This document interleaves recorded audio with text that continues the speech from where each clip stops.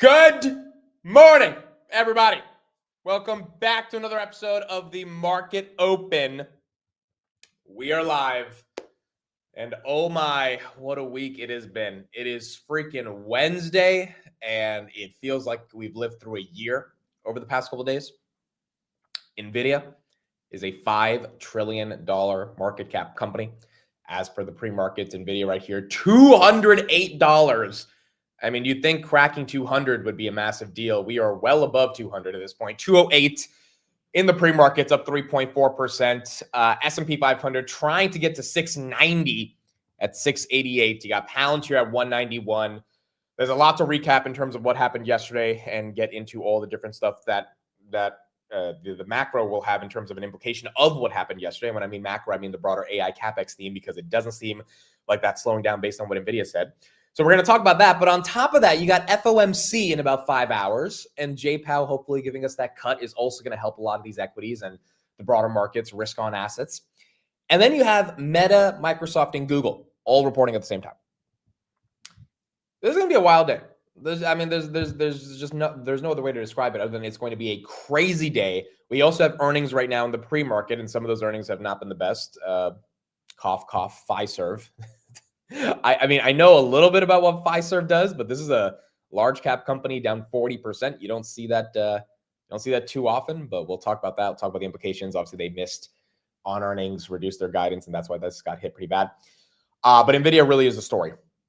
And I think that's creating a lot of implications for a variety of different things that are going on. So we're going to get into Nvidia. Let's talk about what happened with China last night. Trump had a lot of comments he made, which is really important. There's some breaking news in the pre-markets that China ended up buying a ton of soybeans as a act of goodwill to the United States. And as a result, that's another reason why Nvidia is moving. I mean, there's just so many different headlines of things that are going on, whether it's China, big tech, FOMC, Nvidia, Palantir, Nvidia partnership yesterday.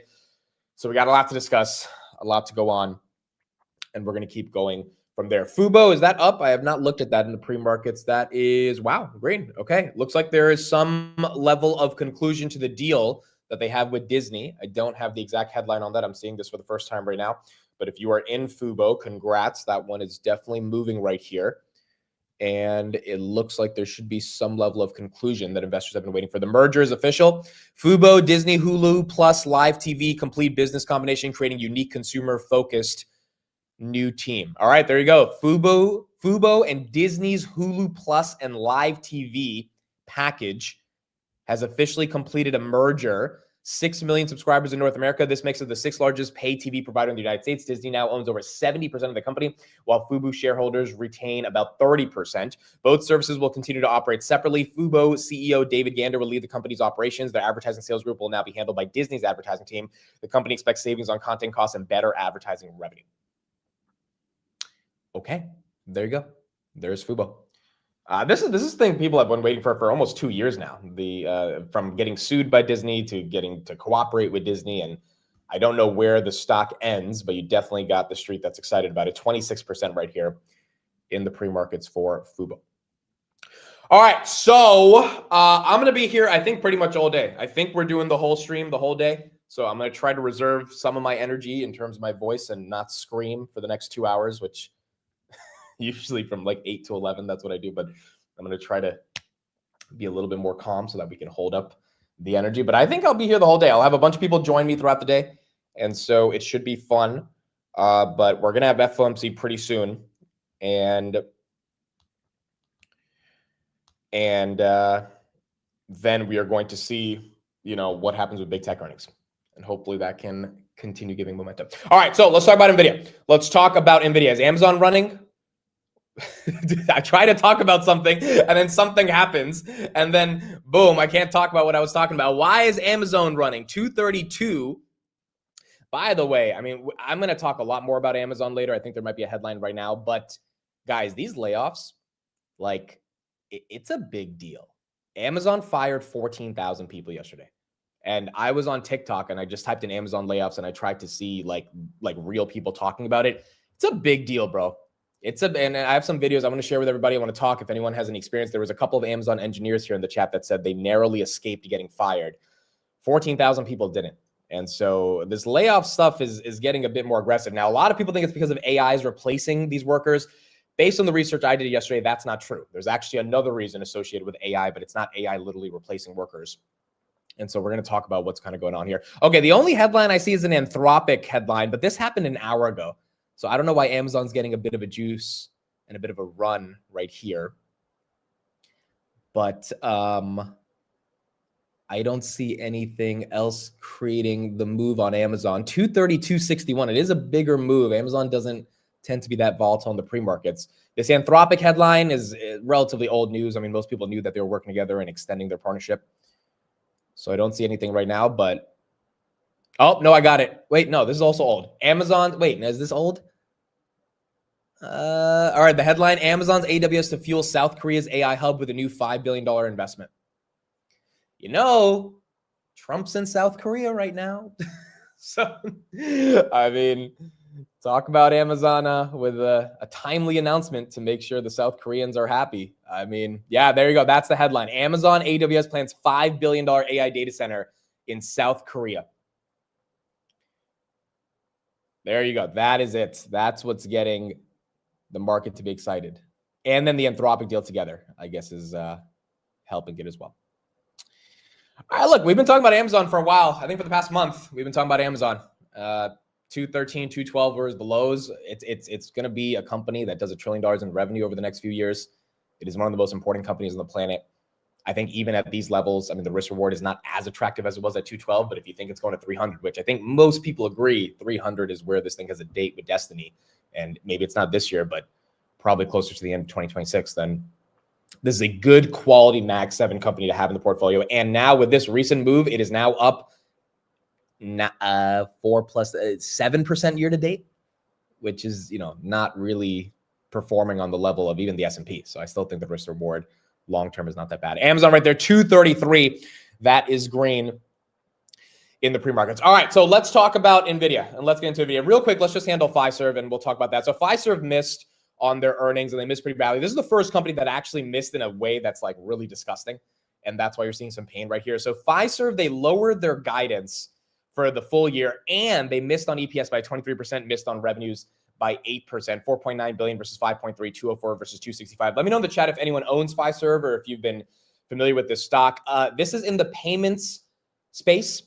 And as a result, you got Shift 4 that's getting hit in sympathy, down 4%. And then when we talk about payments, we can't forget about PayPal, which has basically lost most of its gains. I mean, yesterday it was up 15%, pretty much lost all of it. It was actually red about 20 minutes ago, 73.42. But all the payment stocks getting a little bit of a hit. Let me see if Klarna is getting hit on this as well. Klarna's down. I mean, we're going to go deeper into the earnings later and see what exactly got the street to be this upset. But I believe it's the reduction of their fiscal year 2026 forecast on EPS by a wide margin that got the street to think this is just not going very well. And, the only argument I can say right here, as someone who hasn't really dug that deep into the earnings, is there's a potential crypto headwind for a lot of these payment companies as more people are using other payment guardrails to be able to transact, or to send money, or to trade, or to do a variety of different things. Fiserv now mainly serves merchants and small businesses. So it's not only, just consumers trading, but or sending money to each other. But that in and of itself, maybe these companies are not really embracing that overall ecosystem, especially through stablecoins. And that could be creating some issues. Yeah, Zelle is getting ready to introduce international payments and stablecoins. SoFi has stablecoins. So you got a lot. I mean, dude, Western Union. Did you guys see this? Western Union. Shout out to Dougie. He was talking about this a month ago. Western Union is introducing stablecoins as a payment mechanism, which makes sense because Western Union, use it to send money. You might as well have stablecoins be part of that. So I think a lot of these companies are going to have to adapt in order to change their narrative. And Fiserv might have not officially adapted to this right now. And that's what we got. Amazon, again, moving higher on that Anthropic news, but also the South Korea $5 billion data center investment. The Anthropic news did come out an hour ago, so I think the stock is more so pumping on the South Korean news. But those two together, Anthropic tightening their relationship with Amazon and Google based on the million TPUs that they're buying, and then the South Korea $5 billion data center investment, those two are putting together a bit of a move right here on Amazon. All right, Nvidia. Let's talk about Nvidia. What the heck happened with Nvidia yesterday? Well, you had Jensen basically say that everything is going really well, and not just everything is going really well. He increased guidance by 500 billion, not increased literally by 500 billion, but he said there's a $500 billion opportunity for Nvidia over the next 5 quarters. Now, this really matters because the street thought there was only a $380 billion opportunity. And as a result, it's $120 billion more than expected. The street has to increase their earnings estimates. Originally, it was reported that it was only for 6 quarters. And then Jensen clarified, no, it's for 5 quarters. And the reason he said this is because he gave an update on how many Blackwell and Rubin GPUs are to be shipped. He said 20 million will be shipped. They've already done 6 million. They said the Blackwell projections don't include China. And as a result, they see that $500 billion update over the next 5 quarters, which got the street to think, wait a second, this is cheap. Like a lot of people have been saying, including Tanner and Steve, that Nvidia is cheap if you look at their earnings projections. But what Jensen said yesterday solidified that Nvidia is cheap. And as a result, that's why you're seeing the move that we're seeing right now. By the way, ASTS, this one is moving as well. That's up 4%. ASTS announces signing of 10-year strategic partnership agreement to provide space-based telecom services with ASTS Mobile in Saudi. So ASTS and Saudi Telecom have partnered. That's a 10-year strategic partnership. No numbers exactly on what that deal looks like. But there you go. This is coming off of another announcement that ASTS made 2 weeks ago. That's when they gapped up to 102. Then they took a little bit of a breather, which was normal after that big of a move. But that stock up 4% now in the pre-markets on a new partnership with Saudi Arabia. There you go. ASTS moving, Fubo moving, and Amazon moving here in the pre-markets. Okay, so then what did Trump say last night that really got the street excited about Nvidia? Well, he said, Jensen showed me the Blackwell chip in the Oval Office, number one. And then he said that I will be talking to Xi about Blackwell. So now investors last night were like, wait a second. Not only is Nvidia giving us increased earnings updates and essentially increased guidance, but now they're telling us, but now Trump's telling us that he's going to try to work out a deal. Essentially, he's implying it with Xi about Blackwell. And the reason he's saying this is because he's kind of giving a signal to the Chinese that are probably listening to his comments of, hey, I'm ready to talk about Nvidia. I'm ready to talk about AMD. I'm ready to talk about you guys having access to all of our AI infrastructure, but you guys need to give me some cooperation on rare earth metals, soybeans, et cetera. And then what do we get in the pre-markets? In China says, hey, we're buying 180,000 tons of soybeans. Which again, I mean, that to me is a pretty good show of faith, given the fact that they haven't bought soybeans in 8 months. And so it just seems like everything's going in a particular direction for Nvidia that is more positive than not because of China cooperation than because of all the partnerships that they put out as well. And that's why you're getting a lot of excitement right there for Nvidia in the pre-markets. CleanSpark also moving right here as well. CleanSpark, that's up 5%. CleanSpark enters Texas with 285 megawatts of power and 271 acres of AI data center deployment. The acquisition of this land increases the company's power under contract by 28%. The Austin County site sits between Houston and Austin on a major fiber backbone. Looks like CleanSpark has acquired some more land to be able to keep building their data centers in an AI campus, 271 acres in the great state of Texas. And there you go. CleanSpark is green. Dude, the headlines are coming like crazy on a bunch of these AI names, but there you go. CleanSpark up 5% as well on this new data center announcement. Some audio of what Trump said yesterday. So let me pull this up right here. Let's get a couple of clips. First of all, this was Trump in Korea and talking to the people of Korea as he was at the summit. The Republic of Korea is a cherished American friend and a close ally. And as we can see in this beautiful city, it's truly one of the most remarkable nations anywhere on earth. Here in this peninsula, the people of South Korea have forged a miracle of economic development like you rarely see, an industrial and technological powerhouse, and above all, a free society and enduring democracy and a thriving civilization. And I want to congratulate you. Very few places like it. The entire world should be inspired by all that you have achieved, and they study you and they do so much to understand what you've done, but most of them don't get it.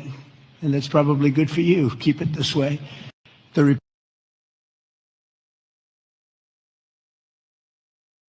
And then after that, Trump tweeted, for those that are asking, we didn't come to South Korea to see Canada. So continuing to throw shade at the Canadians right here. But basically making the argument that, hey, South Korea is strong, the United States is strong with our partnership, and we're going to continue working on that partnership.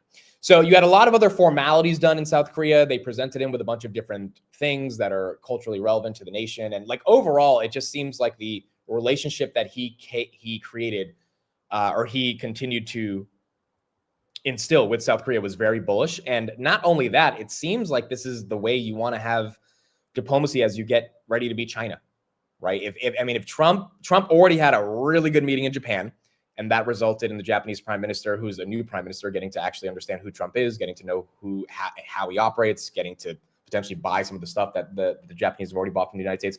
Now South Korea, remember Japan already has a $550 billion investment that they agreed to under the previous prime minister, and Howard Lutnick confirmed yesterday that they would be still investing that $500 billion, especially in AI, which is bullish Nvidia as well. Then you've got South Korea being friendly with Trump. And now if he can just complete the trifecta with getting China on board, and the soybean announcement this morning really does feel like it's not in the worst situation, then I think all signs point to a broader based rally as the market prices in some better geopolitical stability. Yeah, Japan's up over 5% this week. I mean, the Nikkei crossed 51,000 last night. And this is incredible.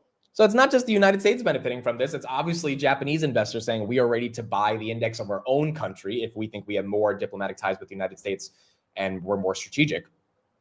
And as a result, you're getting some green. So again, whether you love Trump or hate Trump, I care about the stock market, and I care about kind of what he's doing across the world to create better relationships to help not only the stock market, but the economy. And as a function of that, it would help the stock market. Year to date, Nikkei's up 30%, S&P's up about 19%. And it looks like so far we've had some decent meetings in this Asia trip. And if we can get a good China deal, that's why I think the markets are really giving Nvidia the premium right here at 208.15. Nvidia is above 5 trillion.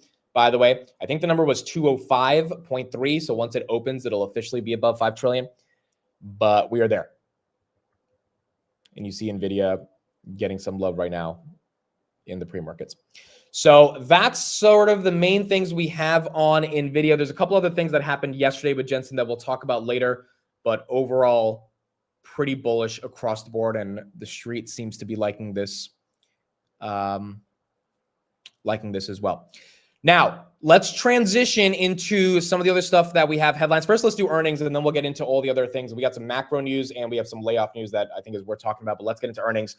Again, companies are continuing to beat on the top and the bottom line. Now, this morning, we've had a little bit less of that, but overall, even yesterday, if you were on for the market close, we saw more and more beats on the top and the bottom line. Etsy beat by 21% on EPS, beat by 3% on revenues. So Etsy, their stock right now is down about 9%, probably something they said in guidance or something the street didn't like on the call. But as a broad-based investor just looking at, hey, are these companies beating on the top and the bottom? We are seeing consistent double-digit beats for these earnings.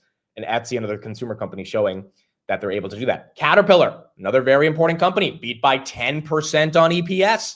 Beat by 5% on revenue, 495 versus 452. EPS is down 4% year over year. Revenue is up 10% year over year, 17.6 versus 16.7 billion. A lot of people thinking Caterpillar might play a broader role in data centers as they provide a lot of machinery for those institutions. Look at that. Caterpillar right there up 5.82% in the pre-markets on another beat on the top and the bottom. Etsy CEO stepping down. Okay, cool. That's exactly what happened with Amcor. And then Amcor recovered most of its losses yesterday. So usually, again, when these CEOs step down, you tend to get a little bit of a knee-jerk reaction on the sell-off for most of these stocks. CVS, another consumer company, beat on the top and the bottom, 18% on EPS. I mean, these are EPS beats that are ranging from 15 to 30%. It is quite phenomenal. And if we're seeing this on CVS or Etsy, I imagine what we're going to see on Meta, Microsoft, and Google. And if we get anywhere near double-digit EPS beats, I mean, again, this could just be a very, very strong earnings cycle. And today we're going to see a lot of those numbers. 160 versus 136, and then 102.8 billion versus 98 billion for CVS. That stock in the pre-markets is up 3.43%. Then you had Verizon, which beat by 2% on EPS. Very good for the beat. And then it was a very small miss on revenue by 1%. So even though they had a miss on revenue, they beat by 2%. That stock is up 3% as well in the pre-markets. And Verizon continuing to go green. People are saying BM&R is reporting today. I heard BM&R is reporting on November 5th. I don't see it on their website either, so I don't have the exact result. But again, I don't think BM&R reporting is that relevant because we already know like that how much ETH they have. We compare it to the market cap. You come up with an MNAV. I guess if we get their 8K, we can get the official fully diluted shares outstanding, which is important. But I don't even know if they're going to do a call or if Tom Lee's going to. I remember Tom Lee's not the CEO, so I don't know if there's going to be. There's no earnings pump to have unless Ethereum pumps. So for BitMine, it's kind of just like it's a wait and see, and it's more so tracking Ethereum. But I do think the earnings are next week, not today. But we'll keep an eye on it if we do have it today. SMCI, we're moving on SMCI. Why are we moving on SMCI? 54.62. This one fully recovering from the 47.95 drop that it took last week. Supermicro announces U.S. federal entity to expand further into the federal market. Extensive U.S.-based manufacturing of AI server portfolio targets the federal ecosystem. Okay, so it looks like Supermicro is announcing a push into the federal markets. I don't know exactly what that means. They build AI servers. They're saying, okay, let's read this. They accelerate expansion into the federal U.S. market. The subsidiary will deliver AI-ready, high-performance, and energy-efficient data center IT solutions that are developed, manufactured, validated, and tested in the USA. The effort emphasizes domestic engineering, faster time to market for federal deployment, potential in U.S. manufacturing facilities, and a focus on supplying government agencies with full-stack data center building block solutions. Okay, it seems like what they're saying is that whatever data centers that the government is essentially going to need, and the government's going to need a variety of IT solutions for different data centers in federal agencies. This goes back to the whole sovereign AI concept that Jensen was talking about. I mean, it seems like SMCI just put out a press release that says we're going to try to build a lot of those server racks in the United States via this new subsidiary, which obviously has to be music to Trump's ears because he wants more American manufacturing. So, I mean, and Jensen talked about that a lot yesterday. Jensen talked a lot about the idea of bringing back American manufacturing to the United States. That's bullish Amcor, bullish Broadcom, bullish Nvidia, bullish AMD, SMCI, et cetera. Any of the companies that lean into that probably are going to be on the right side of the administration in terms of what they're trying to do with these semiconductors.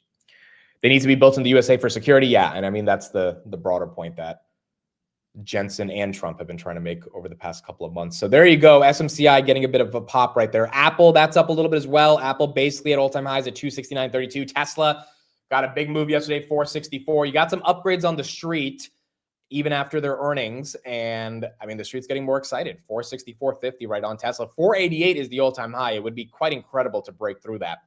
But we are holding the 460s right there. AMD at 262, also basically at all-time highs. And then you got Palantir right here at 191. Nvidia still at 208 on the day. So that's what we have in the context of earnings. Again, the only really crappy earnings today was Fiserv, and that just wasn't the best for them. But outside of that, you pretty much had some decent results. The other company that we had was Boeing. Now, Boeing, this was also a pretty bad miss, but I think this is more of an accounting thing. They missed by 214% on EPS. Beat by 5% on revenue. Boeing has had a lot of different accounting and financial engineering issues over the past 2 years. Boeing stock is flat. Yeah. I don't think it's like a real 200% miss. It more so has to do probably with goodwill impairment charges and taxes, et cetera, along with government shutdown, which we still do have a government shutdown. So Boeing is a very big government contractor, but you do have Boeing that's basically flat in the pre-markets. Ethereum and Bitcoin, where are these guys? ETH is at 4,027, all right, back above 4,000. We went below 4,000 yesterday, and then Bitcoin fell all the way to 112. It's a little bit above 113. Again, Bitcoin and ETH have been quite a disappointment over the past month, but it is what it is. They're still up for the year, and I know everyone wanted a massive Uptober. Maybe we still will have an Uptober, but maybe we need the rate cuts today to really solidify some of that. It is kind of weird, though, because gold is up. Wow, gold actually making a move today. Oh, that's not good for a crypto. But gold, look at that. Gold back above 4,000, up 1.3%. Silver up 2.3%. You would think when the rotation happened in gold and it lost 4,400, maybe some of that money would come into crypto. And really, you didn't see that. You just didn't see that happen. So I think we're going to have to see these rate cuts and the potential impact of the rate cuts on crypto. But as of now, those assets have been relatively stagnant throughout the entire month. Fubo, is that one still moving? Probably up 20%. Fubo up 20.8%, 440. And then you got Nvidia right here, still up 3.4. AMD up 1.6. SoFi, all right, so SoFi had a great earnings yesterday. They got a bunch of different targets. Citibank increased them to $28. Jefferies increased them to $35. Stock's red right here, but it's red at 31, which I think everyone's happy about. That at least it's at 31 and not below 30 like it was yesterday. I don't know how this stock reacts today. I think we got to get the rate cut to solidify the refinancing demand that a lot of people are projecting for SoFi. But I also think just generally for the market, everyone knows, I mean, there's a 97% chance we're going to get a rate cut. Some of this stuff might be priced in to an extent. Never mind, it's 99.9%. Getting JPOW to actually do it obviously would be, something that people want to see happen. But it's also just a question of, hey, how much of the actual rate cuts are we actually going to see in terms of the impact of how these stocks are affected? And that's something we're going to have to look out throughout the entire day. 2 p.m. Eastern, we're going to get the FOMC meeting or the announcement, and then 2:30 we'll be live for JPOW. Okay, so let's do this real quick, and then we'll talk about the layoffs. So Palantir and Nvidia, they also had a big announcement yesterday. For those that haven't seen it, this is the 1-minute clip. This is the clip that got me to have let's just call it a bit of a reaction yesterday when this finally happened. This is Jensen announcing the partnership with Palantir. This is the single fastest enterprise company in the world. Probably the single most important enterprise stack in the world today. Palantir Ontology. Anybody from Palantir here? I was just talking to Alex earlier. This is Palantir Ontology. They take information, they take data, they take human judgment, and they turn it into business insight. We work with Palantir to accelerate everything Palantir does so that we could do data processing at a much, much larger scale and more speed. Whether it's structured data of the past, and of course we'll have structured data, human recorded data, unstructured data, and process that data for our government, for national security, and for enterprises around the world, process that data at speed of light, and to find insight from it. This is what it's going to look like in the future. Palantir is going to integrate Nvidia so that we could process at the speed of light and at extraordinary scale. Okay, Nvidia and Palantir. Look, that was a big deal. A lot of us in the Palantir community have been waiting for that. Jensen, really, he did an interview with Karp after and talked about how important the partnership was with Palantir. So it was nice to finally see that happen. And given that did happen, you got a lot more people thinking of Palantir in a much more serious way, given Jensen officially said that this is the most important software stack on the planet. Let me show you guys one more video of Jensen, and then we're going to get into a lot of the macro stuff, because we did have some very interesting macro things happen yesterday in regards to the S&P 500 hitting all-time highs, but a lot of the companies in the S&P 500 not really participating. So we'll talk about that. Here's Jensen yesterday about why we are not in an AI bubble. I don't believe we're in an AI bubble. And the reason for that is we're going through a natural transition from an old computing model based on general purpose computing to accelerated computing. We also know that AI has now become good enough because of reasoning capability, research capabilities, its ability to think. It's now generating tokens and now generating intelligence that's worth paying for, to the point where I'm paying lots of it. Cursor is all over Nvidia. Every single one of our engineers use it. We pay lots and lots of money for it, and we're delighted to do it. And Cursor is just one of the applications. What is it? 11 Tech, I forget. But anyways, all of these different AI models that we're using plenty of services and paying happily doing it. I don't believe we're in an AI bubble. And the reason for that is, all right, so you got Jensen obviously thinking we're not in an AI bubble, but the reason he also thinks we're not in an AI bubble is because, there is a transformation that is happening right here, and that transformation is real. And because, it's real, and because you're obviously seeing a lot of companies that are starting to monetize and get that ROI, that's his argument for why we are likely not in the AI bubble. Yeah, he meant to say 11 Labs. I actually used 11 Labs like 2 years ago. I remember discovering them for the first time. They basically create custom voices for people. And, at that time, AI was so new and all these applications were so new, but these companies have just grown to such an extent. And it is quite incredible to see how they played out.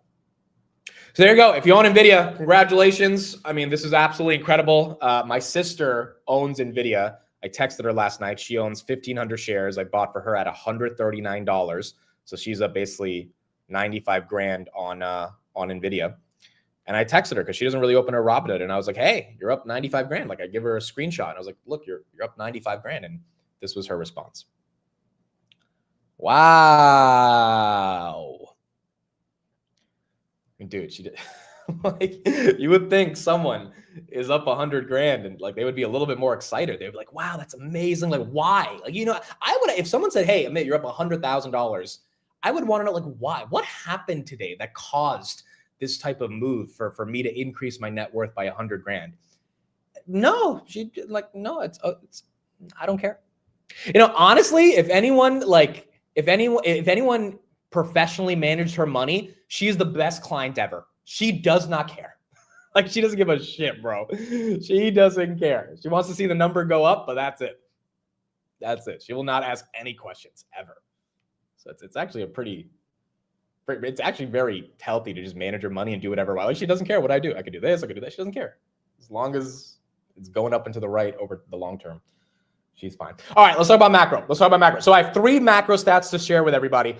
And I think these macro stats are going to be really important, but let's take a look at what we got going on. First of all, this stat, which was pretty incredible, 398 of the S&P 500 names, there's only 500 of them, so you're talking about almost 400 names out of the S&P 500, were red on the day, which was pretty incredible. So today's S&P 500 all-time high, which was yesterday, is going to make history books, as per Goldman Sachs, is the chart from Goldman, because it says it will happen with the most negative market breadth at an all-time high on record. I don't fully know if this is bullish or bearish. Gut tells me it's a bit bearish to see that much divergence between like 4 or 5 companies, Nvidia being the big one today or yesterday, and everything else going red. I mean, we have not seen that in a long time. I don't know the exact date where we've seen that much of a divergence, but you're talking about 400 companies red and 100 of them green, a lot of them very relatively flat, and 7 or 8 of them, including Nvidia, really green. So it is weird that the entire market didn't rally with this, although the S&P 500 did, but it also goes to show you how top heavy Nvidia is. Again, Nvidia is 8% of the S&P 500. It has moved up, if I'm not wrong. Well, let's just do the math real quick. Yesterday, it was up. Let's do the math. Yeah, about $435 billion. $435 billion in the past, not even in 24 hours, less than 24 hours. So when you have that level of market cap entering into one company that's 8% of the S&P 500, and then you got Apple hitting all-time highs, you're obviously going to have some breadth issues. So I think that's one thing we have to keep an eye on, because you want to see more and more companies participate, not just Nvidia. And, companies are putting up the earnings to participate. And if they continue putting up the earnings, hopefully they continue to participate. How do we know we're putting up the earnings? Well, let's take a look at some of the stats. 69% of US companies have beaten revenue expectations in Q3 so far in 2025, the highest since Q4 of 2021. The last time you had 69% of companies beat expectations was 69.1% in Q4 2021. That means it's been 4 years. Last year, this was 53.3%. This is also on track to be the 5th strongest quarter in at least 13 years. By comparison, the record during this period was 83.1%. We're at 69, which is obviously not that bad. 25% of the S&P 500's market cap is going to be reported today or over the next 2 days, between Wednesday and Thursday, so today and tomorrow. But the fact that we are seeing U.S. corporate companies show the highest sales beat ratio, and this is not even EPS beats, these are just revenue beats. We're going to get EPS beats in a bit. I think right now the number is like 85% of companies in the S&P 500 have beaten on earnings. It is very similar to what we saw in Q2, and they're beating by double digits, showing that AI might be affecting margin enhancements, and as a result, that's creating a lot of momentum as well. So you're seeing a little bit of a divergence in breadth. You're seeing companies beat on revenue and EPS, which is very important. And then you had this stat that I don't know what to make of, so I'm curious of what you guys have to say. Retail investors are now trading 1.2 million, not just options per day, S&P 500 zero DTE options per day. Retail is now trading 1.2 million S&P 500 zero DTE options per day. Institutional investors are trading 1.1 million. In other words, retail investors are now reflecting 53% of the total S&P 500 zero DTE activity. According to the CBOE, retail average daily trading volumes have risen 700% over the past 5 years. Zero DTE options reflected over 60% of the total daily SPX options volume for the first time in Q3 2025. I don't understand this. I don't do zero DTEs. I know there's a ton of investors that do it as a way of hedging and protecting themselves and all this stuff. But I mean, this is just fascinating to see retail be this interested in things that expire within hours and take that. Someone's got to be wrong. Someone's got to be right, right? And I don't think everyone's just turning out to be right, but it is quite incredible to see how this is playing out. So you have massive increased options activity, which is actually super bullish Robinhood. First of all, like looking at this right here is definitely bullish Robinhood, but it also indicates that there is a lot of excitement that's out there, even after that 3% drawdown that we had over the past 2 weeks. And so I think the word of the market right now, or the way to describe the market, is resilient, because even after that drawdown, Nvidia is at all-time highs, the S&P 500 is at all-time highs. You're getting record amounts of companies start to beat on EPS and revenue estimates, and you're seeing the options market continue to flow in. But I think those three macro elements are something important to understand in the broader way that we are seeing this market turn out towards the end of the year. By the way, we just got an update. Trump and Xi will be meeting at 11 a.m. on Thursday. 11 a.m. on Thursday in South Korea. They will be meeting at 11 a.m. on Thursday. So that's tomorrow. So we've got about 24 hours until they meet, 7 minutes until the market opens. And it looks like that meeting will officially be happening. Again, Fubo, the merger with Disney is complete. That's why Fubo is up 20% right here. Fiserv, unfortunately, they had a pretty crappy earnings, reduced guidance. That's why that stock is down 41% now. Goodness gracious, that's down. And you got Nvidia trying to crack all-time highs. Let's do the green or red poll in the chat. Also, here's a question. If you own Nvidia, are you selling? Are you selling any Nvidia at all? Green or red today? What do we think? I asked this question to Steve yesterday, asked it to Tanner.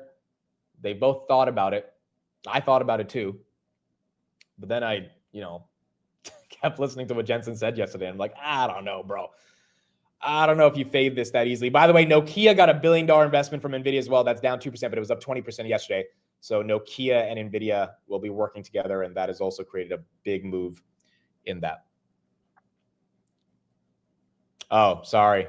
I put the poll wrong. Sorry. 80% of you said yes, though. So basically that means green. Sorry. Green or red?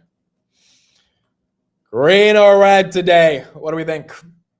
Dude, I don't want to sell. I just think look, is it going to hold 208? I have no idea. Could it go back down below 200? Of course, that's very possible.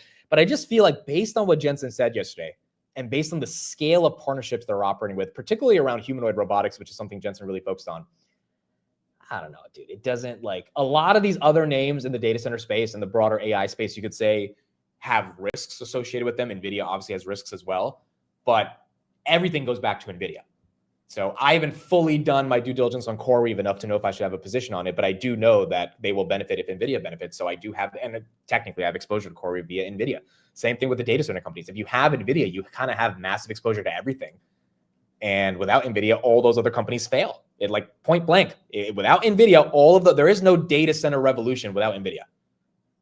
So it's one of those things where I feel like you don't sell the one that's controlling the entire ecosystem. Okay, I see a lot more people saying no. I see a few yeses, though. Few people want to trim going into the end of the year.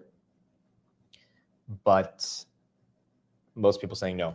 Nebius right here. CoreWeave's up in the pre-market. Nebius, are we green? Nebius is green, 123.87. Nebius fell yesterday because people expected some massive announcement at GTC, and then there was no announcement. I don't know where that rumor started from, that Nebius is going to be announcing something big, but people got a little bit too excited, then Nebius didn't make an announcement, and then that one got hit off. Iren is down because they got hit with a downgrade today by H.C. Wainwright.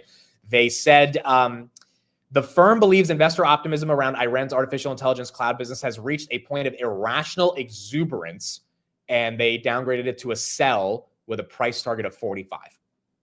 I have not done a ton of DD into Iren to fully understand the numbers. From what I understand, they're one of the better data center plays that's out there that actually has a lot more GPU capacity, but you do have some firms thinking that the price is a bit aggressive, and that's why they're suggesting to sell. Amazon right there, 232. That is also green in the pre-market. So you own SMCI? Yes, I own SMCI. I bought a little bit when it fell to 48 last week, so I averaged down on SMCI. I think the SMCI thesis is pretty simple. I just think if we're going to sell more GPUs, we're going to need more server racks. It's not. I don't even think it's that complicated. And this one's basically made a full recovery from last week after it fell 9% when they gave preliminary guidance. So you got SMCI right there at 54.23. All right, so we got the market open in 3 minutes. We got FOMC at 2:30, and then obviously we got the Googs, we got Meta, we got Microsoft. It is going to be a wild day, folks. It is going to be a wild freaking day. Nebius newsletter should be out on Saturday. For those that are asking on the Substack, Nebius newsletter should be out on Saturday. So I am still doing my DD on Nebius, but I think it should be, I mean, worst case, it comes out on Sunday, but should be out on this weekend. And that'll be out for everybody. Yeah, it's going to be a wild day. We got Powell. I don't think we've ever had 3 large caps report on the same day, the way that they're reporting today. But this is one of those days where you just got to lock in. I'll be here the whole time. And so we're going to see what happens throughout the entire day. We're going to see how these companies put up numbers. Look, I don't want to get too optimistic, but if Meta, Google, and Microsoft crush, like legit crush, and we get the rate cuts, is it crazy to say 7,000 could happen today on the S&P? And again, I don't want to be too excited about it, but I'm talking about they absolutely demolish earnings. All 3 of those companies are like collectively like 14% of the S&P 500. So like if they all move, you're going to see the S&P 500 move. It's just going to be a wild day. And then if you get the rate cut, obviously that's also bullish for the broader market. So this is going to be one of those days. And we don't even know what's going to happen with Nvidia. I mean, it's at 207 right here. I don't even know how to say if this is going to keep going up or down. I mean, you would imagine some people take some profits right here, but then again, it busted through 200 like it had no issue. So maybe people say, you know what, I'm holding on, especially after Jensen revised these targets on revenue for the next 5 quarters. So why would I sell? I mean, you probably have a lot of people thinking that, and they're not going to sell. And if they're not going to sell, then, you know, this price might not have to take a hit. So there you go. Yeah, 207 is already over 5 trillion. As soon as it opens, we will have a $5 trillion Nvidia. And it's amazing that in our lifetimes, we were able to see this. By the way, Enphase, nasty earnings yesterday. That's down 13%. Unfortunately, they have just not been able to tap into this energy revolution via solar. Visa's up a little bit based on their earnings yesterday. EA's down a little bit. Bloom Energy, not in the solar space. They're up 12%. Shout out to Tess. I know she's in that one. And that one has done very well. So you have a lot of different divergence between some of the energy companies in different sectors versus the other ones that are trying to position themselves for this AI data center revolution. All right, folks, here we go. It is 9:30 a.m. Wednesday, October 29th. It is going to be a crazy day. The stock market is now open.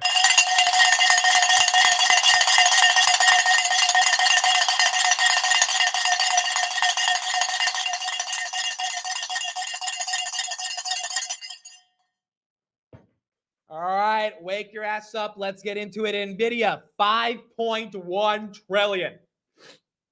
5.1 trillion for Mr. Nvidia. We are alive to witness a company worth 5 trillion, 207.42. That's up 3.14% as we get into the market open. Tessie, 462. That's up 0.5%. Palantir, 191, 192.83 is the all-time high. Maybe we can break that today. Again, Karp and Jensen were on stage yesterday talking about the partnership between their 2 companies. Palantir right there, 191.4. That's up 0.5% right there. AMD, wow, all-time highs. AMD all-time highs. SoFi 32 all-time highs.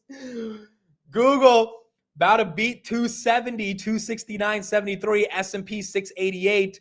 AMD moving with Nvidia basically. Let me go to the semis real quick. All the semis should be moving together, I would imagine. Semis, yeah, look at the semis. Micron 3%, AMD 3%, Nvidia 4%. Oh my God, Nvidia's going for 209. Oh, she hit 209. She hit 209 for a millisecond, got rejected right at 209, but she did hit it. 208.12 on Nvidia. ASML's up 2%, SMCI's up 3%, Intel's up 0.5%, TSM's up 2%, Qualcomm's up a little bit, ON is up, Marvell is up, ARM is up, Broadcom is up, obviously SMH, semiconductor ETF, which is now 50% this year, is up another 2%. Absolutely incredible. So you're getting the semis get a lot of love. Meta's up 0.5%. Salesforce and PayPal are down. Salesforce and PayPal are down. Nvidia, wow, 209. Is it about to break it again? It looked like it just, yeah, there you go. 209.07 on Nvidia, 209.08, 209.37. Okay, now it's just breaking through. Cheesecake Factory is down 5%. Palantir 192, very close to breaking. Palantir's all-time high. Google again 269. You got Teradyne, that's making a big move today. That is up. Caterpillar, that's up 9%. They crushed earnings as well. 210, are we at 210? Did we touch it? We did not touch it yet. 209.88. We did not touch 210 yet. I'll check resistance for it, but it looks like it is very possible. Nvidia again, 209. Palantir at 192. 5 trillion. Well, now it's more than 5 trillion. Now it's 5.15 trillion on Nvidia. And then SoFi, are we at 32? Wow, SoFi. All right, so SoFi getting a little bit of a delayed reaction from yesterday. There you go. SoFi making its move. 32.24, up 2%. 210 has 300,000 shares waiting. 300,000 shares waiting to be sold for 210. The NASDAQ, the Q636, that's an all-time high on the NASDAQ.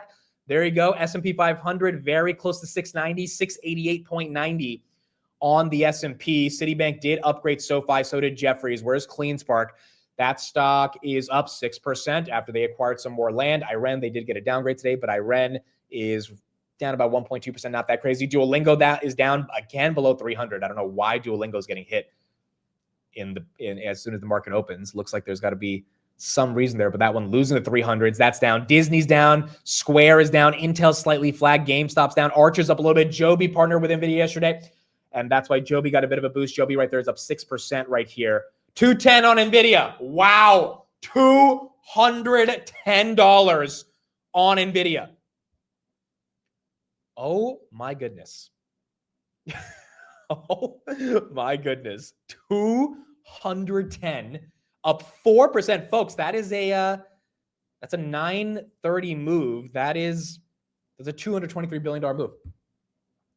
$223 billion move. S&P 500, 688. Google, that's up 0.5%. SoFi, still up 1.3. Palantir up 1.25, 192. S&P at 688. And then Nvidia right there at $210. Ladies and gentlemen, let's ring the bell for Nvidia. Congratulations. 210, world's most valuable company at $5 trillion.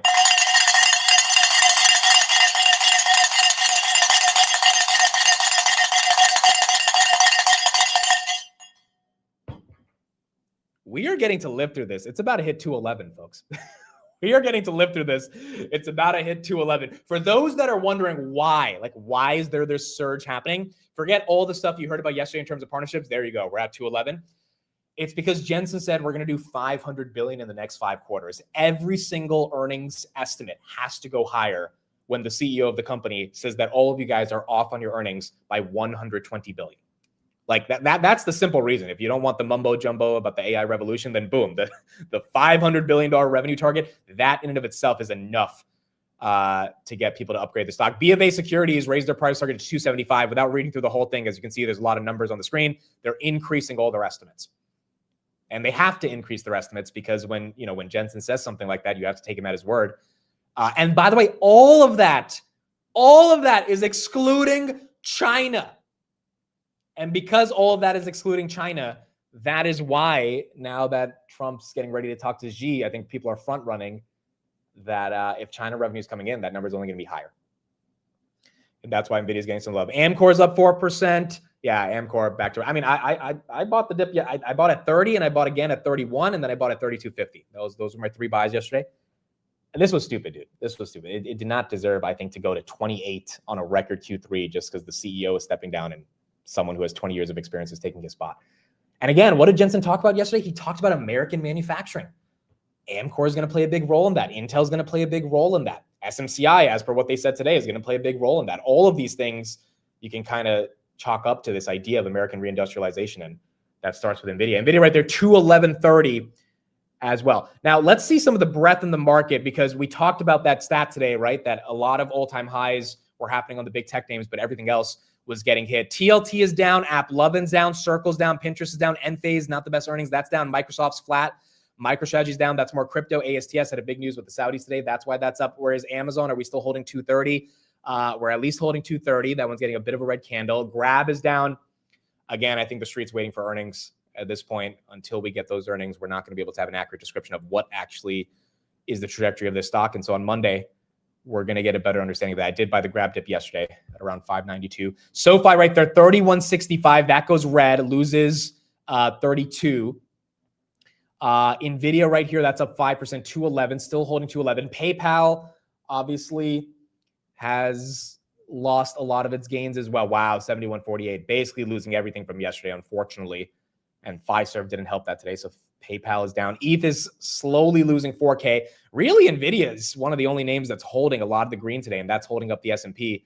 Nvidia is still holding 210. Nvidia ETH just below 4,000, but the S&P is still up 0.3%. I dare you to open up Fiserv. Okay, what do we got? Oh my goodness, dude. 45%. The stock just lost 50 billion in market cap. Goodness gracious, bro. All the semis are up today. Everything else is a little flat. It's not necessarily red. It's just more flat. Meta basically flat as well. AMD, that's still at all-time highs, up 2.19%. And then Nvidia, still green on the day. Garmin missed on revenue. I think they beat on EPS. Is Garmin down? Garmin is, wow. All right. That was a bad miss on revenue, I guess. Garmin down 11%. This is GPS communication technology, 42 billion market cap. All right. So Garmin and Fiserv so far have been the two companies of this cycle that have had pretty aggressive misses, which has led to their stocks getting hit. Verizon, right there, up 4%. They had a beat on EPS. But those are the major companies that are like above 20, 30 billion in market cap that have taken a pretty big hit. Uber had a partnership with Nvidia yesterday. That's why Uber is getting some love. Well, it was getting some love. Now it just went red. Also, Uber is going to be licensing some of Lucid's autonomous technology, as per an announcement today. Uber plans to start offering driverless rides in San Francisco next year using Lucid's Gravity SUVs equipped with Neuro self-driving tech. Okay, so Lucid's cars, Neuro self-driving tech. Testing is already underway. Is Lucid up on this news? Lucid is up a little bit. It was up more. Nvidia's holding it. Everything else is trying to hold or going red. If it's going red, it's not going that red, but it's definitely losing the steam that it had in the first couple of minutes. But people, it's almost like people are selling everything to buy Nvidia. It's almost like, I mean, that was kind of the argument for crypto yesterday. A lot of people are just taking profits in crypto and saying, you know what? Bitcoin's not moving. I'm getting impatient. Jensen just told me he's going to do 500 billion in 5 quarters. I should probably bet on that. Fubo right here now down or up 9%. It was up 25%. So Fubo getting hit pretty bad in terms of the pre-market move. S&P still moving higher. New all-time high. New all-time high on the S&P. And it has to be led with Nvidia. It has to be led with Nvidia. Look at this. Nvidia 5.119 trillion. Apple back to 4 trillion. Microsoft back to 4 trillion. What do people think? Is this toppy or is this just a function of the market? Do people feel toppy or it's a function of the market? I can understand the toppiness feelings. Adobe, by the way, dumping. But at the end of the day, look, here's 2 reasons for why it's not toppy. Number 1, Nvidia increased all the earnings estimates yesterday. So this is just increasing the EPS targets, which to me is not toppy because you have new data that the market's interpreting. Adobe down 4%. The other reason it's not toppy is because Adobe is down 4%. Fiserv is down 40%. Like in this market, if you don't put up the right numbers, your stock gets destroyed. If Google, Meta, or Amazon or Microsoft don't put up good numbers today, their stocks are getting hit, especially because all of them are up a lot this year. Google's the best that's up. So like, I think it's a healthy market. If you don't put up the numbers, you get destroyed. Nvidia has continued to put up the numbers in the face of all the doubters thinking they wouldn't be able to put up the numbers. And this is all without the world's second largest economy buying their product. So I don't think it's as toppy if you think about the companies that are getting a premium versus the companies that are not. I don't know why Adobe's down though. That's kind of weird. Adobe, again, it's had a bad narrative on AI, just like Duolingo for the past couple of weeks. Adobe's numbers as a SaaS company, if you look at it, obviously look cheap. Same things with Salesforce. But there hasn't been a compelling reason to be excited about it. They had a big conference yesterday. Barclays upgraded them to 465 based on that conference. Adobe unveiled AI updates for image, audio, and video creation. Adobe rolled out sweeping artificial intelligence enhancements across its creative ecosystem. It's almost like the street does not care. It's like they're selling it for Nvidia. That's kind of what it feels like. HubSpot, that's down 1% as well. As we get into the market open, Adobe is boring. Nobody wants boring money right now. Yeah, that's a fair point. Nobody wants, when you see Nvidia go up 400 billion in less than 24 hours, people do not want to be stuck in something that's not moving, which is not the best strategy to just sell and chase, but nonetheless, that's what happens. And you might be seeing this happen right now. Nvidia still holding 210. We got to 211.63. Wolf is down 12%. No, 2%. Okay. Wolf had a good preliminary estimate yesterday. That's why they were up 20%. Let's go to the data center plays. First of all, let's go to regionals or rare earths. Rare earths, some of them are up, some of them are down. TMQ is down 4%. CRML is down 4%. Bitcoin miners are all down except Marathon, Galaxy, Hive, CleanSpark, and Cypher. But CleanSpark's losing a lot of its gains. Cypher is basically about to go red. Iren's down 2%. Again, a lot of these stocks are up a lot this year, so they're still probably just consolidating, taking a breather. Bitfarm's right there, 425. And then what's the other one? Nebius and CoreWeave. Nebius goes red, 121. CoreWeave is slightly up. Oh, did we get all-time highs on Palantir? Did we do it? Wow, we did it. 193. We did it. 193. She is here, baby. Kind of felt like it was going to happen after that Nvidia partnership. There she is, Palantir, 193. Dude. All right, let's check what's better than 193. You guys know the number better than 193 right here is 194. It got very close to 194. Oh boy, 194. I don't even have to check resistance. 194 on Palantir. You know what's better than 194? 195 is 92,000 shares. 92,000 shares. We'll ring the bell at 195 if we can get it. See if we can get 195. Dude, that's incredible. The group chat I'm in is definitely going to be pissed off at me, though. I told you guys the story, right? Last week, they were like, guys, what's the buy? And I was like, it's Palantir. And they're like, shut up. We're not buying Palantir. I was like, dude, I know I'll be the first one to tell you it's expensive. Like, I'm not saying it's cheap. I'm just saying I think this quarter is going to be a good quarter. It's at 170. It's been stuck at 170 to 185 for like 5 months. I think it has a breakout coming if they deliver a really good quarter. And it looks like we don't have the quarter yet, but a Jensen partnership is definitely very helpful.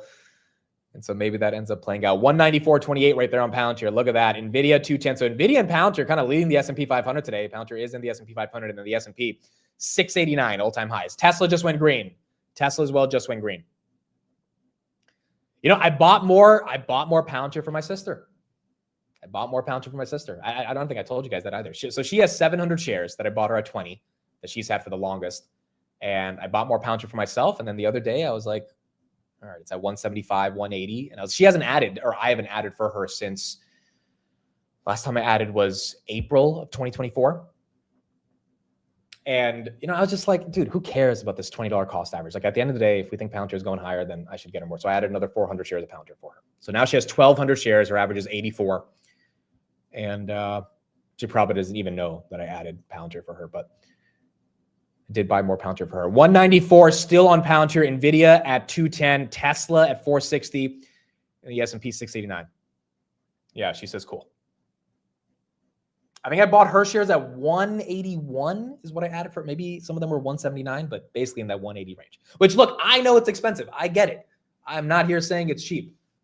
I'm just saying I think what is the street going to do when they report 50% growth? No other company. That's what Jensen said. They are the fastest growing and single most important enterprise stack yesterday. And there's no other company that's putting up the numbers to compare. And so, you know, sometimes your best ideas are your best ideas, and you don't always need a new idea. You just need to continue consolidating into the ideas that you really want to hold for the long term. Nvidia right there, 210.84 on the day. APLD, is that green? APLD, that is also green, 35.65. They will not do a stock split anytime soon. I mean, most companies wait until they're like $500 for a stock split, at least $350, $400, usually in the $500 range. Sometimes I've seen companies do it in the $300 range, but I don't think you're getting a stock split in the $200 range. But I think over time, eventually that could happen. Okay, so Nvidia is still moving. Bank of Canada cut their policy rate by 25 bips. The Bank of Canada had a meeting today. I don't even know that. Okay, Bank of Canada, we got some rate cuts today, so that's good. Central banks across the board are cutting. Yeah, there you go, 25 bips for the Bank of Canada. JPOW is probably going to follow it up with the Bank of Canada, or with the 25 bips as well. We also have some data on mortgage rates. Let me pull this up real quick. U.S. mortgage rates, wow, lowest in a year, 6.3%. Where's Open Door? Is Open Door getting helped? Open Door is flat, or Open Door is down. Open Door is down. So mortgage rates, lowest we've seen in a year.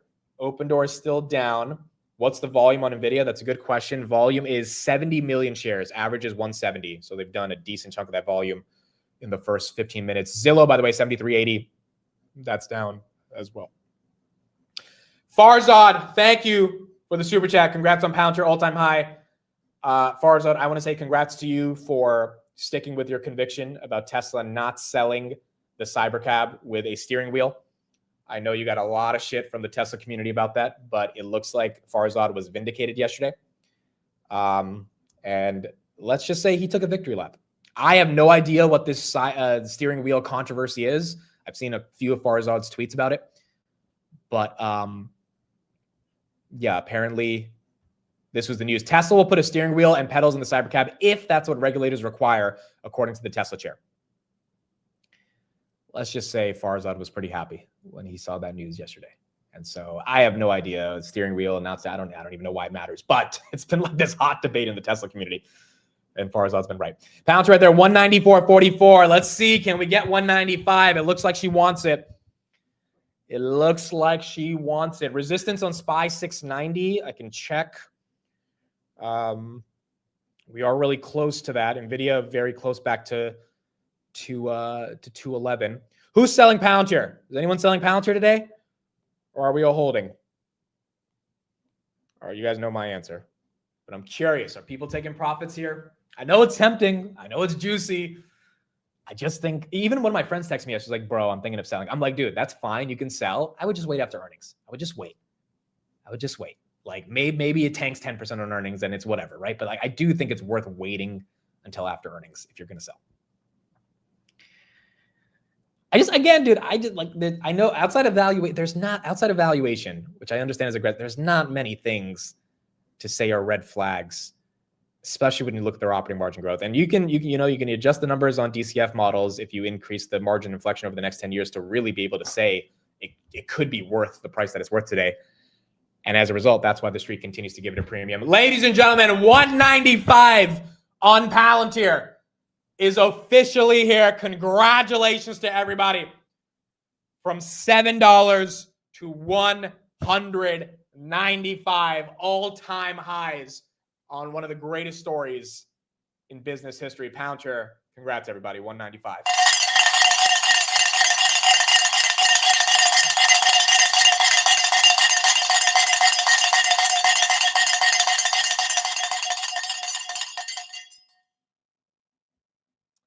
All right, so 200 next. I mean, at this point, you might as well just catch up to Nvidia. You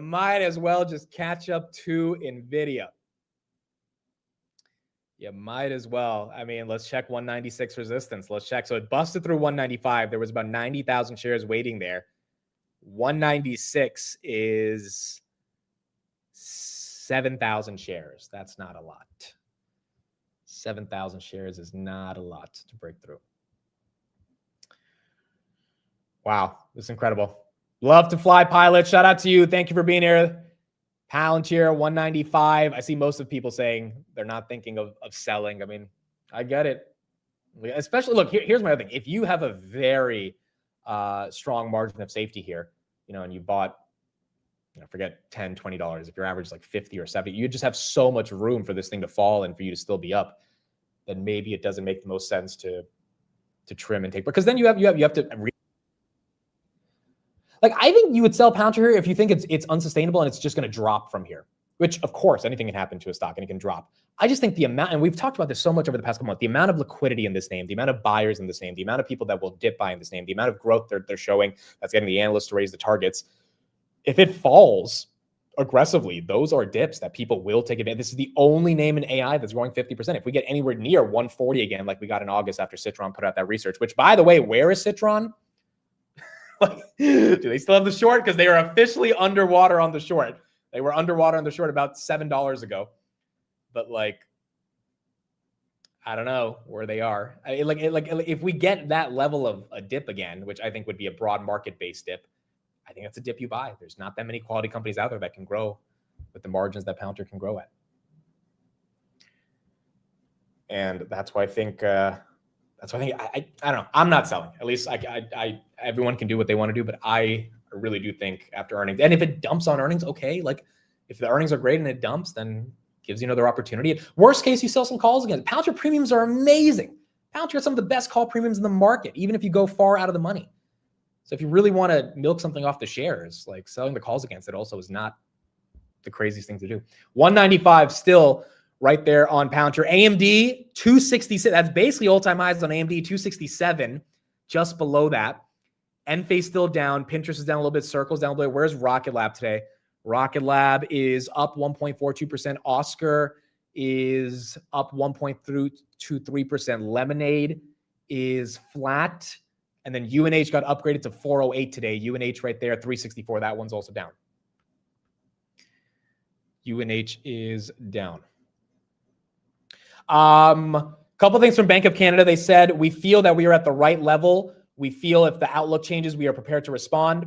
And on Trump, they said the weekend events remind us that trade policy is unpredictable. Okay, so they're basically saying we didn't expect the Trump tweet about the Reagan stuff, but we understand it could be unpredictable. We got some bullish option flow on Nvidia. $18 million of call options were purchased for the 235 strike for Nvidia December 19th. December 19th, 235. That was your strike. 18 million someone just bought. It could be someone, it could be a hedge fund, it could be a money manager, but there was the option flow of that much money. Micron right there, 232. Micron right there, 232. That's up 4.5%. 4.5%. That is also green. Palantir, wow, she's trying to move to 136 or 196. She's trying to move to 196. Oh man, she's moving. 195.50. 195.70. Oh, she's moving. Someone's buying heavy right there. Someone is buying. They don't care. They are buying more. They are buying more. Grab just went green. Google still green. Adobe CEO is on CNBC. We'll go to him in a bit and see how he's explaining kind of what's going on with his company. Hood just went green as well, 146. I mean, it looks like Hood wants to get back to 150 as well. She's going for 196. She's going for it. 195.92. There's only 7,000 shares. There it is, 196. 196. Wow. Wow. That's like, I mean, I'm a bit speechless here. 196 on Palantir. I'm literally looking at the price right now and just imagining all those streams where we were looking at it and it was $7. And it's just like, it's been quite the journey. 196. It's definitely having a bit of a delayed reaction from that Jensen partnership yesterday with Nvidia. I mean, that was a big deal. Stock didn't react too much yesterday. It is obviously reacting today. I think it's about to go for 197, folks. 196.77. Hood back over 147. Well, let me check resistance at 197. Dude, no one's working today. No one's working today. That's for sure. 197, 12,000 shares. 12,000 shares. Oracle's dumping. Why is Oracle? Oracle's been weird over the past couple of weeks. Oracle, wow, down 3%. There might be a headline on Oracle that we got to look at. SoFi also goes red, 31.32. Rocket Lab still green. Benny said, I try not to work every day, but don't tell anybody. Palantir right there, 196.50. We're going to talk about the labor market in a bit because there's a lot of stuff to discuss in regards to what's going on with the labor market. But it is hard to work on a day like this. Guys, it's not even 10 a.m. It's not even 10 a.m., bro. It hasn't even been 30 minutes since the market opened. BM&R 51.37. I know a lot of people are getting annoyed at Bitmine, but I mean, realistically, you shouldn't be annoyed at Bitmine. You should be annoyed at Ethereum. Now, is there a reason to be annoyed at Ethereum?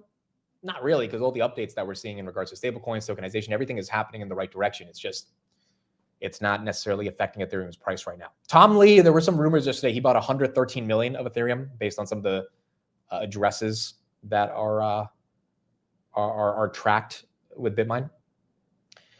But it's more so just a question of when Ethereum can make its move. Rio says, days like this, I can work faster with a smile. Yeah, this is pretty incredible. This is pretty incredible. What do you use to look at resistance? So I use Robinhood. Again, this is available on other websites, but if you go to Robinhood, if you press the yellow button and near the share price on mobile, on desktop, you have to press another button to open up the settings. then you can see what it looks like. So if you're seeing it right here, it'll show you, it's not perfect, but it'll show you how many shares are waiting to be sold and bought. As you can see at 197, there's about 11,000 shares, which is just not a ton of shares. And that means we might have a shot to get a bit higher. Dude, and then again, you got Xi and Trump meeting tomorrow morning. That's also going to be really important. Any good news on that, that could just help the markets. Also, we got this rate cut coming up in 2 hours.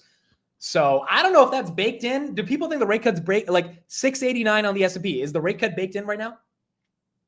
Is it baked in or no? Or do we think we're going higher once Jay Powell officially says we're cutting rates? I kind of think some of it's baked in, but I also think once it's officially announced, the market will have a better way to interpret the reaction. Let's look at the heat map on what we've got going on. Yeah, it's kind of mixed, guys. Nvidia obviously glowing green, Apple green, Amazon slightly green, Google green. Everything else is kind of red.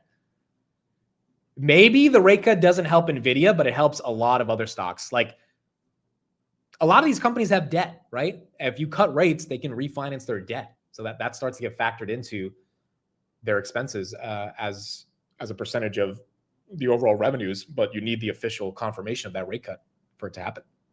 The cruise lines are a great example of this. So are the telecommunication companies. So we're going to have to see when Jay Powell officially says it, how the market reacts. Almost 690 on the S&P. Quantum's green on the day. QBTS D-Wave is up 3.9. IONQ is up 3.3. And then Rigetti is up 38.16. That's up 2.9%. Nvidia back to 211. Palantir trying to push 196.50. Jensen did spend a decent chunk of time talking about quantum yesterday. The idea was that we could have a hybrid solution between GPUs and QPUs. And yeah, it was definitely a tone switch from what he talked about 8 months ago. But it seems like in general, it's productive for the entire quantum sector. And that's why some of those names are catching a bit of a bid. 196.60 on Nvidia. Better. How's that one doing? Better. That is up about 2%. Again, rates coming down should be good for the Rocket Mortgage, better mortgage companies of the world. ASTS, that's still up 5%. MicroStrategy, that's flat. Uber's down. Roblox is up a little bit. And the Qs are up 0.5%. Wow, Nvidia, 212. Bro. Oh my goodness, dude. Guys, it's either retail or it's either a massive set of institutional investors that have just said, we don't care, we're buying. And they're buying Nvidia and they're buying Palantir.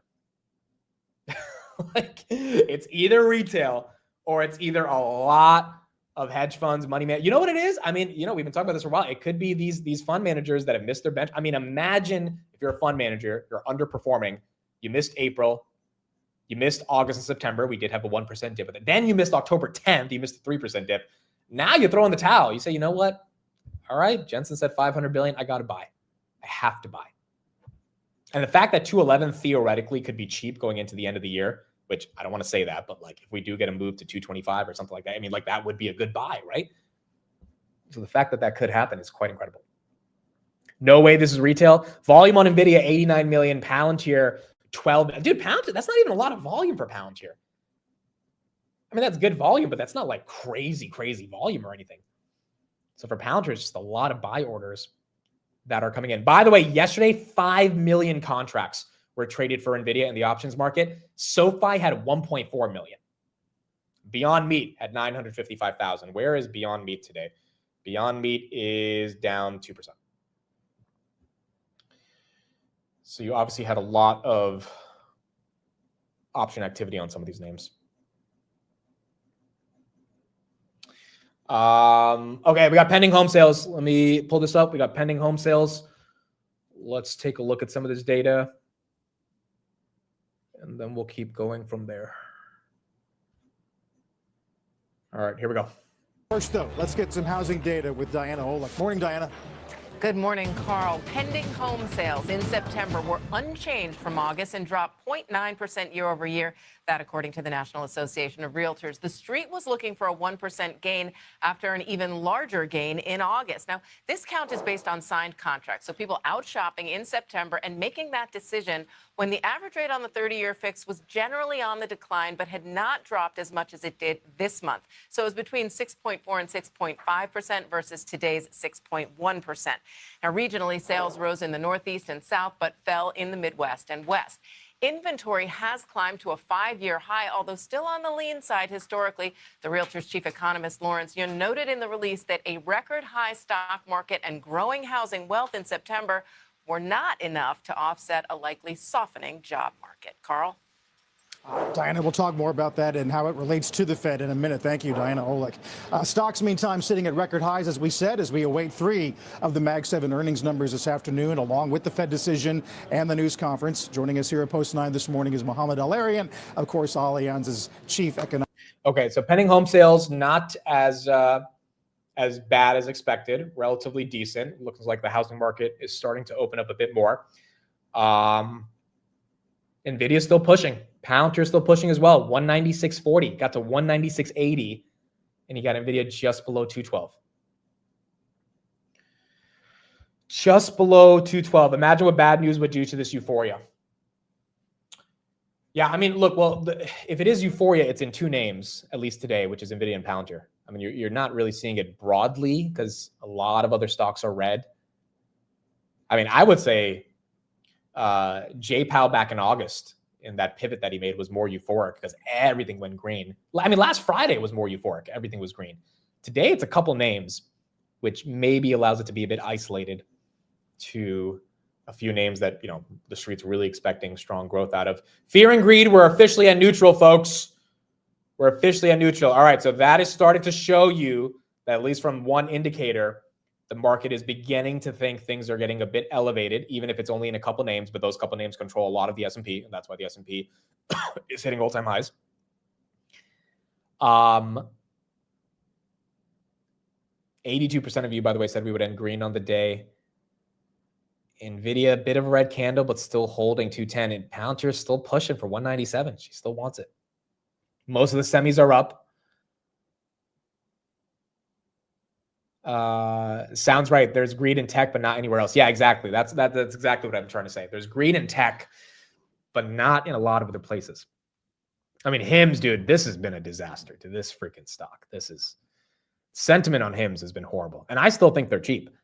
But you got these Bank of America reports coming out on their credit card estimates, and they're saying, hey, like, third quarter is just going to miss pretty bad. Alpha is down 1.4. A lot of the consumer stocks are getting hit. Salesforce still down. PayPal, unfortunately, could not hold the gains from yesterday. Reddit down 3. Bloom Energy is up. Duolingo and Adobe just getting wrecked. These 2 stocks. I mean, this and my Duolingo deep dive for my Substack. I'll link it right here in the chat for those that want to read it. The last thing I said was that the reason I can't buy it, although after doing the deep dive, I really do think there's a moat to the company in regards to the proprietary data advantage they have around language, but I can't buy it because, like, the narrative is bad. And it's like, there's always going to be a narrative with your stock that you have to deal with. There's always going to be. The question is, how much do you want to deal with the narrative? And with Duolingo, I don't know if I want to deal with the language learning narrative being commoditized by AI for the long term. Dude, we hit 196.99 on Palantir. 196.99. They did not give us 197. We got to see if we can break through. We are very close. Wall Street Journal, OpenAI may IPO as soon as 2027. All right, folks. There you go. 2027 is going to be our top. It's like, once OpenAI starts asking the public for capital, that's how you know it's time to sell a little bit. Damn, 20. Dude, I thought it was going to be like 2030. 2027? That's a couple years away. That's not that far. Probably going to buy the IPO, though. I mean, like, it's OpenAI, right? I would be curious about their numbers, dude. I wonder if they would get to profitability before 2027. It's hard to imagine they would, but you're going to get a lot of people buying to that IPO. And I really wonder what that means for the broader market. But again, OpenAI is tied to Broadcom, Nvidia, Oracle, AMD. Like OpenAI has to win, no matter how much you like them or don't like. They have to win because so much of AI is connected to them. So it will be important. Pounds right here, 196.74. She's trying. She is still trying. SoFi down 2%, 30.95. This one not getting any love. Nvidia is still holding 210, and then the S&P just below 689. They're already at 500 billion. They should be public already. Yeah, that's a fair point. They are at the point where you would imagine they are a public company. 196.70. 196.70. Dragos, thank you for the $50 super chat. Famous last words. Should I short pound here? Those have been the famous last words for a lot of people. I mean, dude, remember when we had the Bear Cave who came on the channel back when Pouncer was $14 and I debated him? And, his argument was, well, my friends tell me that Palantir is a consulting firm. I was like, what friends? Who are these like very important people in Silicon Valley? I was like, dude, who the fuck are you? Like, is this really your argument? I was like, you really came to a debate saying that? And from that to then Citron to it's Palantir has defied every expectation because they've just kept pushing through. And they put up the growth, which is what matters. S&P 0.24, hoodie goes red. Palantir 196, Google up a little bit, Grab back to $6, Uber's up a little bit, and then Roblox up as well. We did that interview back in 2023. That was May of 23. And you guys know me. I did debate in high school, so I love a good debate, and I always salivate to get into a debate. So he wrote this article, and this article went viral. It was obviously to promote his Substack. I mean, he picked Palantir as an easy target, but he legit. Like when I said, yo, you want to come on the channel and talk about it? He was so excited because he knew he would get so much more attention and people would subscribe to his Substack. And I was like, okay, you can be excited to come on the channel. Just realize, in my head, I'm like, bro, you're going to get obliterated. If you this is not going to be a fun experience for you. I think he was thinking it was going to be a friendly discussion. I was like, no, bro, this is you're taking a shot at the whole community here. We're going to really dive into it. And I think it was an entertaining experience, to say the least. I mean, the first question we asked was what's an ontology? And he was like, what is that? I was like, how are you saying short Palantir? You don't know the core architecture. You don't have to know every technical, I don't know every technical nuance of an ontology, but you've got to know what the point of the ontology is in Palantir software. And he was like, what are you talking about? I was like, oh, this is fresh meat. This is fresh meat right here. 90,000 calls for Nvidia, October 31st, 2:15. My goodness, dude. Yeah, the option flow on this is not slowing down. Getting a little bit of a red candle across the broader market. Duolingo just getting destroyed. Let's go to the stock draft. Palantir is helping me, but Duolingo is probably hurting me bad. Well, we're close below Matt. Matt's at 47.2. I'm at 46. Steve's at 11. Tanner's at 28. Chris is at 12. So Matt's at 47. I'm at 46. Palantir was the first pick in the stock draft at 141. Everyone was like, nope. I'm like, I'm riding with Palantir. I am riding with it. STX, yeah, they had a good earnings yesterday. Seagate, that's why that stock right here is up 60. Wow, I didn't know it was up 16. It was up 10% yesterday. Look at that. Another company in the broader data storage space, 17%. That one getting a lot of love right here. And that's green. Cheesecake is down. Cheesecake missed on revenue. I don't know if that means they deserve to go down 7%, 5% right here, but they are down. They did beat on EPS, which was important. Bloom Energy, they crushed earnings as well. What's his name? Chris Camillo is long Bloom Energy. Chris Camillo, 20, goodness gracious, 23%. They had a good beat on the top and the bottom. I think they probably said something in guidance around data center space, which is why they're really getting a move. But he also is now long this name. Rubrik's down 6. Up, folks. We got it. We got it. 197. $197 for Palantir. That's a big move. That's a bit. 198 has 37,000 shares. 198 is 37,000 shares. We're going to ring the bell again at 200. Remember, with Palantir, it's increments of 5. So we're going to see if we can get that 200 to ring the bell. But 197 197 is just a sexy number too, dude. Like the 7 makes the 1 and the 9 look so nice together. Like, look at that, dude. 197. That's crazy, bro. That's crazy. All right. The same question I ask every time we get to these big levels on Palantir. Who's feeling nervous? Who's feeling excited? Nervous or excited? What do you think? Put in the chat. Nervous or excited? And then we'll get thrown out of the apartment because of the bell today. Yeah, exactly. Exactly. I'm not that nervous, bro. It's more excitement for me. And this is a contrast to how I felt about Palantir at other times when it hit all-time highs. I felt a bit more nervous than excited. I am feeling the most confident I have ever felt about this company.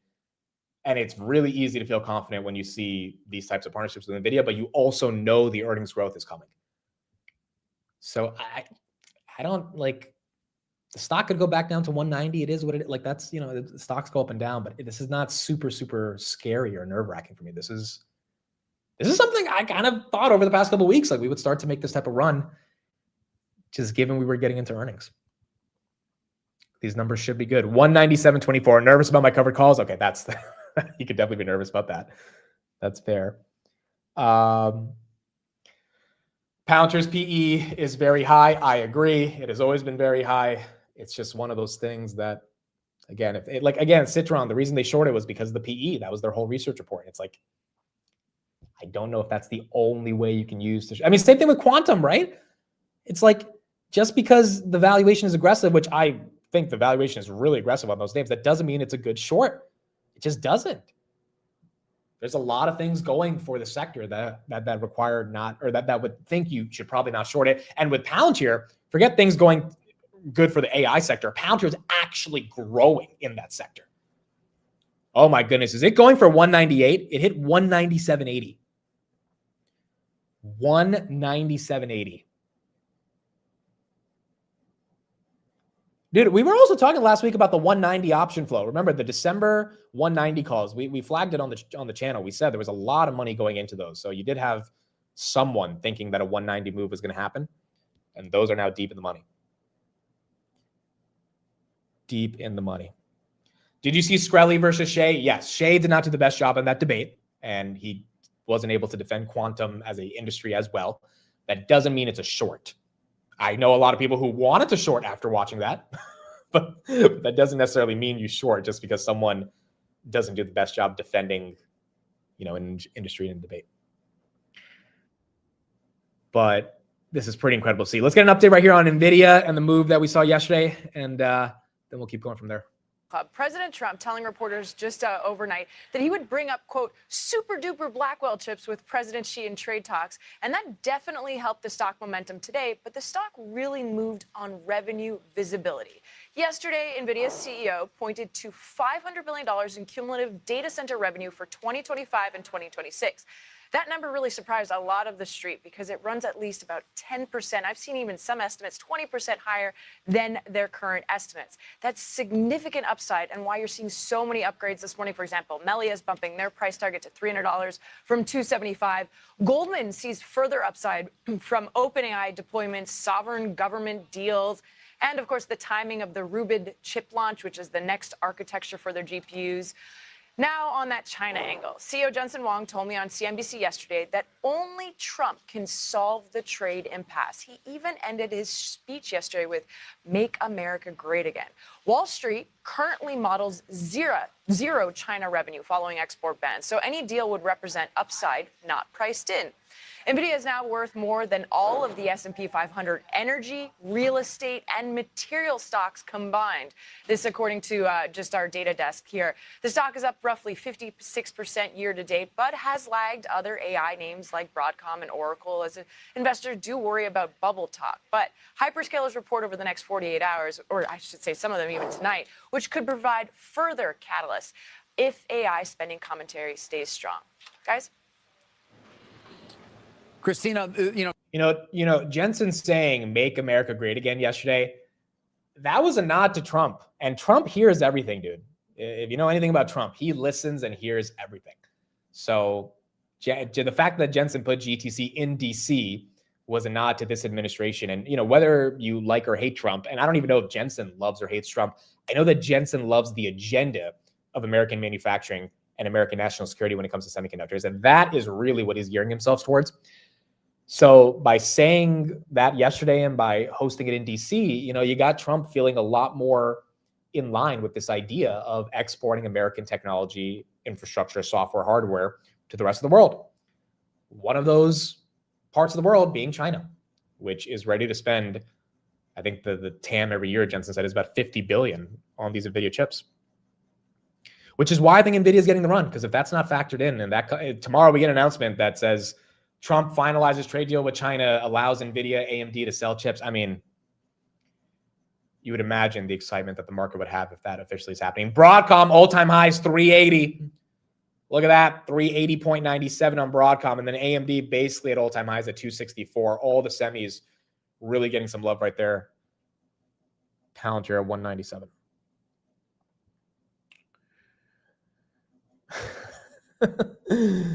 The art of the glaze. I mean, yeah, there is always an art to the glaze. But at the end of the day, if you're a shareholder of Nvidia, you're a shareholder of any company. You want to make sure that company is on the right side of the administration. Why would you want them to be antagonistic with the administration?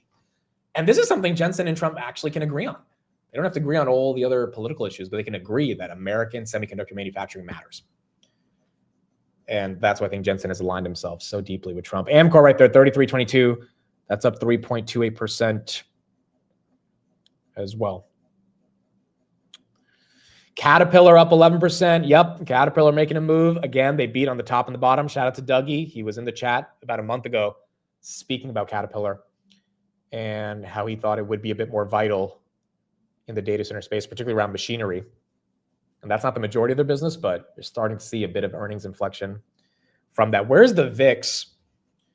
It's 1019. VIX is up 3%. Okay, so this is weird. The S&P is at all-time highs, Nvidia is at all-time highs, and the VIX is up 3%. So VIX might be signaling we're going to get potentially a bit of a retracement, or you just might have some people buying volatility as a hedge against the broader market. Nvidia is now the third richest country in the world. Dude, this is kind of crazy. 5.117 trillion. Apple's now the second largest company, 4.05 trillion. And BM&R goes down. Ethereum, man. We need Ethereum to move. We need it to move. Just got an option flow on the S&P. Someone just bought 13 million worth of puts on the S&P. Strike is 685. Strike is 685. 13 million of puts. Expiry is December 2025. Expiry is December 31st, 2025. 681 is the strike. 13.4 million. And then you got Micron. Someone bought $969,000 worth of the 235 call expiring November 7th. Trump will have his meeting at 11 a.m. tomorrow in South Korea. Trump will have his meeting at 11 a.m. in South Korea. Mike Johnson is live to talk about the shutdown. We've already covered a lot of what he's been saying on the shutdown. Oracle, I think I have an update right here on Oracle.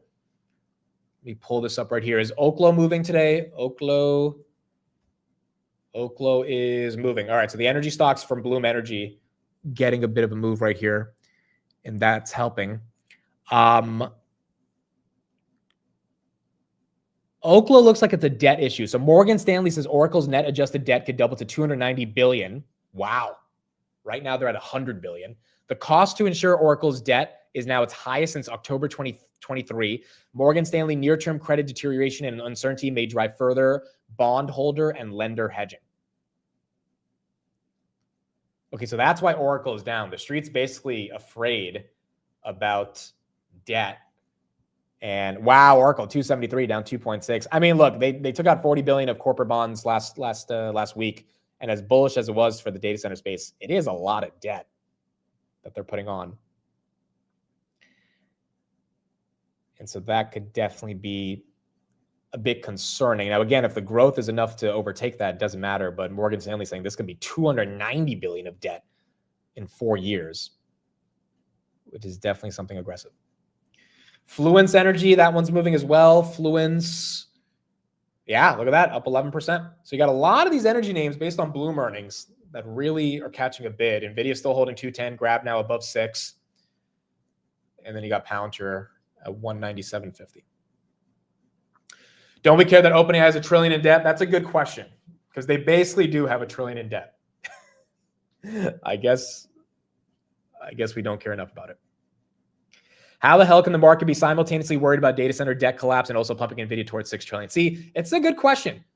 I don't fully have the answer to that, but it's a good question. And this is this is why my portfolio has been heavy Nvidia and basically zero exposure to any of the other data center names, which I don't know if that's going to be the same for 2026. I'm trying to do a lot of due diligence on the Nebiuses, the CoreWeaves, the Irens, all that stuff, and figure out if there's like a meaningful opportunity after these stocks have already 5x'd, right?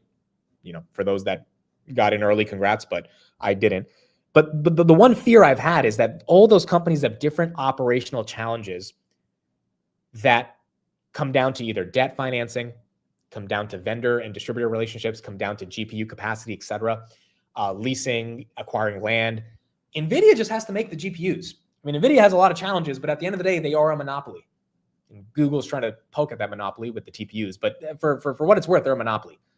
And so a lot of those other names, like, you've got to get a good valuation on them. I don't know if you could just blindly buy them and just assume it's going to go up with everything else, but maybe you can. Maybe you can. But then you get an Oracle headline like we're getting right now that Morgan Stanley's worried about debt. So can you blindly buy Oracle and just assume that everything's going to be okay? I mean, you could, but if you bought at 350, you're probably pissed off, right? I don't know how easy it is going to be to go from 273 to 350. That's a hell of a move. Remember, Oracle went from 230 to 350 within like 2 days after those earnings. So it's just one of those things where it does require a little bit of understanding of what exactly you're buying and where you're buying it. Palantir 197.93. We got close to 198.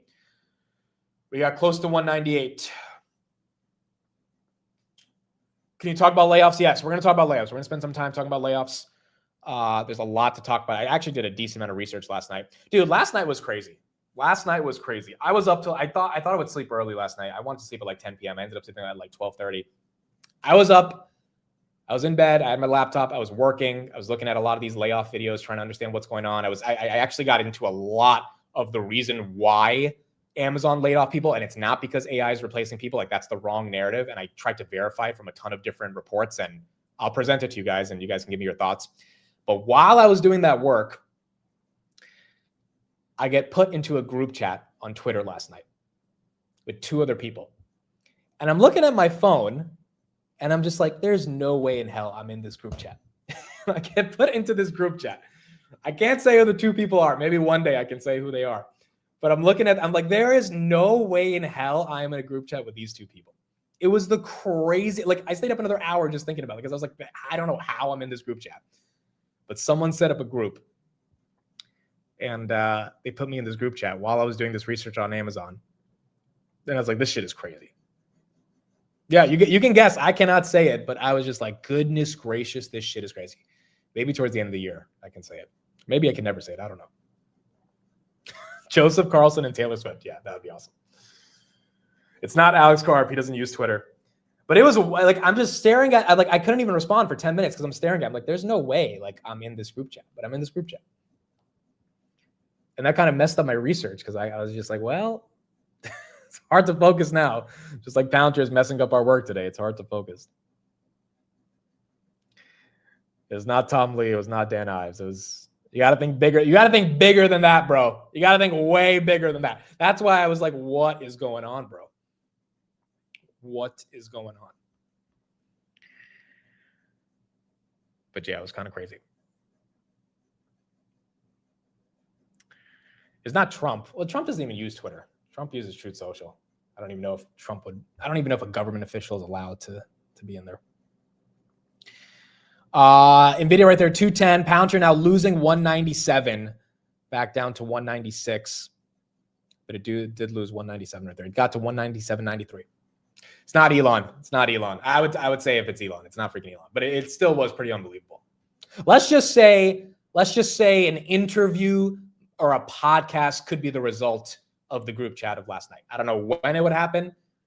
Hopefully it's end of year. If not, it would be early next year. But let's just say someone in the group chat who's very highly influential made an intro with me and another person who's very highly influential. And I think the reason for that, based on the further conversation, is to eventually get to a podcast. And I was just like, this is crazy, bro. It's not Jay Cush, bro. It's not Jay. I'm like, honestly, bigger than Jay Cush. We got to think bigger than Jay Cush. And Jay Cush was pretty big, but still. I will let you guys know once the interview actually comes out, which hopefully by the end of the year happens, and it should be fun. Microsoft right there. That's Microsoft losing 540. It was at 550. That one getting hit, 537. Pinterest is down. Enphase is also down 12.64%. All right, let's talk about layoffs. This is a long topic. We got a lot to talk about. Let's talk about layoffs and let's get into it. If we get 198 on Palantir, we'll go back to it. Palantir right there, 197. But let's get into layoffs because we have a lot to discuss here. I can't say it, guys. I can't say it. I'm sorry. I can't say it. I really can't say it. I will eventually say it when it's time to say it, but I can't right now. We got to do the podcast first. We got to make that happen. But it was just crazy, dude. Like I was just looking at this shit. I was just like, this can't be real, bro. But it's like, I looked at their accounts. I'm like, these are real accounts. Like, gotta respond to them. So, all right, layoffs. Let's talk about it. So, here's what we got going on. What happened yesterday and what caused a bunch of concern in the labor market? Amazon laid off 14,000 people. Legitimately last night, they laid off 14,000 people. And UPS is getting ready to lay off 48,000 people.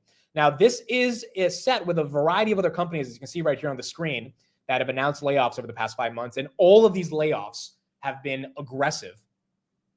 And all of those layoffs, as aggressive as they've been, have been chalked up, many of them at least have been chalked up to AI. Less of them have been chalked up to demand or consumers not having as much spending power, given that earnings have been really good. So I don't think it's a structural problem in the broader economy, but I do think it's a little bit more rooted in AI.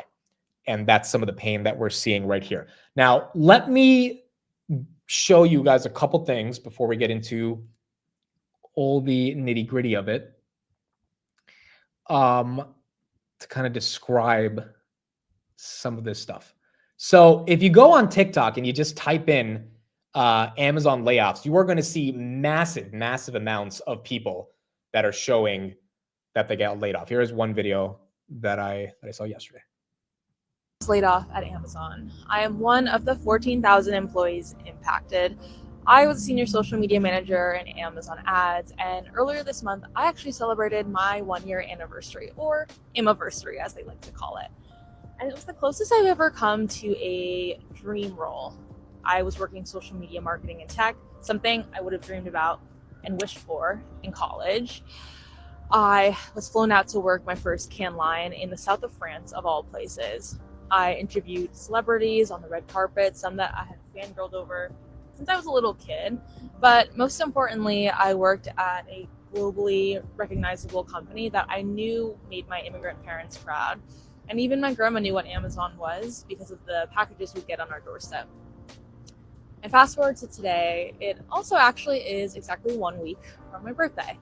I guess my present from Amazon just came a little bit early.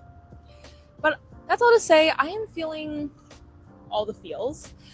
So I shared that video for a couple of reasons. There's a few things to talk about right there. Number one, this is a real human being, right? This is a real person. And there's literally thousands of those videos on TikTok and Instagram of these people talking about their layoffs. So, regardless of what you personally may feel about the individual, the person, or the job, that's a real human being that had a job, that had a source of income, and that job is now gone. And so obviously this is not, when you watch a lot of these videos, it's not an easy thing to digest just as a human being, because you don't want to see anyone ever lose their job, right? And so it was tough to see a lot of that stuff last night, but it was a decent amount of it. The other reason I showed that video is because notice what she said her job was: a social media manager for Amazon ads, where she goes across the world and interviews a bunch of these celebrities to be able to distribute via Amazon social channels. I am not here to judge if that is a worthwhile job or not, but when you look at the people that Amazon is laying off, and that is one of the examples of the people Amazon laid off, you can tell Amazon doesn't think that's as valuable anymore. Maybe a year ago, Amazon thought we needed a social media manager for ads to do this very specific thing. Today, Amazon's like, hey, we don't need this. And it could be because potentially there's more ways to automate this in regards to AI. Potentially you don't need the type of social media distribution that they thought they needed on this particular sector of the business. Or, and this is when you go down the rabbit hole, you start to learn a lot more about what's happening right here. I have verified the story with at least 10 different sources. I don't know if it's the actual truth, and maybe Jassy's going to give us some more updates on Thursday. But the reason Amazon is cutting 30,000 people is not because business is bad or because they're replacing them with AI. It's because they need the money for GPUs. AWS has a $195 billion backlog that's growing 25% year over year, but they can't buy compute fast enough to meet demand. This is why their earnings growth for AWS for the past 2 quarters has been lagging, partly because of structural issues, but also partly because they don't have the ability to buy as many GPUs to be able to meet all the demand that they have. This is capital choosing GPUs over people, and every hyperscaler is doing it. Meta has cut 5% over the past 6 months, and they recently just cut 600 new people in the AI division as well. This is a good video I want to play as well. This guy, I think, broke it down in the best way that I've seen. But it's definitely something that can't be ignored. And I do think it adds a lot more layers to what's going on with Amazon and what we could see from a lot of the other hyperscalers when it comes to layoffs. Amazon laid off 30,000 people today.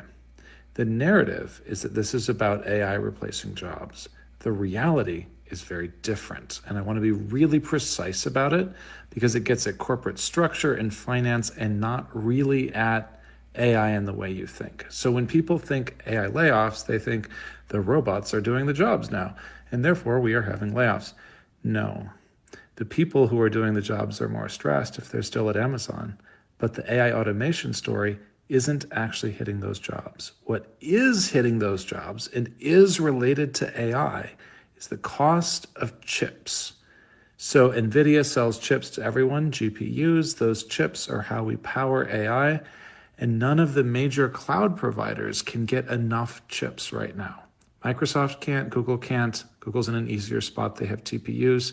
And Amazon definitely can't. In fact, people don't know this, but AWS has a roughly 25% burning backlog on GPUs. In other words, they are missing out on revenue because companies are begging for more compute from AWS that they can't fulfill because they can't buy GPUs because they only had so much budgeted to buy GPUs. And so, yes, the layoffs are related to AI, but in this case, it is burning corporate demand for GPU chips that is hitting the capital expenditure budget of Amazon so hard that they need to find other ways to reduce fixed costs so they can meet the expectations of Wall Street around the overall margins of the business. And you might be like, well, why does that matter? They're all like billion-dollar companies. In Amazon's case, their margins have always been notoriously thin everywhere except AWS. Retail is like a ridiculously thin business. But the AWS margins have been really good. And so the street, for better or worse, expects them to continue growing the high margin business at a good clip. The street was not happy with their 18% year over year growth rate this quarter. And the street is looking for them to pick that growth rate back up, which they cannot do if they cannot buy more chips. And they cannot buy more chips without destroying their margin unless they can cut costs other places. And chips are so expensive that the only way they can cut costs is by going after jobs or fixed costs or salaries. And that is what is happening. And so really, when you read this, instead of reading this as a guidebook to where AI is automating, read it as a guidebook to the things that Amazon finds least painful to cut when they have to trade talent for GPU. And think about that. Does Amazon care more about a social media manager for ads, or do they care about GPUs? And that's why I shared the first video. It's like, obviously, like 10 times out of 10, they're going to pick the GPUs.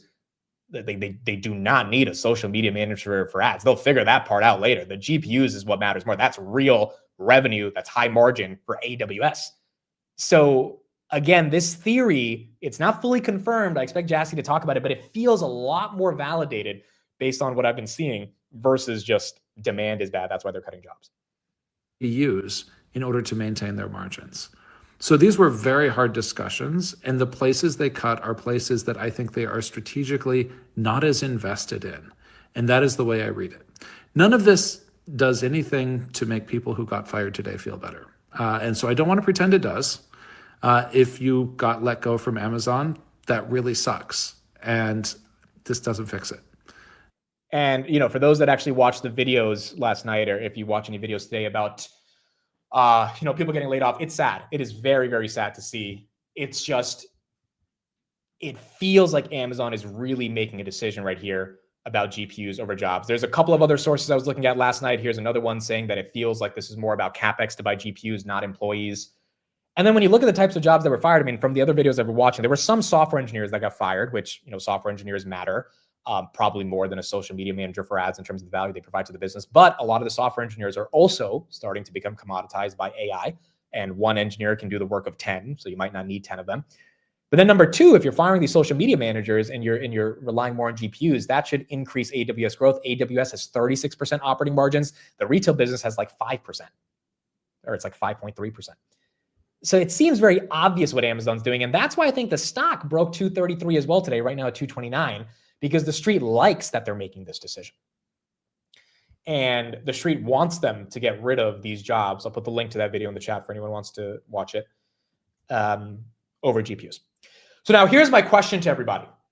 And I see Austin in the chat kind of put a statement that I was thinking about as well. If this is a trend with the broader tech companies that are out there getting rid of these, call it $150,000 to $200,000 a year paying jobs.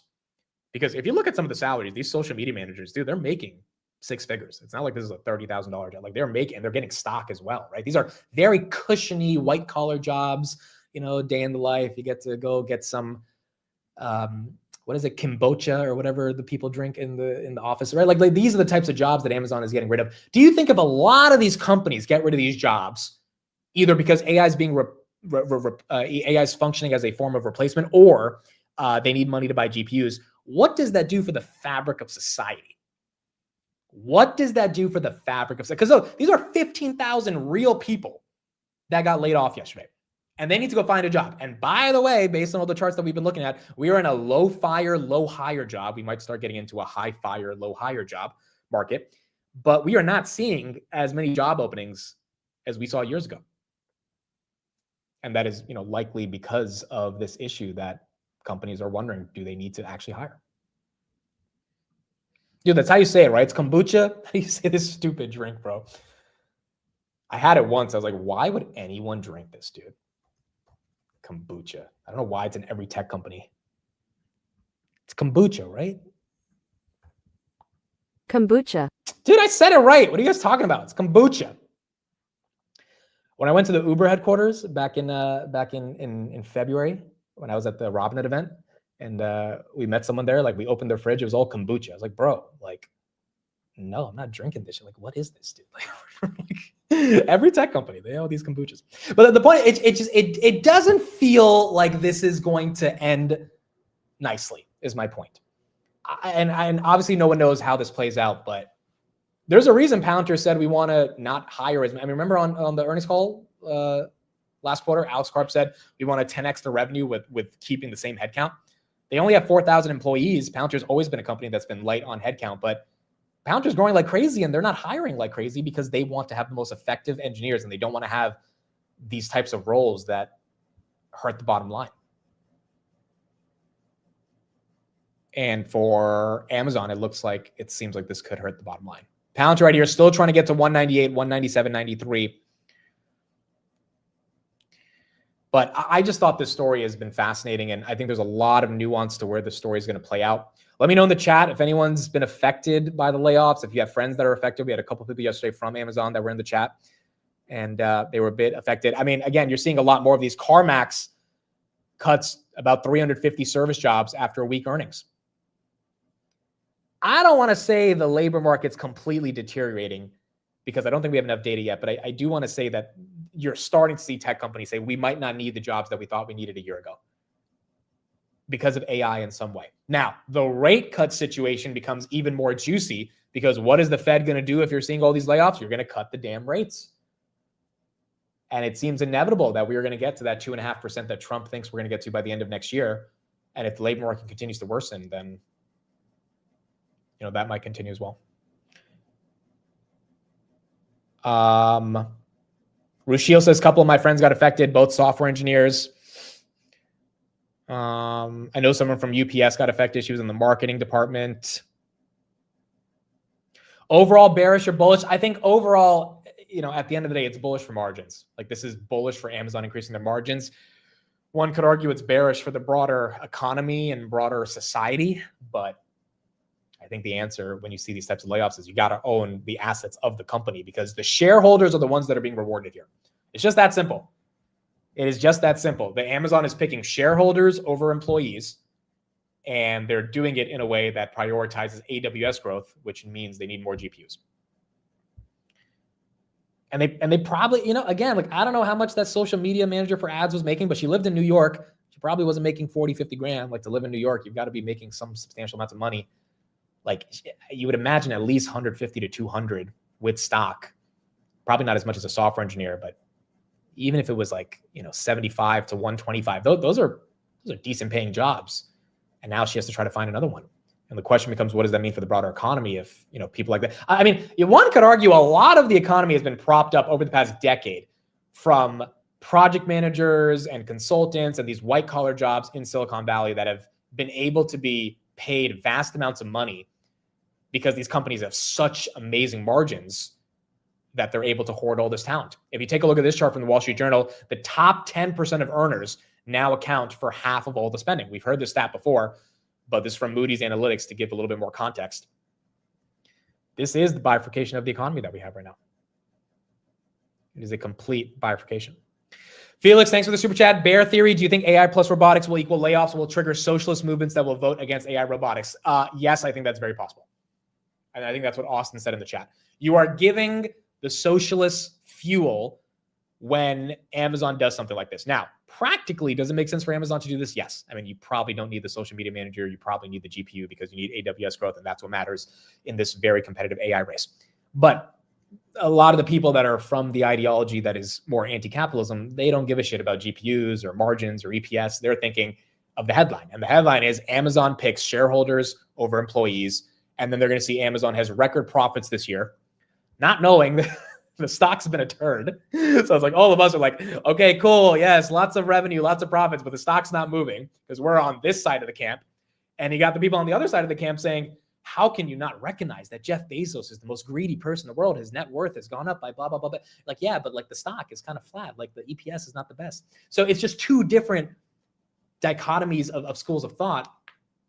And when you have a headline that says we're going to fire 15,000 people because of AI or because of shareholders, like that's giving a lot more people who don't own assets, which is 99% of America, they're going to feel, or I should not say 99% of America, but I should say, the vast majority of Americans that maybe have some allocation to assets, but don't actually, actively track or care about their assets outside of their 401k. Those people, and if they're living paycheck to paycheck, haven't gotten a wage increase in a while, those people are going to get pissed off. It's inevitable. It's human nature. They're going to get pissed off. And then we're going to have to see how that plays out. Mitch, should we support socialism? I'm definitely not a socialist. I will say that. But and look, Mamdani, there's a good shot he wins. And I think that's a referendum on a lot of the state of what people are feeling in terms of wealth inequality. If you're an asset holder, that's something you can't ignore. You definitely can't ignore that. Alphabet right there, 269 as well. Sarah says, so are we buying Amazon? Yeah, dude. Look, at the end of the day, I think it's still a buy. Like, if they're cutting these many people to increase their margins and buy more GPUs, like, obviously, Jassie's be getting pretty cutthroat here. And I can be sympathetic for the people that have lost their job, but I can also be rational as a shareholder and say, hey, this will likely help the stock perform. So I do think Amazon's buy. Now, the thing is, if they don't have AWS growth in Q4 and the layoffs are not really affecting AWS guidance until like Q2, Q3, 2026, you might have the stock drop because they're just not able to put up the right numbers. That could also be a bit of a red flag before earnings that they're doing these layoffs. like to kind of cushion the lack of AWS growth. So they need like some news to tell shareholders they're going to figure it out. But regardless, I still think it's the right company to own long-term. Capitalism is brutal. That is correct. Capitalism is indeed brutal. Powell will be on at 2:30. Powell will be on is 2:30. Han says, I'm in Seattle and I hear a ton of opinions all the time about tax Amazon. Yeah, a lot of people, Amazon actually sent the email at 5 a.m. Seattle time. They literally sent it in order for people to not show up to the office. To not show up to the office.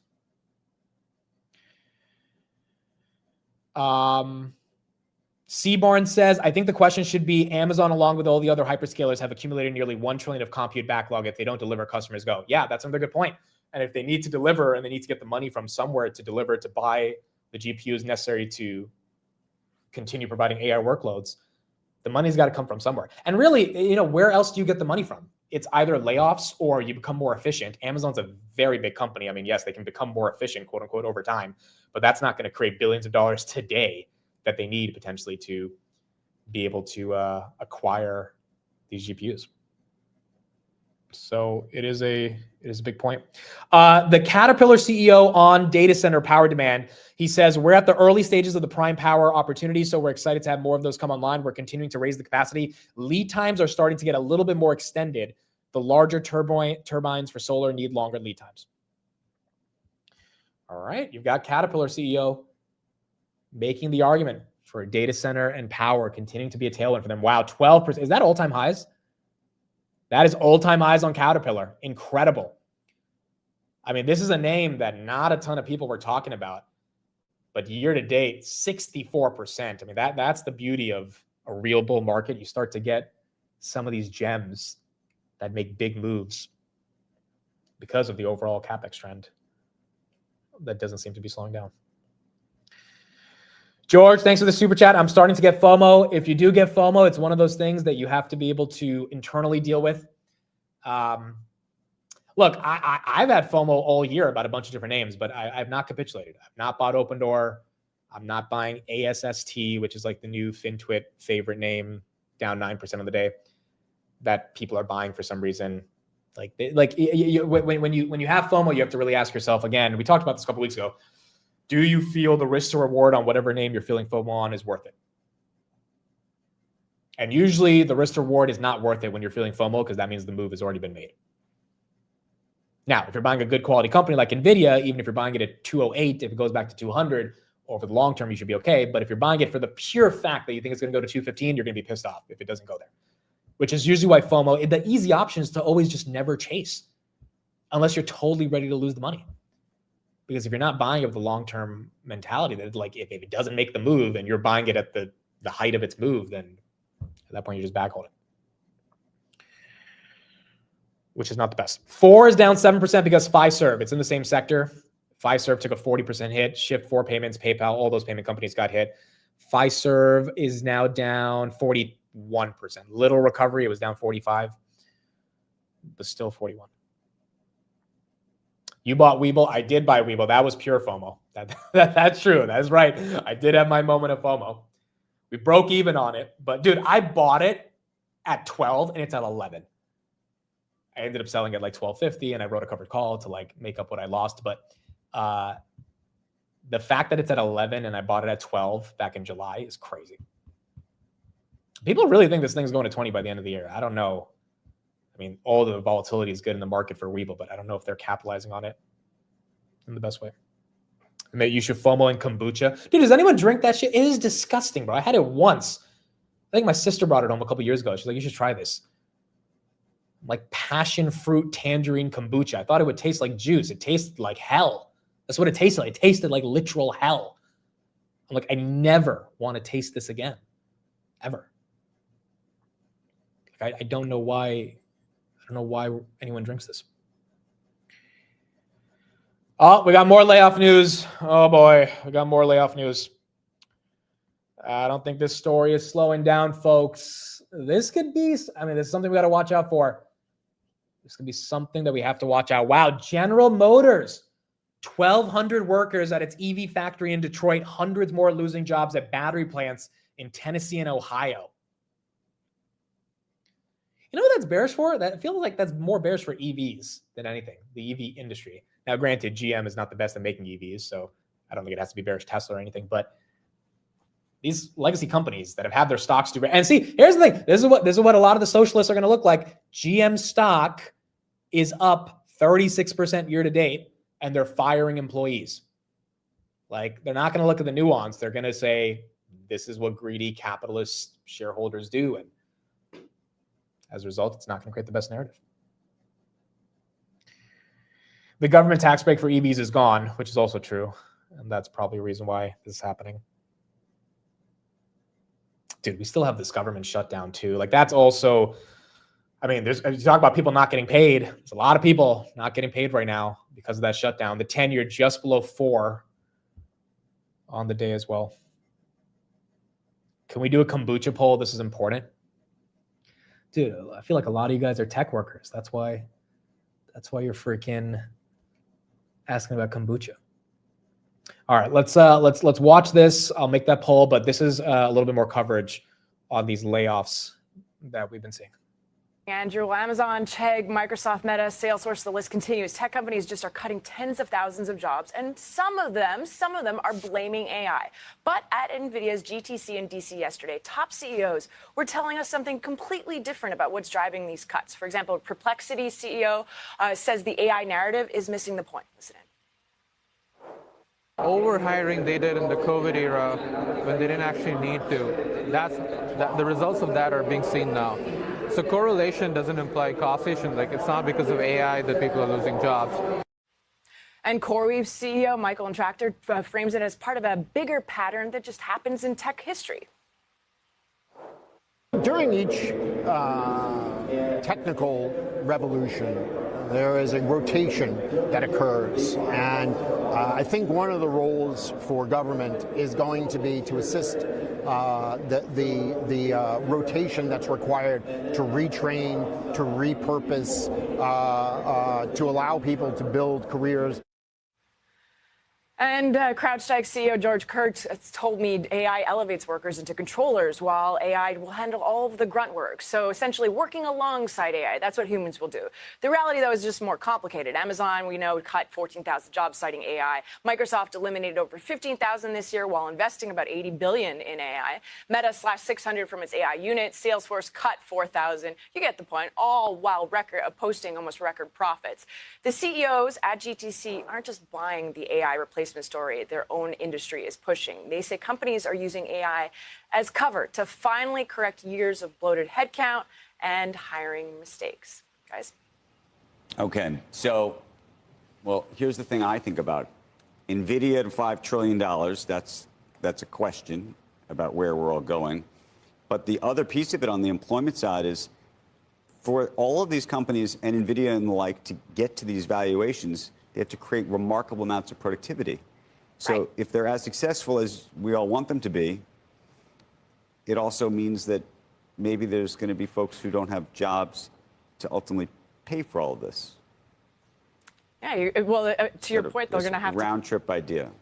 Yeah, well, cut jobs, you mean in order to lower costs so that they remain more productive and keep the margins? Is that what you're implying? Yeah. So of course, but then for Nvidia's case, they have the money, right? They're spending like crazy. They're investing in Intel. They're announcing $1 billion in Nokia. So I guess if you're an employee at Nvidia, which there's no job cuts, actually a poor example, you'd be wondering why would I be getting laid off? The same for a lot of these other tech companies when Microsoft is spending X amount of dollars on dealing with OAI or other firms like Nebius, for example, to build out data centers. Why are they cutting jobs? It is one of those things, right? Where it's like, all right, all these data center jobs and data center ecosystems around AI is what we need for the next leg up. But if we're having these layoffs, can that next leg up actually take place the way people think it needs to take place? Palantir right there, still trying to push 198. And I don't think anyone has an answer for this. I think it's going to take a lot of time before we fully understand the impacts of the labor market. 75% of you said no on the kombucha. Thank you. It's disgusting, dude. I don't understand why people drink it. Google all-time highs. Wow. Okay, so let's do this poll. Google 270. What stock are we the most excited for today on earnings? What stock are we the most excited for today on earnings? There's a bunch of companies, but what stock are you the most excited for?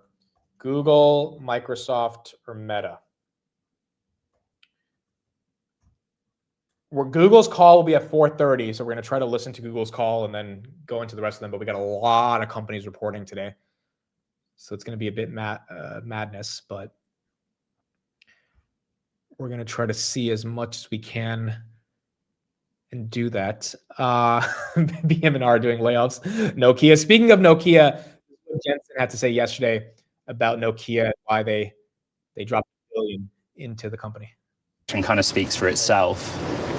There was a time when Nokia was already looking to America. You've been in the role since April, but may I start by asking you what role the administration played in bringing you both together, if this is indeed a strategic priority? Well, I don't think there was anything specific that the administration did, other than they've created the environment to support innovation. I mean, Jensen's talked about manufacturing, but it's also about R&D and innovation and technology leadership. And if you think about where this world is going and all those incredible devices that are going to be built on Nvidia platforms, robotics, autonomous vehicles, augmented reality, virtual reality, we need a different kind of network in the future. And that's what we realized. And that's why we wanted to forge this partnership, so that we're building a network leveraging AI for AI services. And that's really the big change here. And the technology is flowing both ways. I mean, what is it that you will be able to do with Nokia, Jensen, that you weren't able to do on your own? Well, first of all, Nokia is in all of the world's base stations. And this AirScale platform of Nokia is in millions of base stations around the world. If our computers are not inside... Melius just come out, said we see a path to $800 billion in Nvidia revenues by 2030. Price target raised to 300. This is why Nvidia is making a move today. That base station doesn't help. It's no different than NVIDIA's tech computing platforms not inside a car doesn't help. And so the first thing is we need a partner to get us into the world's space stations. We also, remember, we're bringing AI to radio networks, AI to RAM, so that we can make wireless tech communications a lot more efficient. Second, we're bringing AI for the radio, meaning on top of these radio networks and these telecommunication network, we're going to be able to provide AI services, which is going to be able to make it easier for us to do robotics and autonomous vehicles and industrial automation and reach all of the different places around the world. That's kind of hard to do with Wi-Fi. Cellular reads everything. And so we now have this fabric that we can deploy AI computing services on top of it. It's going to be completely revolutionary. Okay, so you've got Jensen making the argument for why they should be investing in Nokia. Again, they only have $50 billion in cash only. So it's like they're not going to buy back their stock, right? They're going to have to invest in other companies. And it looks like that's why NVIDIA's been making a lot of these strategic investments. Tesla goes red, Hood goes red, Palantir still holding 196, S&P 688, NVIDIA down from the highs at 212 to 209, but still holding the 200s. Grab gapping up a little bit, 604. Google continuing to hit all-time highs at 270. Trump will be planning to meet the Hungarian premier on November 8th. So he just met the Japanese prime minister. He met the South Korea president today. He's meeting Xi tomorrow. And now it looks like he's going to be meeting the Hungarian premier on November 8th as he continues to meet some of these world leaders. Going back to the labor market. So here's a couple of charts that Uzi sent me right here that I think is really interesting. So take a look at this. Since the launch of LLMs, aka ChatGPT, senior professional headcount has consistently outpaced juniors, aka if you're a junior level analyst or junior level engineer. We're looking at 2023 when ChatGPT launched, end of 22. The blue line is seniors, the red line is juniors. And I think a lot of people that are just entering into the job market probably feel this happening right now because there's just not as much demand for junior level jobs. Then you see right here, headcount over time by age group for software developers.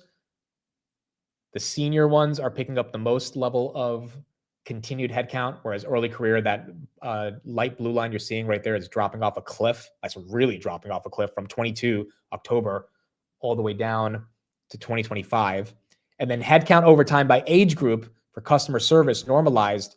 Continue to see early career. This is 22 to 25. Early career is 22 to 25. Early career, or like, I guess, early career, but not as early as 26 to 30. Mid-career is 35 to 40, and then senior is 50 plus. 41 to 49 is mid-career 2. You can see the early career 1 and 2s, they're falling off a cliff from where they were.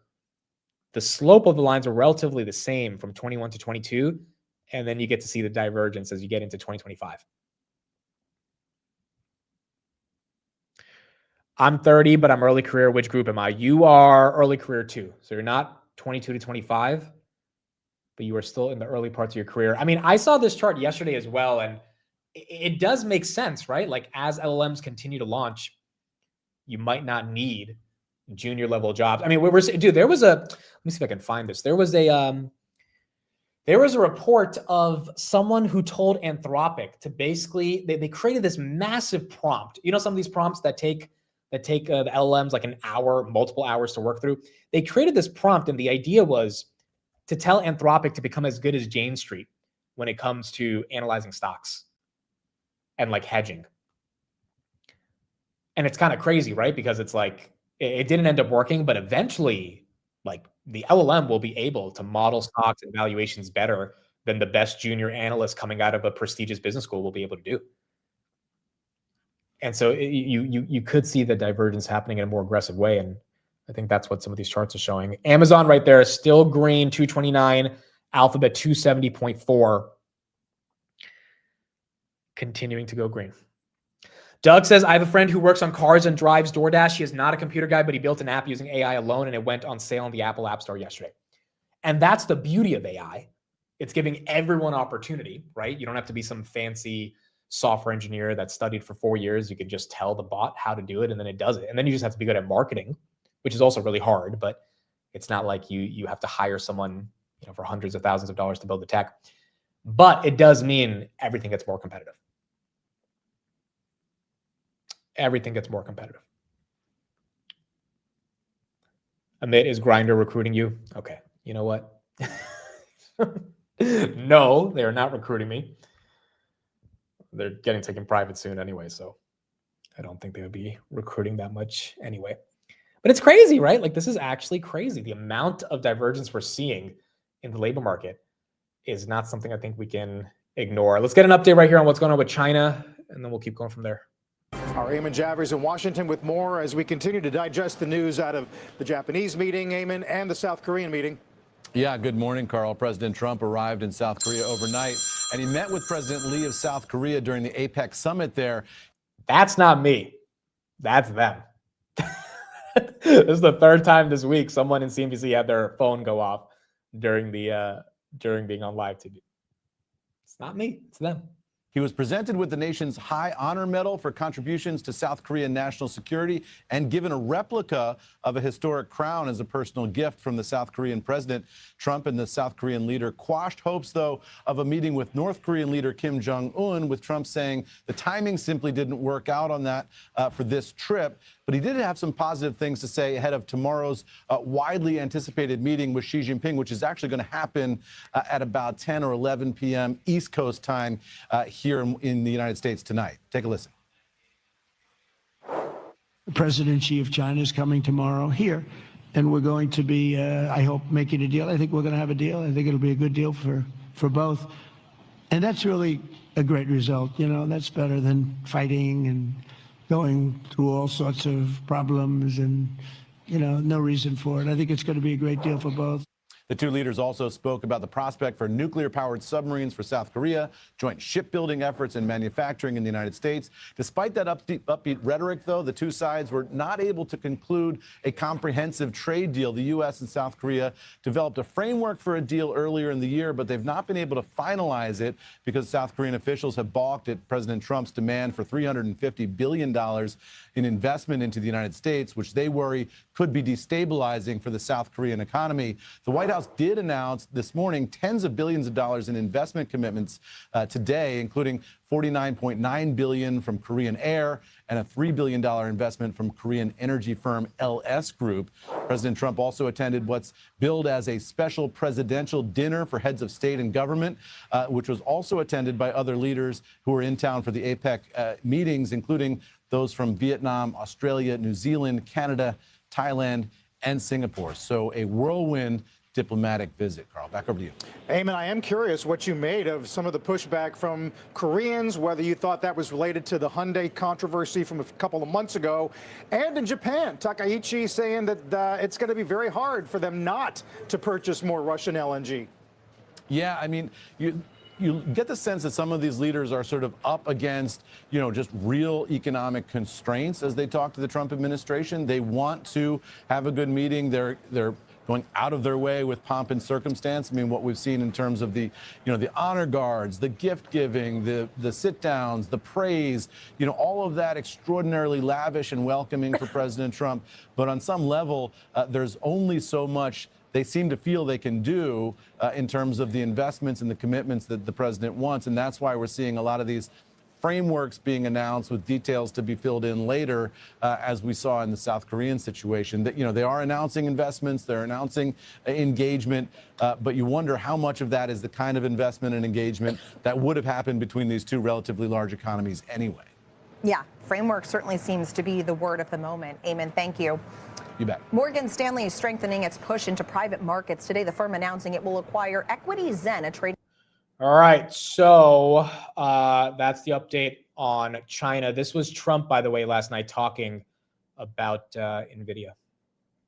If you look at Nvidia is doing unbelievable. We're bringing a lot of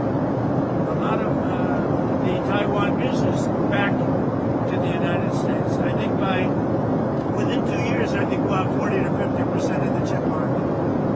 That's happening, and I don't know, it's happening because of the tariffs. It's also happening because of the fact that probably maybe they're a little bit concerned about things. But they are, tremendous, I don't know if you're reporting it, but massive numbers and percentages of the chip business is coming back right now as we speak. He then went on to say that, he's going to talk to Xi about Blackwell. So that seems relatively bullish for Nvidia, but we got to see what this deal looks like going into tomorrow. Palantir still holding 197, folks. She got really close to 198, but not officially there yet. Not there yet. Jensen gained $9 billion in personal wealth over the past 24 hours. Jensen, I think he has I don't know how many shares, but I think it's 90 million shares or something like that. It's a decent chunk. He has been selling along the way, but this is why looking at the insider selling argument, it's just never the best argument. It's only a good argument if the company's not executing. If the company's not executing and insiders are cashing out, that's different. If the company's putting up growth, people are going to take profits. It's the nature of a market. But if you said Nvidia, Jensen was selling at 170, therefore it's bearish. It's not the best argument to be making. Yeah, Morgan Stanley is acquiring equities, and Morgan Stanley stock right there, that is slightly flat on the day. Nothing too crazy for them. Matt, thank you for the super chat. Appreciate you being here. Thanks for the daily content. Your guidance has helped me over the past 2 years since starting up 239% all-time high and up 142% year-to-date from knowing nothing to understanding earnings reports and basic economics in the market. Chat is the best. Matt, congrats. Absolutely incredible. And thank you for being here every day. We did a year-to-date update yesterday in the chat on the close, and most people are pushing triple digits or very close. I think 80 to 90 was the average, which is just incredible. And now we just got to see if that can continue towards the end of the year. BMNR, we still flat? We are still flat. Have people given up on BMNR? What are people thinking?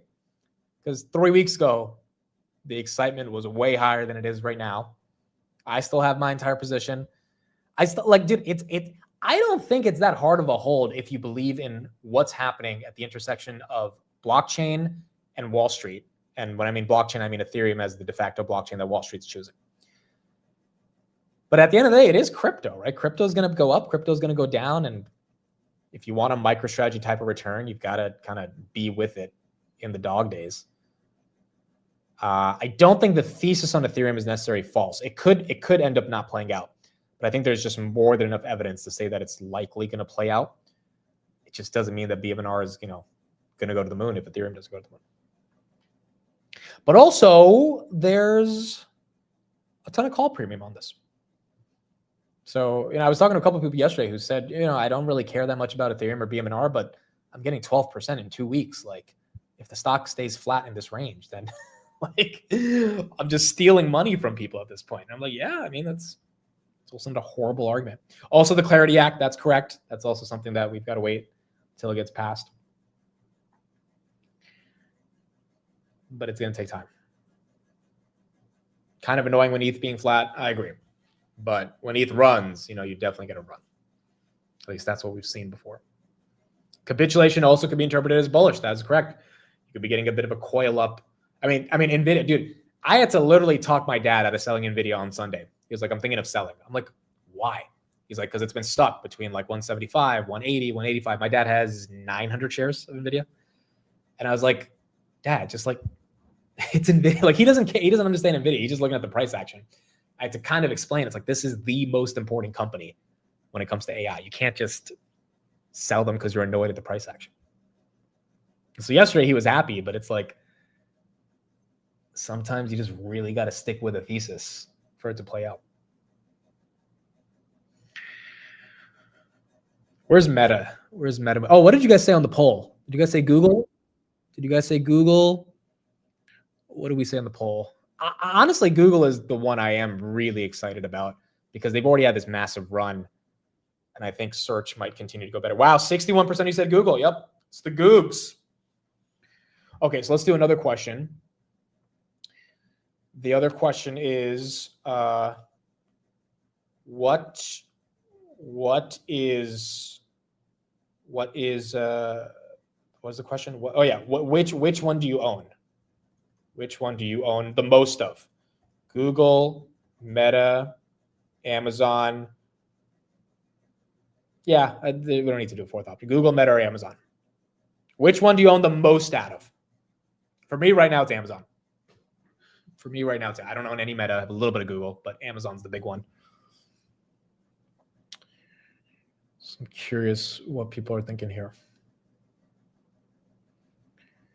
Yeah, Caterpillar is moving. We covered that this morning. That one's doing great. Palantir, I do think 198 is still on the table, dude. It's close. 197.40. Maybe we get there. Oh, I put Amazon. I was supposed to put Microsoft. My bad. Let me do it again because the earnings are today. Sorry. Okay. Which one do you own the most of? Google, Meta, Microsoft. Dude, what if Microsoft is the one that outperforms everything? Like, Microsoft always is so disrespected compared to the other stocks. Like, what if they just show up and they're like, yeah, no one's messing with Azure. S&P 688, Nvidia 208, Palantir 197. Microsoft is down on the day, which is a good setup going into earnings as well. 538. I don't want to give all the option unless you own them all equal weighted. I mean, how many people own a similar amount of all three of them? I would imagine there's probably, people own one more than the other. I feel like most of you would say Google over the other two. But there are a lot of you guys that own Meta. Your favorite stock, Sherwin-Williams, pumped 5% yesterday. Sherwin-Williams down 1% today. I don't know why it's my favorite stock, but for those that own it, there you go. Do they have earnings? I feel like we didn't cover their earnings. But yeah, you did get a move yesterday, up 5%.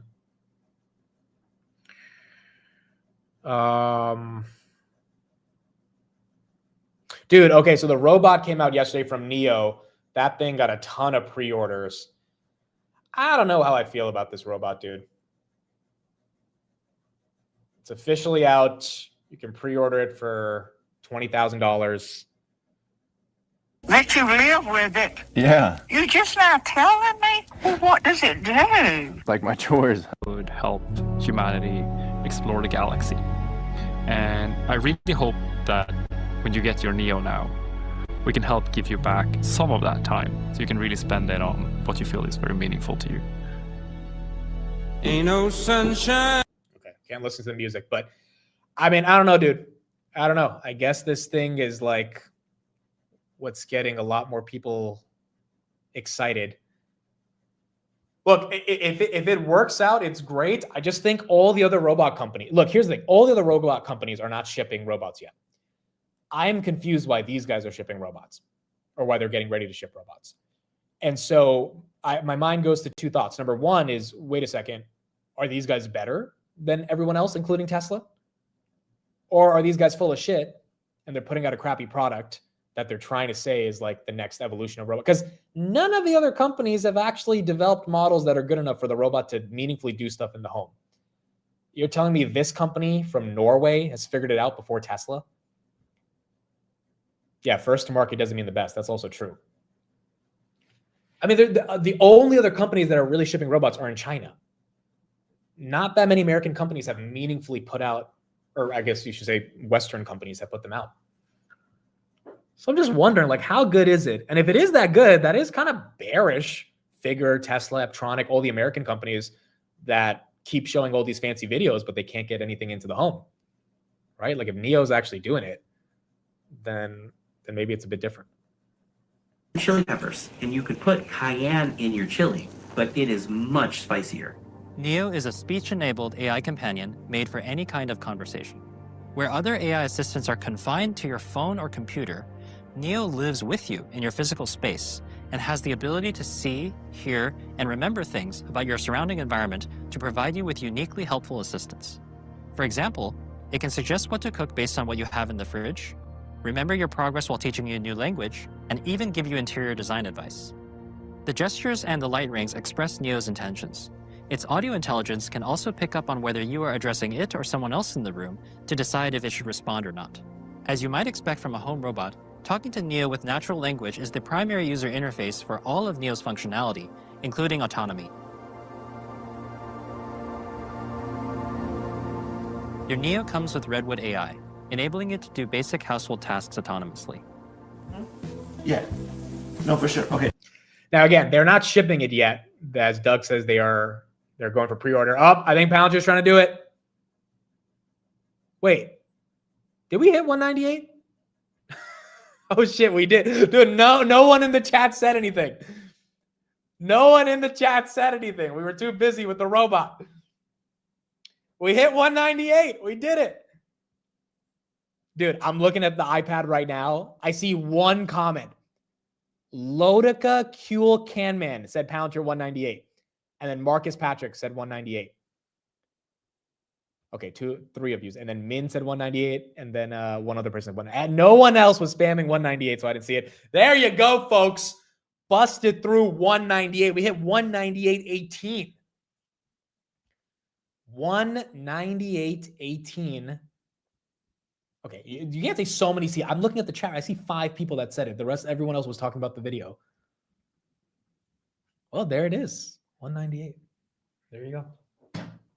All right, so let's check 199. Let's check 199 and what we need to get. 199 resistance, folks, is 38,000 shares. At 200, 238,000. 200 is 238,000. Damn, bro. This is crazy. This is actually freaking crazy. It's just wild. Absolutely wild. What a freaking journey. What a freaking journey. For those that missed Karp and Jensen yesterday, we won't listen to the whole thing, but here's some of the stuff that Karp had to say on this interview. We're overestimating the benefits of this AI build out in the near term, which is reflected in the markets. I'm going to push back on this narrative. It's not. First of all, AI makes America the dominant country in the world. So just start there. Every other country in the world, like I spent half my life in Europe, they're whining and crying, and it's like we have the right chips, we have the right software, we have the right engineers, we have the right culture, we have the right people. The risk appetite. Too. Risk appetite, right people to ask questions. The whole thing is combining to become a juggernaut, and then these partnerships happen, and that just throws gasoline on the fire. So the real question is, will the GDP growth accrue to all Americans or just wealthy Americans? And the answer to that is, it depends what you do. But I deeply believe, I think we deeply believe. Then. Well, no, manufacturing jobs. If you build manufacturing jobs, which is what this president wants to do, can you build them? Yes. How do you build them? You need AI. Can you train the people? Can you upscale them? Yes, if you use mechanicals, electricals, and plumbers and construction. You can tell Carp was excited there. Palantir trying to get back to 198, and as a result of that excitement, you're seeing the stock really have an impact based on that partnership with Nvidia. Nvidia is still holding 208 as well. All right, back to the NEO video. Can you get the door, please? I got to turn off the audio, guys. The music is there. But there it is. It's grabbing the door. I mean, dude, this thing looks like a guy in a suit. It doesn't even look like a robot, which I know is kind of the point of these robots, but again, they're not shipping it yet. They're taking the pre-orders, which is a question of just like, all right, how long will it take to ship?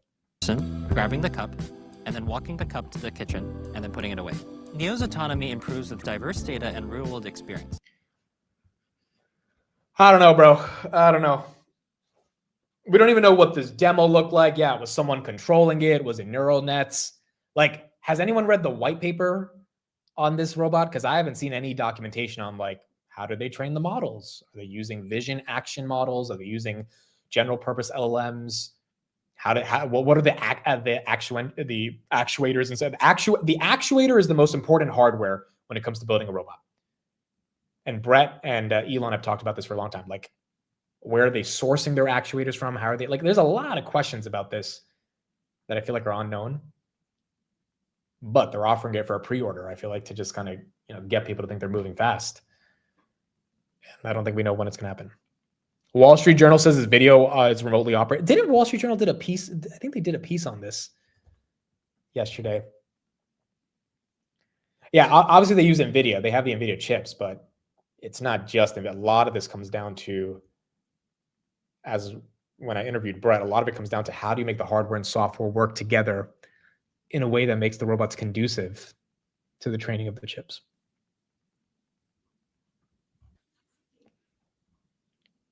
Yeah, I'm looking at Wall Street Journal right now. They're saying it was remote operated. The X1 Neo, one of the first humanoid robots built for your home. There's an article right here saying it looks like it was remote operated. We can watch the piece on it later, but it looks like, and for a demo, they probably wanted to make it, as strong as possible. Palantir is still holding 197, which is why you might be seeing that. Yeah, we did hit 198.18 on Palantir.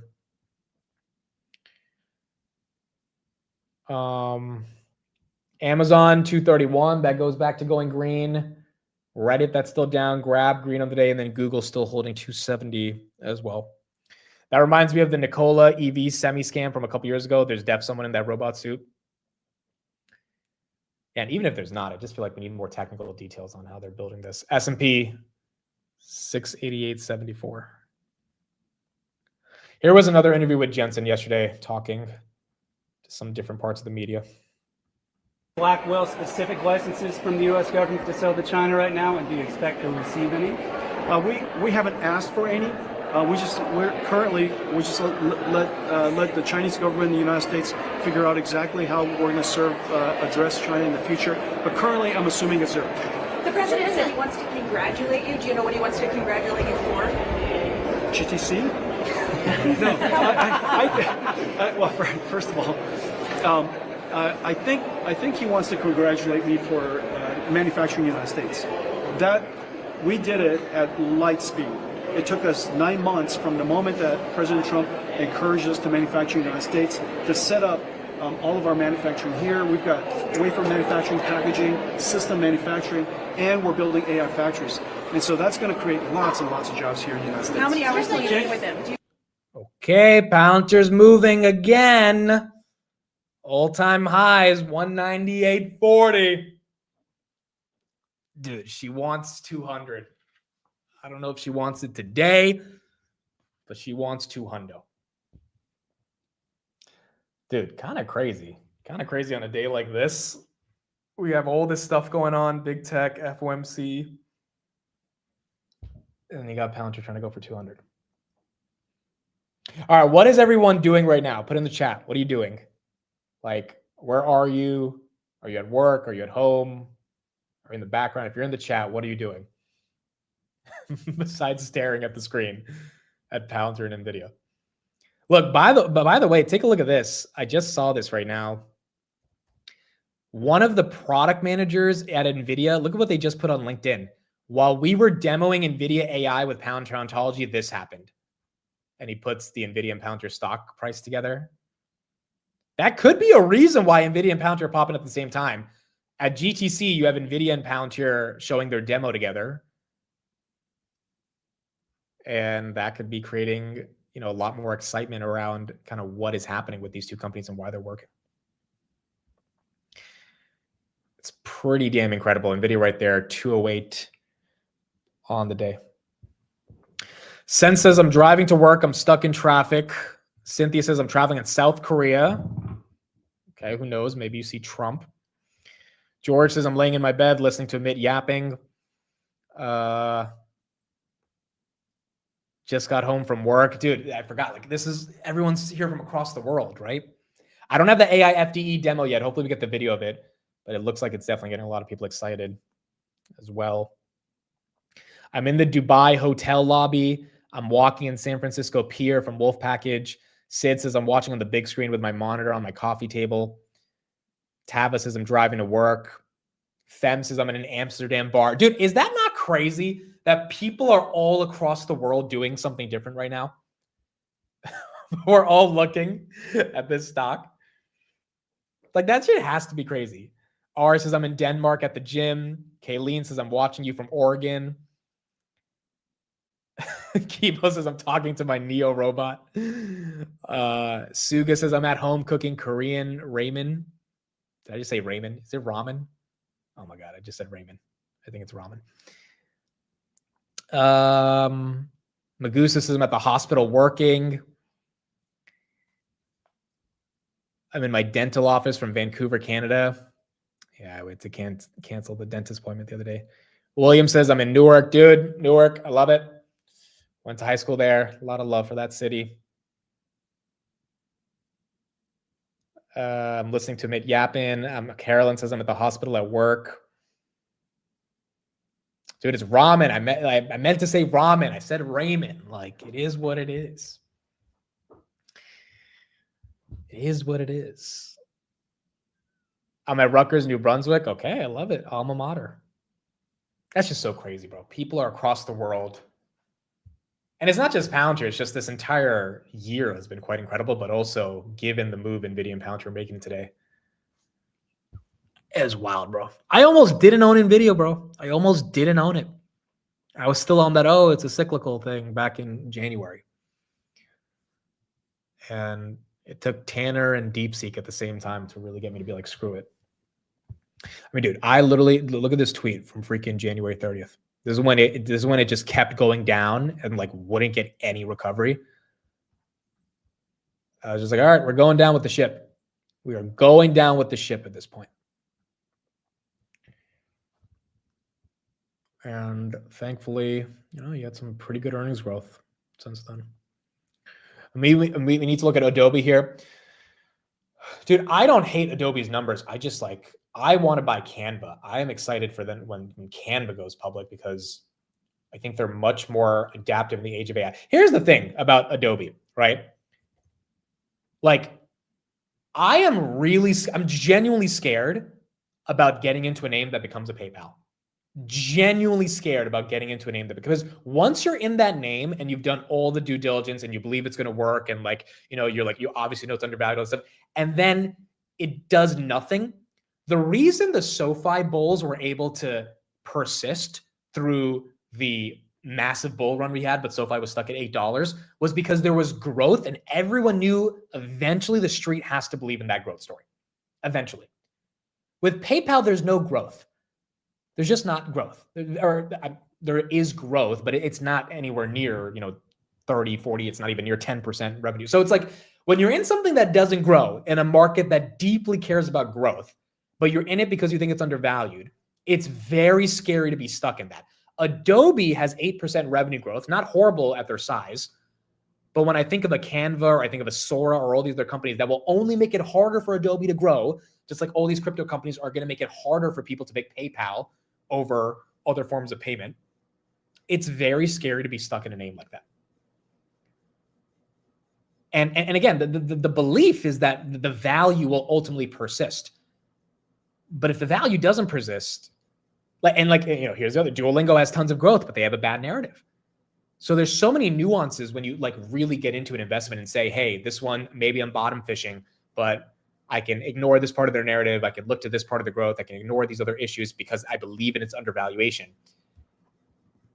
When in reality, buying more Palantir and Nvidia could be buying more Hood could be and as annoying as it is to hear that, it's like, that might be a better option in a Super Bowl market. So look, I think Adobe will do well. I think PayPal will do well. But after PayPal had a 15% day and then it gets destroyed the day after. And look, Fiserv is a stupid reason for it to go. I mean, Fiserv is not the same as PayPal. I understand it's a sector-specific company, but if you can't hold even 1% of green after yesterday because another company falls 45%, it means the stock has a real problem right now. Now, that could also be where the massive opportunity is. But nonetheless, that is the risk at the end of the day. PayPal is down because their take rate keeps decreasing. Not the same for Adobe. They are utilizing Sora and VO for mass marketing. Yeah, look, I've not done a deep dive on Adobe. Maybe it warrants doing it. I just know that their top line revenue growth is not exciting. And right now, when you got Nvidia growing 50%, the street really cares about growth. I mean, even Salesforce, dude. Mark Benioff tried to pump the stock by saying they would do 60 billion by 2030, rule of 50, and it kind of helped. It was at 245, now it's at 250. But 60 billion growth is 10% year over year. It's just not super exciting. Is it undervalued even with that growth rate? Yes, of course. Same thing with Adobe. But it's just not as exciting at the moment. Palantir getting rejected at 198, 196. But we did hit 198.40. All right, so we have some coverage on Amazon. Let me pull this up with their new. Let's pull this up right here. Let's see if we can get some updates on AWS as well. Today's Tech Check. Hey, Mac. Hey, Leslie.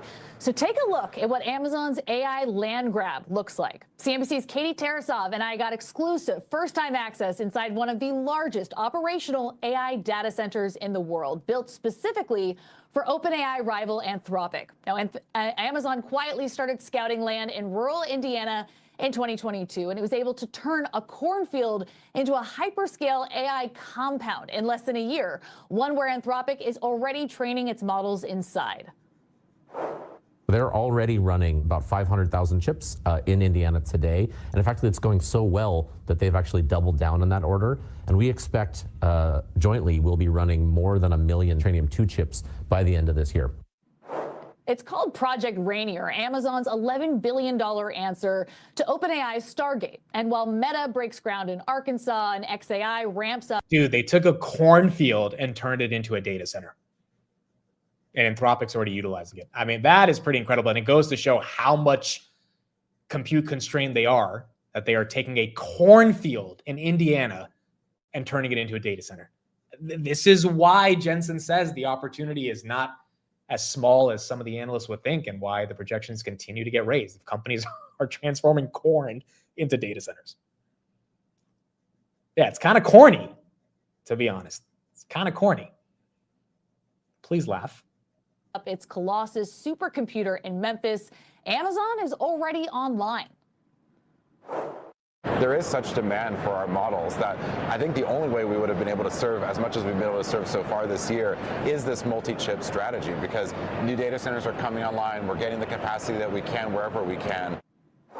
Amazon is deploying CapEx faster than its rivals, exactly what the street is looking for when the hyperscalers start reporting after the bell today. Amazon's spending is neck and neck with Microsoft, which reports this afternoon.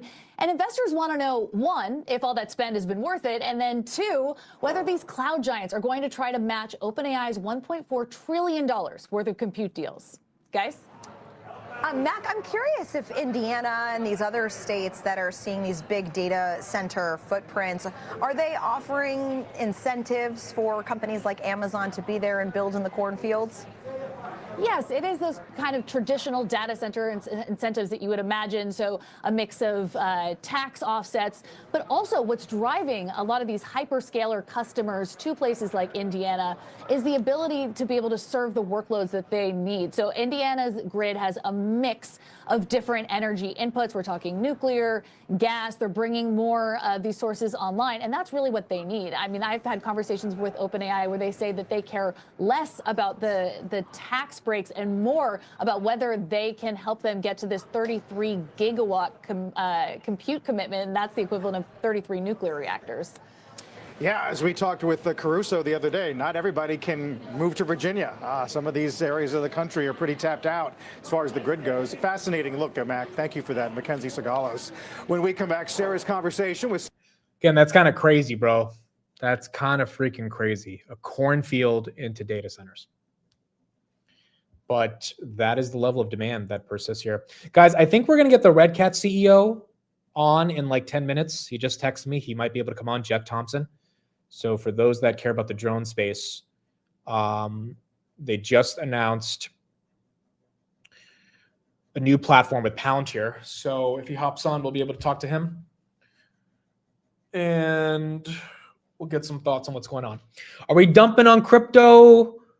Oh no, she's dumping. Dude, why can't people just hold their crypto? Why do they have to sell it? Like, why can't you just hold it? Why can't people just hold it? By the way, soybean futures seeing some pretty big moves right here. Highest move today since October 2024, based on this China soybean announcement. So looks like the soybeans are doing okay. Barron went short. Dude, Barron's worth like 500 milli after going short crypto before the Trump tweet, then long crypto after that. Then he probably went long Nvidia right before this China stuff. It's got to be worth like 300-400 million, dude. Okay, let's ask this question. If you had $100 million, what's the first thing you're doing? What's the first thing you're doing? If you had 100 milli, what are you doing?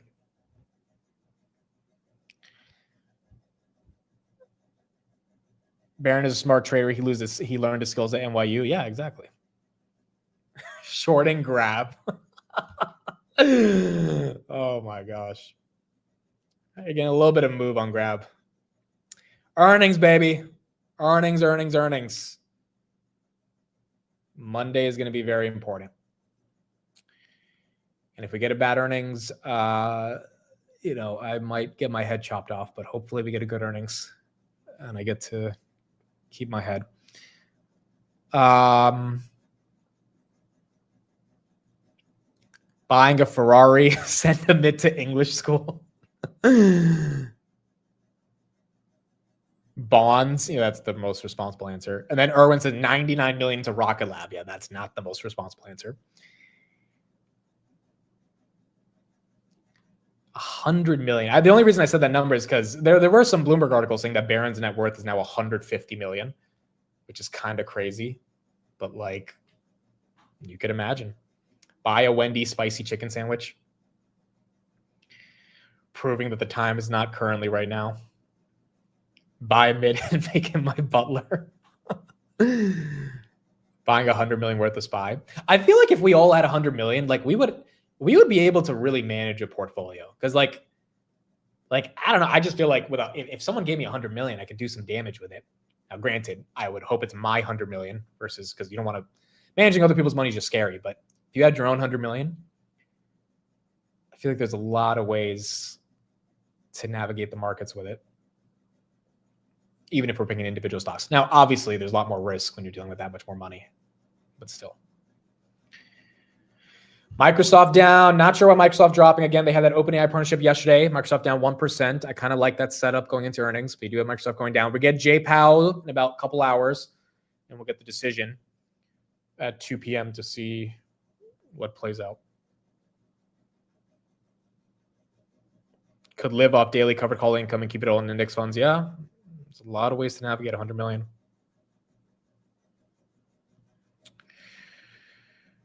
Broadcom, that one's still moving. Wow, Broadcom all-time highs, 382. Broadcom, Nvidia, and Palantir, and then a couple of these other names seem to be holding up the S&P, but S&P, again, if Meta, Microsoft, Google give us a hit, maybe 7,000 is not as far away. Palantir 196 and Nvidia 208 on the day. I will stop watching you if I have 100 million. That's a fair point. That's a fair point. I don't buy Ethereum because I can't stake it. I can't stake it in New Jersey. So that's why it's hard. Also, again, I like the crypto derivative plays more than buying crypto in and of itself. Maybe next year we start like a DCA into Bitcoin and Ethereum in general, but I feel like there's a way to get exposure without having to be in those assets. It's just this month has not been the best for them. Bitcoin right there, 111.7. I'd give you a $20 super chat. I appreciate that. I would appreciate that. Buy AK Media. We have I don't know if we have BM in our earnings today. I don't think we do, but we're gonna see. I think it's November 5th. Wow, Duolingo, it's getting wrecked, bro. Goodness gracious, 275. This is why I'm not gonna win this freaking stock draft with Matt. Look at that. Matt's at 48. I'm at 45 because of this stupid green owl that everyone thinks Apple's going to destroy with Google. Like, why? Why does that have to happen? NJ is such a weird place. You can't pump gas. You can't stake ETH. Will you tokenize AK? I don't think we'll ever tokenize AK Media. Probably not. You know the funny thing about this? I said this a long time ago, but I'm like, if I had 100 million, I feel like I would still do the show every day. And I know a lot of people say, well, why would you do the show if you have that much money? It's like, because I just love doing the show. Like, it's not even about the money there. In fact, I feel like the show would be more fun. Dude, we could freaking like buy 10,000 shares of a stock before earnings. We could do a bunch of I feel like it would be even more fun if that was the case. But I just love doing it so much every day that I don't think it would change anything. All right, folks, we got someone backstage. Let's bring them on. It's been a couple months since I've spoke to them. A lot of you guys have been interested in his company. And, well, his stock is not doing too bad, up about 120% over the past 6 months. Latest partnership with Palantir. Ladies and gentlemen, Mr. Jeff Thompson of Red Cat. Jeff, what's up? Jeff, we can't hear you. If you click down on the mic arrow, okay, he'll be back. And then we'll get Jeff. Dude, I know a lot of you guys are into Red Cat and the drone names. Ondas, that's another drone company that's taken off. So we'll get Mr. Jeff's thoughts. Dude, Chad was supposed to be on today, but Chad just told me he got busy because he has a big meeting. But he was supposed to be on today as well. I wanted to talk to him about this Nvidia Palantir thing. Maybe we'll try to get him tomorrow if he can't make it today. Mitt's going to blame StreamYard. No, I don't have to blame StreamYard. Jeff can blame StreamYard, but it always is StreamYard's fault. It usually always is StreamYard's fault.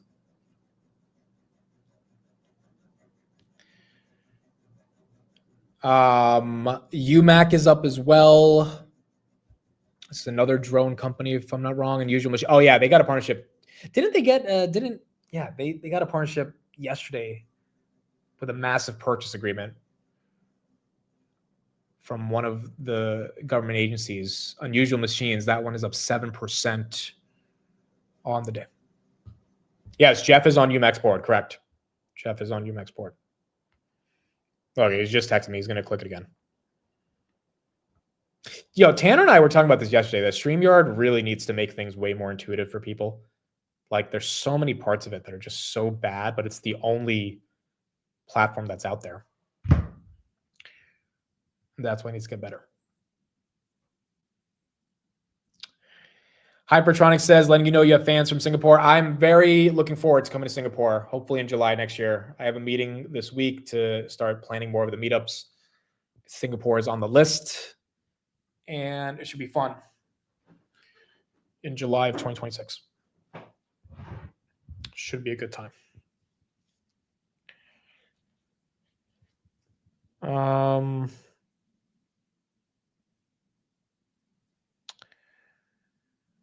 Come to Chicago. Yeah, Chicago's also definitely on the list. There's actually a decent amount here in Chicago as well, which will be good.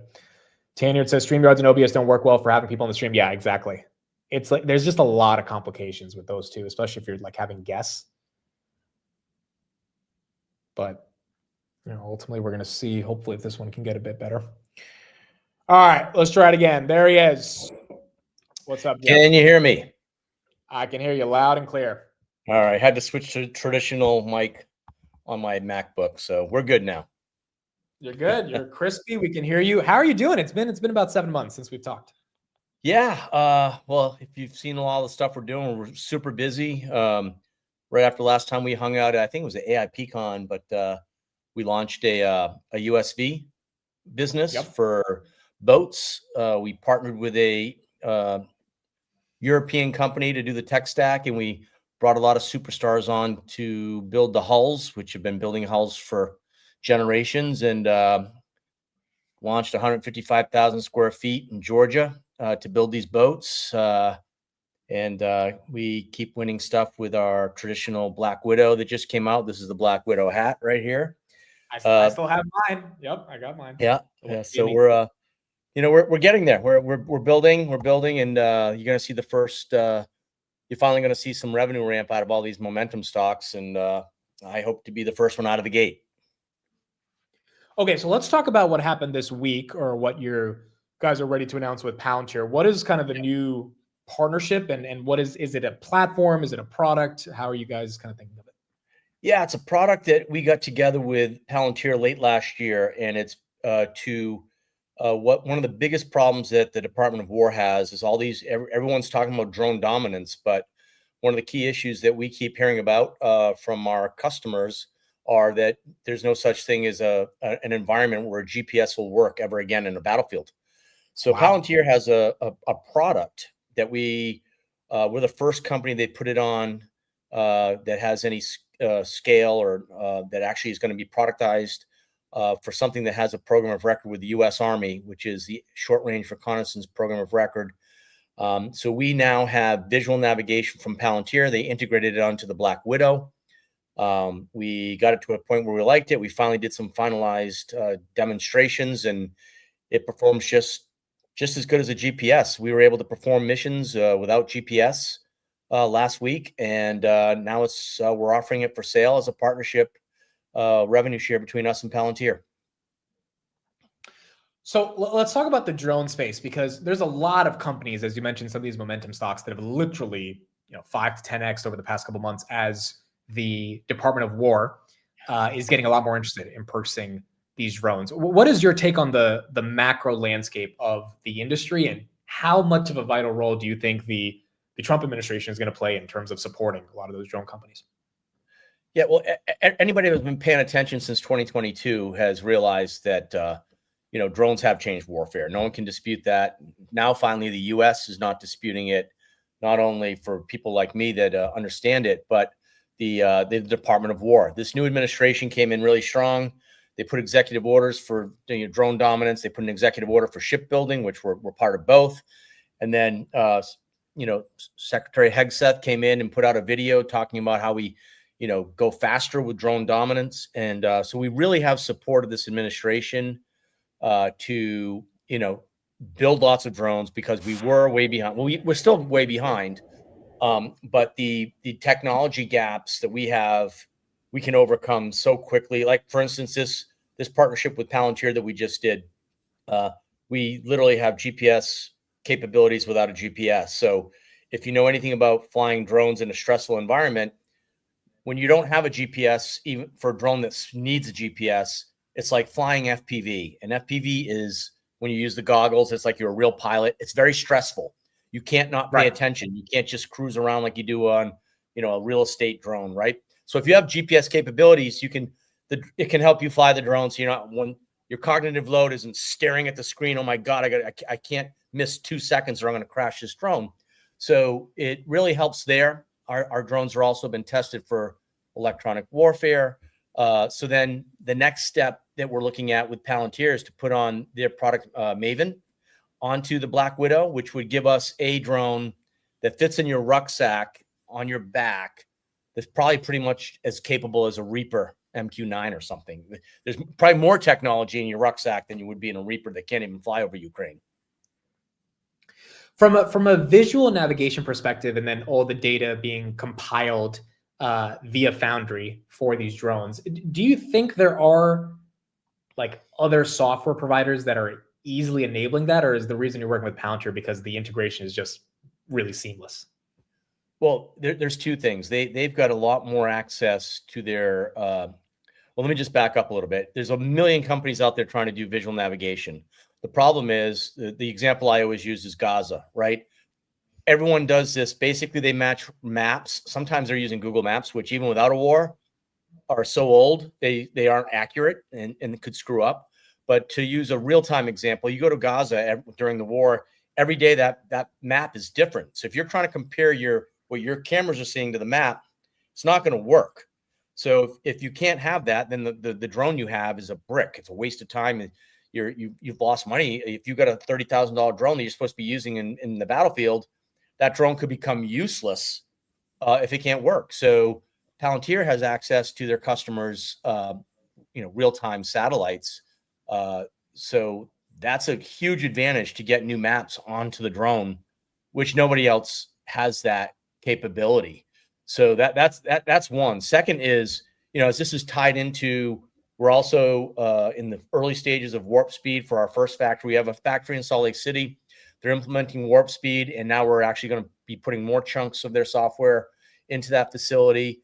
We're also in the large factory in Georgia. We're going to be implementing warp speed there. And then our Long Beach facility, which makes our longer range drones, will be also getting the Palantir's software. So having our drones be built with this software, giving us more efficiencies, allowing us to get better margins like other customers that are using this, less waste, can bring up our yields, which also increases your margins.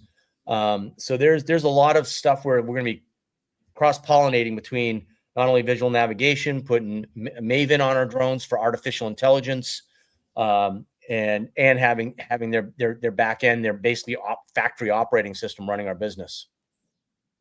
Can you speak a little bit about this partnership, Red Cat and Paladine, to embed AI into the Teal drones?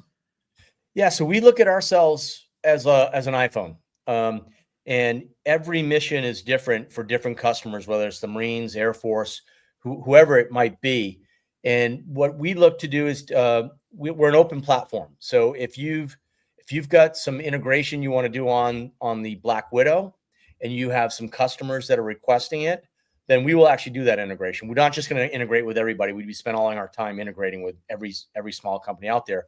But Paladine has some great software that also does some interesting swarming and artificial intelligence, and they have some direct paths to some customers. And so that also makes the Black Widow more valuable to the customers they're pitching our product to with their software on it. So we do that with many different vendors on our drone. Also, we do something with Safe Pro, which has been doing a lot of work in Ukraine, identifying mines. So you go through a minefield. If you're a soldier, you probably want that software to identify these mines if you get across that field. Things of that nature. We do some 3D mapping on the edge with Reveal. We work with Sightline on also object detection and targeting. Whatever can complete the mission, we can say to the Army, hey, you tell us what products you want here. And lots of the times we're guided by the Department of War of, hey, we're dealing with this company XYZ. We think it would be smart if you put their platform on your platform. And we typically listen once it comes from them. How serious is Hegseth on the drone push? I mean, I know publicly he said we are really getting ready to support this industry, but are they so disturbed by the geopolitical instability with Russia, Ukraine, Israel, Hamas that they're just like, this is the future and this administration has to be prepared for the next 5 years? I think they're absolutely serious about getting drones to every soldier. Like I was flying with the 101st a few weeks ago, and what they're hearing from Hegseth is get everybody a drone. And what we're seeing to start with some of the once the world opens back up, but we're also seeing some contract flows change dramatically from original what the size of these contracts were supposed to be compared to what they're probably going to be going forward. It has accelerated quite a bit from previous numbers from the previous administration. Yeah, it's at least publicly what I've seen is that the admin really cares about drone technology, and you're seeing a lot more defense contractors get a lot more love from the administration because they want to be more prepared, and it makes sense over the long term. There's a lot of other drone platform companies like Ondas and a bunch of more that I could name. How would you say you differentiate from those companies that are also out there competing for some of the same contracts potentially? Yeah, so we started with a program of record called Short Range Reconnaissance, which was almost 5 years ago before we got into the final down selection. So we pivoted to defense many years ago, and we focused on the warfighter as the customer and nobody else. So our requirements for our drones were, hey, this is going to be for the warfighter. The Army requirements are very strict in what they want to make a soldier safe and more lethal. We built a drone for that. We didn't kind of say, hey, we got this cool thing. It's for first responders and fire departments and shoehorn it into a Army or a warfighter's rucksack. No. We built it for that rucksack so they can be safer and more lethal. And a lot of the other companies are pretty broad, and they're investing in a lot of different things, different strategies. I'm sure Ondas is going to do great. They've got quite a war chest right now, and Eric's a smart guy, so I think they'll do well. And they've been pretty aggressive in the last couple of weeks with the acquisition. So I think he's going to put that money to work right away. Our last couple of questions for you, Anduril. Any thoughts on them as a broader defense contractor that's growing? Yeah, I think they're a great company. I think Palmer Luckey is interested in drones as well, right?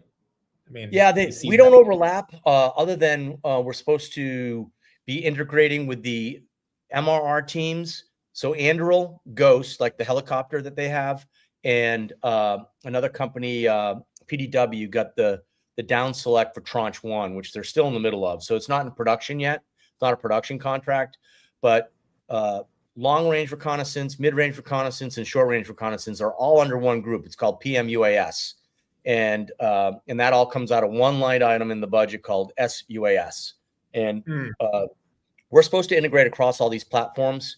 We've got the first universal controller that the Army has up and running using our controller. So we're supposed to be integrating with other folks like Andurils and the other folks in MRR and LRR, and there's also SBS, which FLIR won with that little Black Hornet.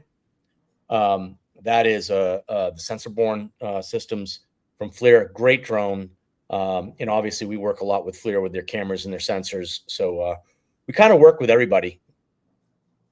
Yeah, and I think that's also what I got from the conversation we had at AAPCon a couple months ago, is like becoming that de facto platform to work with as many integrated systems as possible. And when you're getting messages from the government to integrate one platform onto another, it seems like they really want to make it interoperable, which is no, really that is absolutely true, because this is, believe it or not, even though this number is probably very dated now from what we're hearing in the last few months, the original program for SRR was about 14,000 aircrafts, which would be the largest amount of aircraft ever acquired. They don't cost hundreds of millions of dollars each. Not the largest in revenue or in dollars on contract value, but in the amount of aircraft. So the amount of sensors that we're going to have implemented into the Army is more than any other program before. So, Palantir is going to have access to all these sensors for visual navigation.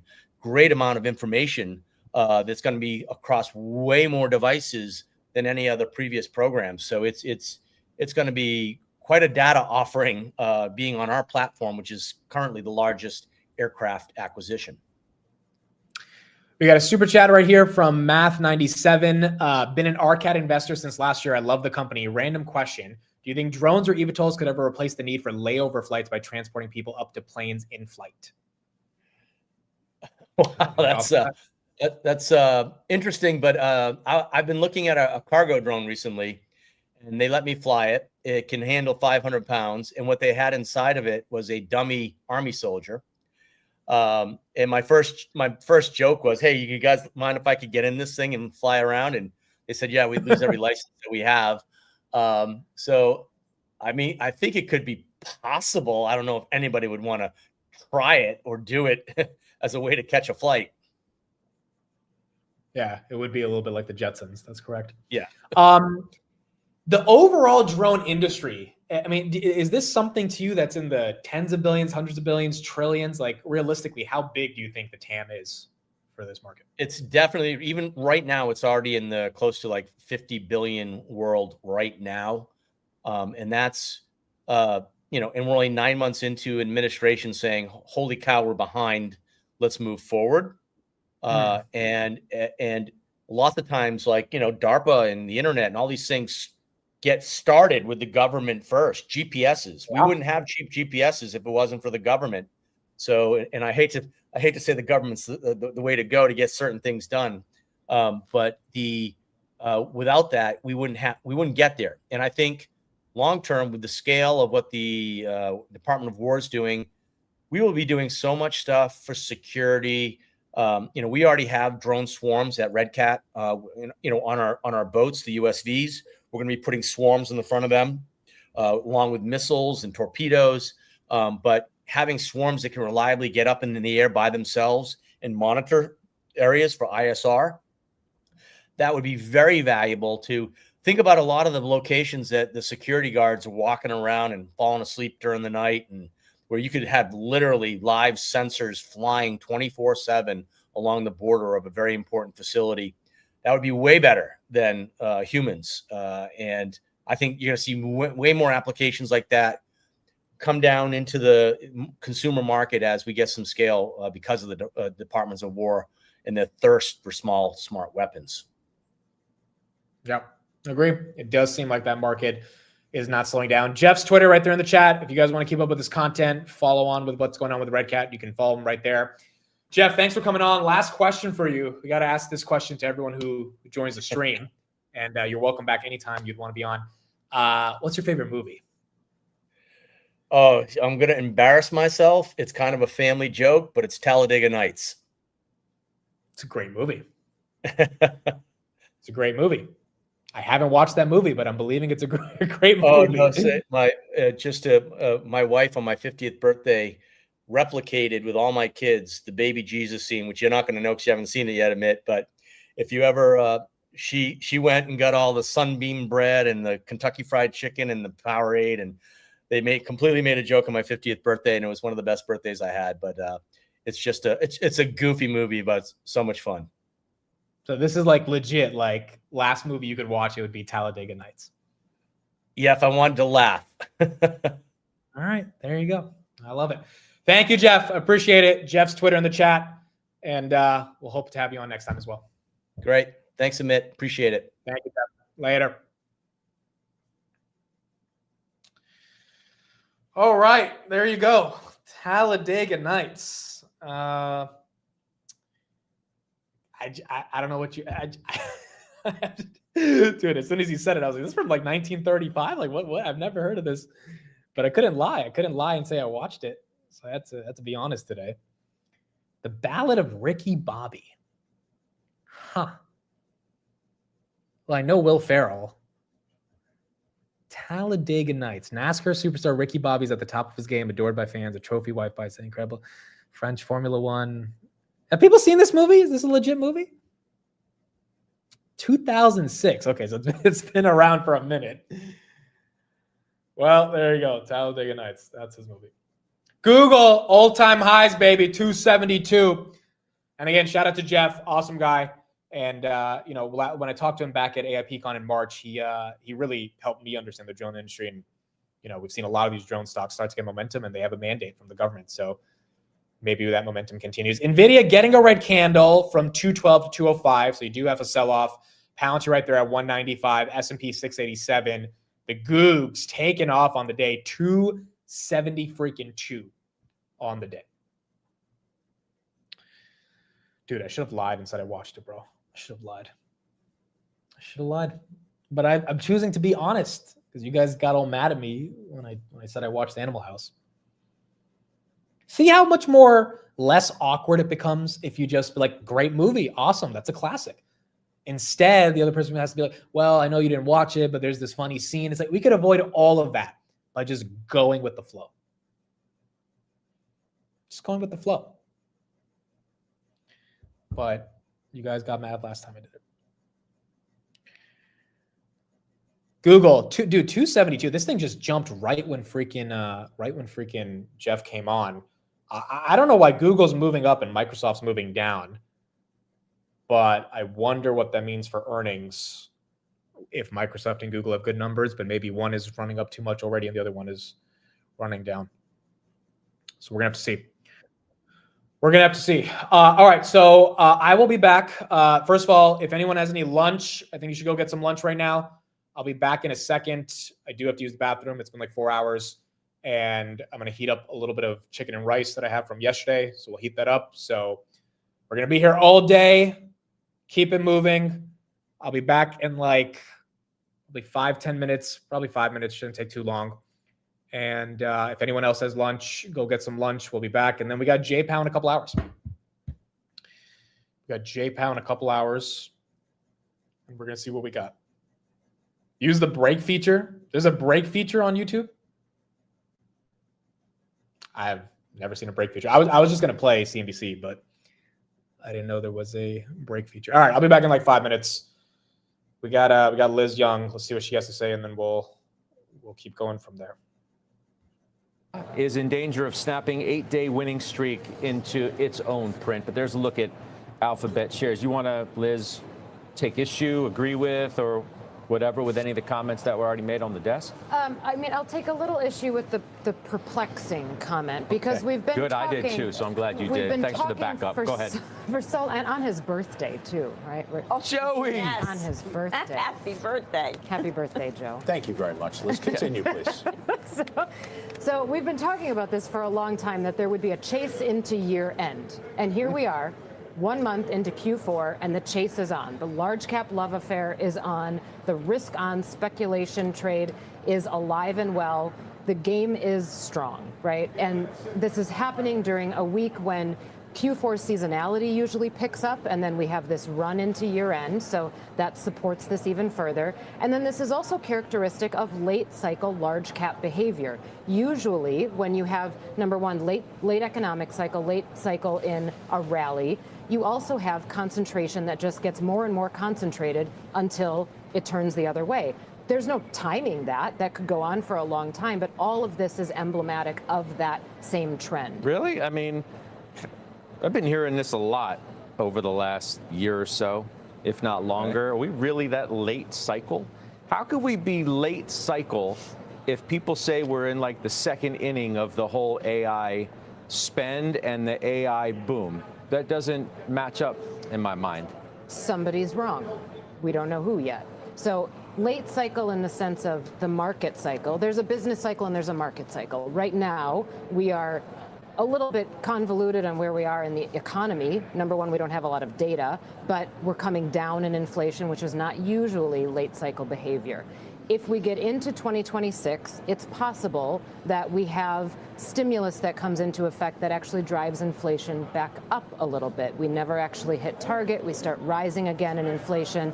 Unemployment starts to rise. That starts to feel more late cycle in the economic standpoint. But I mean, we're cutting rates. However, The market's late cycle. We're cutting rates. Well, if we have to pause that, right, there's all of these question marks that could happen in 2026. That's not a 2025 story. But there's it seems a lot of if this happens, if that happens, but what's the likelihood? We play probabilities too, more so than ifs. right?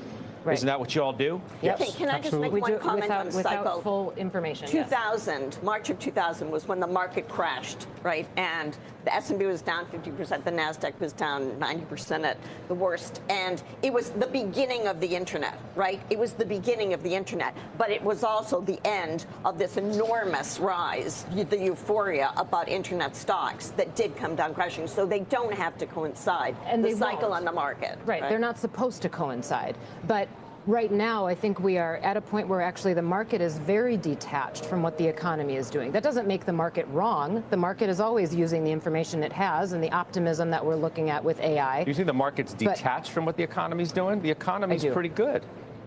Pretty good, but it's not heating up. It's cooling down.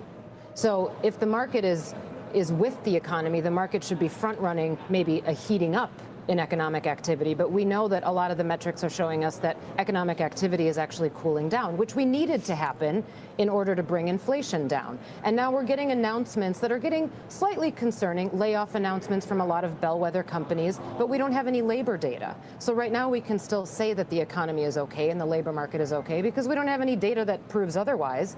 But when it starts coming back out again, we don't know what that'll look like yet. You know, it's so interesting because when you talk to companies, and whether it's CEO or CFO or just pick somebody, you know, that's in middle management, there's a disconnect because they don't see things being as good in the economy. Yet we see numbers, we see some companies reporting, but and I've been unable to square that disconnect, and it's been going on for months and months that the economy's not that good. We hear from some people that come on the network as well. But it really doesn't matter in terms of the market. The market's looking forward, and what it sees forward is lower rates, if you're not levered to AI, it's to economy. The economy doesn't look good to you. Because if you go down the list, I love that Carl Quintanilla put this out on social from Vital Knowledge. It tells a good story about if you're tech, boom. If you're not tech, not so much. Cheesecake Factory, weaker sales. Caesars, EBITDA miss. Etsy, weak EBITDA guide. Generac, a miss and a guidance cut. Hormel, EPS warning. Kraft Heinz, guidance cut. Masco, guidance cut. Mondelez, guidance cut. PPG, guidance cut. I can look at all of those, and there are probably more, and build a case that, you see, told you, economy's not so good. And I agree but we with have that. a new economy that the market and investors are placing their bets on. Right, so it comes full circle to what you started the show with, which is that the breadth disparity. So that's more reflective, the breadth is more reflective of what I believe is actually going on in the underlying economy. And the question is, how do you play that? And the only way to play it with confidence, I believe, is staying with the AI companies. Now, they're overvalued on any reasonable metric, right? But where else are you going to go? Okay, I love the. All right, we are back. We are back. Does everyone have some lunch? Got some chicken, some rice. Dude, I think the last time I ate on stream, it was like a year ago. And it was like, I don't know why I was live at night, and I think I ate sushi on stream. So, can you guys see the smoke? It's like heating up. We are officially eating lunch together. Look at that. Look at that. One meal a day. Let's get some broccoli. Let's get some broccoli in it. It's like 5,000 people watching you chew a piece of broccoli. Dude, Dumb Money is live right now. Should we watch Dumb Money? Google's still green, Microsoft down. All right, let's go to Dumb Money for a little bit. Let's see what these guys are saying. Is anyone else eating lunch? Put in the chat. First of all, what time is it where you're at? I mean, it's 12 on the, well, it's 9 in California. It's 12 on the Northeast. It's like 6 in the UK, right? So, yes, Dumb Money. All right, let's see what they're saying. The sector, and certainly it looks like they are. They continue to raise in a bit, and OpenAI, which is multiple old episodes, right? That one worked out. Yeah. In a way, Amazon might be the way to play Anthropic on the AI side now. It just took a while for them to get there with the data center capacity to serve that relationship. And this could be the quarter where that becomes the topic of focus. I mean, perhaps, yeah. I mean, we've been talking about how, you know, your favorite ChatGPT is the normie of all LLMs, and that people that are doing serious work are doing it on different models. For a while, that was Gemini, but I hear more and more people sing praises for Claude. So, you know, maybe some people are dumping Gemini for Claude, and I think we've seen that. There's rumors that their ARR has grown like 7x in the past year or something like that. So I do think people are converting and starting to utilize Claude.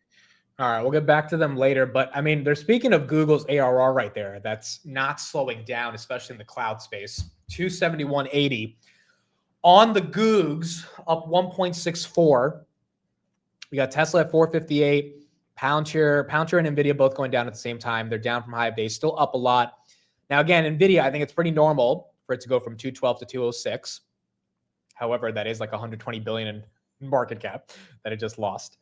But, you know, then again, breaking above 200, one would argue there's probably going to be a little bit of a pullback there. Scott says, my girl and I made a bagel. I love it. Scott, thanks for being here. Zocult says, I'm not eating until 8 p.m. I tried doing that last year, bro. It just didn't work. So now after the market open, I eat my one meal and it kind of gets me through the end of the day. But if you can last through 8 p.m., that's incredible because it is not easy. Oh my goodness, Bitcoin. Are we below 111? We were just below 111.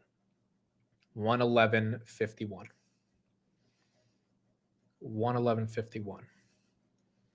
On my lunch break, I'm eating some chicken in the car. That's so crazy. Every time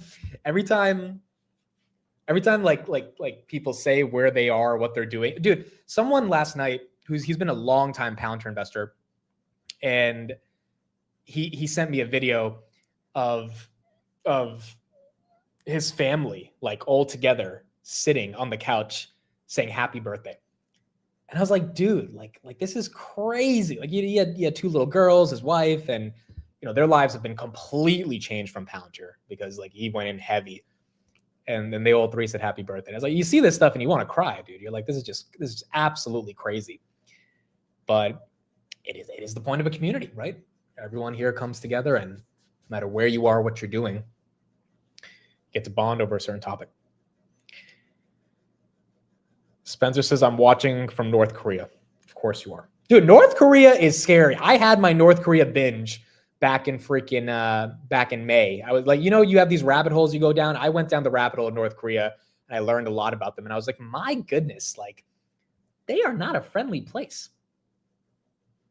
They are not a friendly place. Like it's not nice to be in North Korea. All these vloggers that go to North Korea to like show off and like, I'm like, bro, I would be so scared to say anything. What's the name of the guy that they basically killed, but they didn't fully kill him, but they beat him up enough to kill him? It's the white guy who was there, and unfortunately, he took something off the hotel wall, and the cameras caught him, and then they just brutally tortured him, and then they sent him back to the U.S. basically dead. Otto Lambier, is that the guy's name? That story is a hell of a rabbit hole to go down. Yeah, Otto Lambier. For North Korea. Yeah, a lot of people have seen that documentary. Then you got Dennis Rodman, who freaking loves North Korea because he thinks Kim Jong-un is like his best friend. So I mean, there's a variety of different circumstances on it. We're getting a bunch of downtime, guys. Down outages are spiking. Microsoft, Minecraft, AWS, Starbucks, Xbox, and Kroger. All their websites are reporting a down detector increase. Wow, dude, 16,000 reports from Microsoft Azure. What about AWS? 2,000 reports, so a lot better for AWS. And then Xbox, 1,800 reports for Xbox in the Northeast. That's not good before earnings. Not good to see that before earnings. Because people are getting fired. Dude.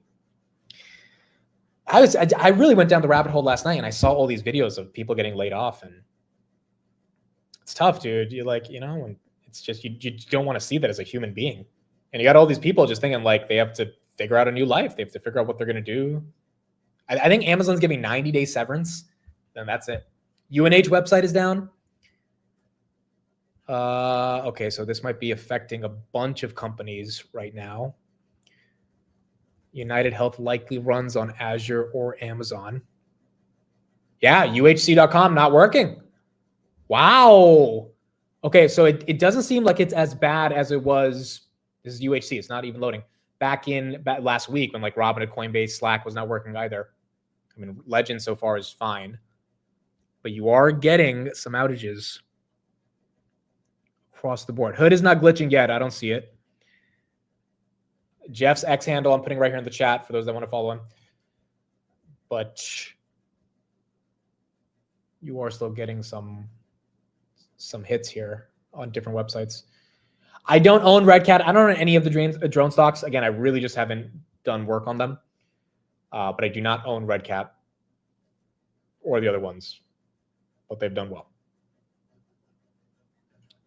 But yeah, the layoff thing is, I mean, again, it's like, it is one of those things where, again, 14,000 of them were sent out yesterday. So when you have 14,000, a lot of those people,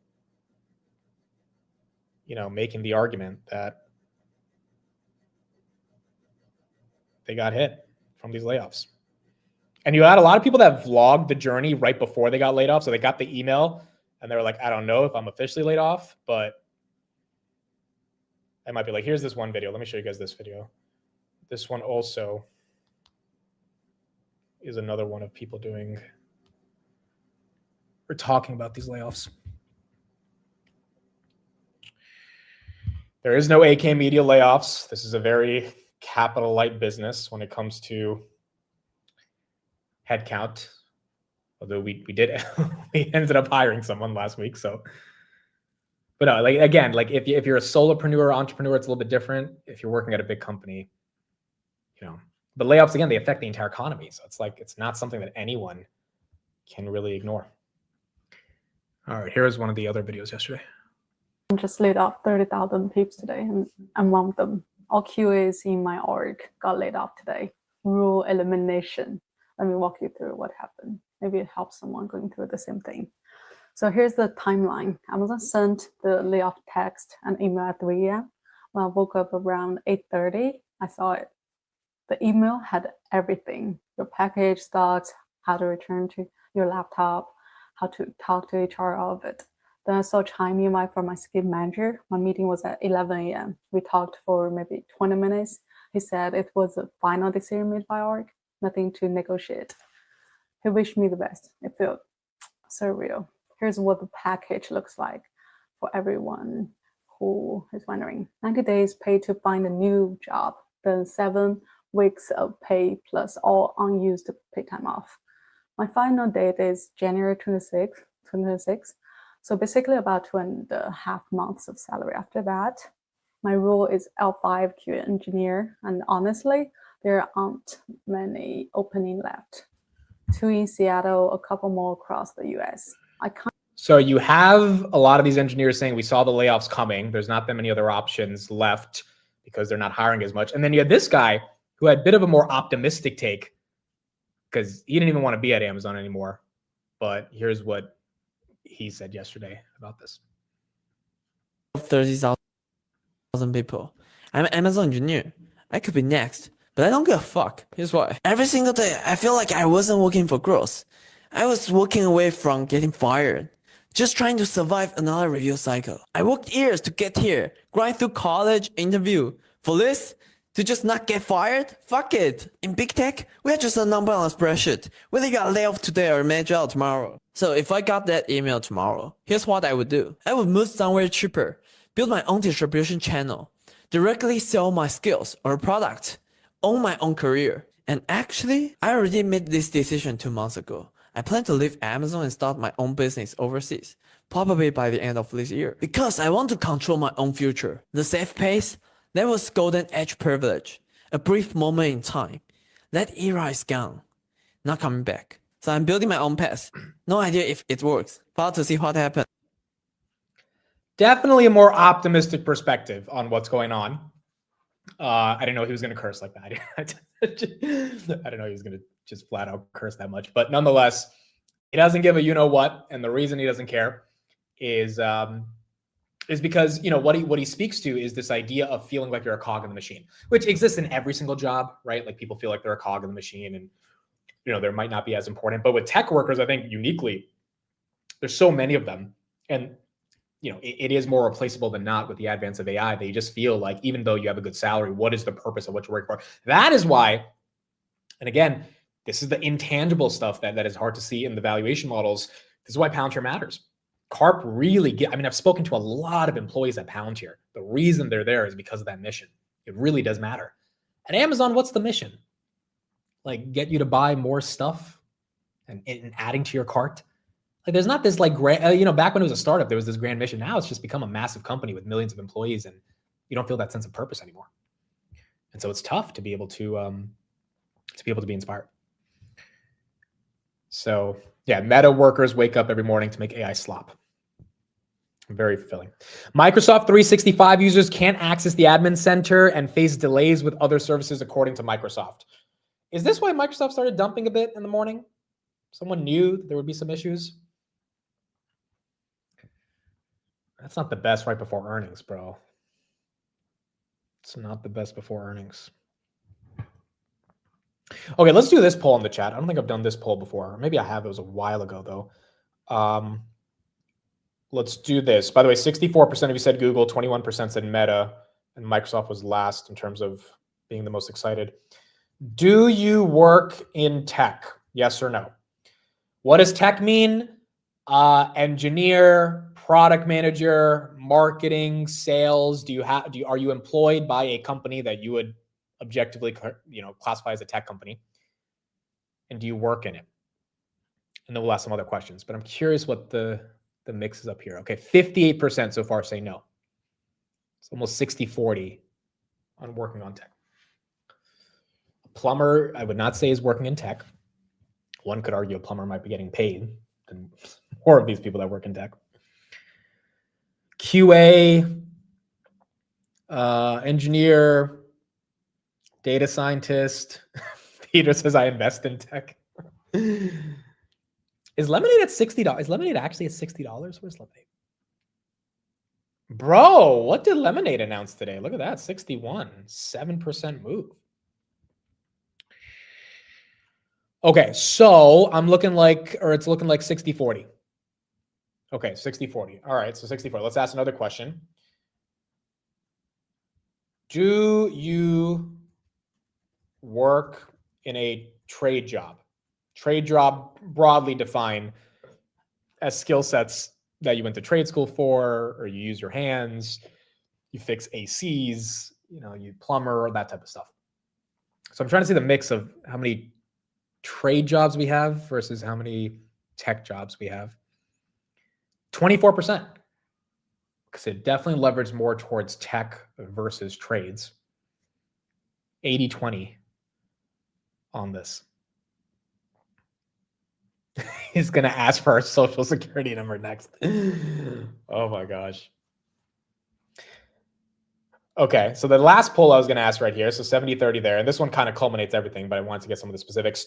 Do you think your job is blue collar or white collar? Blue or white? What are we thinking?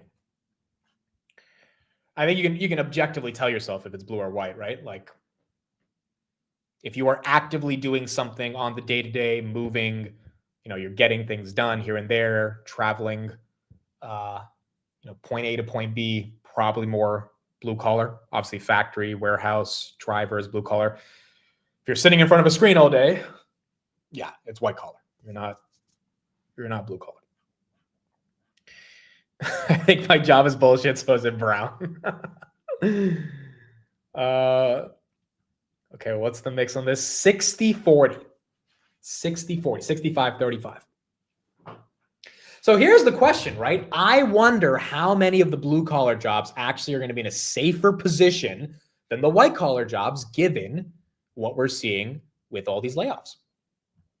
Again, we watched that video this morning of the girl who's in marketing for Amazon ads. Like, I'm not going to lie, when she said I'm a marketing manager for Amazon ads, I had no idea what that is. I have no clue.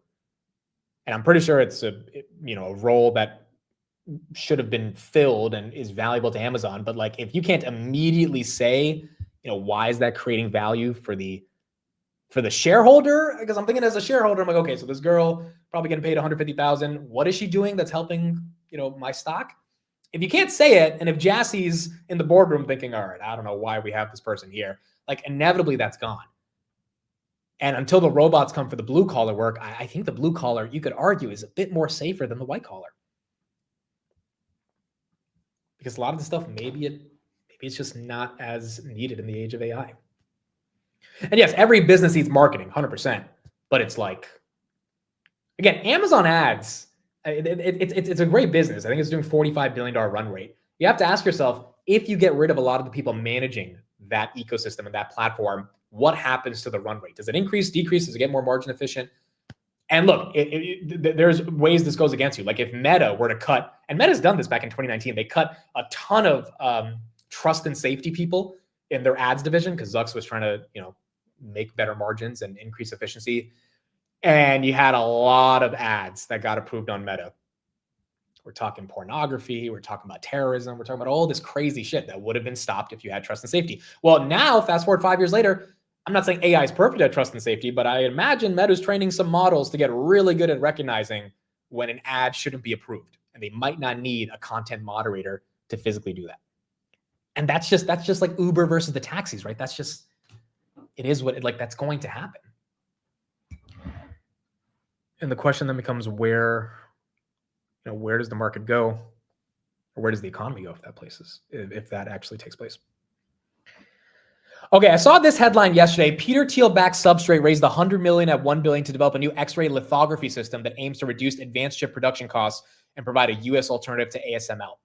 This was actually a headline we didn't cover yesterday. It's a big deal, in my opinion, because you've got this big American manufacturing push from Trump around semiconductors. ASML is essentially a monopoly in lithography. If you got Peter Thiel saying, hey, I'm going to fund a company that's going to try to compete with these guys in the U.S., name is Substrate, valued at $1 billion. I don't think it's bearish ASML, but it's definitely more bullish American manufacturing when it comes to semiconductors. So you do have that headline. That is important. Krupa says, Amit, I left my full-time job in mid-September after crossing 7 figures in the stock market in 5 years to focus on my digital publishing business. Yeah, look, I've heard that story from a lot of you guys that you've been able to leave the job due to the market. And it goes back to this trend we've been talking about for the past 2 years now, which is if you own assets, it's been a fun ride. If you don't, it's tough. And the assets give you the potential freedom and the flexibility to maybe make other decisions. But most people don't, right? Most people they don't care about this data. They're not watching the stock market stream at 12:30. They're doing something else. They don't care about it. And that's where you have the majority of Americans, definitely in this country. And then, then you have to deal with the nature of how it's perceived when companies do make decisions that are more friendly towards shareholders versus employees. Powell's at 2:30. For those that are asking, Powell's at 2:30. We'll get the update in an hour 30 on what happens for the FOMC. We're going to get the rate cut. It's just a question of how much the street reacts to it. Also, I want to see who says yes, who says no. Is it unanimous? Is it like a couple of these Fed presidents said we don't need to cut? I wonder what Jay Powell's commentary is on the labor market. Obviously, that's going to be really important. But all that stuff matters. Amit, thoughts on covered calls this week for earnings? I think you have to pick which strike you're comfortable with. So if you own Google, you have at least 100 shares. Let's say you bought it at 220. Google's at 270. You have to ask yourself, do I think Google can get to 290 by the end of the week? And maybe you sell the cover call at 290. If you think Google's overextended and it's going back down to 250, maybe you sell the cover call at 275. In general, I'm a bit hesitant for calls on earnings because you just don't know what's going to happen. And unless you're really confident that you're ready to exit Google at 280. And therefore you sell the call at 280, maybe get $3 a premium. So technically you're selling at 283 and you're totally okay with selling at 280. Then I would avoid calls, because it's just like, you never know. What if the numbers are so gigantic that it just like, and then you want to keep the shares, right? And you get annoyed that you ended up selling the call. So it's really just a question of how you want to hedge. Neo says, I got laid off in my family's real estate office today. Was told to focus on the market. It's a bittersweet feeling. Who laid you off, Neo? Was that like was it your immediate family? Was it mom, dad, or was it like a distant family, like cousins? But look, if they're saying to focus on the market and potentially manage some of the family money, that's also not a horrible idea. But I mean, like, even like the fact that you said even in your family's business you had to lay off, it's tough, right? My big brother, damn. Okay, yeah. I mean, see, and here's the thing, right? I don't know the relationship you have with your big brother, but your brother just might be saying, dude, we can't afford it, right? And if you're doing well in the markets, maybe that's why he's saying you can focus on the markets because we can't afford to pay you. But that just goes, dude, over the past 48 hours, my entire mood has changed on the labor market. This 15,000 emails were sent last night from Amazon. At once, all at once, right before earnings, because they know they had to just rip it off. And they did it at 5 a.m. Seattle time to make sure people wouldn't come into the office. Like, it is starting to highlight a much bigger issue that I don't know is structural yet, but I do know is related to AI. But I'm happy you're here, Neo. Hopefully, being part of the chat and being part of the community can create a little bit of solace today. Family business has always been tough, dude. I have some experience with this because my dad and my uncle, his brother, and my grandpa, they all ran the liquor store together. And dude, family business, it's just, there's always some dispute about something, like the biggest dispute my family had was, and my mom got really pissed off about this, but my dad worked Monday through Friday in the liquor store. Sorry, Monday through Saturday, and then nights on Sunday. So like literally my dad worked 6.5 days a week, and my uncle only worked Saturday and Sunday. But when it came time to split the profits, they did it 50-50. And my dad's a family guy. My dad is like, nothing gets in between family. My dad, it's part of the Indian culture as well. But my dad's like, I don't care if I work more than you, you work more than me. We're always equal. And my mom is like, okay, but he works 2 days a week. You're working 6 days. I don't think and so the amount of fights that created when we were growing up, because my mom would be like, we're broke. And my dad is like, I'm doing the best I can. And my mom's like, no, you can increase your paycheck tomorrow if you just don't split the money 50-50. And my dad's like, nope, these are my values. I can't negotiate here. And that's just how it is. So some family business can get messy, bro. Family business can get messy. Yeah, I know. I see a lot of people here agreeing with my mom, but I also after understanding how my dad thinks, like there was no way she was ever going to convince him to not do it 50-50. There's just no way. Like my dad is who he is. Sometimes you can't get changed, right? So family business always has a variety of different nuances of it. Damn, oatmeal cookie hater, which I love that name. I hate oatmeal cookies as well. Well, I'm okay with oatmeal cookies. Oatmeal raisin cookies, no. We need to talk about Steve with that. Oatmeal raisin cookies are disgusting. He says, my grandpa laid off my mom and died a year later. He was 91 and the rent was too high, but he couldn't survive not working every day.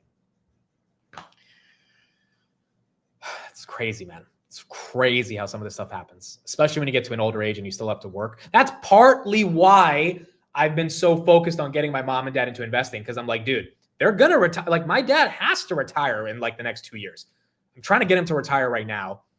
And I think there's a world in which he could retire. He's just really stubborn as well, and he's not doing it. I'm like, dude, you're going to be 70 in a couple of years. You cannot keep working the way you're working.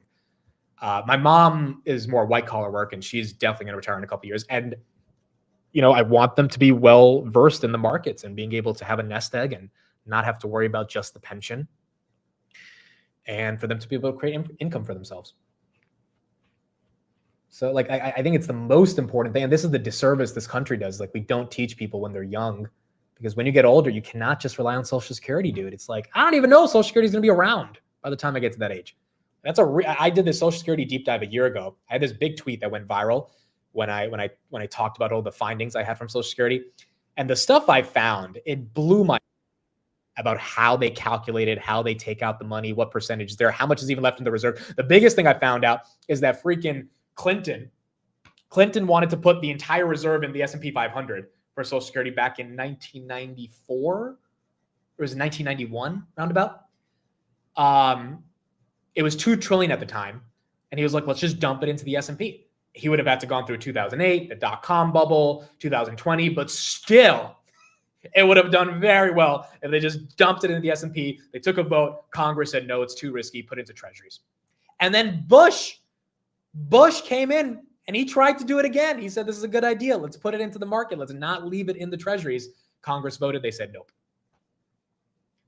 And now it looks like by 2035, either we're going to have to raise the percentage that we take from people today on Social Security to fill up the reserves, or we're going to have to give the people on Social Security right now less benefits. And that's the most, that's one of the hardest politically, it's the hardest way to sell politically. Like, the political capital of anyone who agrees with that is tough, because you have a lot of older people that outnumber younger people. And if you say, hey, vote for me, I'm going to decrease your benefits on Social Security. It's easier to say, I'm going to take more from the 25-year-old's paycheck than I'm going to decrease from the 70 Security check.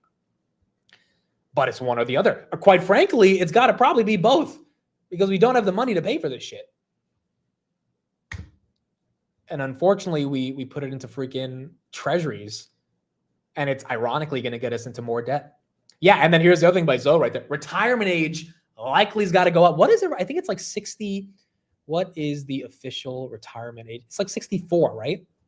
It's 65. Anyone born in 1960 or later, it's 67. Yeah, that's going to 70, bro. There's no way this is not going higher. Like, we cannot afford to pay everybody.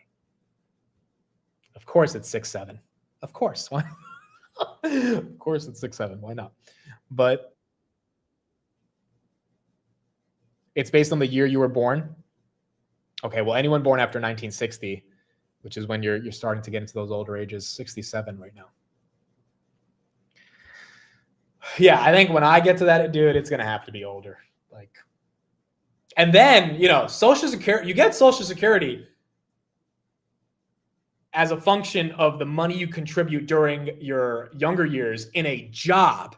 If you have this layoff new world we're getting into where Elon says working a job is optional, well, then where's the Social Security coming from when you're older? Because you're contributing when you're younger to get paid back when you're older. That's the whole point of it.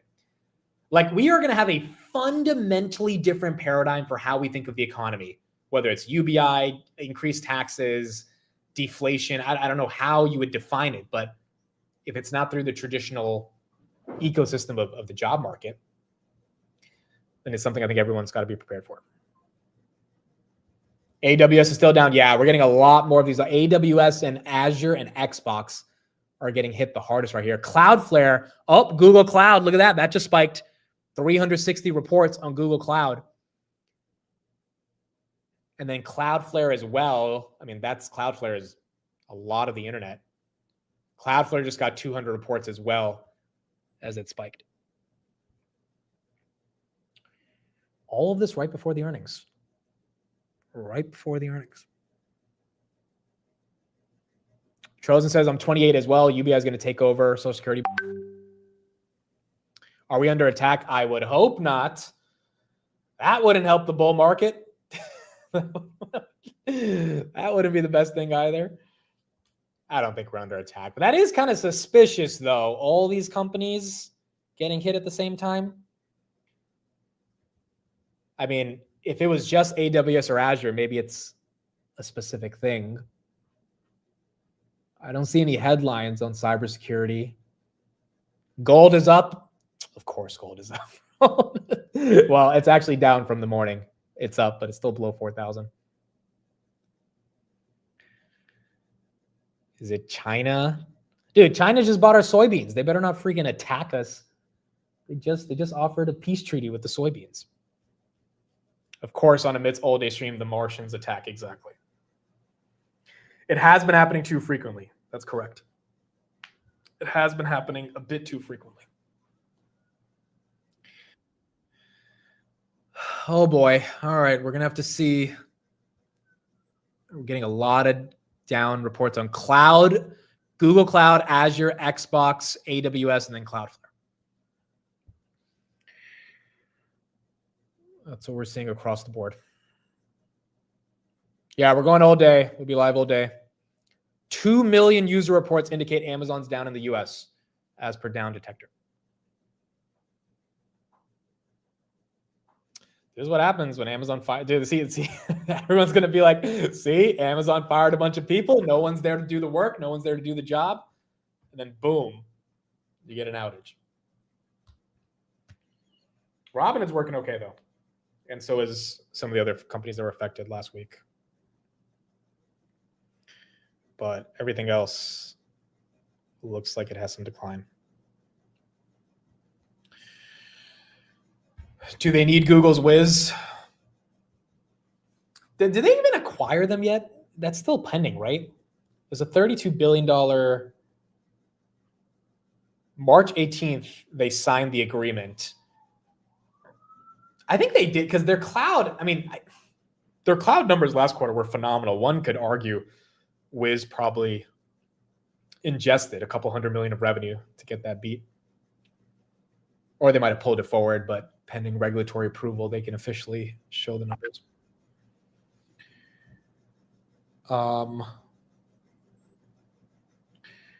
But you are seeing some of these services that are down. Okay, what else do we got? Anyway, this layoff stuff, dude, is crazy. This layoff stuff is absolutely crazy. Jared, thanks for the super chat. Yeah, Down Detector, half the internet. Okay, so what websites are you guys struggling with? Because I'm not, is Twitter down? Twitter seems fine. YouTube's obviously working. Yeah, Twitter's working. Look, I just got Tanner's tweet as soon as I opened Twitter. Tanner, why does my algorithm love you, bro? Every time you tweet something, they're like, hey, Amit, have you seen what Tanner tweeted? I'm like, no, but I guess I'll look at it if you're going to show it to me. Tanner, SoFi updates. Timothy Switzer, who is this guy? He's one of the most SoFi bearish analysts. He had an $8 target in March. Now he has a $20 target after earnings. Timothy Switzer. He is from KBW. Oh, yeah. I remember this guy. This guy got clowned a couple months ago. KBW has been a bit weird on a lot of these names. I think they've been bullish hood, but it took them some time as well.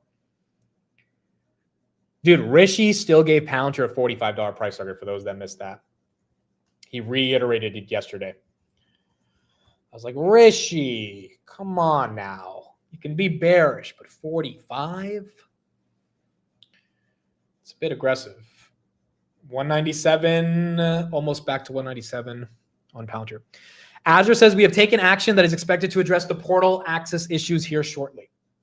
Oh, speaking of Microsoft, dude, Nadella dropped some bombs in terms of some stories around OpenAI. Here's what he said yesterday about how he thought about OpenAI and when they initially invested back in 2019. A $1 billion for sure. How big of a deal was writing a $1 billion check back then?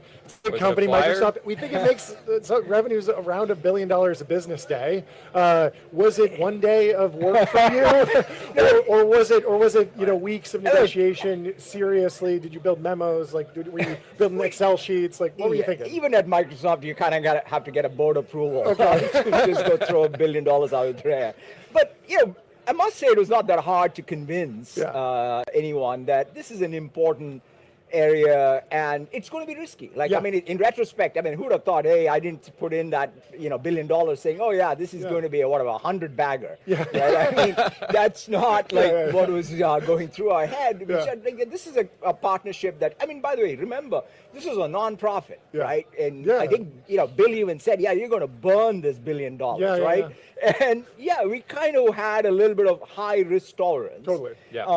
And we said we want to go and give this a shot. And then, of course, we subsequently, here we are at GitHub Universe. In fact, this is probably the place where that billion to 10 billion happened, because in 21 is when I first saw GitHub Copilot. Sure.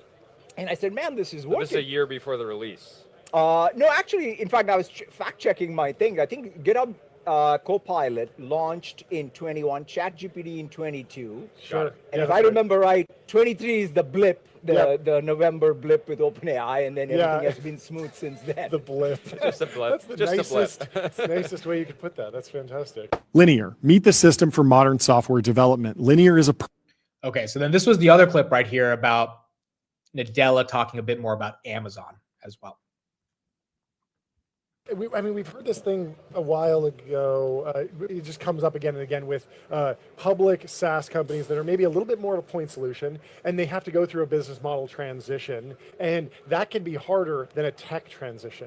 And we hear about, oh, well, if you want to change your business model, maybe you want to be private, but it feels like, is there some sort of advantage of being a hyperscaler, a $4 trillion company, that you can go and retool a piece of the business over here, change the business model, and have almost the privilege of not having shareholders come to you and beat you down about a slight shift in a business model in a subdivision? That you don't get that. I can't deny that diversity of business models, diversity of the portfolio that Microsoft has been helpful. I mean, it's kind of. But that said, I don't think you can take that and say somehow you can make it if you don't reinvent yourself. So I think what happens in tech, unfortunately, is that when these shifts happen, whether you like it or not, you have to first be relevant after having, it doesn't matter what the business model is. The business model may be like, hey, I had 90% margins. You are going to at best have 10%, but you have to jump all in, because even that 90 is going to zero. And so given the binary nature, you got to make it to the other side. But then the category economics matters, right? Because if you can't sustain long-term innovation, if there is no category economics. I mean, hyperscale is a great one. In fact, the best day in hyperscale business was the day Amazon announced their operating margins. AWS IPO. Yeah, because that's when everybody knew hyperscale business is an unbelievable business. It's a commodity, but at scale, nothing is a commodity.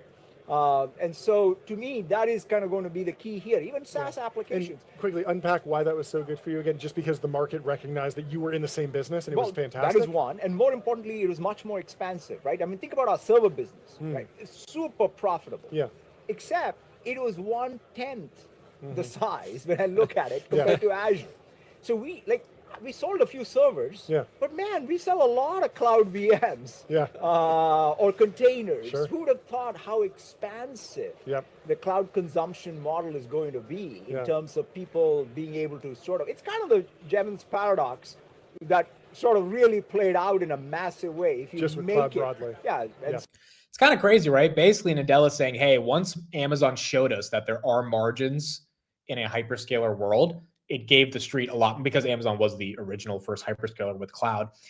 It gave the street a lot more liberty to respect the Microsofts of the world that had good margins, but not the same type of volume, sacrifice some of that margin to get more volume if they could at least keep a bit of it. And as a result, Microsoft is, the $4 trillion company that it is today. But it is down as well based on this Azure stuff. Microsoft right there, 538. Down 0.5%. Tesla's GTA 6 is delayed again. Wasn't it supposed to? Isn't the time frame May 2026? Did they delay it from May 2026? The last time I played Grand Theft Auto was literally a decade ago. I played Vice City on my PSP. But I didn't play GTA 5. Dude, if it's delayed from May 2026 again, that'd be crazy.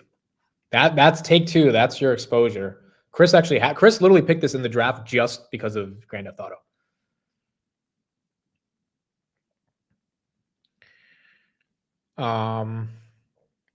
You do have this one's basically flat on the day. It's because you have no life of it. Dude, I got the Nintendo DS over the summer thinking I would start playing Super Mario Brothers. I played for like 2 hours and then I don't even know where it is anymore, dude. I thought I was gonna like legit play this.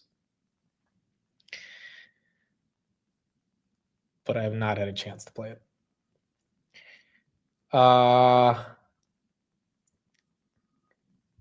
Is the rate cut good for Bitcoin? Yeah, I mean, we'll do a poll right here in the chat. The rate cut is good for like everything, but we got to see if it happens. Market pump or dump after FOMC. What do we think?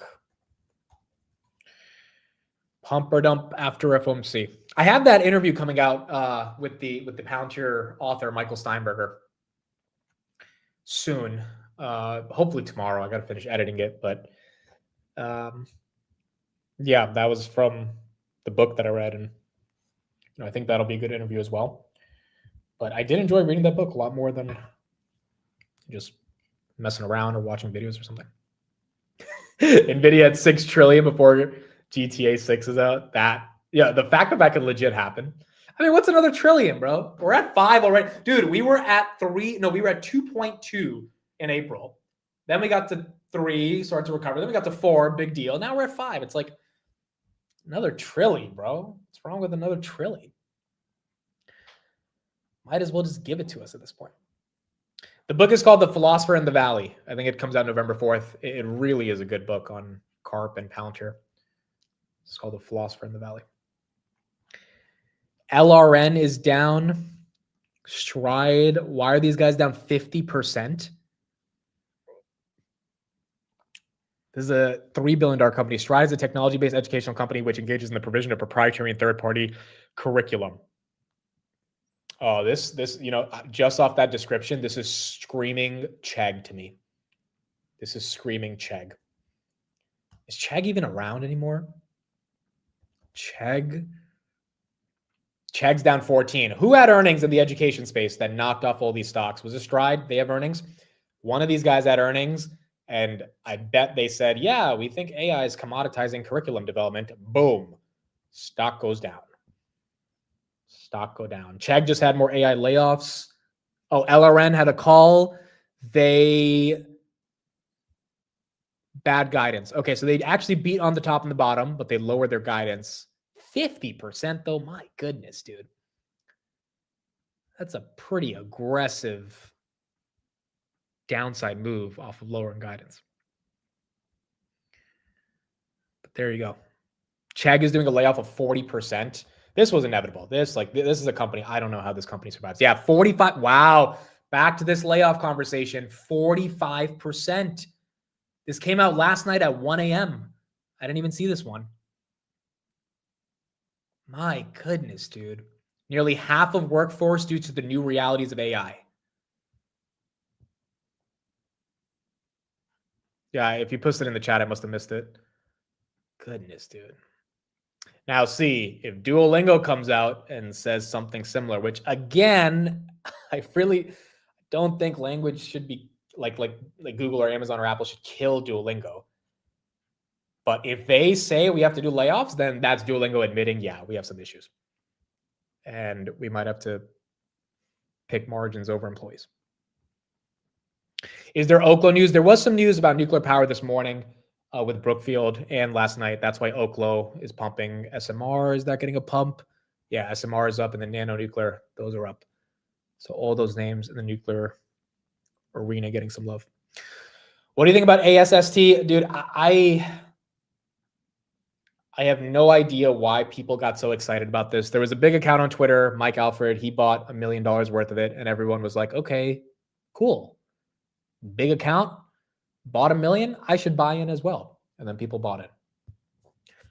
I have not heard a fundamental thesis. Mike has not tweeted a fundamental thesis. I've not seen any deep dive on like why you should buy this company. This is Vivek's asset management fund that he was going to invest in biotechs, turned into a Bitcoin treasury, did a merger, was at $15, then it fell to 95 cents. Then you had a big account on Twitter buy $1 million worth of it, and then everyone piled in.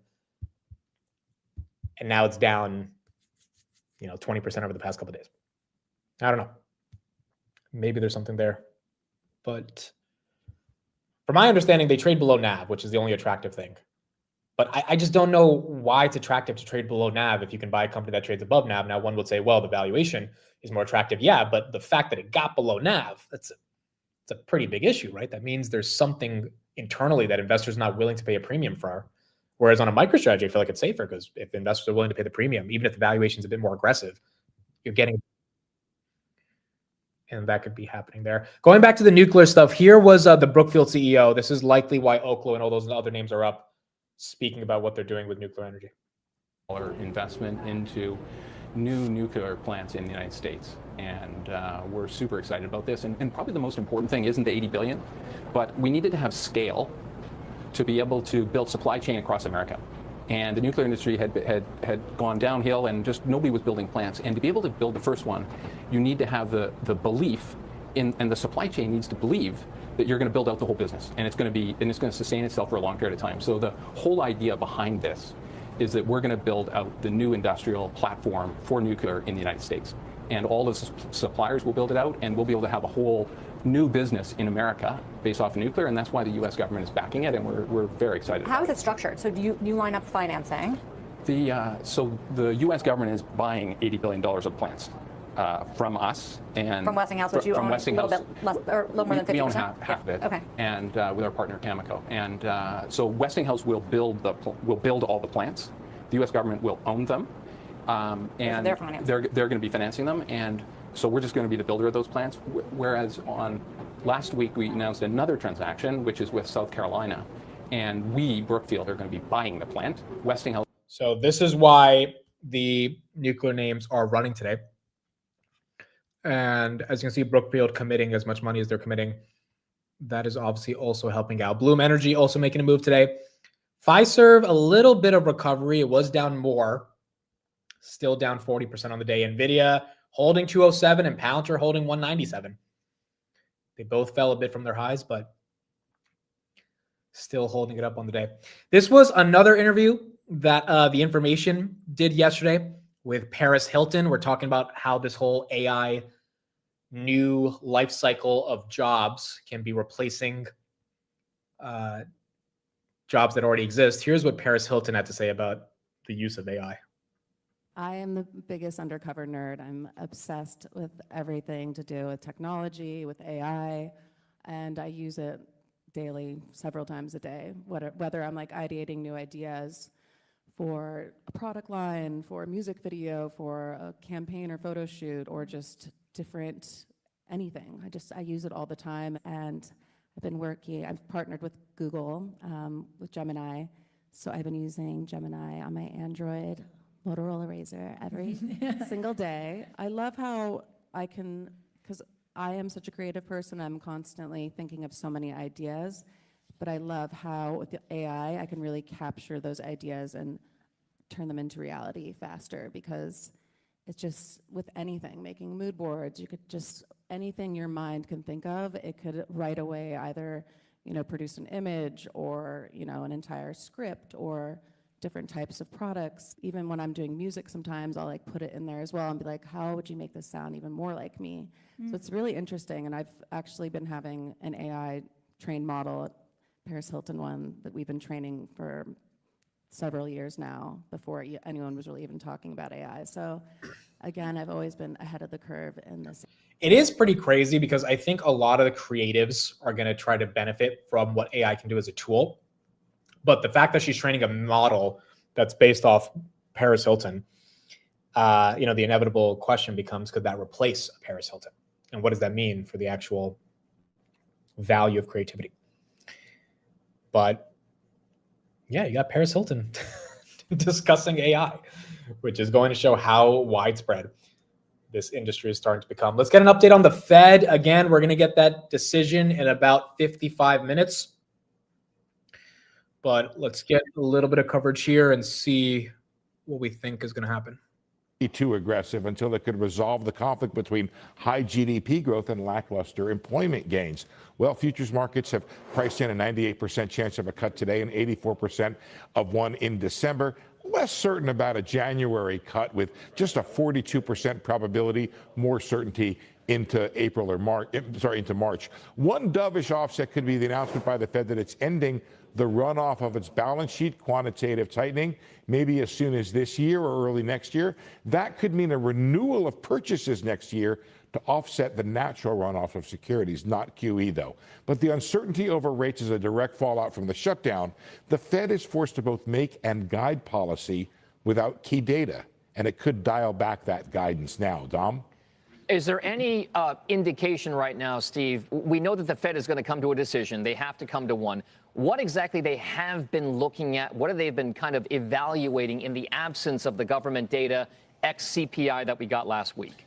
Yeah, it's a good question. I expect maybe it to be asked at the meeting, Dom. Well, we know that a lot of the data that they look at is stuff that we get. It's their regional Fed surveys that when you put them all together, they kind of give you a pretty decent picture of what's happening, employment and prices. There are some private sector inflation series that we're all looking at. And I think they get some other data too, some high frequency credit card data, maybe something they're also looking at. So I think they have the data, but I also think, Dom, that they would say that they don't have all of the data they need and that this government data is very important to determine where the economy is and where it's going. All right, not flying blind, but maybe slightly visually impaired there. No. Steve, thank you very much for that. That's the setup for the Fed. Let's talk now about the setup for investors ahead of the Fed. Now, Tim, we're going to start with. All right, folks, I got a guest who's calling in. Hasn't been on the stream for a while, but a lot of you guys know him. Sachin, what's up? Doing good, man. Just it's 1:07 a.m. in the night in KL, and I'm watching you live for several hours now. Well, great, because now you get to join the show and we get to talk, so I love it. Yeah. So, I mean, there's a bunch of things I want to ask you, but let me start off with this question. The company that you and I really started covering a couple of years ago is inching towards 200. What are your thoughts in general, Pound share? You're at 197. I mean, to be honest, it's very humbling. And I was reading my old post and watching some old videos and was trying to figure it out. Like, I mean, how did I able to identify something that able to grow this much, this fast? And I think one of the things, like one of the very first article I wrote was that I wanted to look for companies which are going to grow for 10 years, 20 years. And there was a post on Reddit I did, and it was discussing like why companies like Palantir and why companies like SpaceX. And this is the same time, you know, I mean, early in 2020, I invested in SpaceX also. And I mean, those time people were very bearish on Tesla. And of course, like Palantir was, I mean, like it was taboo to discuss. And in my circle, nobody wants to even discuss about it. Yeah. I mean, so I thought, I mean, I had some feelings about the companies. I have seen their performance. So I thought, okay, whom should I discuss? And that particular time, I wasn't active on social media. And, you know, people like me who are supposed to go in big corporate roles, and that was the track of life that time, we don't create social media presence because things can come back to bite you. Okay. So, but did you ever expect this in your wildest dreams? 450 billion in 3 years? Not in 3 years, to be honest. Okay, I mean, and especially like when it was $5, $5, $6, I think that particular time I would have taken even, I mean, 100 billion in 3 years. Okay. So I think this is what happens. I think this is what people don't realize. Like when you are in a good company, so you remember like when the chat GPT happened and AIP happened. So, I mean, you can create opportunities for you if you give yourself that optionality. Yeah. So for example, like, I mean, I'll give you a very simple example. Like somebody is investing in S&P. So investing in S&P is very simple. You don't have to do anything. You just keep buying S&P as much as possible, as much as S&P grows. Okay, so you're living an easy life, but then you cannot expect for 50% return. So it's always like you take a risk and you want something in return. So the point is like you want that optionality, then you have to do something at least that will create that optionality for you. So in the case of Palantir, they had this product.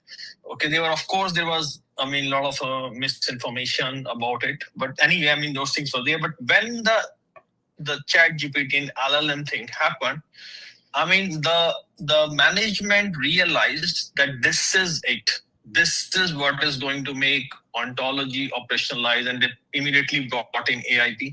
See, ChatGPT didn't happen for Palantir. ChatGPT happened for everyone in the industry. A Snowflake was there. Okay, a data robot was there. Everything was there. All these UI paths. No one was able to respond as fast as this much. Yeah. And you know what happened at particular time is that, they were able to solve complex problem before. Like I told you, like I was in a meeting with Palantir guys and we were discussing about some point Airbus, and they mentioned that, some of the guys mentioned, like the Airbus, the product they built, that their internal valuation, Airbus valuation was $18 billion. How many companies can say that they created a product for a company and that product is 18 billion? 18 billion is a quite a sizable company that can be included in S&P. So, but when the AIP thing happened, AIP actually helped them in sorting their biggest trouble. The biggest issue was sales those days. If you remember, we used to discuss they need to beef up the sales team. But this whole idea, how do you make companies feel and touch the product, okay? And even during the time, I know, I was working and I was also trying to arrange a workshop with my company those days. So that kind of trickled. And suddenly, what happened, when people came forward and people said, okay, yes, we solved this in this much time. A lot of people say, oh, it's not possible, it's consulting. When I used to work for an MBB consulting, I know what a consulting company is. Nobody can come and tell me. Before that, I used to work for Schlumberger. I know what the technology consulting company is. I led the digital and data strategy for a company like Schlumberger. So I know, I know the players. I know all these players, That was the biggest concern back then, right? That it was a consulting company. There wasn't really tech. The margins aren't there. And those concerns look so silly 3 years later. No, in 2021, especially in Q4, my day involved meeting with people in companies.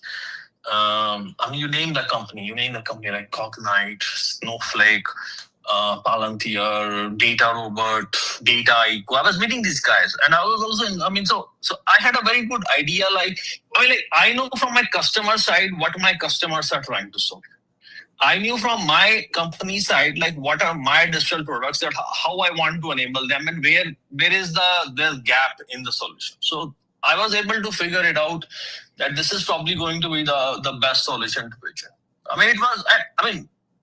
wasn't an investor. I was a technical guy. Yeah.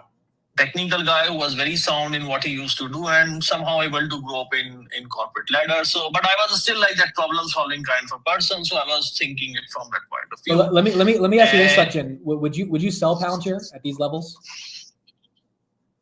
At this point in this momentum, whatever position I have, a portion of my position was called off because of covered calls I had. But whatever, as a good size position which is still remaining, I don't see, there is no point selling it right now. Okay, so the valuation pushback would be that it's aggressive, and I numbers really well, so it's aggressive. But are you saying that the differentiated moat that they have across all of software is just a better reason than worrying about the valuation at the moment? So let me put it this way, the day a CEO of a $50 billion company stand up and say that we solved a problem using Snowflake or data robots or data IQ within 6 hours, which used to take us 6 weeks or 6 months, and we created a value more than 500 million a billion, I probably sell Palantir.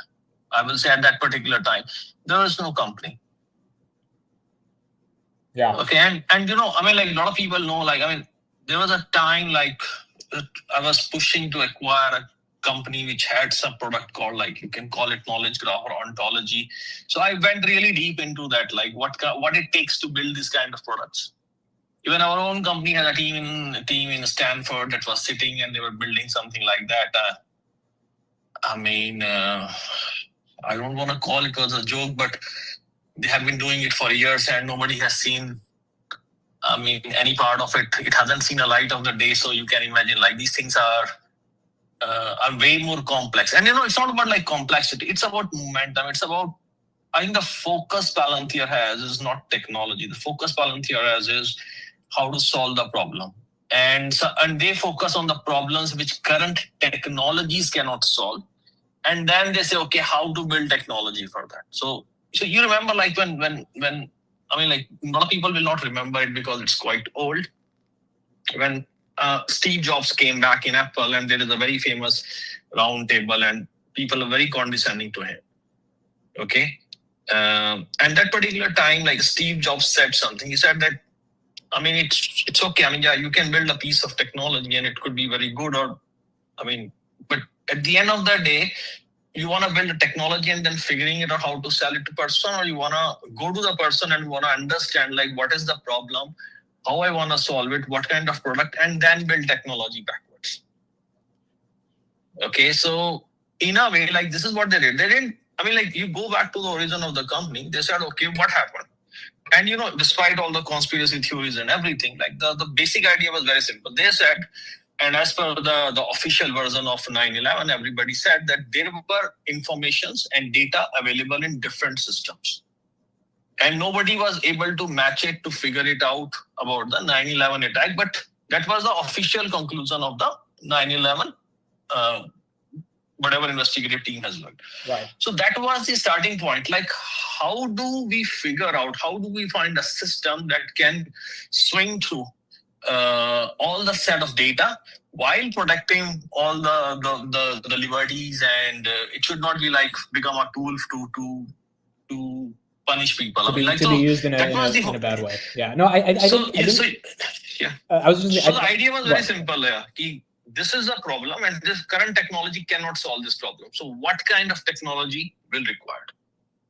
Yeah. No, and it ended up being Palantir, and obviously we've seen that in the growth use cases over the past couple of years, which I also think was also very important. Sachin, I don't want to keep you too long, but two other quick questions for you, and then I'll let you leave.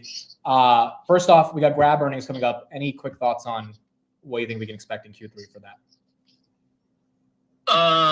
No, man. See, their performance is good, but my view is Grab probably will be a slow burn.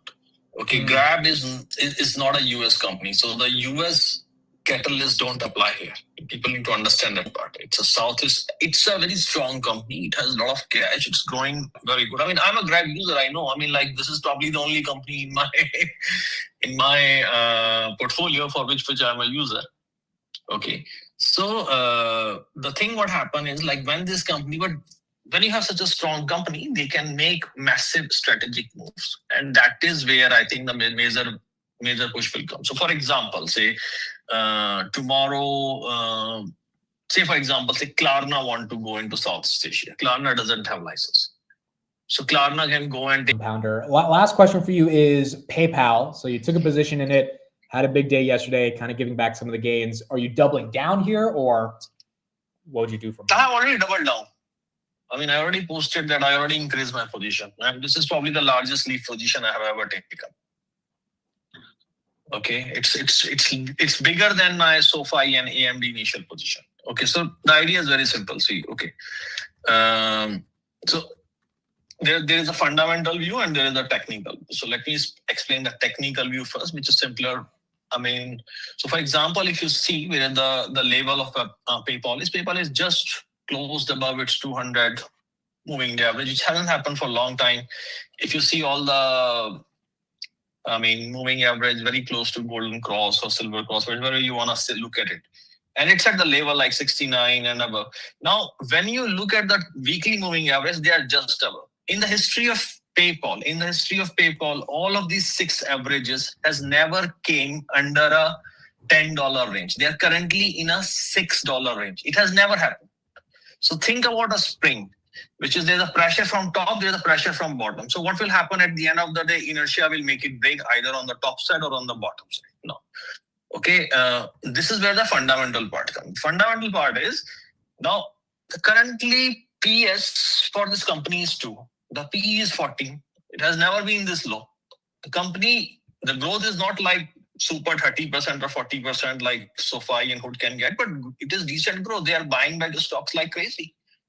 It's undervalued. There is no question about it.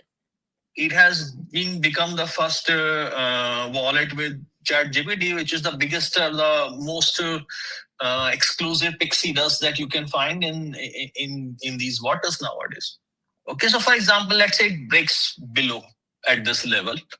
Okay, so what? I mean, it might go to 50, but it come back to these levels. Eventually, it has to break up. And if you see like this base that we are talking about, like this 60 or 50 to 90, I mean, this base is now over 3 years. We all know what happens when a base is this long, company is performing. I mean, yeah, I mean, we are going to see serious move at some point in this. Okay, so it's an asymmetric bet, in my opinion, at this particular time. Okay, I mean, my downside is that if it doesn't move, I will eventually, like in next 7-8 months, I will get, I mean, a decent exit. Okay, my average point, like for example, like the leap is $8.3 for me. Like, I mean, I will get an exit if I find that it's really not moving somewhere around 7 or 7.5. So, and if it moves, I mean, let's see. I mean, it can really go, I mean, seriously up. Yeah, I agree. And I also think the downside is limited at this point. Maybe, you know, you have to wait until it actually makes that move, but it does feel like the downside is, it feels like you've caught more of a bottom here, which is a good thing. I mean, see, eventually what will happen, like when market breaks, everyone goes for these kind of companies which are slightly undervalued, bit on safer side. Even if they go down, they don't go down.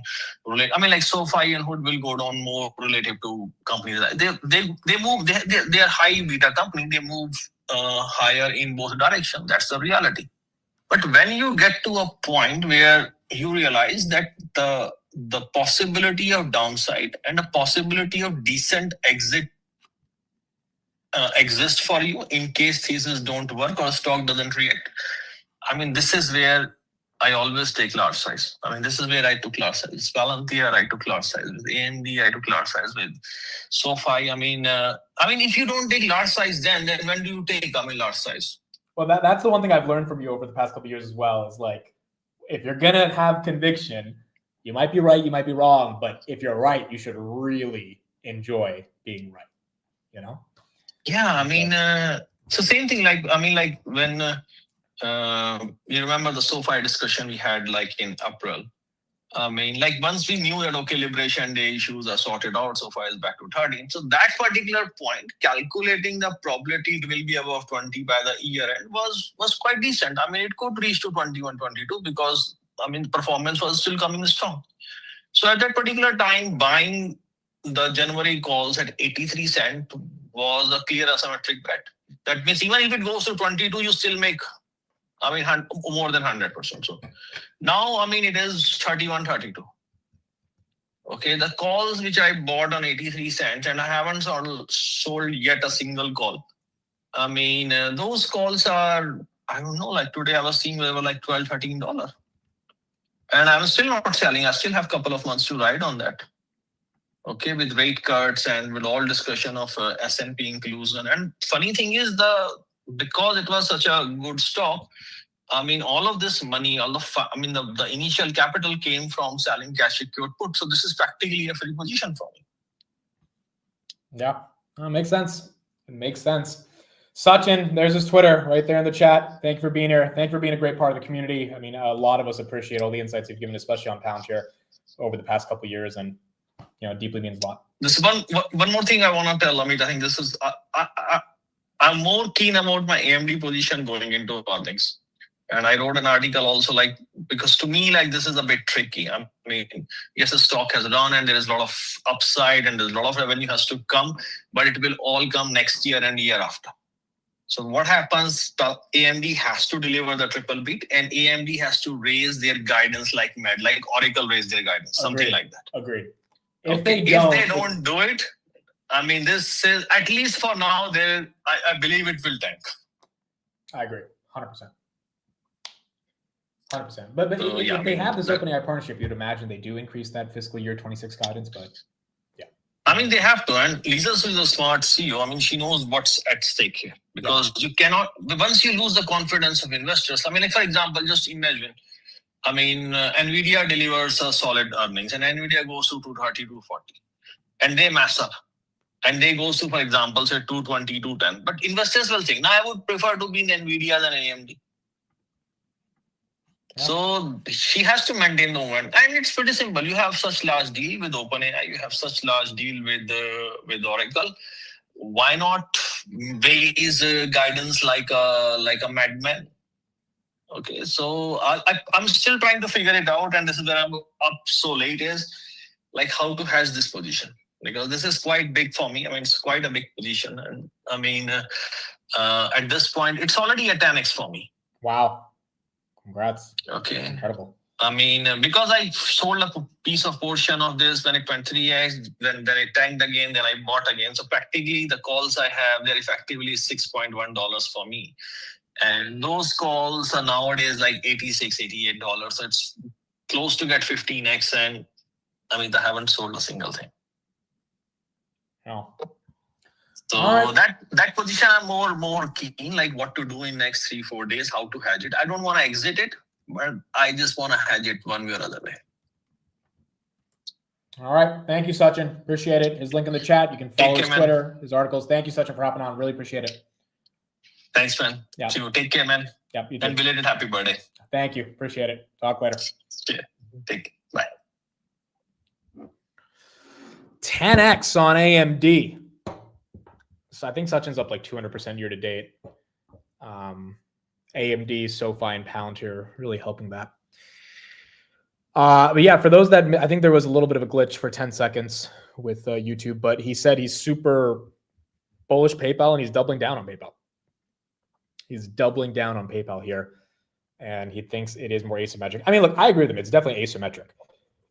The question is, will you have the upside to the asymmetry? But look, are they going to take PayPal down to 50? Like it does really feel like the downside shouldn't be as aggressive as what the upside could be. But the question is just, can they change their narrative and really get that growth? Update on mortgage rates that we talked about in the morning, lowest since September 2024. Now joins us with the numbers and what exactly is going to drive some of that home buying sentiment. Diana. Well, Dom, let's start with interest rates. Now, the average on the 30-year fix dropped last week, as you said, to the lowest level since September of last year. That's on the Mortgage Bankers Association's weekly report. It moved even lower to start this week on a separate read from Mortgage News Daily. Now, as a result, applications to refinance a home loan last week jumped 9% for the week and were a whopping 111% higher than the same week 1 year ago. That is correct. Rates were higher last year, but only by 43 basis points when you compare that exact week. Demand from home buyers moved up a little bit, but buyers have not been nearly impressed by these lower rates. And you see that in the latest pending home sales index out this morning. Sales in September were unchanged from August and dropped 0.9% year over year, according to the National Association of Realtors. We're going to need to get lower than 6. We're going to need to get lower than 6. I think to get, as a lot of you guys are saying, too early to refi. 5.9, 6.05, 6.3 is not cutting it. Like, I don't know if that's enough to get people excited. And that's why we need the rate cuts today. Now, hopefully those rate cuts end up leading to the 10-year falling, and that could help mortgage rates. 10-year back above 4. You got J-Pound 30 minutes, or at least the announcement in 30 minutes. Then we'll get FOMC at 2:30. But the cut is going to be vital to hopefully get 30-year mortgages to start coming down. Decision is in 30 minutes. In 30 minutes, we will get the decision. Dude, did you guys see that tweet from Barbell Financial? He freaking rage baited the entire platform of Twitter. Look at this. It's got 8 million views, bro. He said, I just paid off my mortgage. The only good mortgage is a paid off one. Our biggest monthly expense is gone. The rate, 2.625%. 2.625%. For context, a money market fund is giving you almost 70% above that rate if you just put your cash there. I was just like, bro, he rage baited everybody. Everybody. And then this is his next comment after it. He said, what did he say? He said, to all the idiots, to all the people saying I'm an idiot for paying off my house and being truly debt-free, maybe you were just having a bad day, but better days are right ahead of you. Your rent and mortgage payments are coming due in 4 days. Like, this dude is just having fun with it. He doesn't care. There's two sides to this, right? The first side is that you get the peace of mind of paying off some of your debt, which is like, you know, like what's the price on peace of mind? Now, one could argue, well, the price is 3.75% in a money market fund, but that peace of mind sometimes is invaluable to people that just don't want to deal with the debt payment. The other argument is, wait a second, if you're, you know, getting a very low rate to finance your capital or to finance your purchases, then the opportunity cost of your capital is significantly more valuable than the cash that you would use to pay it off. So like my Tesla is a 0% APY. Just wouldn't make sense to pay off the remaining $22,000 when, like, I'm not having to pay any interest on it. That $500 a month that you're paying on, it's like, okay, that's it. That's all you have to, like, there's no necessity to be like, let me just pay this off, unless I mentally wanted to feel better that I paid off my Tesla. But outside of that, it's like any excess cash not going into Tesla can be making way more than 0%, because the interest is 0%. Now, with a home at 2.65, you can still get a lot more above that. But his argument was more so about peace than anything, or at least mental peace. But let me do a poll. How many people would agree with that? 70% of you say pump after the FOMC, by the way. So we got a decent amount of people saying we're going higher, which I think we are, but I'm also like, dude, we're at all-time highs. I wonder if the market gives us a bit of a rug, if it's already baked in. Would you pay off a 2.6% mortgage early? I feel like most people will say no. Amit, are you here the whole day? Yes. This is the first all-day stream we've done in a while. Last time we did this was May, and it was similar to around this time. We had a lot of earnings coming up, so we just stayed live, but doing the same today. Dude, we did this also. Remember PayPal earnings back in February 2024? We stayed live the whole day for that as well. And I think we had Palantir in the night, but it was a long day. So we've done it a couple times. We're gonna have a couple. Jose will join in a bit for earnings. I think Sam is gonna join. So once we get a lot of the FOMC and all this stuff, we're gonna see what happens. 68% said no. So still 30% say yes, you would pay it off early. Can you recap the morning stories? Yeah, I mean, we didn't have a lot of crazy stuff happen in the morning. We talked about China. Trump had some really good updates on potentially giving the Blackwell to Xi and having a better deal with China. So that was bullish for Nvidia. Nvidia obviously popped to an all-time high, 212. Palantir got to 198. China bought more soybeans, which was also bullish. 180,000 tons from the United States, sign of goodwill. Amazon opened up an $11 billion data center in Indiana from a cornfield.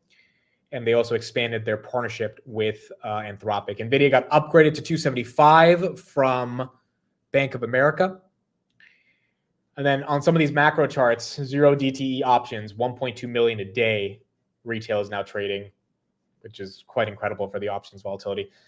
This is all the stuff NVIDIA's done over the past couple of days.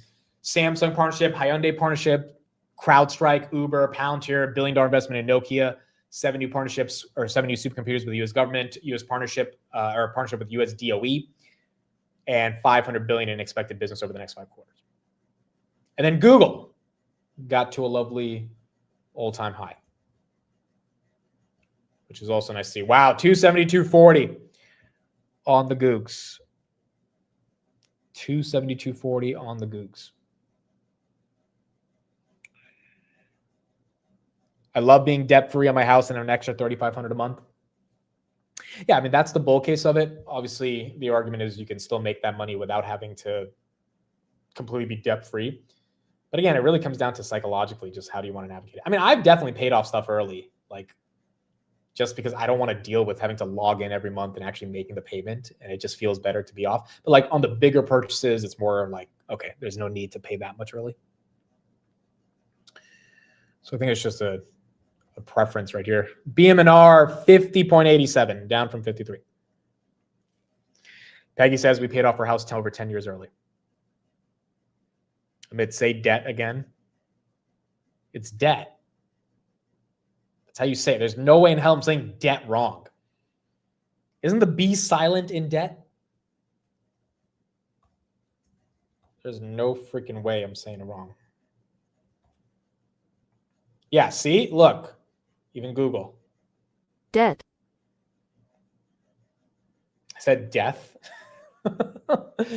Well, debt can sometimes lead to death, I guess. It's pronounced debit. Okay, I could have really trolled everybody and said debit. Oh my goodness, I could have trolled everyone. Or I could have like really stressed the B. The debta. The debta. It's important to pay off the debta. But that would have been too obvious, dude. People would have known it was a troll at that point. Would have been too obvious. Way too obvious. Way too obvious. SoFi still down 2.6. Grabby up 2. And then go. Wow, Google's pushing, bro. Like really pushing. 272.58 on the Googs. Why do we think it's pumping before earnings? I don't know. I mean, Street's expecting some good numbers, but like, is it that good? Okay, Estee Ladar, I say it correctly. Everyone just wants to hate on me. AWS, again, still seeing outages right here. So it's not looking like Microsoft. There's a little bit of resolution based on what they said with Azure. AWS is still down. We got a quote from Sam Altman. Sam Altman's OpenAI says they have committed to $1.4 trillion in compute costs and would like to do much more depending on revenue growth. Wow. Oh my. Is this from the live stream they did the other day? 1.4 trillion in compute costs? Did they just do an update? Oh, they just did an update just now. They just did one. Let me let me pull this up. Okay, and then I want to go on to infrastructure. So I know there's been a lot of confusion about sort of where we are in our infrastructure build out, and we figured we would just be super transparent about that. So where we are today, all of our commitments total a little bit over 30 gigawatts of infrastructure build out, and that's about a $1.4 trillion total financial obligation for us over the next many years. This is what we've committed to so far. Did he say over the next 90 years? And that's about a $1.4 trillion total financial obligation for us over the next many years. No, he said many. Bro, but it sounded like 90, right? If that's the case, all right, I guess the cycle is going to go on for the next century at this point, if that's what we're doing. Is what we've committed to so far. We, of course, hope to do much more. But given the picture we see today, given what we think we can see for revenue growth, our ability to raise capital, this is what we're currently comfortable with. This requires a ton of partnerships. We've talked about many of our great chip partners. There are people building the data centers for us, land, energy. There will be chip fab facilities. This is already getting to require quite a lot of supply chain innovation. And we're thrilled to get to work with AMD, Broadcom, Google, Microsoft, Nvidia, Oracle, SoftBank, many others to really make this happen.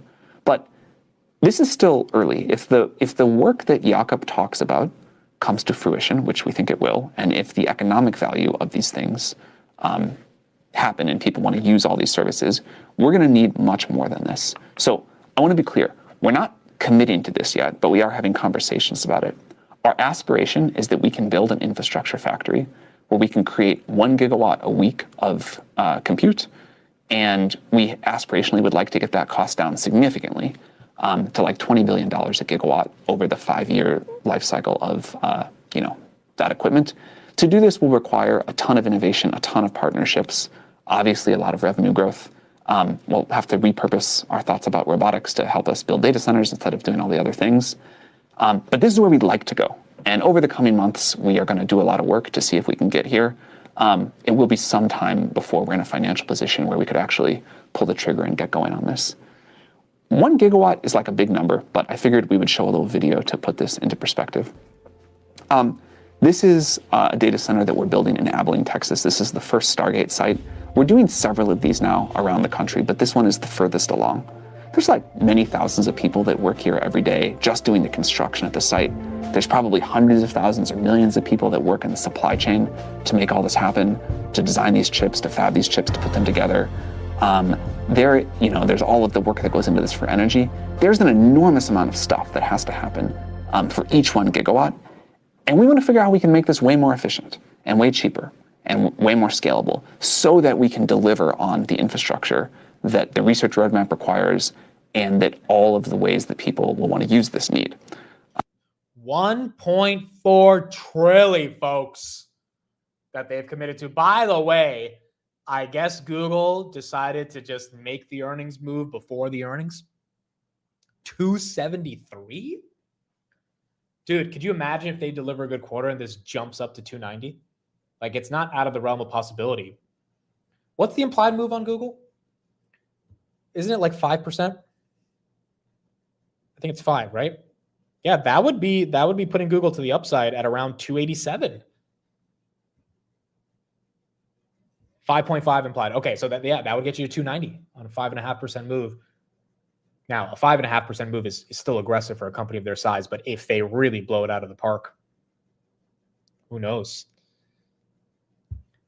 Got the Googs at 273. We got an update from Marjorie Taylor Greene. What has she bought? She's our Nancy, right? She's our new Nancy. She bought more IBIT. She bought Palo Alto Network, IBIT, and Amgen. Palo Alto Network, IBIT, and Amgen. She also bought Palantir back in January. Such as says Google generates the most free cash flow in the whole world. Yeah, and they might get heavily rewarded for that today as well, if they can continue that. Okay, so Bitcoin, Amgen, and Palo Alto Networks. That's what Nancy's buying. All right. Or not Nancy, sorry. Marjorie Taylor Greene. It is nice to see them buy a little bit of Biddy, given Bitcoin's been kind of stuck, but Bitcoin down on the day. Nvidia still 207, and then Tesla 461. Palantir going back for 198. She's trying 198.40. 197.72. June says, I just sold Amgen.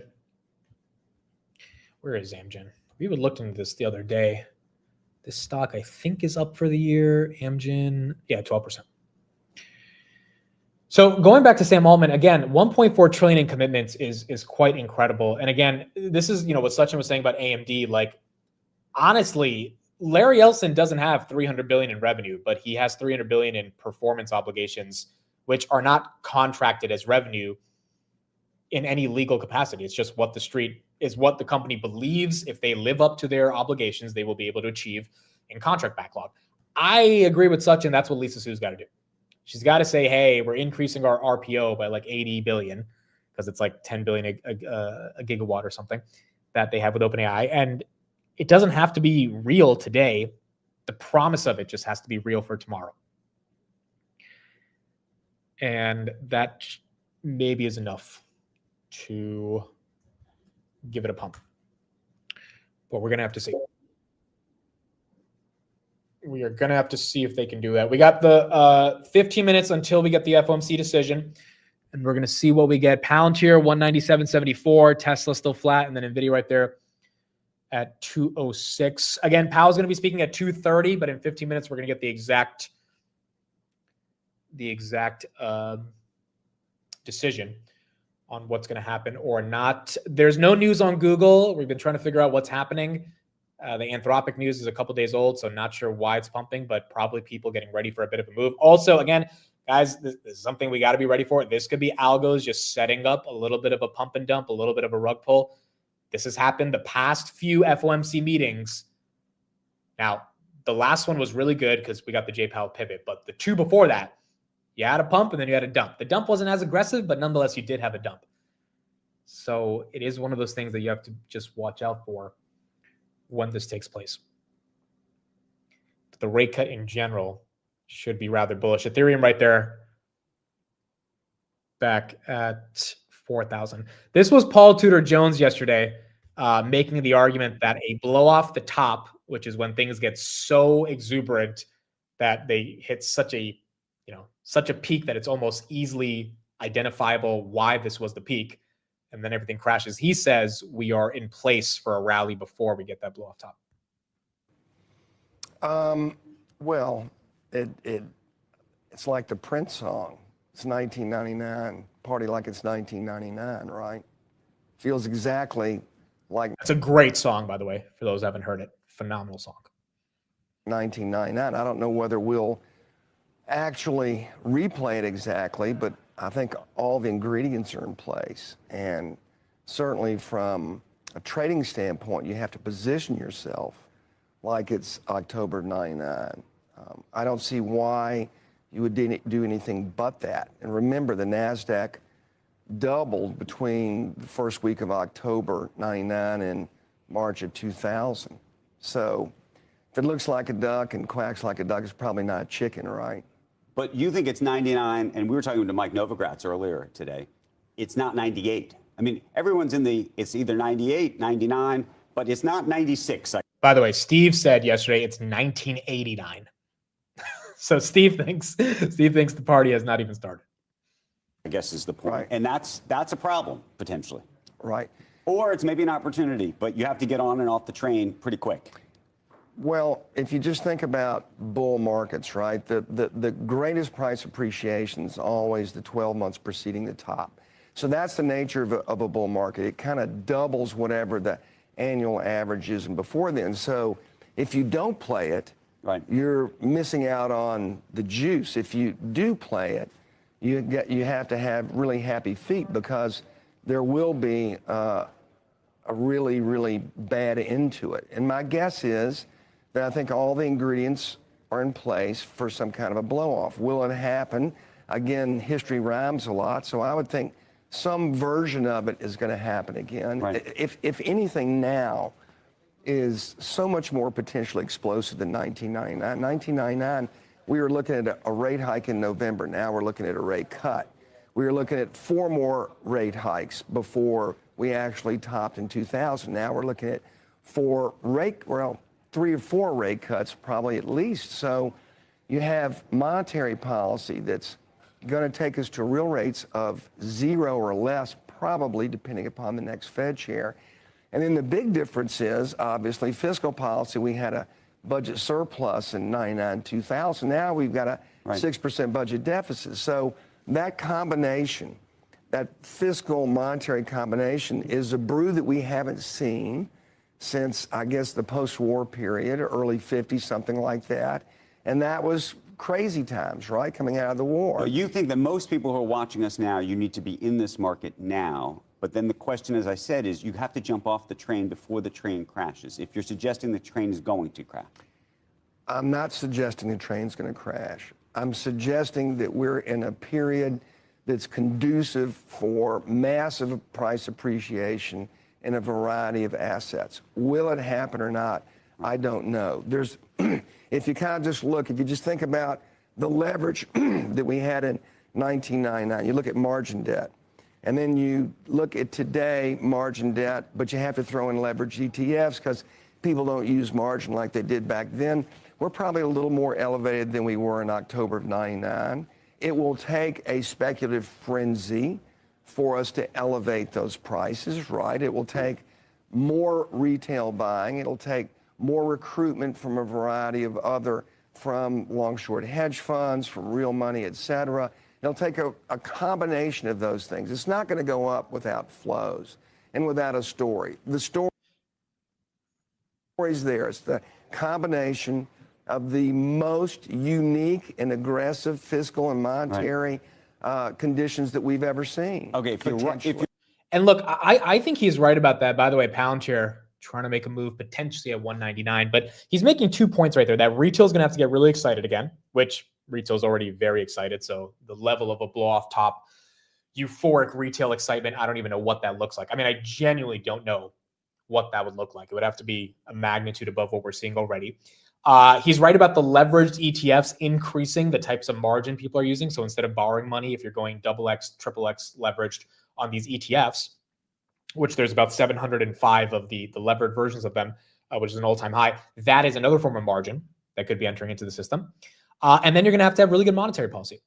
Now, the one problem with that turning into this massive euphoric top is that if the earnings growth continues to catch up with it, which today is going to be a big day to see if that does, then maybe it doesn't have to be as euphoric if there's enough earnings to justify it. By the way, Palantir all-time highs here, 198.54. 198.50 was the all-time high. I'll check 199 resistance, but looks like she's going for it. So the recipes are in place, but again, I feel like for it to be so euphoric, you would still need companies to not execute for there to be a reason for the selling to eventually happen, which is what we saw in 21 with rate hikes. And obviously companies just weren't able to put up the earnings growth necessary to maintain their multiples. In this situation, you do have those companies putting up earnings. 199 is 41,000 shares. 41,000 shares. Dude, I was saying maybe we see 200 after earnings. I've been saying it for the past 2 weeks. And now it's like, I don't know. It is a little, I mean, look, whenever something runs up before earnings, if the earnings don't deliver absolutely what the street was expecting, then it could get hit, as any stock can get hit as a run up into earnings. But if the earnings deliver even better, I mean, this thing's going above 200. But we got to see what we can get on those earnings.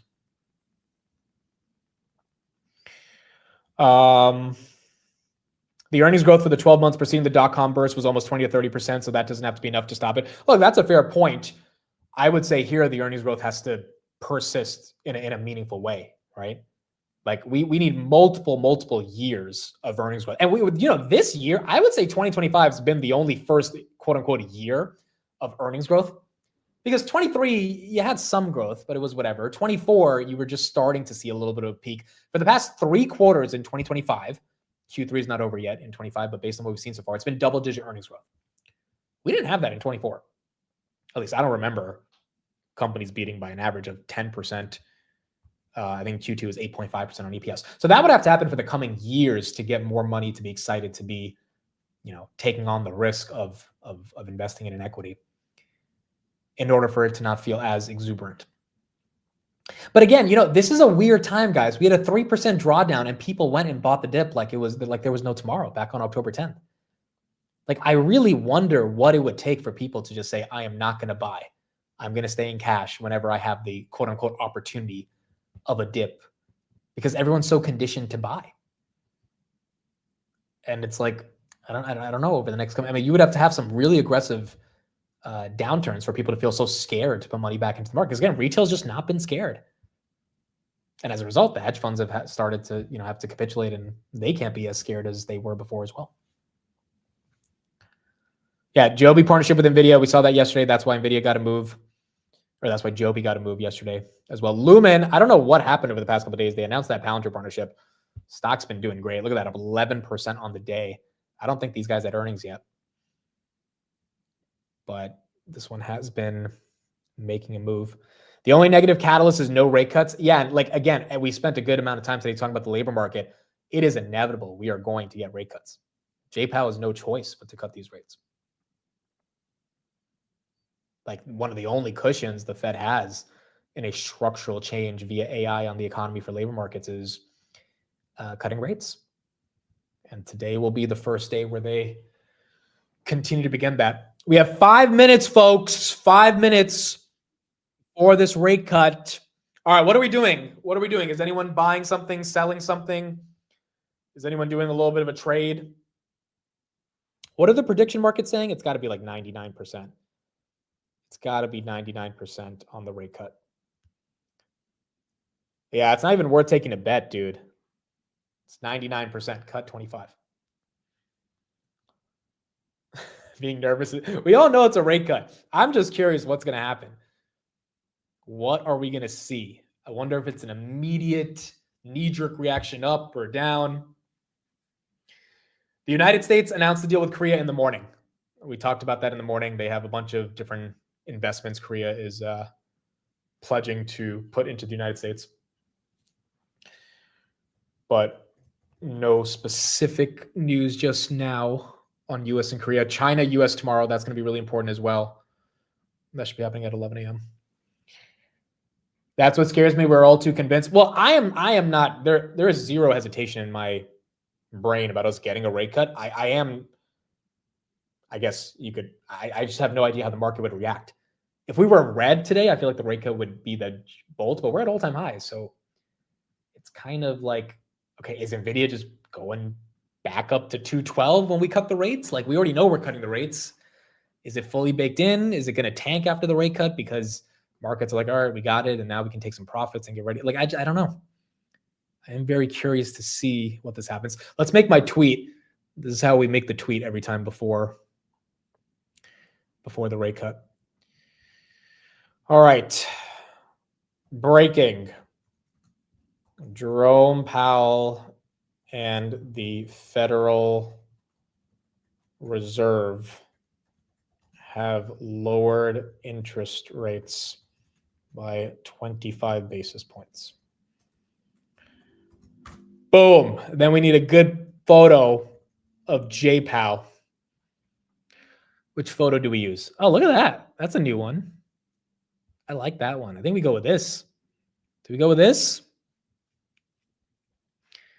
This is my favorite one of J Powell. I've seen so many J Powell pictures. I have favorites. Is that kind of weird? I don't think it's that weird, bro. It's like, it's the Fed chair. You gotta know this is actually, this one, you know, this picture is that's a younger Jerome.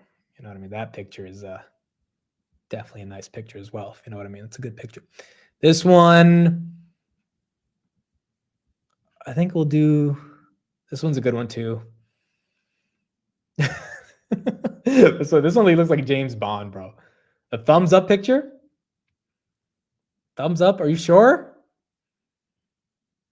Are you sure? All right, if you guys are sure.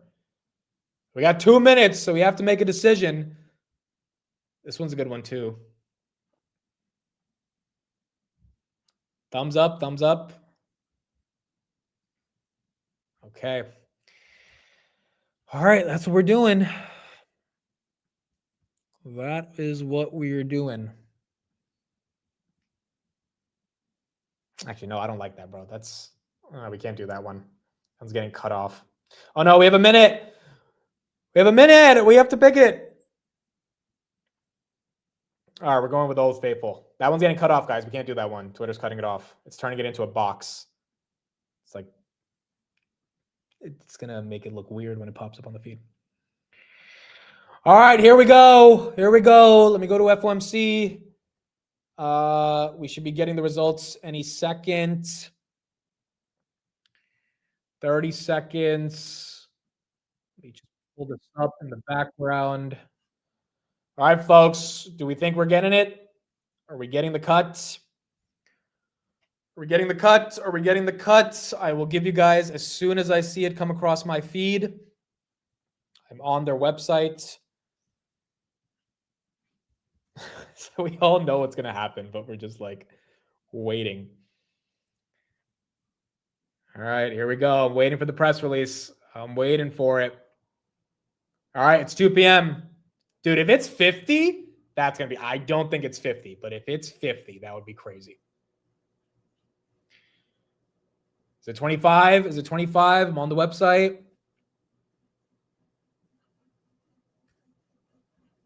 I don't see it yet. It's probably 25. It should be popping up very soon. Should be popping up soon. Okay, I think we got it. I think it's 25. 5 to 4%.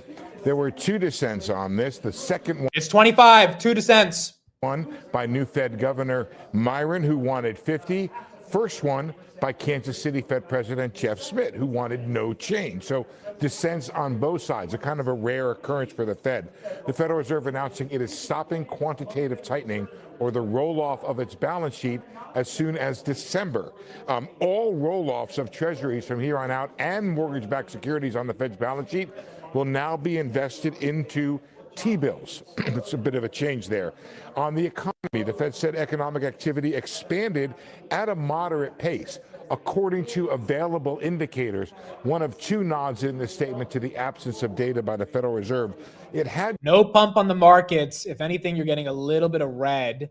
Nothing crazy. I mean, a little bit of green on some of these stocks, but you wouldn't be able to differentiate it too much from what we saw yesterday or from what we saw like 5 minutes ago. Nothing too crazy right now. Said in September that the economy was moderating, so almost a bit of an upgrade to the economy, but according to available data. Job gains, it said, has slowed, however. Unemployment remained low through August, and again, it said more recent indicators are consistent with these developments. That's another nod to the idea that the Fed doesn't really have the official data. More recent indicators is what it's using. Inflation, it says, has moved up since earlier this year and remains somewhat elevated. That is the same characterization as September, and there's not much in the way of forecasting the future path of rates. I believe that'll have to wait for the press conference from Fed Chair Powell. But again, the Fed cutting by a quarter, 2 dissents on both sides of the issue. One wanted more, one wanted none at all, and the Fed stopping quantitative tightening as of December. Guys? So no QT in December, which means we're going to stop selling off bonds, which is really good for the U.S. balance sheet, very good for liquidity, great for the M2 money supply. Markets should love that. Where is Bitcoin? Are we getting any move on Bitcoin? Yeah, you got a green candle to 112. A little bit below 112. So you got a little bit of move there. ETH basically flat at 4,000. But you got no QT in December. Someone dissented and they said no cut. The other person dissented, Moran, and said 50 cuts or 50 basis points. So the majority of people agreed that 25 is the right option. One person wanted to be more bullish. One person wanted to be a little bit more bearish. The bond yields are higher. People are selling off bonds on this news. How about gold? Gold is also higher, a little bit higher, not crazy higher, but above 4,000. Same thing with silver. Up 1.98%. SoFi dumping, is it? Okay, it's not. Well, it potentially is going to lose 31 right here. You're getting a little bit of a backstop at 31. Nvidia, I mean, at least it's holding 200, which is nice to see. Palantir just below 198. The Googs still holding basically 273. TLT is obviously down because the 10 years up. AppLovin's down a little bit. Enphase still down 11%. Microsoft down 0.5% from Azure. Dell's flat. Rocket Lab's up 4.2. I don't think there's any headline on Rocket Lab, but that's helping it out. How about the rare earth plays? What's going on with them? They are all red except one. Bitcoin miners are all red except CleanSpark, Bitfarms, Hive, Marathon, and Riot. The rest of them are down. Amcor is slightly green. I mean, this is pretty flat, guys. We're not getting a big move, even though he is confirming quantitative tightening is going to end by December. Last time he said it in an interview, he said we might be ending it soon. Today he's confirming that by the end of the year, there's no more QT. Tesla going slightly green. Yeah, it feels like it was priced in. Feels like it was priced in, folks. In about 20 minutes, we will have the actual meeting with Jay Powell. But so far, definitely feels like this was more priced in than not. And I mean, it should be, right? The street kind of knew what was going to happen. There was a 99% chance. And algos will likely still have to wait until we get some more results. Let's get a little bit of coverage on this, but the Federal Reserve is cutting by 25 bips. Have moved maybe higher by anywhere from what I could see 1 to 3 basis points. This is all about the Fed rate press conference now at this point. But what stood out to you from hearing what you heard from Steve and then what you saw or didn't see from the market reaction? So that's a great question. So I think that we are in the sweet spot of policy uncertainty for markets. And what I mean by that is that we're expecting there to be better growth in 2026. But at the same time, we're also expecting the Fed to cut interest rates. So you may have higher growth. You may have a labor market which is keeping wage inflation and wages relatively, stable, which keeps profit margins high for companies. And again, better growth, lower rates, you're discounting those future cash flows at a lower rate, you're increasing the present value, and what it's doing is it's supporting valuation. So this uncertainty that's being discussed right now with the labor market and what Fed policy is likely to do and lower interest rates, equities are the beneficiary. Okay, David, you see it all from an asset management perspective. Does this change at all anything with regard to how you view future allocations, how new client money gets put to work? What exactly does this mean in the construct of how investors have to view what this rate decision will mean for them? Well, I think the one interesting thing was that dissent in terms of not cutting at all from the Kansas City Fed president. I think that is really interesting because it says that there's some pushback, and I think the pushback isn't about the economy. I think it is about how strong markets have been this year, and if that gathers a little momentum, we may see a Fed easing a little bit more slowly next year. So maybe not heading straight down to 3%. In terms of investors here, I think it's been a wonderful year for investors, but that follows 2 great years. And I'd say rebalance, rebalance, rebalance. I mean, I think people just need to look at the risk side of their portfolios and not just the very strong gains that we've seen in equity markets. Francis, All right, there you go. The coveted 25 bips. We have seen. In the next 20 minutes, we'll get Jay Powell to cough and say good afternoon and avoid any questions about Trump. But all of that will start in the next 20 minutes. I don't know what the street is going to want him to say to really get more excited. I mean, he said he's not going to do QT. And he has said that, well, he has not said that, but it looks like the summary of economic projections is signaling that December we're likely going to get another rate cut. So we got one more left for the year. I mean, this is all bullish, but again, like the S&P's at all-time highs. Like it's like no one can be upset right now. It's like, all right, Nvidia 207, S&P 688. I mean, we probably were going to just bust through 690 just off of the rate cut that's priced in, but it's not like anyone could be too upset. 688.40. Yeah, it's not like we dumped, exactly. I mean, you had a little bit of red on some names. Ethereum going red, Bitcoin going a little red, but outside of that, it's still strong. Here is what the Fed said. So again, they're going to reinvest the principal payments from the Federal Reserve's holdings of agency debt and agency mortgage-backed securities received in October and November that exceeds a cap of $35 billion a month into Treasury securities to roughly match the maturity composition of Treasury securities outstanding, aka no more QT. Usually they would be selling those assets off, which is we've been doing QT for the past 2.5 years. So the fact that it's changing now is important. As you can see right here, JPL says job gains have slowed this year and the unemployment rate has edged up but remained low. Inflation through August, more recent indicators are consistent with these developments. Inflation has moved up earlier since in the year. The new chair announcement should be in December. Trump said he would announce it in December, so I don't think we're going to have to wait till January, but we will get it in December.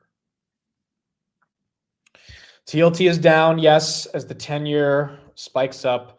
I mean, the 10-year spiking up is kind of not that surprising, as investors are potentially asking for a better rate to get their capital stuck in bonds. Also, I mean, look, even though rates are coming down, if rates are coming down and that's good for equities, you might have some investors going more risk on and saying, we don't want to be stuck in 4% yielding bonds when Nvidia just went up 10% in less than 24 hours.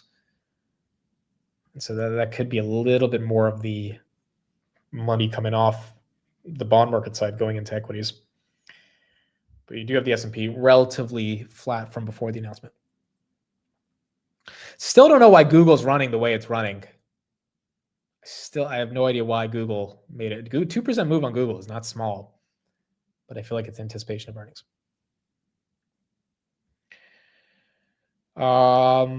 Is the rate cut season as a response to the economic downturn? Yes. I mean, I would imagine, again, we talked a lot about the labor market not being the best. There's tons of different stats about layoffs. So yes, it's in response to the labor market. I mean, that's what Jay Powell said in his statement. But on top of that, it's also in response to the fact that they just can't be as restrictive as they've been for the past 2.5 years, especially if they see any level of weakness.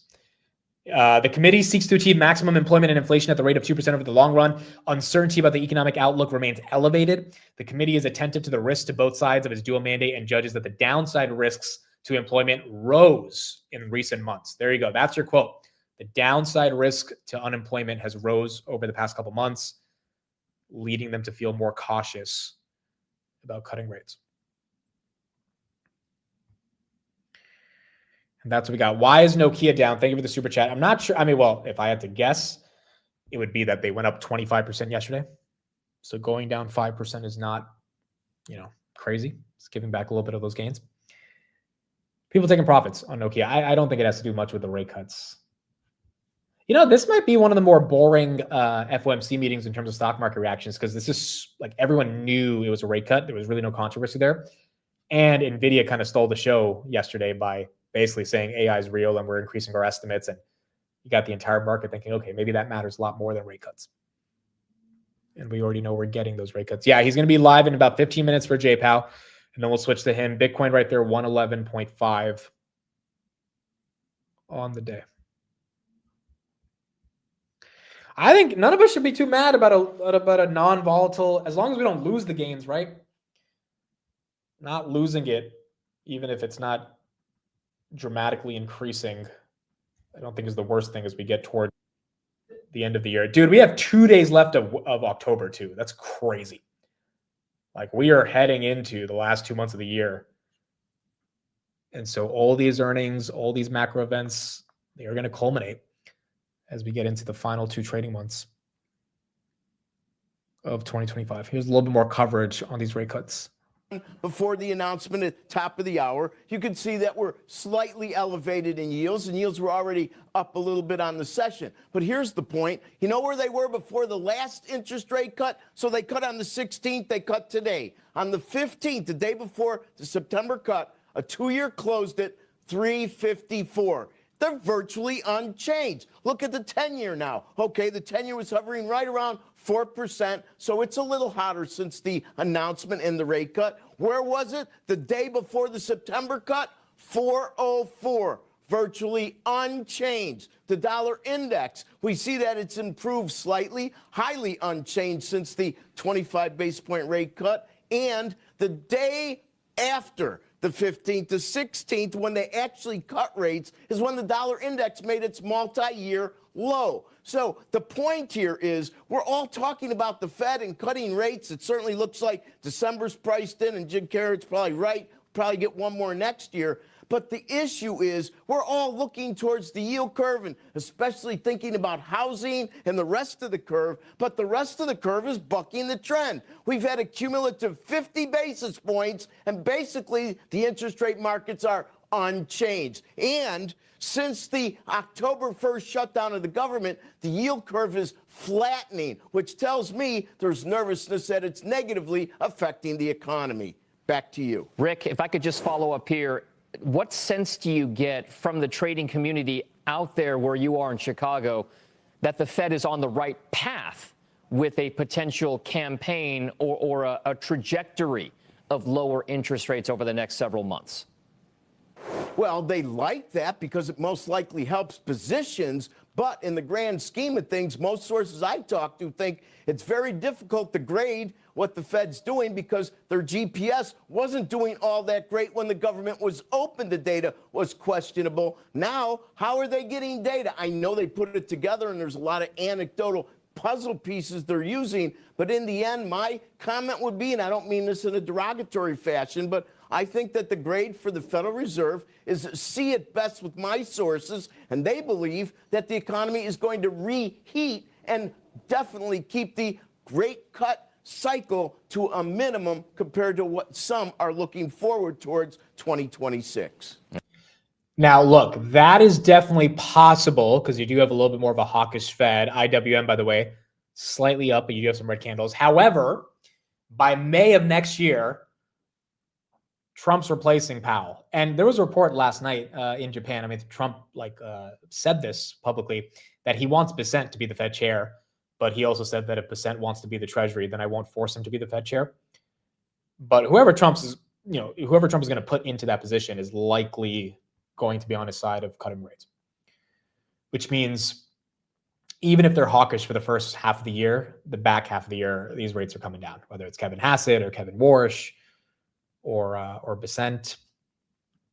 And that might be the silver lining as well for a lot of investors that want lower rates. Palantir right there, 197, and then Nvidia, 207 on the day. Pablo, thanks for the super chat. Hey, Amit, how would you manage covered calls for Palantir Strike 200 expiring 2026? When will you start to worry about them? Expiring January 26. I would definitely roll them before earnings, just because I do think there's a shot that Palantir is above earnings, is above 200 by earnings. I think you should be able to get to like March 230, 240, maybe pay a small debit or get a credit. And that's a lot more manageable than 200 going into January. And if it gets hit on earnings, then you can roll them down. If it goes up, then you have more room. So yeah, I would get out a couple months and try to get another 15, 20 bucks there. UNH, why is UNH dumping today, dude?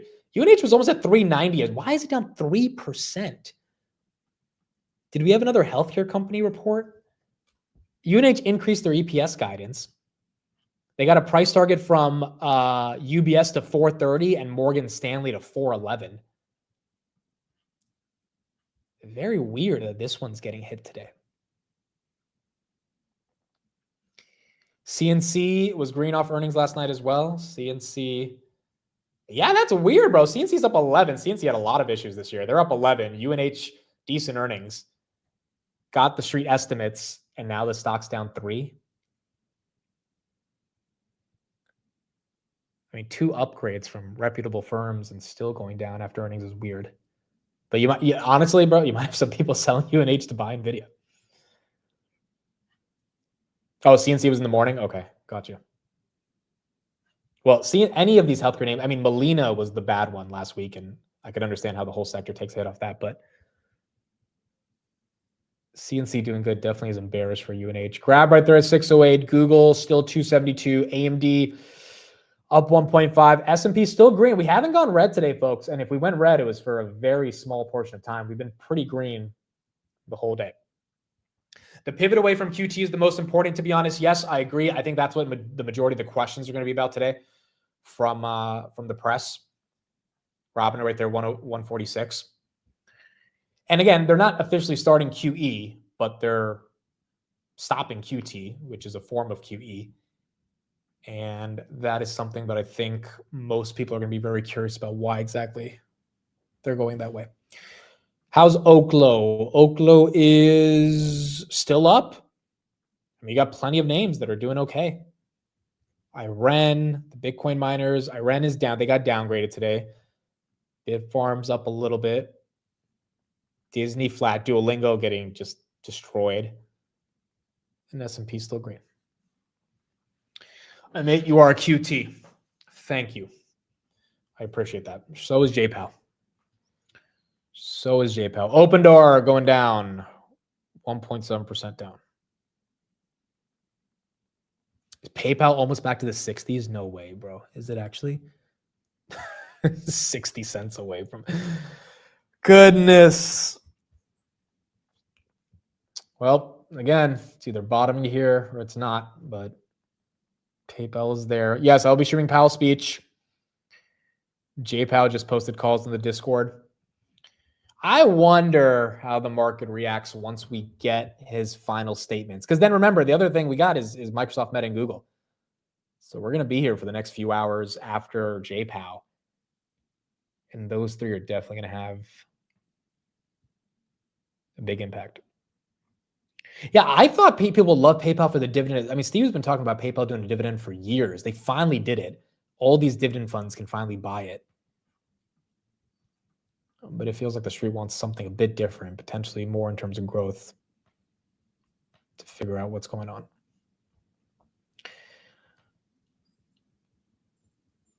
The Fed did say they're going to roll over their mortgage-backed security payments into buying treasury bonds. It's not exactly quantitative easing, but it definitely feels similar to it. I'm sure they're going to get some questions on QE. And you know what the biggest question is going to be? The biggest question is going to be, why are you guys cutting rates or engaging in stimulus when inflation just came in at 3% and your target's at 2%? And instead of the Fed just raising their target, which would have been the smartest thing to do, I think, a year ago, because 2% just seems unrealistic, they're going to blame it on the labor market. And you should be blaming it on the labor market. But if they had also just not had this like 2% arbitrary target, they could have said, no, inflation's fine. We're at 3%. But the 2% number has changed a lot of dynamics. Let's get a little bit more coverage on this, and then Jay Powell's going to be live in about 10 minutes. Terry in there and what you've heard from our panelists so far. So anything less than a cut would have been a problem for the overall markets. I think that you're going to see Chair Powell is done in May of 2026. I think you're going to see 25 basis point cut every meeting that he's available to cut 25 basis points. I don't think you'll see a 50. I think that allows him to keep President Trump at bay, or criticism at bay, allows him to satisfy the markets, and allows him, just think about this, every quarter point cut, the debt is at historic highs. Every quarter point cut saves the government $88 billion on an annual basis to service that debt. Sounds like a win to me. The markets think it's a win. Unemployment rate should probably be higher if the full participation rate is really moving in a static flow going forward.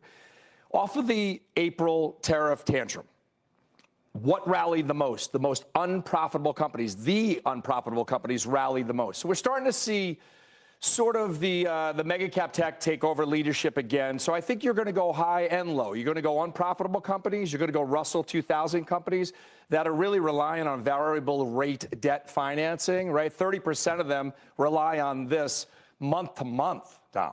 I think this is a huge thing. We saw something to the extent of that. I believe it was from Torsten Slok over at Apollo, showing the Russell 2000 profitable versus unprofitable, and the performance gap that we've seen with the outperformance coming from the not profitable Russell 2000 smaller cap companies over the course of this kind of year, and it's been expanding. My question then, though, is we've talked about this divergence and K-shaped recovery ever since not just the pandemic, but call it the great financial crisis lows. Something has to give at some point because inflation is still a problem. It's still out there. There doesn't feel like there's a view that it could percolate up again to the levels that we saw at 4-decade highs at points over the last 3 to 4 years. But it has to still be a concern if you're a central banker thinking about a cycle of interest rate cuts. And that's what I think a lot of the questions are going to be about today. Because yes, the labor market matters, but if inflation is 1% above their targets, even if it doesn't get back to 8% like it was in 22, it still might not justify the cut, which is what Jay Powell's going to have to talk about today. Wow, they have grab on the screen. Look at that. They actually have grab in the bottom tickers. Yo, CNBC never has grab. Look at that. Grab's on the screen. They usually never have it. Is it not? Correct. What would you think, though, is more of a concern now? And this is what the Fed is trying to weigh. Is it price stability or is it full employment? And at this point, we're at a juncture where it is full employment. Reason why I say that is the tariffs really do that one-time price shock to the price of goods. And you can't really get your head around that, right? When you think about it, tariffs are going higher. It's got to be an ongoing basis. They don't go up once. They stay up once. So the amount of corporations that are passing it on, that could be different. But let's think about the Budget Act that President Trump passed. People are going to get roughly per household $2,000 coming in the door with those tax cuts. Tariffs are costing them roughly $1,000 per household. These are averages. So they're actually above water on those tax policies. So that's where I think that most of the market is not pricing in. And then the full expensing, right? So that free cash flow, net profits, those are all tailwinds to the economy.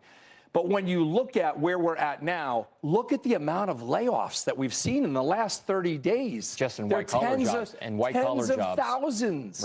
Right. So if you're thinking, where do I want to really put my emphasis? It's on jobs right now. It's not on tariffs. We've already seen the bulk of inflation on that. I'd rather place my bets on cutting rates.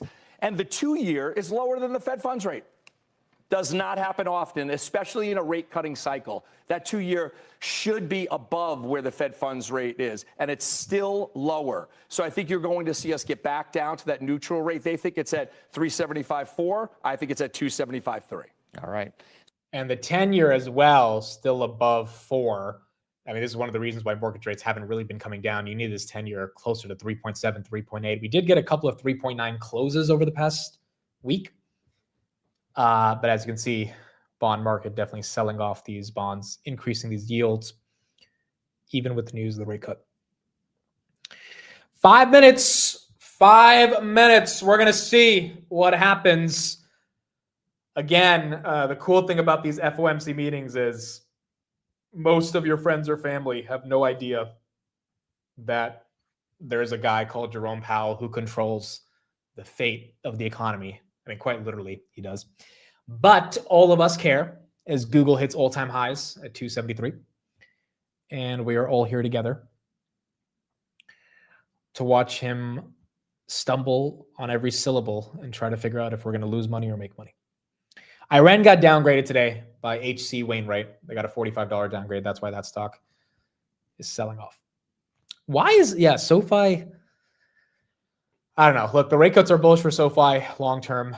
I guess in the immediate term, SoFi is weird, dude. It's above 30, so no one can be upset. Stock's up more than 100% year to date, but it just might need a bit more of a boost to really make a more explosive move. 3105 down about 2% right now. So that's what you've got on SoFi. Nvidia still holding 200s, not really giving that up. Palantir still holding the high 190s. And then you got Amazon at 229. As he mentioned, the layoffs that are starting to increase, Amazon firing 15,000 people, that becomes national news. So I do think Jay Powell's also going to get questions about those layoffs. And we're going to have to get a lot more clarity on what he thinks the labor market will look like. I mean, you got some people that are probably going to say, why aren't we cutting more than 25 bips if the labor market is weakening as much as it is? So that's also going to be important. Did you see Elon's tweet on Robotaxi? I did not. Let me go to Elon. You can bet on Jay Powell coughing, probably on Kalshi. Do they have it again? They probably have a prediction market for this. They had one in the last interview he did. Elon, what did Elon say? Just saw this in a conference room at Tesla Global Engineering HQ in Palo Alto. It's pretty cool. Elon's getting a lot more excited for what could happen with robotaxis. And, the market's overlooking the earnings growth because they're rather focusing on the physical implementation of AI, which is why Tesla's moving. CMBM is up 400%. I don't know what this company is, Cambium Networks. It is still a small cap at 99 million, which means it was worth tens of millions this morning. Just got halted. Holding company, which engages in the provision of wireless broadband networking infrastructure solutions for network operators.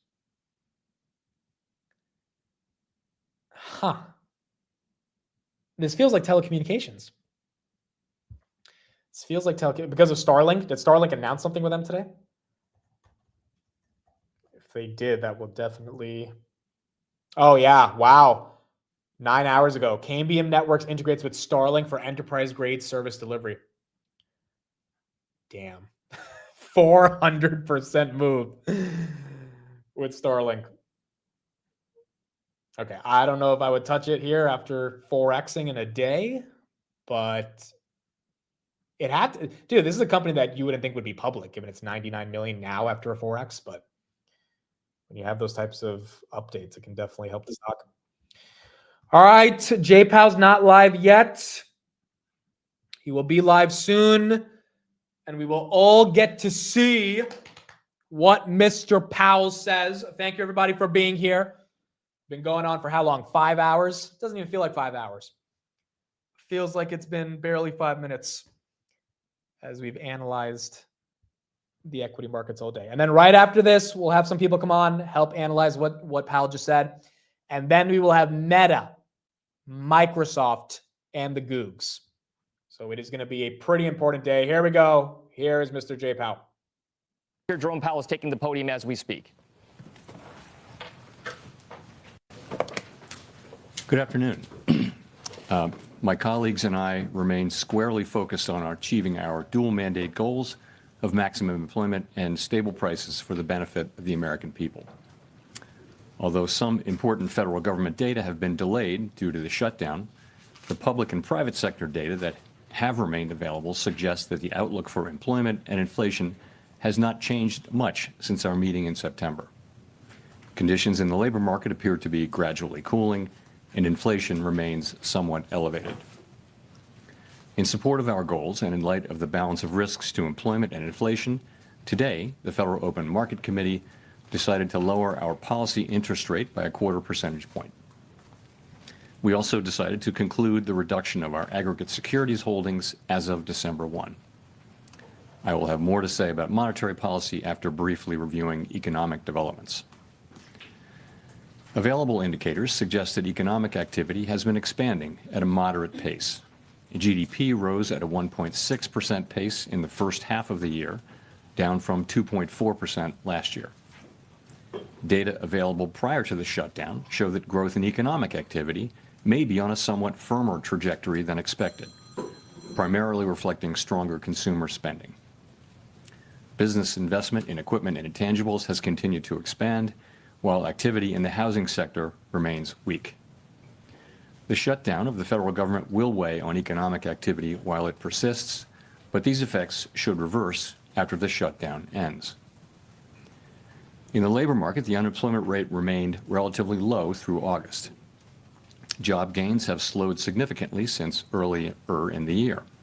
A good part of the slowing likely reflects a decline in the growth of the labor force due to lower immigration and labor force participation, though labor demand has clearly softened as well. Although official employment data for September are delayed, available evidence suggests that both layoffs and hiring remain low, and that both households' perceptions of job availability and firms' perceptions of hiring difficulty continue to decline. In this less dynamic and somewhat softer labor market, the downside risks to employment appear to have risen in recent months. Inflation has eased significantly from its highs in mid-2022, but remains somewhat elevated relative to our 2% longer-run goal.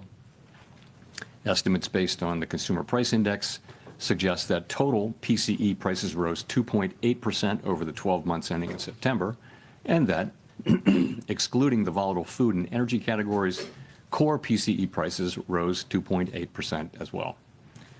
These readings are higher than earlier in the year as inflation for goods has picked up.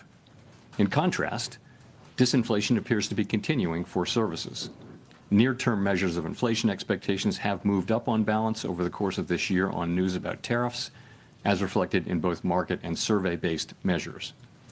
Beyond the next year or two or so, however, most measures of longer-term expectations remain consistent with our 2% inflation goal.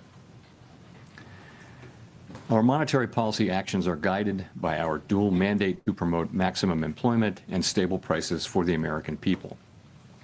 At today's meeting, the committee decided to lower the target range for the federal funds rate by a 1/4 percentage point to 3 3/4 to 4%.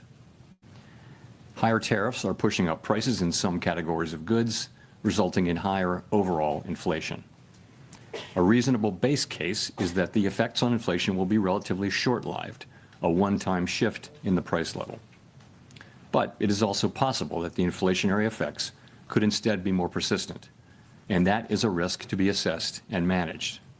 Our obligation is to ensure that a one-time increase in the price level does not become an ongoing inflation problem. In the near term, risks to inflation are tilted to the upside and risks to employment to the downside, a challenging situation.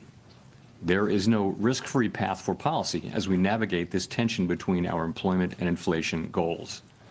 Our framework calls for us to take a balanced approach in promoting both sides of our dual mandate. With downside risks to employment having increased in recent months, the balance of risks has shifted, Accordingly, we judged it appropriate at this meeting to take another step toward a more neutral policy stance. With today's decision, we remain well positioned to respond in a timely way to potential economic developments. We will continue to determine the appropriate stance of monetary policy based on the incoming data, the evolving outlook, and the balance of risks. We continue to face two-sided risks. In the committee's discussions at this meeting, there were strongly differing views about how to proceed in December. A further reduction in the policy rate at the December meeting is not a foregone conclusion. Far from it. Policy is not on a preset course. At today's meeting, the committee also decided to conclude the reduction of our aggregate securities holdings as of December 1. Our long-stated plan has been to stop balance sheet runoff when reserves are somewhat above the level we judge consistent with ample reserve conditions. Signs have clearly emerged that we have reached that standard. In money markets, repo rates have moved up relative to our administered rates, and we have seen more notable pressures on selected dates, along with more use of our standing repo facility. In addition, the effective federal funds rate has begun to move up relative to the rate of interest on reserve balances. These developments are what we expected to see as the size of our balance sheet declined and warrant today's decision to cease runoff. Over the 3.5 years that we've been shrinking our balance sheet, our securities holdings have declined by $2.2 trillion. As a share of nominal GDP, our balance sheet has fallen from 35% to about 21%.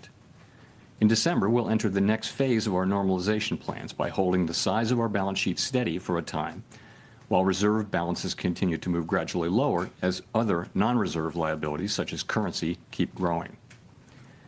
We will continue to allow agency securities to run off our balance sheet, and will reinvest the proceeds from those securities in Treasury bills, furthering progress toward a portfolio consisting primarily of Treasury securities.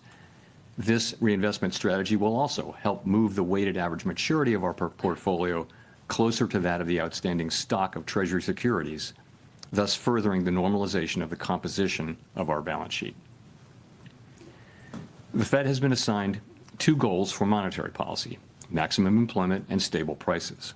We remain committed to supporting our maximum employment, bringing our inflation sustainably to our 2% goal, and keeping longer-term inflation expectations well anchored. Our success in delivering on these goals matters to all Americans. We understand that our actions affect communities, families, and businesses across the country. Everything we do is in service to our public mission. We at the Fed will do everything we can to achieve our maximum employment and price stability goals. Thank you. I look forward to your questions. Market red. Q&A. Nick Timmeros of the Wall Street Journal. Chair Powell, are you uncomfortable with how market pricing has assumed a rate cut is a foregone conclusion at your next meeting?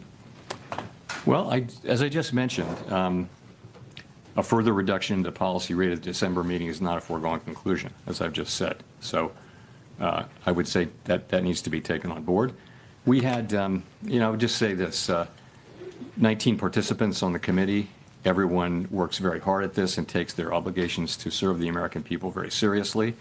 And at a time when we have tension between our two goals, we have strong views across the committee. And as I mentioned, there were strongly differing views today. And the takeaway from that is that we haven't made a decision about December. And we're going to be looking at the data that we have, how that affects the outlook and the balance of risks. And I'll just say that. You and some of your colleagues have framed last month and maybe today, I won't put words in your mouth, there's a risk management exercise. At what point do you conclude that you've taken out enough insurance? Are you looking for some kind of improvement in the outlook, or could this unfold along the lines of last year, where you made a sequence of adjustments and then waited to gather more information? So the way I've been thinking about it is the risks to the two goals. For a very long time, the risk was clearly of higher inflation. And then that has changed now.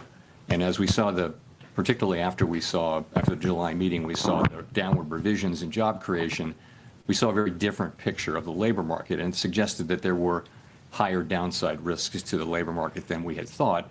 And that suggested that policy, which we had been holding at a I would say modestly, others people would say moderately restrictive level, needed to move more in the direction over time of neutral. If the two goals are sort of equally at risk, then you ought to be at neutral, because one of them's calling for you to hike and one of them's calling for you to cut. So if that got back into balance, then you'd want to be roughly at neutral. So in that sense, it was a risk management. And I would say the same about today, sort of the same logic. But as I mentioned, going forward is a different thing. Claire. I'm Claire Jones, Financial Times. Thank you for taking this question. We've just heard from you that the discussion in December and the conclusion of the discussion is not a foregone conclusion. I'd like to just dig into that a little bit more about what sort of arguments were brought up. Was there any consideration, for instance, of the investment we're seeing in AI and some of the generation of household wealth through rises in stock prices related to the AI boom? Thank you. I wouldn't say that's a factor in everyone's assessment of the economy. I wouldn't say it's the driving factor. I don't think for anybody. I guess I would say it this way. Once again, I would just point out that we have the situation where the risks are to the upside for inflation and to the downside for employment. We have one tool. It can't do both of those. It can't address both of those at once. You've got a very different situation. So you have some people have different forecasts, right? So they'll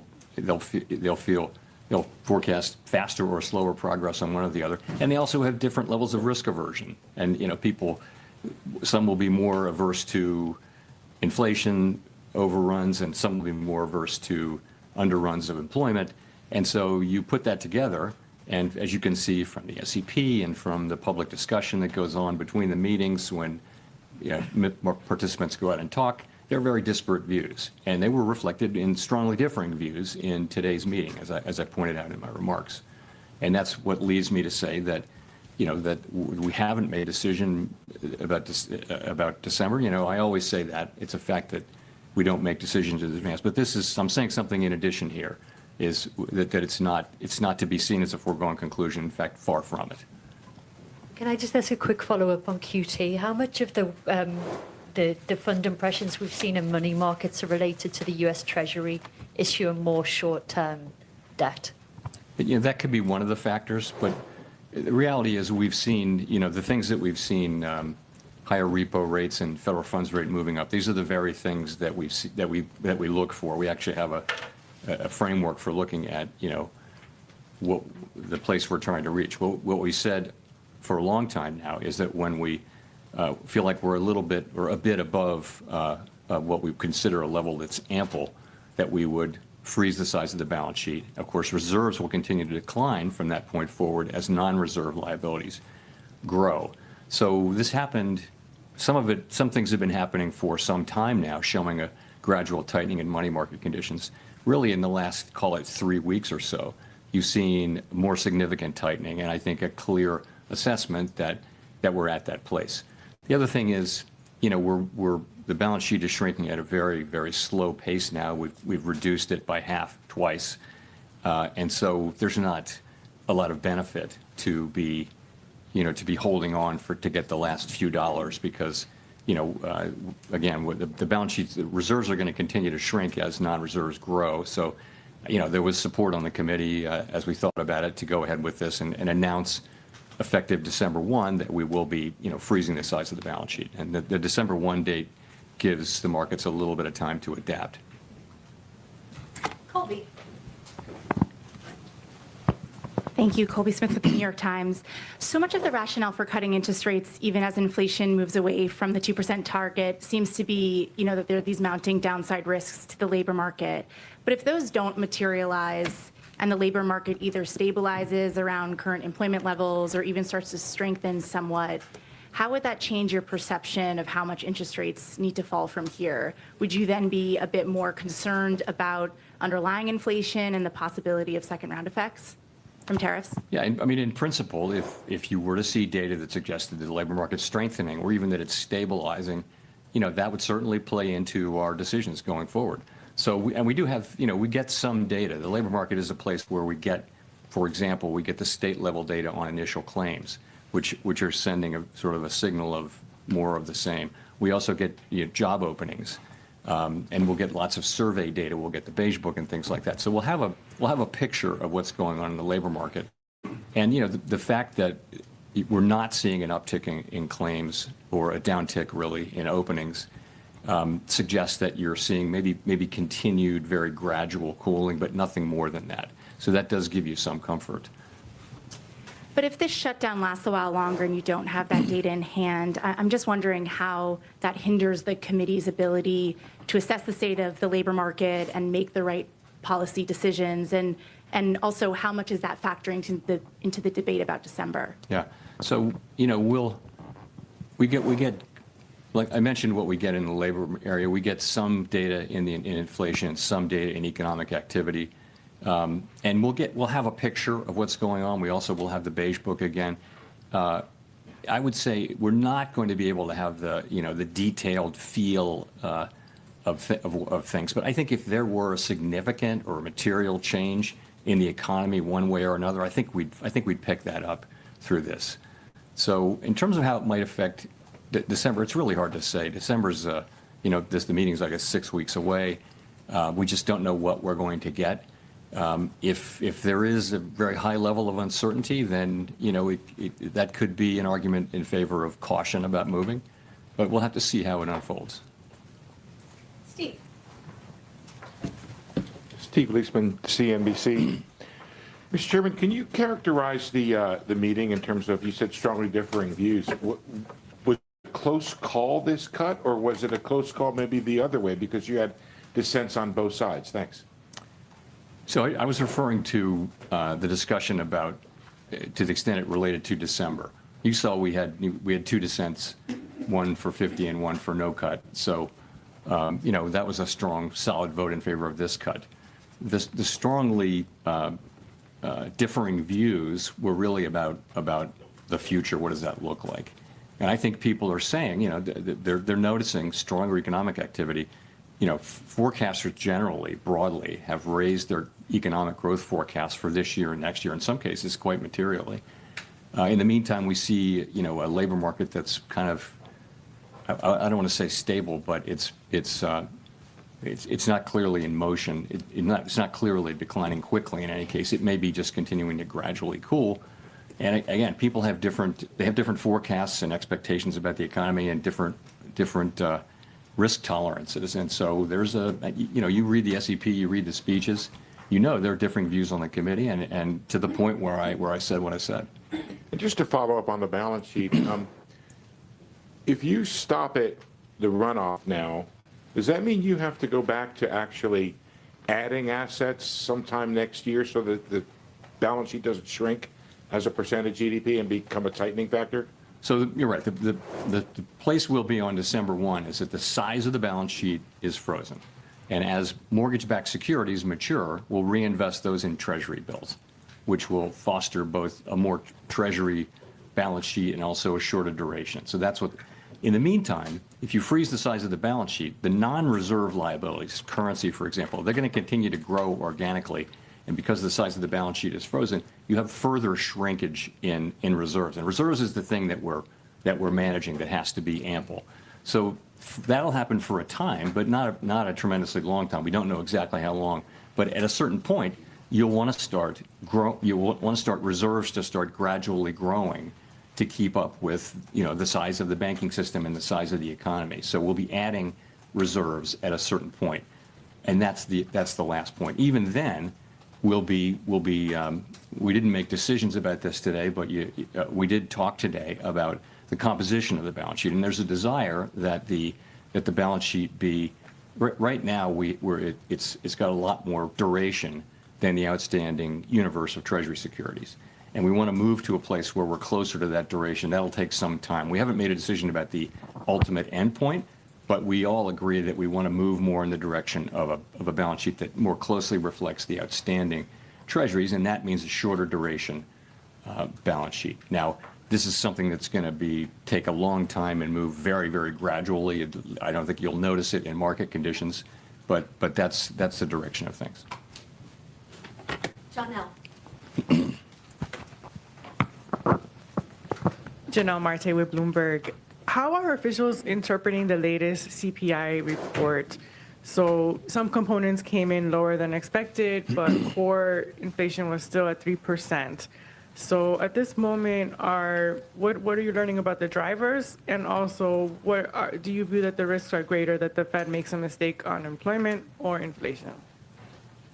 So the September CPI report, we didn't get PPI after that, which is important for translation into what we look at, which is PCE inflation. But we can still make a pretty good assessment of what that will be. When we get PPI, there might be some adjustments. But so directionally, it was a little softer than expected, and we always break it down into the three components. So basically, you've seen goods prices increasing, and that's really due to tariffs. And that's compared to a longer run trend of very, very mild deflation in goods. So that's moving inflation up. On the other side of that, good news that housing services inflation has been coming down and is expected to continue to come down. So if you remember a couple of years ago, that's the one that we kept expecting it to do that. Now it's been doing that for some time, and we expect to continue that. That leaves the biggest category is services other than housing services. And that's kind of been moving sideways over the last few months, but a significant part of that is non-market services. And we don't take a lot of signal about the tightness of the economy from that. So if you add all that up, a couple things to say. One is that inflation away from tariffs is actually not so far from our 2% goal. We estimate, people have different estimates of what that is, but it might be, 5 or 6 tenths. And so that, if it's 2.8, then core PCE, not including tariffs, might be 2.3 or 2.4 in that range, something like that. So that's not so far from your goal. So that we look at that, and the thing about tariff inflation is the base case is that it will come, and it probably will increase further, but it is that it will be a one-time increase. And we've been very focused for all of this year at making sure that that's the case and thinking carefully about what are the pathways through which it could become something else, troublesome inflation. One of those would be, a really tight labor market. We don't see that. Another could be inflation expectations moving. We don't see that. So I think, we're watching this very carefully. I think it's not the case that we're just assuming that it's going to be a one-time inflation. We understand fully that this is a risk we have to monitor and ultimately manage. With the stubborn in services inflation, what are some of the things that the Fed could do to address that, and especially when we're seeing potentially labor supply challenges? Sorry, say the first. The stubborn services inflation that you mentioned. Services inflation, yeah. Well, again, the part of services inflation that isn't coming down as we would like it to is the non-market part of non-housing services. And overall, that's just something that we expect will come down. The non-market part of it should come down. It largely reflects higher stock prices and financial services that are imputed rather than actually paid is a big part of that. But also just, we think policy is still modestly restrictive in my telling. So that's the kind of thing that should lead to a gradually cooling economy. That's one of the reasons you see a gradually cooling labor market is because the Fed policy is modestly restrictive. So that should also help get that. I want to say, though, we're absolutely committed to returning inflation to 2%. If you look at longer-term surveys or market pricing, you will see that's a credible commitment, and there should be no question that that's where we're going. Chris. Great, thank you. Chris Rugaber at Associated Press. So there's a big investment boom in AI infrastructure right now, as you know, and wondering if the existence of such a boom would indicate that rates are not that restrictive after all, and could further rate cuts at this point perhaps fuel an excess level of investment there or market bubbles? How is the Fed thinking about that? So I don't think that you're right. There are a lot of data centers being built and other investments being made around the country and around the world. Big U.S. companies are just investing a lot of resources in thinking about how AI, which will be based on those data centers, run through those data centers, is going to affect their businesses. So it's a big deal. I don't think that the spending that happens to build data centers all over the country is especially interest sensitive. It's based on longer run assessments that this is an area where there's going to be a lot of investment and that's going to drive higher productivity and that sorts of things. I don't know how those investments will work out, but I don't think they're particularly interest sensitive compared to some of the other sectors.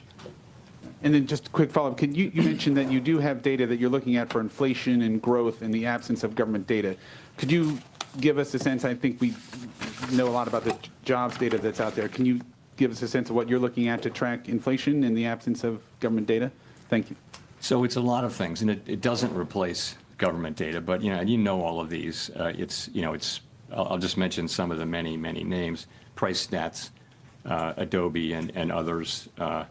For wage inflation, there's ADP data. On spending, you're going to ask about spending at some point. There are lots of other things that we look at, but it's many different sources, and again, including what we get out of the Beige Book, which will be sort of come out mid-cycle as always. And it doesn't replace the government data, but it gives us a picture. Again, I think if something material were happening, if there were material developments, I think we would pick that up. I don't think we'll be able to have the very granular understanding of the economy while this data is not available. Howard.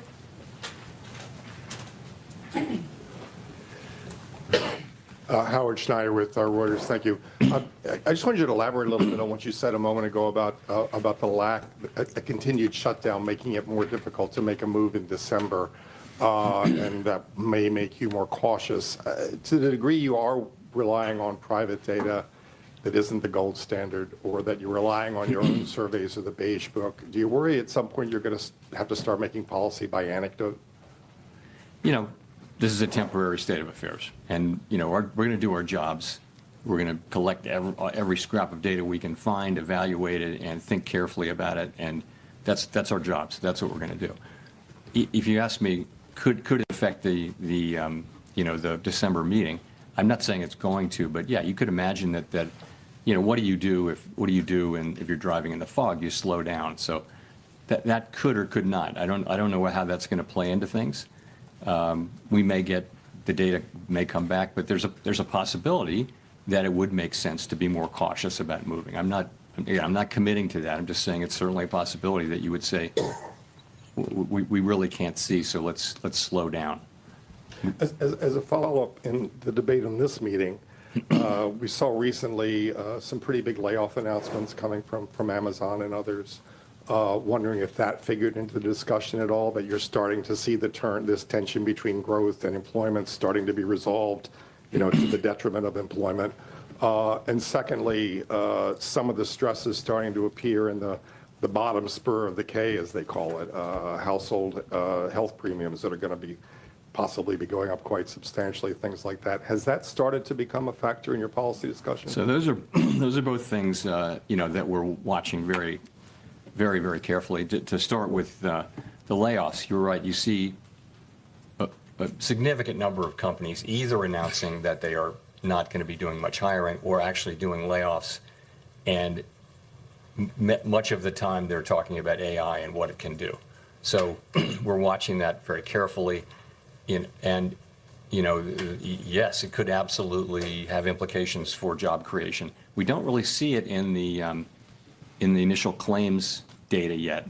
Now, it's not a surprise that we don't. It takes some time for it to get in there, but we're watching that really carefully. But again, don't see it yet in the initial claims data. On the K-shaped economy thing, I would say the same thing or similar thing.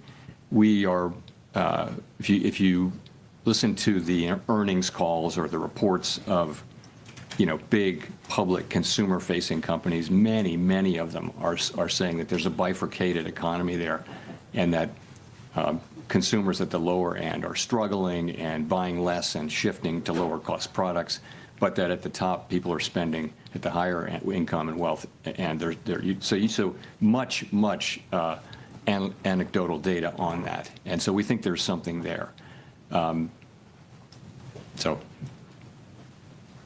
Edward. Thank you, Edward Lawrence with Fox Business. So, Mr. Chairman, I want to take another crack at the further reduction in rates is not a foregone conclusion. So in December, you said far from it. So if a cut might not be on the table for December because of lack of data, what does the other concerns then stem from? So if it's not lack of data as the reason December is not a foregone conclusion, what other things could be the concern then? Well, the perspective is of people on the committee that, we've now moved 150 basis points, and that we're down into you're into that range between 3 and 4, where many estimates of the neutral rate live in that 3 to 4% area. You're there now. You're above the median number for the committee, but I think there are people on the committee who have higher estimates of the neutral rate, and that's you can argue these positions since it can't be directly observed, the neutral rate. So, I think for some part of the committee, it's time to maybe take a step back and see whether there really are downside risks to the labor market, or see whether in fact the growth that the stronger growth that we're seeing is real. Ordinarily, the labor market is a better indicator of the momentum of the economy than the spending data. That's the lore. In this case, that gives a more downbeat read. So people just have, again, we've cut 50 more basis points in the last 2 meetings, and there was a sense like, from some, let's pause here, kind of thing, and a sense from others wanting to go ahead. But that's why I say differing views, strongly differing views. So on that division, then, you're talking about going forward. So what's more important in this division? Is it inflation risks? Is it employment risk? Or is there a deeper philosophy division among the board? Look, everybody on the committee is deeply committed to doing the right thing to achieve our goals, maximum employment and stable prices. You have differences on how to do that. And as I mentioned, some of that is different forecasts, but a lot of it is also different risk aversions to the different variables, which is common through all Federal Reserves. People just have different risk tolerances, let's say. So that leads you to people with disparate views. You will know that from the speeches you've been listening to from my colleagues. And so we're at a place now where we have, in fact, cut 2 more times. And we're 150 basis points closer to neutral, wherever that may be, than we were a year ago. And so there's a growing chorus now of feeling like maybe this is where we should at least wait a cycle, something like that. That's what it is. It's just what you think it would be. It's and again, you've seen it in the September Summer of Economic Projections. You've seen this in the public remarks of FOMC participants, and now I'm telling you that's what you can expect that in the minutes. And I'm just telling you that's what happened in the meeting. Elizabeth. Thank you so much. Elizabeth Schulze with ABC News. What is your explanation for why the job market is weakening right now, and what will this rate cut do to improve the job market? Big question, labor market. I think there are 2 things affecting the job market, and one of them is just a dramatic reduction in the supply of new workers. And that's 2 things. That's declining labor force participation, which is a cyclical thing. And then there's declining immigration, which is just a big policy change that actually began in the last administration, and it has been accelerated now. So a big part of the whole story is that supply side story. Okay. In addition, labor demand has declined, and the unemployment rate has gone down, meaning that demand for workers has gone down a little more than supply. So that's what's going on, but it is mostly a supply function. It's mostly a function of the change in supply, I think, and many people think. So the question then is, what does the our tool do, which supports demand, and I would just say, when you're in a situation where job creation, if you adjust for likely overcounting in the way that BLS does its work, is pretty close to zero. So maximum employment doesn't, on a sustainable basis, doesn't, if you're creating zero jobs, if it's in equilibrium, if it's in balance, it's a pretty, as I said before, a pretty curious balance. So, I thought, and many of my colleagues thought, in fact, you've seen the last two meetings, that it was appropriate for us to react by supporting demand with our rates. And we've done that. We've reduced so that rates are looser. I wouldn't say that they're accommodative right now, but they're meaningfully less tight than they were. And that should help so that at least the labor market doesn't get worse. So it's a complicated situation, and some people argue that this is supply and we really can't affect it much with our tools, but others argue, as I do, that there is an effect from demand and that we should use our tools to support the labor market when we see this happening. You also talked about tariffs causing a one-time price increase. Should American household consumers expect that inflation will continue to go up this year because of those tariffs? So the basic expectation is that there will be some additional increase in inflation because it takes a while for tariffs to work their way through the production chain and finally get to consumers. And we see this now from the tariffs that were put in place now many months ago. We see those effects, but if you put tariffs in effect, and they've been coming into effect consistently in February, March, April, May, and that's all happening. So that'll continue to happen for some time, probably into the spring. These are not big increases, though. These are a tenth or so on inflation. They may be big increases on a particular product that's been tariffed, but overall, these are fairly modest. I think some projections go, we're at 2.8% inflation. You might get 2 or 3 more tenths or 4 more tenths maybe. But then, as all of the tariffs are in, they stop generating inflation. You've had a one-time price increase. As long as you're not, at least this is the theory, this is how we believe and hope that it will work out. Once the last tariff is put on something, at that point, it becomes a higher price level, but it stops going up, if you will. Prices stop going up. They'll just be at that level. And then measured inflation will come back down to non-tariff inflation. As I mentioned, non-tariff inflation is not so far from 2% now. Now, consumers are not interested in that story. Their prices are higher. More than that, the reason they're so unhappy about inflation is the inflation that we had in 2021, 2, and 3. Because you can say that prices aren't going up as much, but that doesn't mean people aren't feeling those higher prices from the inflation we had 2 or 3 years ago. They are, and that's, I think, a large part of why the public, if you sample people, inflation is still very much making people quite unhappy. Even, and it's nice that, that prices are not going up as fast as they were, but they're still much higher than they were. And it'll take some time for that effect to wear off. As real incomes rise, it will feel better over time, but that's going to take time. Mike. Michael Pickey from Bloomberg Television and Radio.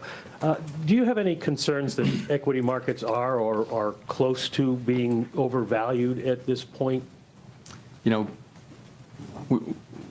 don't look at any one asset price and say, hey, that's wrong. It's not our job to do that. We look at the overall financial system, and we ask whether it's stable, whether it could withstand shocks, right? So, banks are well capitalized, while some households are clearly under stress. In the aggregate, households are in good shape financially, relatively manageable levels of debt. At the lower income spectrum, you are seeing rising defaults, particularly around subprime auto, but nonetheless, in the aggregate, pretty good. You don't see too much leverage in the banking system or the financial system. It's a mixed picture, but it's not an overly troubling picture. And again, I'm not. It's not appropriate. We don't set asset prices. Markets do that. Well, you must be well aware that by lowering interest rates, you're contributing to additional asset price increases. And I wonder how you balance the idea that lowering rates would help the labor market with the reality that it seems more likely to be stimulating increased investment in AI which is the rationale for thousands of job cuts that have been announced in the last few weeks. Yeah, I don't think interest rates are an important part of the AI, of the data center story. I think, people think they're great economics in building these data centers, and they're making a lot of money building them, and they think they have very high present value and all that sort of thing. It's not really about, it's not about 25 basis points here or there. We use our tools to support the labor market and to create price stability. That's what we do. That's our two jobs, right? So we're here to, by lowering rates at the margin, that will support demand, and that will support more hiring. And that's why we do it. Now, no 25 basis point or even 50 basis point hike is going to be a dispositive thing, but ultimately, lower rates will support more demand, and that'll support hiring over time. And of course, we also have to be careful about this, which is what we've been doing, because we know where inflation is, and we know that, I've told you the story. It's a complicated story, but this is the best assessment that we can make. Because there's uncertainty around inflation and the path ahead for inflation, that's why we're going, the pace we're going has been a careful one. Victoria. Hi, Victoria Guida from Politico. On AI, I'm just wondering, it seems like a lot of the economic growth that we've been seeing is fed by investments in AI. So how worried are you about what a sudden contraction in tech investment would mean for the overall economy? Is there enough strength in other sectors? And specifically, are there any lessons that you take from the 1990s in how you might approach what's happening right now? Yeah, this is different. In the sense that the companies that are so highly valued actually have earnings and stuff like that. So if you go back to the 90s and the dot-com, these were ideas rather than companies, and so there's a clear bubble there. Whereas I won't go into particular names, but they actually have earnings, and it looks like they have business models and profits and that kind of thing. So it's really a different thing. The investment we're getting in equipment and all those things that go into creating data centers and feeding the AI, it's clearly one of the big sources of growth in the economy. Consumer spending also, though, has been, is much bigger than that and has been growing and has defied a lot of, negative forecasts, continuing to do so this year. Consumers are still spending. Now, it may be mostly higher-end consumers, or maybe skewed that way. But the consumer is spending, and that's a big chunk of what's going on in the economy, substantially bigger than AI. You could point to growth. I mean, actually, maybe growth as opposed to level, but consumer spending is a much bigger part of the economy. And why do you think that the labor market is slowing so much, even though consumer spending is strong? Why has it slowed so much? Well, what's happened is that the supply of workers has dropped very sharply due to mainly immigration, but also lower labor force participation. So, and that means there's less need for new jobs because there isn't this flow into the pool of labor that, where people need jobs, because there aren't those people now. So there's not a supply of workers showing up for jobs. In addition, demand has also gone down, and so has labor force participation has declined, which is more of a sign, in this case, of demand as well as trend. So I think you're seeing some softening. The economy's growing at a slower rate than it was, 2.4% last year. We think around 1.6% this year. It could have been a couple of tenths higher if not for the shutdown. And of course, that will reverse. But, you still got the economy growing at a moderate pace. Andrew. Hey there, Andrew Ackerman with the Washington Post. I wanted to ask if you could elaborate on how you think about policy in the context of the data drought. Does it make you inclined to stick with your plans as set out in September in the absence of the data that might change your mind, or does it make you inclined to proceed with added caution because of uncertainty? Yeah, well, we'll know when we face that question, if we face that question. It'll probably be argued both ways, right? But I've said a couple times here that, if you if you really aren't getting information you really don't know, and the economy looks like it's solid and stable and hasn't really changed, there will be an argument. I don't know how persuasive it will be, but there will be an argument that you slow down when you can't see as far ahead. Others may argue. I'm not sure where this argument will come, but you're perfectly right that you could also argue, well, things haven't really changed, but you might not know that. So I don't know whether we'll face this or not. I hope we don't. I hope by the time of the December meeting we're getting a better flow of data. But if we're going to have to do our jobs one way or the other. Okay. I also just wanted to ask a FinReg question. I think several years ago you said the overall amount of capital in the system was about right. As the Fed moves forward with a revised Basel proposal, potentially changes to the GSIB surcharge, has that changed at all? Or are you planning to significantly reduce the amount of capital in the system? Thanks. So there are discussions going on, I think, among the agencies. And I don't want to get ahead of those discussions. I continue to think that the level of capital, when I said that in 2020, was about right. And of course, there's been much capital added since then through various mechanisms. But I look forward to. I know those discussions are really just getting going. They haven't come to the point where they're got a whole plan and that kind of thing. So I really don't have much to say on that. Brian. Hi, Chairman Powell. Brian Chung with NBC News. Is the weakness in the jobs market accelerating, and who's at risk if the interest rate cuts are not the effective medicine for a further slowdown in the labor market? So we do not see the weakness, as you put it, the weakness in the job market accelerating. I would say, then again, we didn't get the September employment report, payroll report, but we look at the unemployment insurance claims, initial claims are reported at the state level, and we still get those, and we can accumulate them and get the national number. And there's really, there's no story. You can look at the numbers. Same thing with the job openings we get from Indeed. There's just no story over the last 4 weeks. It's kind of stable. So you don't see anything that says that the job market is, or really any part of the economy is making a significant deterioration. Don't see that.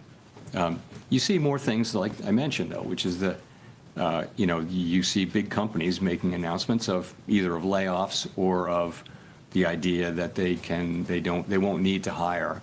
Their number of employees is not expected to go up over a number of years. There may be different people working there. They say that too, but they don't need a bigger head count. So you see those kinds of things. You don't see it in the aggregate numbers. The layoff numbers have not gone up, but job creation is very low. And the job finding rate for people who are unemployed is very low. But the unemployment rate is very low as well. 4.3% is a low unemployment rate.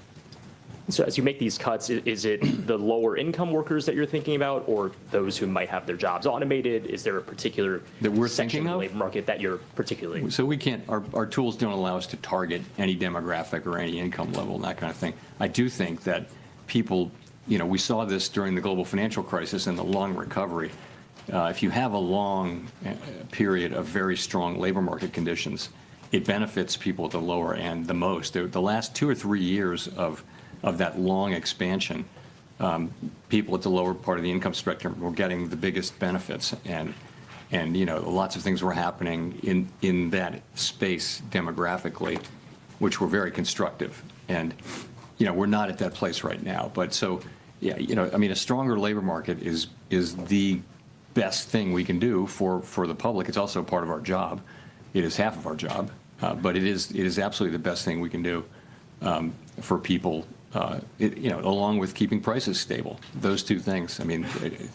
Inflation also hurts people on fixed incomes more than other people. Courtney. Hi, Chair Powell. Courtney Brown from Axios. As you know, the 12 Reserve Bank presidents' terms are up for renewal at the end of February. I'm wondering if you can give us a timeline for when the board will consider those reappointments and whether we can expect everyone to be re-upped or if we can expect some changes. So it's a process that we go through under the law. The way the law works is we have a reappointment process every 5 years for all of the reserve, each of them and all of them. We're in the middle of that process, and we're going to complete it in a timely way. And that's really all I can say. Okay, thank you. Daniel. Daniel Davis, Agence France Presse. You've now had dissents in 3 consecutive FOMC meetings, but in this meeting you had dissents going in both directions, and you've just mentioned there's strong disagreement over the future path of rate cuts. Have these disagreements complicated your role presiding over the FOMC meetings, and if so, how? I wouldn't say that, no. I think you have to take what comes, and what comes right now is pretty challenging situation where we have, first of all, we have 4.3% unemployment. We have an economy that's growing close to 2%. So, overall, it's a good picture. It's a good picture. But in terms of our policy, we have upside risks to inflation, downside risks to employment, and this is a very difficult thing for a central bank because, one of those calls for rates to be lower, one calls for rates to be higher. We can't do both, so we have to balance the two. And so it's a challenging thing, and as we have worked our way through this process, you would expect that there would be a range of views across the committee on what to do and the speed with which we should do it. And that's what we have. That makes a lot of sense to me. All of these people are, people who take their jobs very seriously, work very hard at this, and just want to do what's right for the American people, but they have different views on what that is. And, it's an honor to work among people who care that much. It is, but I don't feel that it's unfair or anything like that. It's a time when we're making quite difficult judgments in real time, and I believe we'll get through this. And I think we've done sort of the right thing so far this year. I think it was appropriate for us to be careful about this. I think it would not be appropriate to just ignore or assume away the inflation issue. At the same time, I think the risk of higher, more persistent inflation has declined significantly since April. And if we do wind up resuming rate cuts at some point, we will at some point. I think we're trying to get to the end of this cycle with the labor market in a good place and with inflation, on its way to 2% or at 2%. So that's all we're trying to do, and we're doing it under quite challenging circumstances and doing the best we can. We'll go to Jennifer for the last question. Thank you so much, Chair Powell. Jennifer Schonberger with Yahoo Finance. Both regional and large banks have taken losses on loans given delinquencies on subprime auto loans. JP Morgan CEO Jamie Dimon warned, when you see one cockroach, there may be more likely. I'm curious how the Fed is looking at these loan losses and if it poses risks to the financial system or the outlook for the economy. Is it a warning sign? So, we're obviously we watch these things very carefully, credit conditions very carefully. You're right. You've seen rising defaults in subprime credit for some time now, and now you've seen a number of subprime credit, automobile credit institutions having significant losses, and some of those losses are now showing up on the books of banks. We're looking at it carefully. We're paying close attention. I don't see at this point a broader credit issue. It doesn't seem to be something that has very broad application across financial institutions. But we're going to be monitoring this quite carefully and making sure that is the case. And then separately, many, you yourself have said that we're in a bifurcated economy right now with high net worth individuals continuing to spend with the lower income pulling back. How much of consumer spending continuing hinges on the stock market remaining strong? In some odd way, does the market help keep the economy buoyant? So there's some relationship there, but remember, the more wealth someone has, the lower an additional dollar of wealth matters. So your marginal propensity to consume declines quite dramatically as you reach levels of stock market wealth. So, the stock market, it would affect spending if the stock market went down, but it wouldn't drop sharply unless there were quite a sharp drop in the stock market. People at the lower end of income and wealth have a much higher marginal propensity to consume of an incremental dollar of income or wealth, but they don't have the stock market wealth. So I think it's certainly a factor supporting consumption right now. But and you would see it if you saw a material correction in spending, but it wouldn't be. You shouldn't think that it'll dollar for dollar stop consumption, because that wouldn't be the case. Thanks very much. All right, that's Jay Powell, Palantir. She's pushing for it. She is pushing for it. My goodness.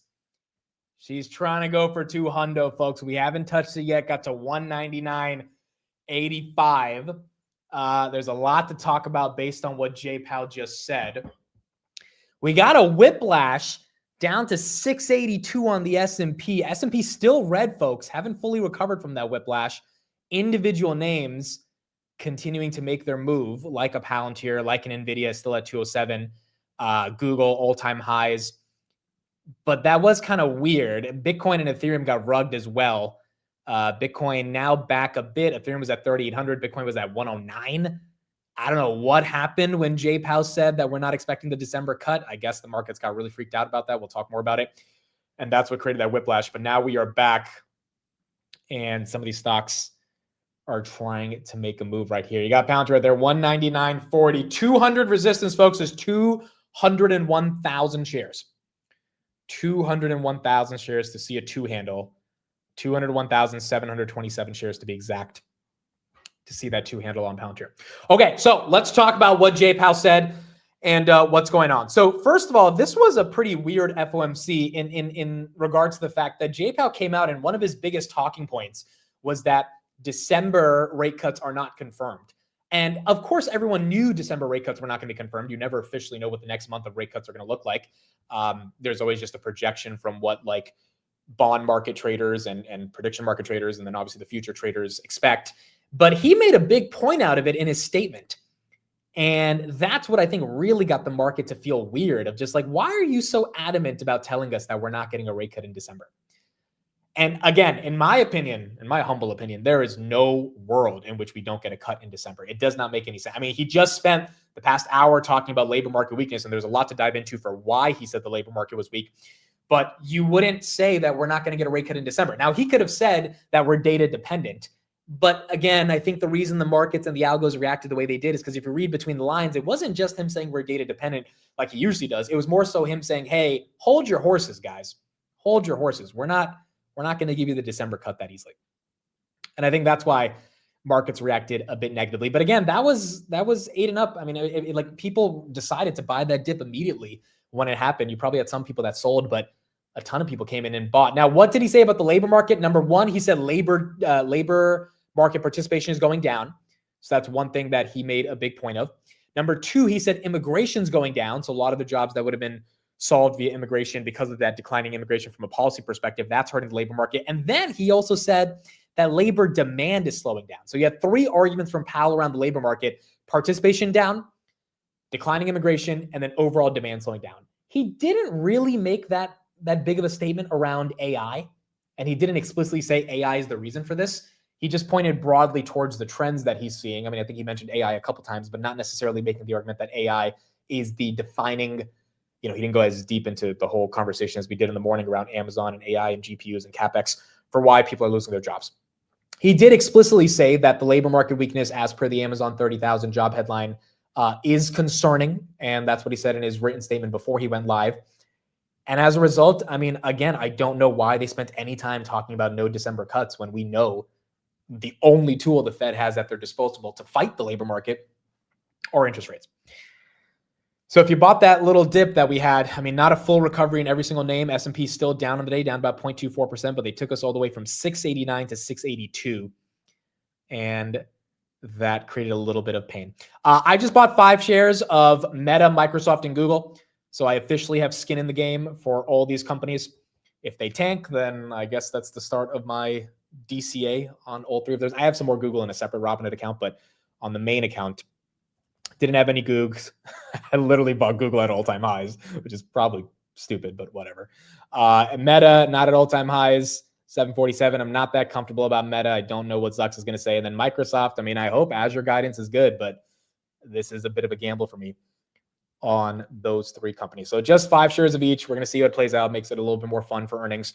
But you do have the S&P 500 at 685. Google just below 273. And then SoFi losing 2%. I mean, SoFi got almost down below 30 as soon as we had that whiplash.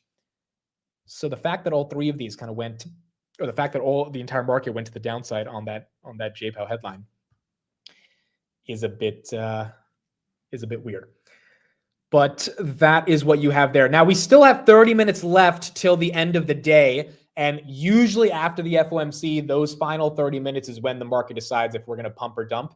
And so we're going to see now kind of how this plays out. Amazon still holding on strong. Amazon fell to 227 during that whiplash. Now it's back to 228, got to a high of 232 today. But you do have some of these names beginning to recover. What else did JPOW say? So let's get into a couple other quotes that he had. Overall, I mean, a lot of questions at the end I think were pointless. I mean, some of these questions they were asking him, he had no real meaningful way to respond. Now, the question about data centers I think was important. Powell said this is very different than the dot-com bubble. The companies have real earnings and business models today. If you go back to dot-com, those were ideas rather than companies. So that was good to see. He even said, which is actually, I think, more bullish data centers than not. He said, data centers don't care about interest rates. And I thought that was kind of bullish because he's basically like, dude, whatever we do with interest rates, the demand for this technology is so strong. The demand for this ecosystem continues to be so strong that interest rates are not going to affect the data center build out because these hyperscalers have plenty of money. They don't really care about interest rates when it comes to spending that money in order to the capacity they need for GPUs, and they're willing to spend, which should be bullish. Iran, CleanSpark, and all those companies, Nebius, CoreWeave, et cetera, that are in the data center space. Nebius right there up 1.4%, and then CoreWeave, that is down. I'm not buying Amazon because I already bought Amazon. I bought Amazon 214, 215, 220 over the past couple of weeks, really over the past month. And so we'll see what Amazon says tomorrow, but Amazon earnings is not today. Apple and Amazon tomorrow. The other three are today. Nvidia back up to 207 as it starts to go green. Brandon says, and they know the ROI is higher than the cost of interest. Yeah, I mean, the interest, this is the same thing. Dude, the fact that Oracle put up $40 billion of debt in corporate bonds, yielding, I think, closer to 7%, they are pretty confident they will make, through their cloud computing business, way more than 7% on their investments. And so they are willing to take on all that debt. And so I do think it was bullish when Jay Powell said that, but it highlights how much he does not care about interest rates in the context of AI as a impact for what he says hurting the broader theme of the stock market in AI, because he's comparing it to the dot-com bubble and he's saying they're just not the same. These are two different worlds when it comes to the stock market for. Chad's in the chat. Okay, Chad, yes, I'm sending you the link. We were supposed to get Chad on earlier in the day. We didn't have a chance to get him on. Chad, I'm sending you the link right now. We'll get Chad on to tell us a little bit more about this Palantir Nvidia partnership, and he can join. Chad, I just sent you the link. Maybe we see the 200 when Chad joins. Crazy day, dude. Crazy freaking day. 198.31. All right, what did you guys do during the meeting? Did anyone sell, buy? Anyone doing the earnings plays? Let me know in the chat. Are you holding any of these stocks going into earnings? Are you doing a little bit of a YOLO? Are you making a bit of a move? I mean, dude, if some of these stocks go up like 10, 15%, it would be quite incredible. And then the question then becomes for the S&P, what impact does that have if these make a move? I sold a little bit of my SoFi. I saw someone said they bought 5,000 shares of BM&R. This one got all the way to 48. Again, knee-jerk reactions. They got hit. SoFi now below 30, and then they recovered. We're in the last 20 minutes of the close today, or of the market. So we're going to see if these stocks can actually continue to stay above. S&P is getting a little bit of a dump right here, down 0.33. Palantir from 199 to 198. Tesla went red. Nvidia holding 207, which is nice. Scott, BM&R at 48. Bought Hood and SoFi. I I just bought 300 shares of Palantir at 199.80. I mean, again, if you're look, I think it is 200 after earnings. If they give us a good earnings, we're gonna have to see. But obviously, massive momentum today. And you're doing what I did with Google. I know I'm buying it at all-time highs, and if it falls, I have no one to blame on myself. But it's a good quality company that is worth DCAing into. Google right there, 273.60. Reddit is down 0.5%. And then Amazon just went red right here. See a decent amount of you saying I bought BM&R. I bid as well. That one's green. By the way, that politician that bought BBAI, Big Bear, like 3 months ago, apparently she didn't just buy 50,000, she bought 100,000. There was another 50,000 she quote unquote forgot to disclose that was revealed just now. She's going to pay a $200 fine for forgetting to disclose that. But Big Bear up about 1% on the day. So you do have some of the politicians buying that stock. Nvidia right there, 2.93% up right now. Okay, let's see. A couple of other of these. Did Powell say the labor market is weakening? Yes, Powell objectively and explicitly said we see weakness in the labor market, and that's why it's getting. I mean, that's why I think the markets are easily pricing in that December cut, even though Powell said to not price it in. By the way, on the prediction markets, there was a 90% chance for a December cut. Now it's 71% chance after what Jay Powell said, but I don't know if that's necessarily going to make that much of a difference going into December. Chad, what's up? I just lost your audio. Oh, you can't hear me? I can't hear you. Okay, I'll get you on in a second. We'll get Chad back on in a second. I'll tell him to rejoin. That might help. Yeah, Nvidia was up 5%. Now it's down 3%. All right, he's going to go rejoin. Here's another thing I want to show everybody before we get into these earnings. Take a look at this chart right here. Microsoft, Amazon, and Google now have nearly $700 billion in combined backlog. Most of that backlog, again, is related to customer cloud commitments. So this is going to be another really, really important thing to see today. If they can increase their RPO, customer cloud agreements, overall guidance, obviously operating margins across the cloud. And we're going to need to see what numbers they put up. Mod Disease, thank you for becoming a channel member. Vip Patel, thank you for the $5 super chat. And Magusto, thank you for the super chat as well. What a fun day to spend with you, Amit. Thank you for the long stream. Thank you guys all for being here. First time in a while, we did a long stream, almost 7 hours. We're going to go probably another 2-3 hours. But it's a big day. It's a big day. It's a fun day. Happy everyone has been here throughout the entire day. All right, can you hear me? I just lost you again. As soon as you brought me up, I lost you. Dude, we need some pounds here to fix this. What's going on? That's okay. No worries.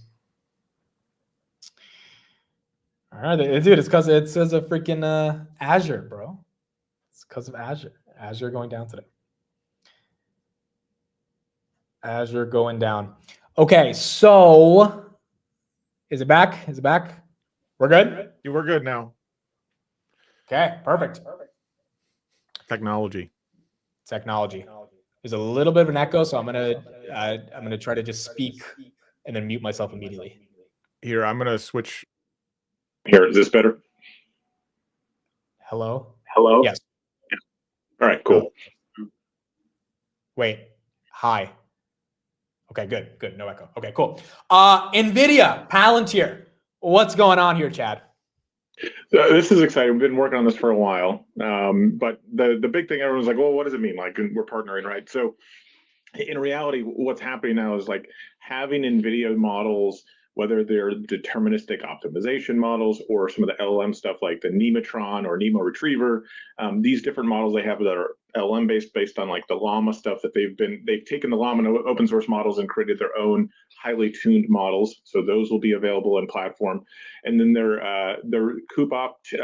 optimization engine is available as well. So like I got all excited about this because even this morning, the reason I had to miss this morning's call is I had to meet with a customer who was excited about our NVIDIA announcement and wanted to talk about this. So it has brought a lot of energy about it. A lot of questions. Actually then had another call today where, customers are bringing up what Jensen said about us, excited about the opportunity to work together with everyone. So lots of excitement about it. But really the idea here is more models, more optionality, bringing best-in-class optimization models into the platform for people to use and orchestrate with AIP. So like really cool, exciting stuff.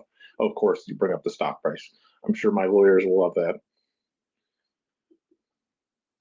Well, if we hit 200, then we're gonna have to keep the stock price there. But I think the big thing here is like there should be more options. You should have more optionality with tools, more options where you run them. And that's really what this is about, is that optionality to use the right tool for the problem. What do you mean by integrating models? Because I do think a lot of people are confused about what, like, we know what Palantir AIP is. We know they connect to a lot of models. How does that work with like Nvidia specific models, I guess? Yeah, so like think about this. Like let's say in the example we posted a video of Lowe's, how we built this together with Nvidia to show this as an example.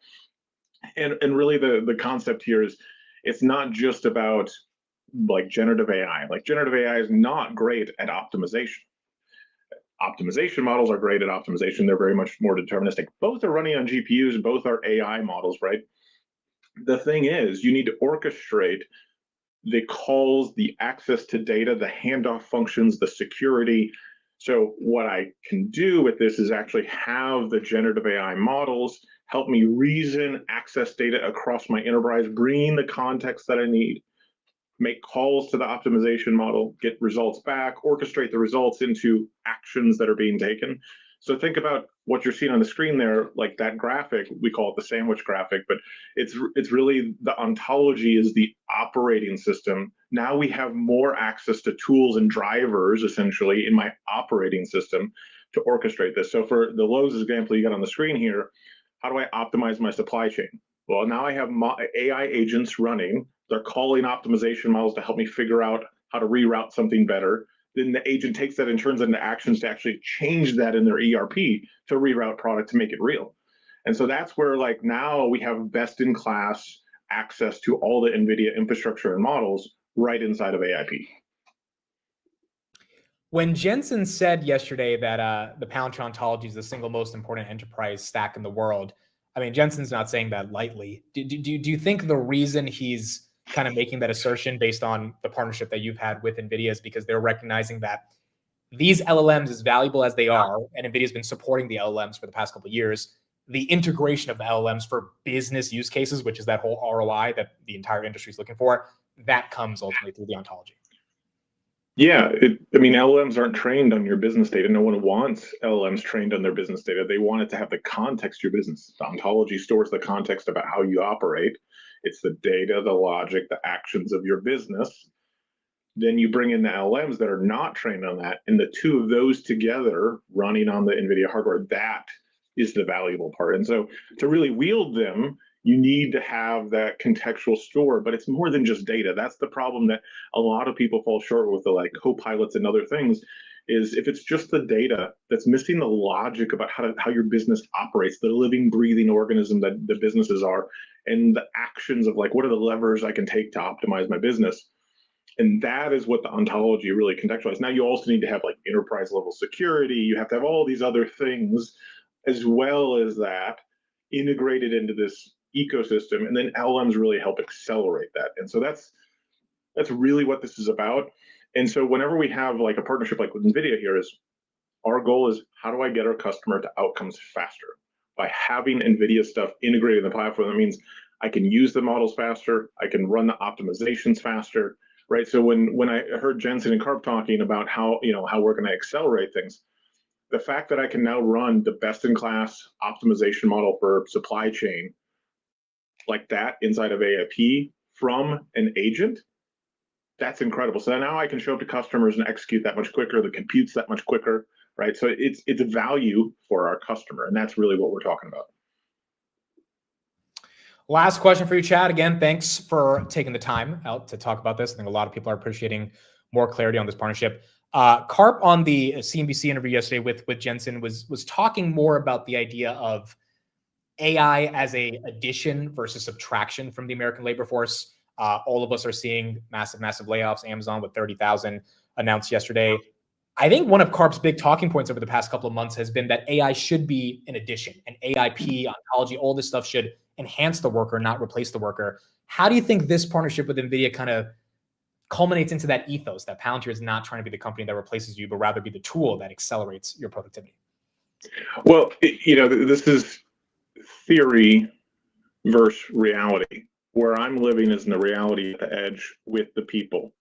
So if you actually are building the systems for real at the edge with those people, what you're seeing, is your best domain expert on supply chain or on the warehouse. You're seeing the dream and the thing that they always knew, like, if I could just do this thing, AI gives them the agency to do and build what they want, what they can go build. So now you are giving people agency to go build, to have more output. There is a finite amount of reducing you can do. There is an infinite amount of growth you can do, right? And so I always look at this as, how am I 10xing rather than cutting by 50%? That is infinitely more valuable. And so that's really what we should be focused on, is how do we drive the output? The value creation is what it's about. Yeah, and I think that's when Jensen said this partnership is going to supercharge the Palantir ontology. I think the increased access to models and all the different suite of features right there just makes the context of the organization more valuable. And as a result, as Carp says, the value is, or the upside is downstream from the value creation. The partnership with Nvidia should only help create more and more value for these customers. Right, and this is just the start. I mean, we just wanted to launch and have real stuff, real product. Like, I'm never going to have a partnership that is not around real things just for the sake of putting two names together. We could have launched this a long time ago if that was the case. We want real product of us working on real problems for real customers. So, this is just the start. Now it's about the opportunities of us both working together. What other ways can we accelerate time to value for our customers? How do we help them run models faster, quicker? And so this is really the idea of, when we say we're only beginning, literally this is just a few little subset. There's so many ideas that we both have together, what we can go build.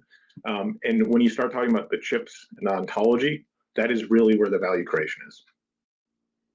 Chips and ontology. I love it. Chad, thank you so much. There's his Twitter. You guys can follow him right there. And looking forward to getting a lot more details on how this partnership evolves. All right. See you all. Thanks all. Thank you, Chad. Appreciate it. All right. There we go. Nvidia and Palantir. That partnership is now official. Been waiting years to see it happen, and it is happening. Let's bring on the next guest, folks, who's going to be with me for the next few hours, I believe, as we cover these earnings. Sam. What is up? Whiplashing left and right, dude. Honestly, coming into this morning, small caps have just been lagging the whole rally, probably for the last few days, which is interesting because they led the whole way up.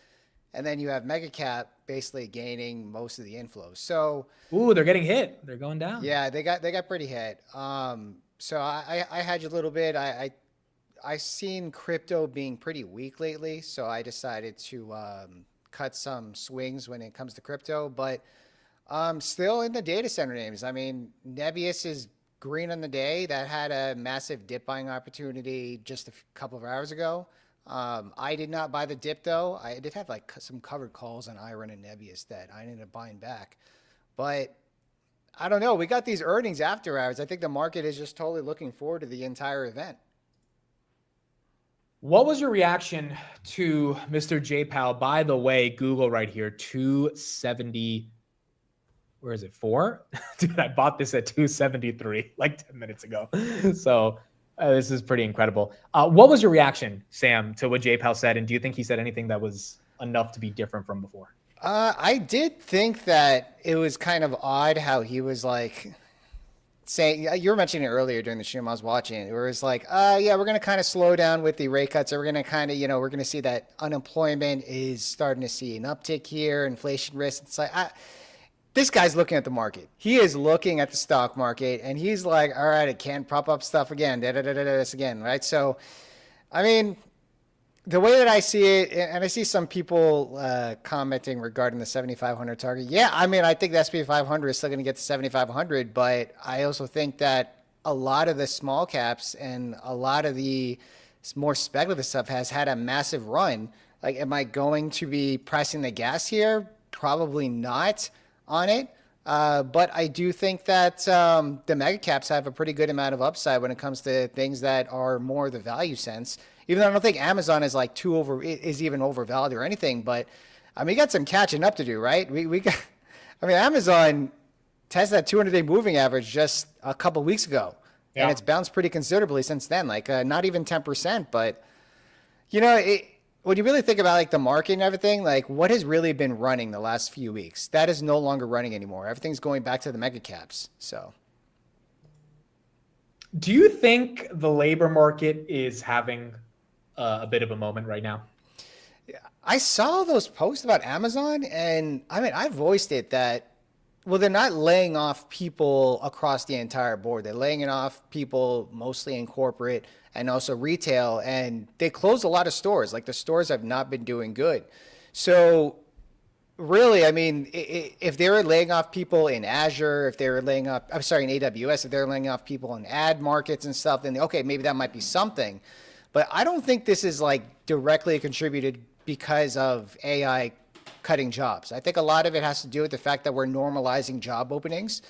We went on a massive hiring spree during COVID, and that's starting to normalize at this point. I don't think that the fear that AI is going to take everyone's jobs, I don't think that's going to come really for like the next few years, maybe like 5 or 10 years, so that really has an effect. But I think by that point, people are going to adjust. Like, look, with computers and when the internet started, people had to adjust. People had to learn how to use internet. And if you don't know how to use internet, then you probably have a hard time finding a job today. And then it came with infrastructure and engineering basically turning into code applications. And people in my field had to learn how to do that. Otherwise, you got cut from your job. And then now today it's AI. Like you just, it's another skill you need to learn, but it's just at a much more accelerated pace. Yeah, I agree. And Jay Powell didn't give us any comments about how bad he thinks AI is affecting the market, but he did acknowledge there is an impact on the labor market. And I don't think that's something that the Fed or market participants can ignore. These are the earnings we have, folks. Carvana is up, Chipotle, Mercado Libre, Starbucks. Then you have the big three. We have a couple other earnings, but it's going to be pretty wild after the bell when we get into them. Sam, any predictions from you on Meta, Google, Microsoft, and what you think we get today? I'm looking at CapEx mostly, and I'm also looking at Azure growth and GCP growth. That's going to be like a telling sign as far as how much demand there actually is in the market. I mean, who knows with Azure? Azure came in at 39%, which is probably the street. It was like a 35% last quarter for the estimates, and it came in at 39%, which was insane. And Google was about in line with estimates. I do think that we're going to continue seeing maybe flat to upper momentum on that. I'd imagine Microsoft is going to reaccelerate past 39%. At least I would expect them to, only because look at how many people are signing up with Azure, and also on top of that, look at all these deals you're getting with OpenAI and Azure, and then you also have them signing up with Nebius to build more data centers. They better do good in on their top line when it comes to Azure and when it comes to GCP for Google. Because if they don't, I think that might cause a little bit of scare as far as demand goes. And then CapEx, I think this is going to directly impact a lot of the data center stocks like Nebius and IREN, Cypher, and so on. IREN actually got a downgrade this morning, so that's probably the reason why it's weak. But dude, if CapEx is flat to down, I'm not so sure if these stocks will be up after hours. They might get hit pretty hard, and you're going to get hit with the semiconductor stocks too. So we'll see. That's the bear case. If CapEx guidance is down and these companies don't have the cloud revenues accelerating like the street expects them to, the Nebiuses, the CoreWeaves, IRENs, they're all derivatives of these hyperscalers getting a deal with them. So I'd be very surprised. I mean, with that presidential dinner that just happened a couple of months ago with Zuckerberg basically saying out there, oh, you hit or miss a couple $100 billion, like I would be surprised if they reduce CapEx. If anything, I would expect them to increase CapEx. And if they don't increase it, I think the market is expecting an increase in CapEx, but I think it's going to happen. Agreed. Google 275. Are you nervous that it's pumping before earnings, or? Not really. I think a lot of money's rotating into mega caps and basically value lately. I think that's going to continue happening for a little bit of time, and I think that's really what's going to push the market up. Because if you think about all these small caps, like you can see IWM is pretty weak today. That isn't going to, these small caps are not going to push the market up. What's going to push the market up are the mega caps, and they've been lagging a little bit. But if you get like Google at 300, you get Microsoft at 450, you get Amazon like at $250 or more, Meta at 800 plus. Dude, we're going to 7,500. Like the thesis is not that we're going to go to 7,500 because every single piece of crap in the market's going to go up. The thesis is that the mega caps are going to catch up. That's the thesis. And It's going to be super volatile. You just saw it today. Like, it's going to be extremely volatile. There's going to be shakeouts and stuff. There's also going to be opportunities to kind of hedge the market or maybe sell some covered calls and stuff. And we got a crazy opportunity this morning. But, you know, other than that, like, dude, I've cut a significant amount of speculative exposure in the last couple of months, and I've rotated more capital into mega caps and value stuff that's actually been working. Like, I'm not buying the Verizons, I'm not buying Fiserv, or I'm not buying like a lot of, you know, the stuff that Chris usually focuses on. If anything, I'm buying more of growth that is of really good value. So people are asking about Rubrik. Rubrik is near $70, and it's pulled back pretty considerably from its recent high. Am I adding here? I mean, I already added pretty aggressively in the high 70s, maybe a little too early.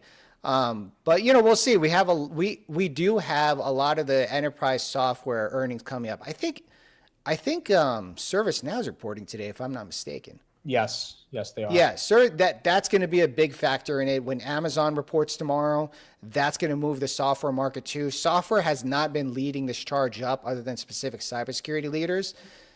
We need to see that continued momentum into cloud. If you do, these names will come back. But until then, dude, I'm bullish Rubik.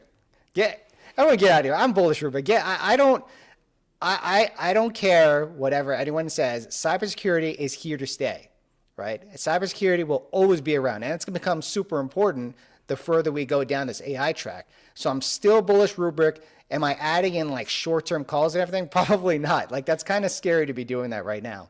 But I'm still holding my position. I'll probably be adding maybe in the next couple of weeks. I only have a few percent of cash left. I don't have too much cash. Meta Street wants $667 per share. They want $49.4 billion in revenue. Google Street wants $227 a share and $101 billion of revenue. And then Microsoft Street wants $366 a share and $75.39 billion of revenue. Folks, it's not too often you get three of the most important companies on the planet reporting, but nonetheless, they are reporting at the same time. Final poll for the day. Which one do you think does the best after hours? I think, man, you know, I want to be bullish Meta, but I'm not too confident on their margins this quarter. Mostly because the copious amount of spending they've been doing as far as their free cash flow margins. Operating margins is going to be set aside from that because most of the CapEx is attributed to cash flows on the investing side versus like the operating income.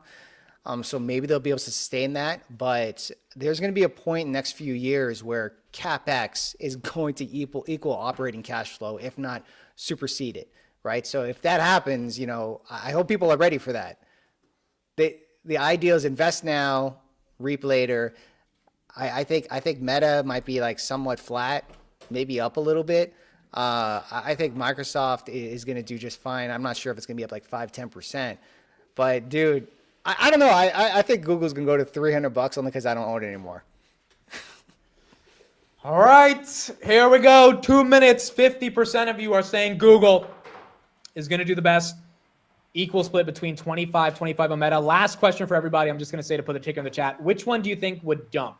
If you had to pick one to dump out of both three, put in the chat, which one do you think?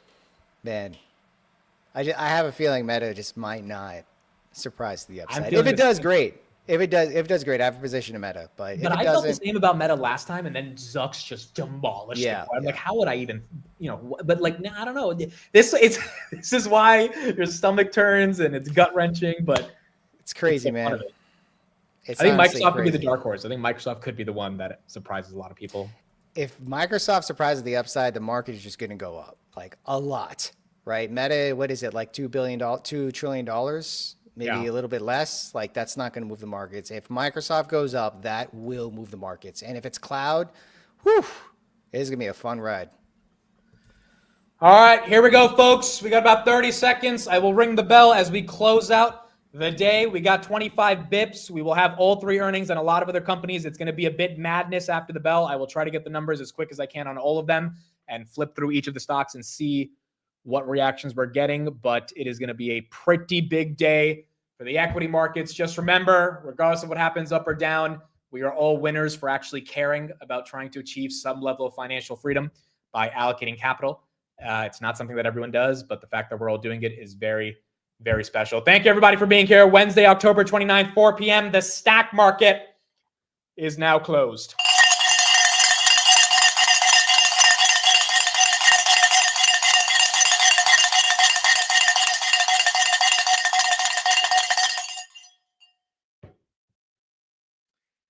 All right, here we go.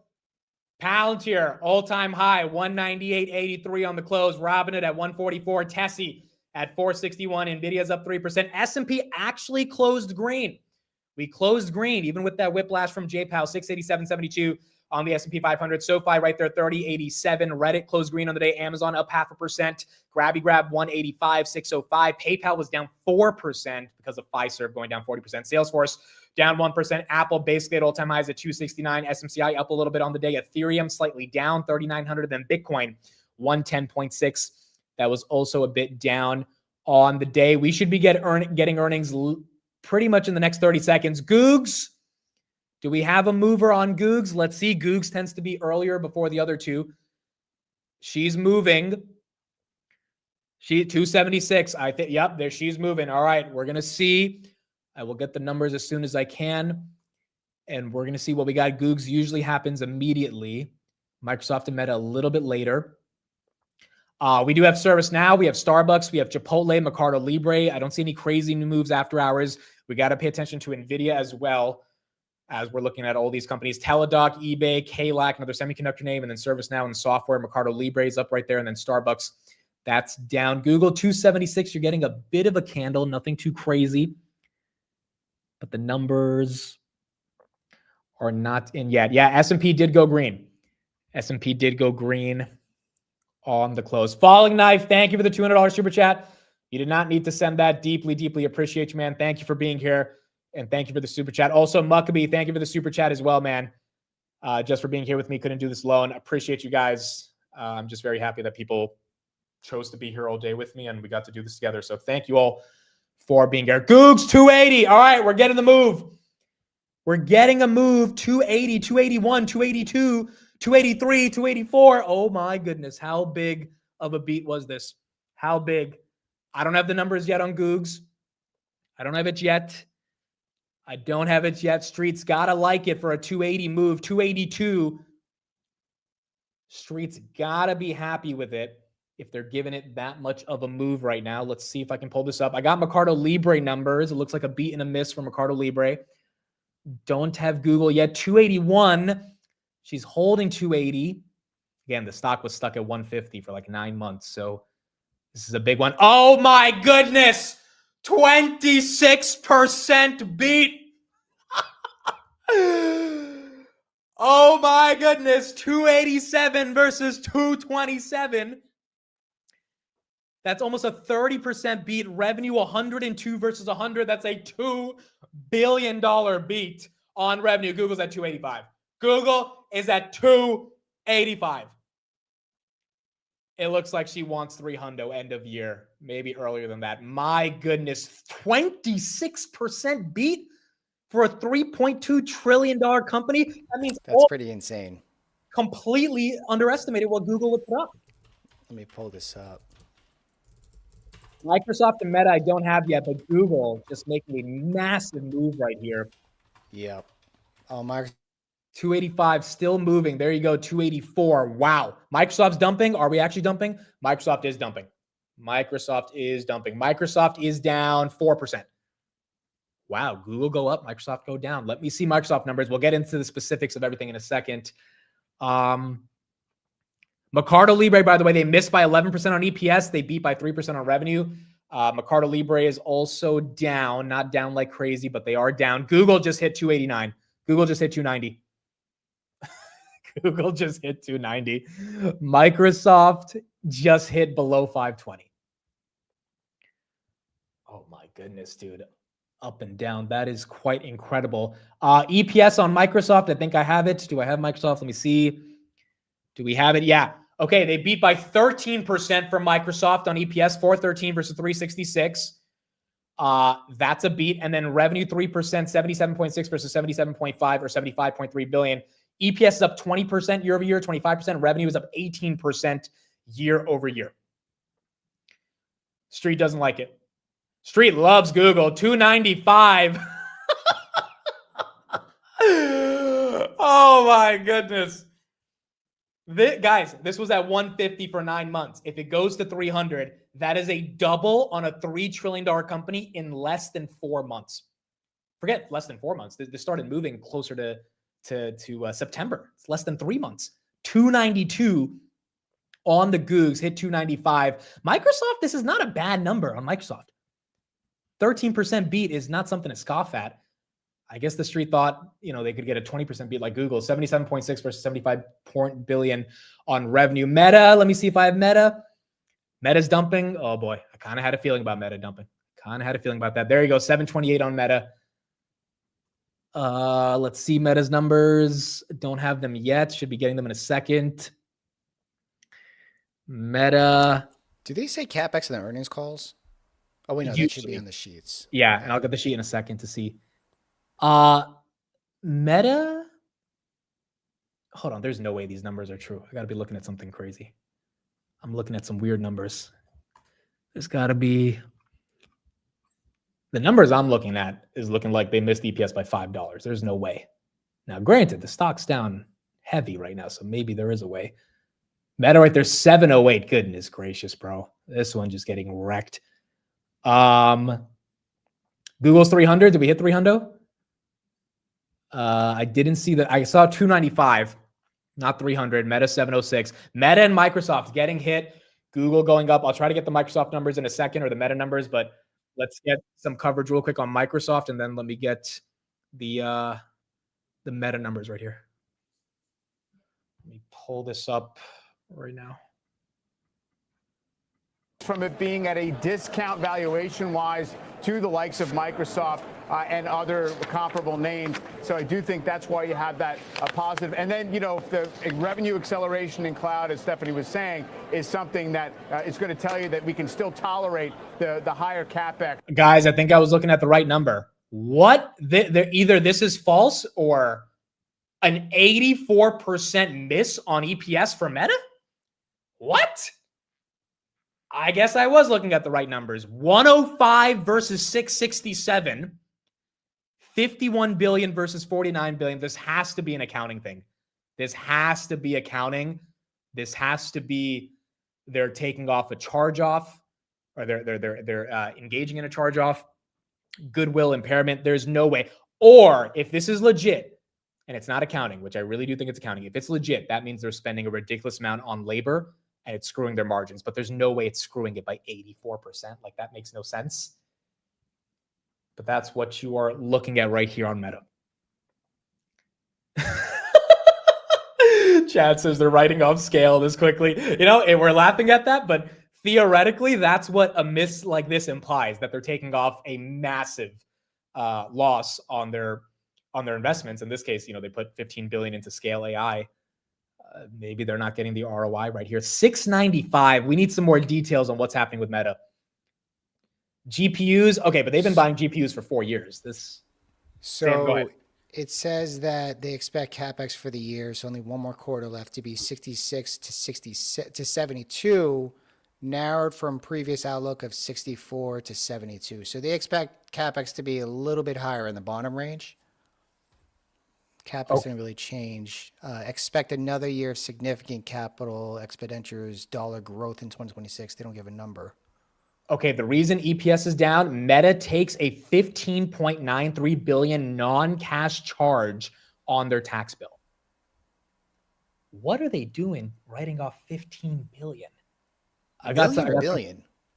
No, $15.9 billion. Billion. Let's get some coverage on Meta. It's down 7 or so percent.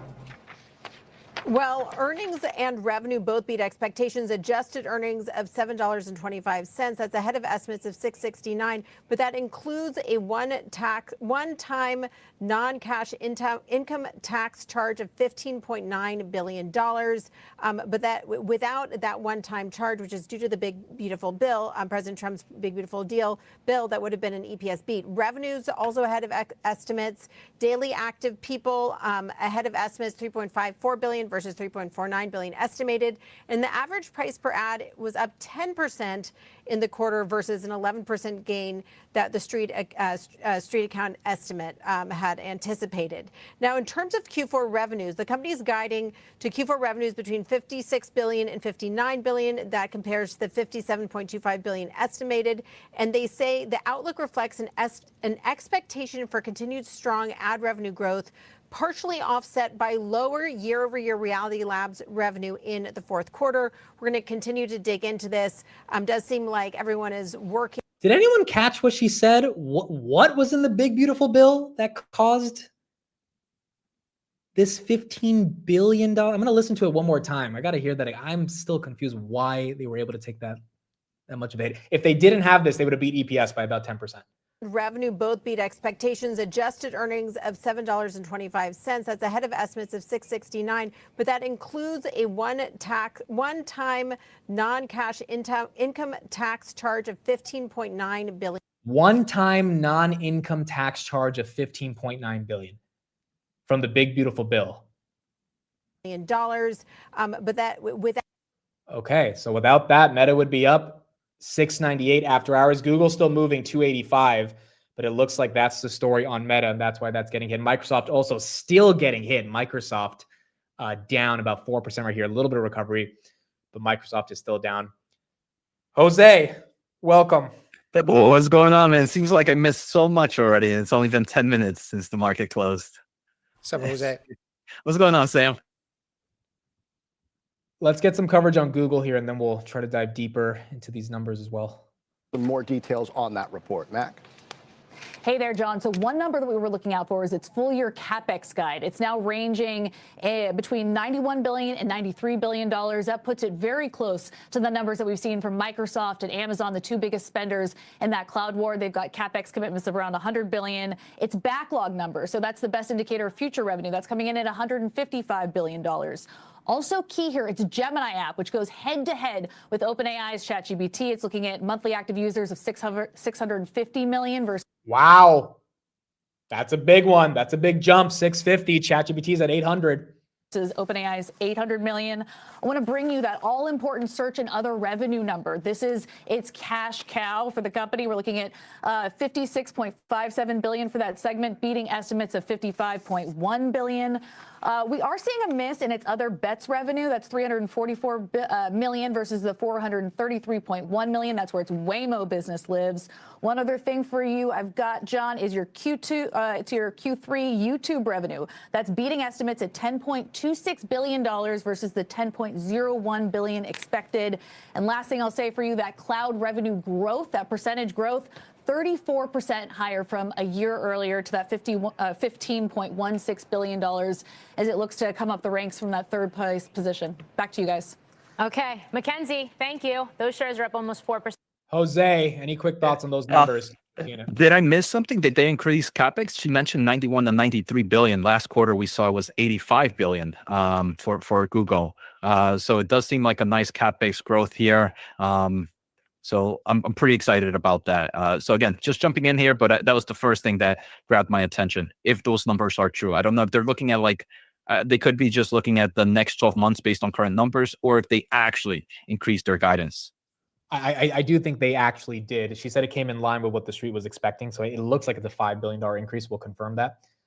But it seems like that is the case. Google doing the best after all these earnings at 286. Meta starting to recover a bit. I still don't know exactly what the big, beautiful bill had to do with this $15 billion charge off. But without it, they would have beat EPS and it would have came in at 725. Street was expecting 667. So if they came in at 725, then technically Meta would have had a 9% beat. So if Meta had just not had that charge off, which I think the street can ignore that. I mean, the algos are not going to ignore it, but maybe that should be something that has that much of an impact. Microsoft right here. I want to get it deeper into Microsoft's cloud revenues, and we'll pull that up in a second because that's the big story for Microsoft. Real quick before that, ServiceNow, they beat on the top and the bottom, 482 versus 427, beat by 12%. Revenue beat by 1.4%. ServiceNow, that stock is up about 2% after hours. And then you had Carvana. They missed on EPS. We're seeing a lot of different stuff happen in the car market with delinquencies. 137 versus 103 revenue. They beat 565 versus 501. So that stock is down, even though they beat on revenues. Google's going to be starting at 4:30, guys. So in 15 minutes, we'll open up Google. We'll get to Meta and Microsoft once Google is done, but all three of these calls will be happening at the same time. So we'll try to get updates. So Transmedics reported too, apparently. TMDX down 10%. Down. Okay, they beat by 83% on EPS, missed by 1% on revenue. That stock is indeed down 10%, but at least you're seeing that top line beat or the bottom line beat, which is important. Chipotle just reported. Let me pull that up real quick, and then we'll get into Microsoft. Around a bit in the after hours here. Now it's higher by more than 3%. Its third quarter results essentially in line for Chipotle. The company lowering, though, its full year same-store sales guidance now for the third quarter in a row. It now expects low single-digit decline versus a prior forecast of flat. Now that's despite its EPS coming in right in line at 29 cents. Revenue is also in line at $3 billion for the quarter. Same-store sales also up 0.3%. Its average check is up 1.1%, but traffic did fall by just under 1% in the quarter. Restaurant margin about 24.5%. That's 1% lower than analyst estimates. It says due to higher beef and chicken costs along with the impact of tariffs. Now, CEO Scott Boatwright telling me in a CNBC exclusive interview that younger consumers under 100K annual income are pulling back a bit in the quarter. Take a listen. We've seen a pretty sizable step down in the consumer that's under $100,000 in annual income. Specific to that is a group, the 25 to 34-year-old, which we over-index to, has pulled back measurably. And we believe that is the first time we're hearing from a restaurant that a consumer making less than 100K, they are seeing less foot traffic for. So that is definitely something all of us have to pay attention to. If that's happening at Chipotle, that's probably happening at other restaurants, and it's showing a bit of a bifurcation within the labor market and obviously people that are just starting out their careers. I mean, if they're not eating at Chipotle, then, either Chipotle is too pricey or there's some issues with their income that isn't allowing them to afford Chipotle. So that is a bit of news that's important for the consumer. Chipotle right there down 1%. Google still holding its move to 88.71. Chipotle is just mid. Okay. Maybe it's crazy with Google, right? First $100 billion quarter. That's wild on revenue. Is it the first Google $100 billion revenue quarter?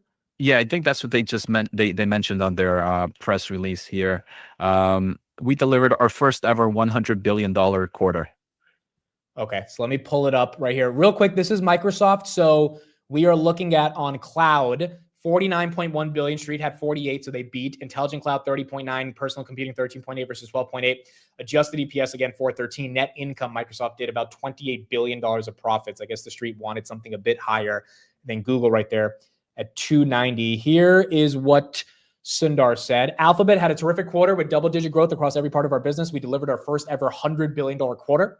Our full stack approach to AI is delivering strong momentum, and we're shipping at speed, including the global rollout of AI overviews and AI mode in search in record time. In addition to topping leaderboards, our first-party models like Gemini now process 7 billion tokens a minute via direct API use by our customers. The Gemini app now has over 650 million monthly active users. By the way, 3 months ago, that was 450 million. So that's up 200 million. We continue to drive strong growth in new businesses. Google Cloud accelerated, ending the quarter with 155 billion in backlog, and we have 300 million paid subscribers, led by Google One and YouTube Premium. Okay, not too bad. Sam, any thoughts on some of these Google numbers as we're seeing it come through? I calculated that cloud growth. It was 28%, which is still pretty nice. I mean, they're getting bigger, so law of large numbers. But I mean, like, what can you say? They're definitely winning the LLM market. I think they're still number one, right? They're still the number one LLM in the world, or chatbot in the world. I think they're probably going to continue doing so. If you really think about a company that's very experienced at monetizing search, even when it comes to AI search, at some point they're going to start monetizing that.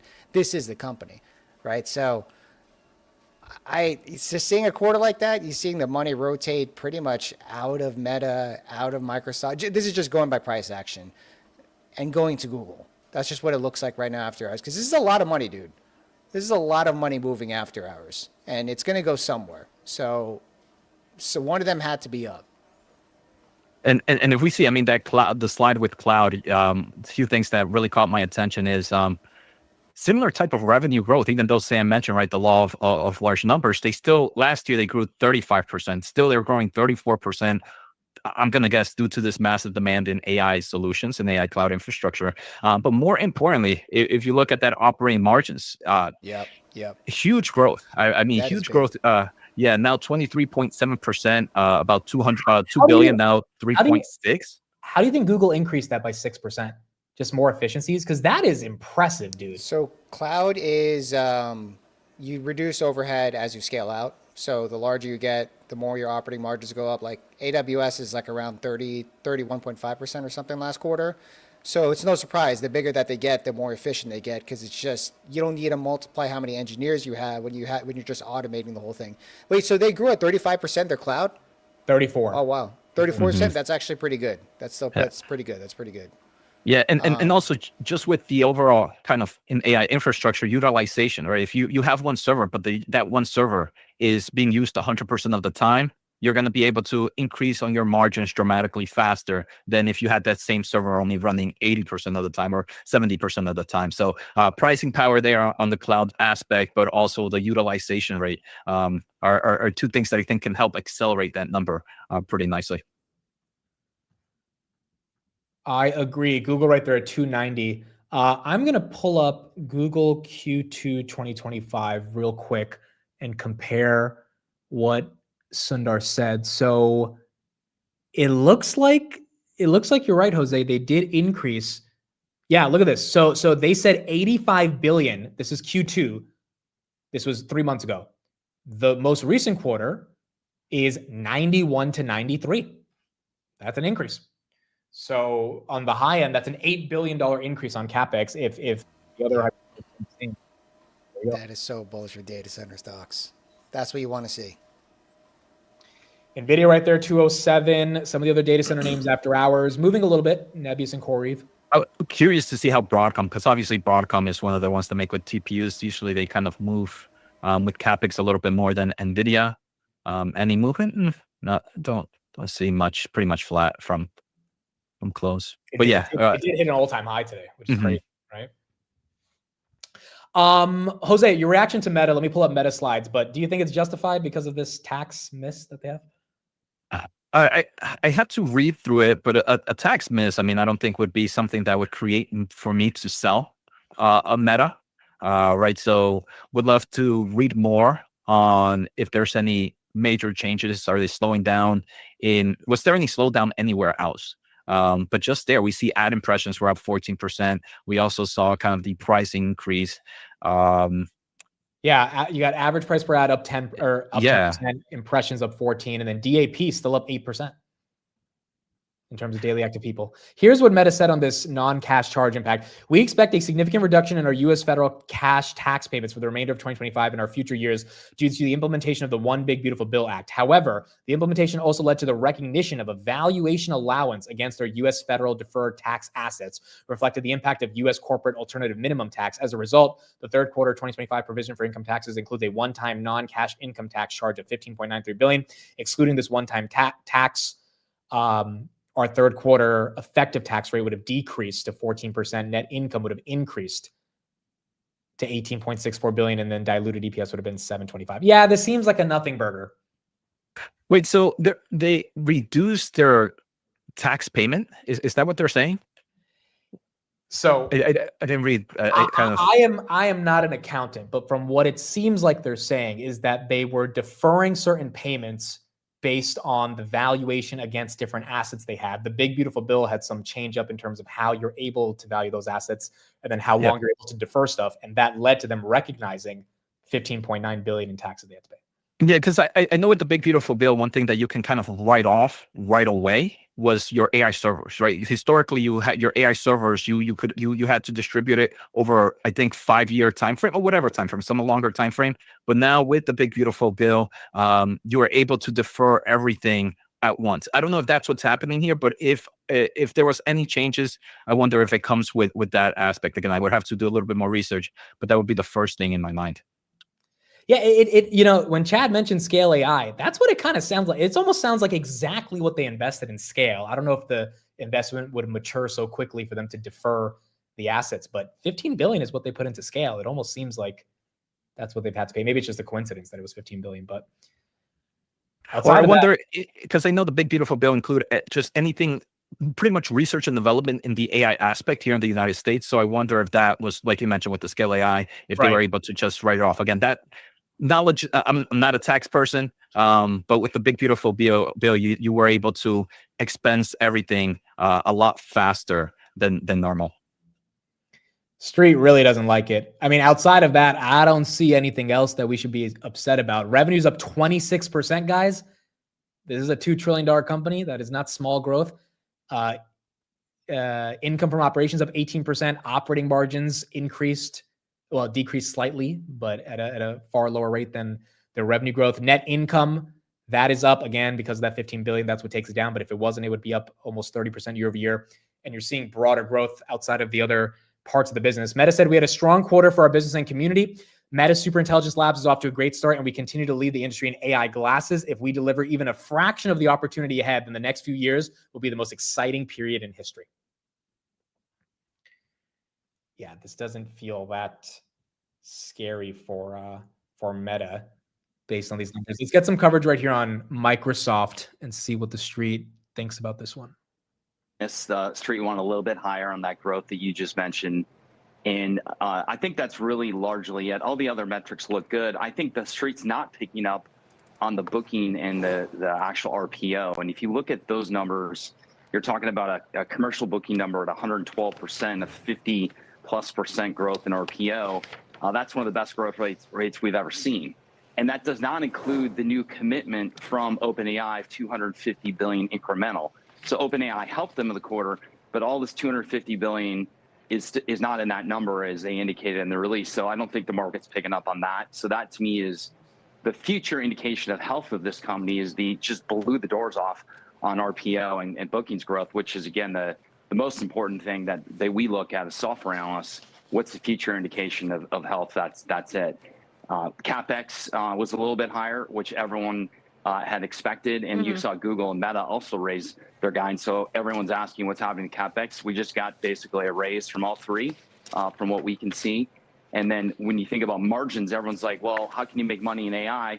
She put up, Amy, the CFO of Microsoft, put up better margins than expected. So this is further indication that they're making money on AI, that they're not effectively, losing capital on this investment. They're actually driving really good margin improvement. So the stock's down 3% in overtime right now, and I realize we still have to get through a conference call here too. Do you buy on this dip? We do. If you look at the booking number, you can't find too many companies growing their backlog, commercial book backlog over 100, and their RPO, which is the remaining performance obligation, over 50. And that's an indication of what's to come for the next several quarters. So we're buyers on Microsoft. How does this speak to what we saw? Okay, so Google actually delayed their call, so we have some time. Just kidding. Usually Google does it at 4:30. They're doing it at 5:30. I think Meta we might actually get to start off with first, as Meta does it at 5. No, Meta's starting. No, Meta's starting at 4:30. Is that? Yeah, Meta's start. Okay. Oh, wow. Okay. Yeah. I guess they did a switcheroo. Yeah. They also did a switcheroo on the stock price. Last time Meta went up, Google went down. This time Meta goes down, Google's. I guess they traded places. All right. So for those that care about Zucks, we're going to start off with Zucks in a couple minutes. I mean, overall, how is everyone feeling? It's I mean, if you bet, I think the majority of the chat bet Google was going to be the winner. Obviously that has played out. 290 on the Googs. Microsoft already recovering. I mean, it's still down 2%, but it's not as ugly. Meta, the tax thing is stupid, but nonetheless, maybe there's a different reason the street's upset, and that's why it's down. And that's what you got. eBay's down a bit. Looks like they didn't have the best earnings. Chipotle, again, a lot of you guys were asking, how does Chipotle know the amount of income of their users? I was curious about that too. I don't know either, bro. Like, that's a good question. Like, how does he know? How are they collecting this info? Do they read your credit card? But like, how do they know? I guess the people in their app, maybe, but still. Yeah, I don't remember putting that in the app. I don't remember it asking me. maybe it's by the demographics of where the store's located. So, you know, I mean, if you ask me, like, where Chipotle is usually located. Usually located in kind of middle class areas. Everywhere. I mean, they're everywhere, but the ones in like the middle class areas are, from what I've seen, is where the Kavas are, where all those nice restaurants are. And it's like, dude, Chipotle is like $12 for a bowl when it used to be like $7. That's I true. might as well just eat at a restaurant, right? So. And I thought they give you free guac with the chips. Apparently, the guac is actually. I thought years ago it used to be. Oh my goodness, that would be insane giving guac for free. Real quick before Meta, this is Starbucks. Earnings to bring you. Starbucks results are out. Kate Rogers has those numbers. Hi, Kate. Hey, Morgan. So the stock a little bit higher here, as you can see, by more than 1.5%. A mixed fourth quarter for Starbucks.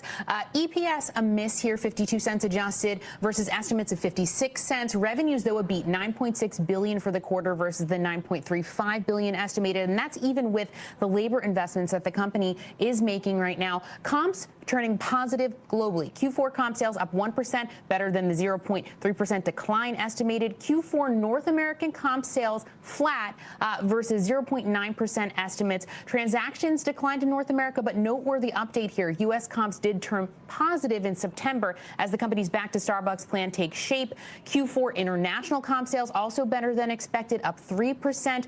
It's China same-store sales, second home market there, also up 2%. We're going to be looking out for any guidance and any updates on China and that market on the earnings call, guys. We'll bring you updates as we get them. Back over to you. Kate, thank you. I do want to mention. So Starbucks not going as bad as Chipotle. That stock basically flat.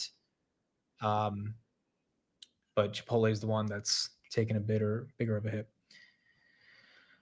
Okay, so that's what we got with earnings. Three most important companies outside of Amazon and Apple reported. Google, this story is remarkable. Google stock year to date, 44%, bottomed in April around 143, came back to 150 by June. Just a massive, massive move. And then Microsoft, looks like cloud revenue was just a little bit flat, as Jeffries was saying, and that's why it's taken a bit of a hit, but still up 30%, even with this 2% decline that we're seeing after hours. All right, here we go. Zucks is starting. Let me pull this up, and then we will switch over.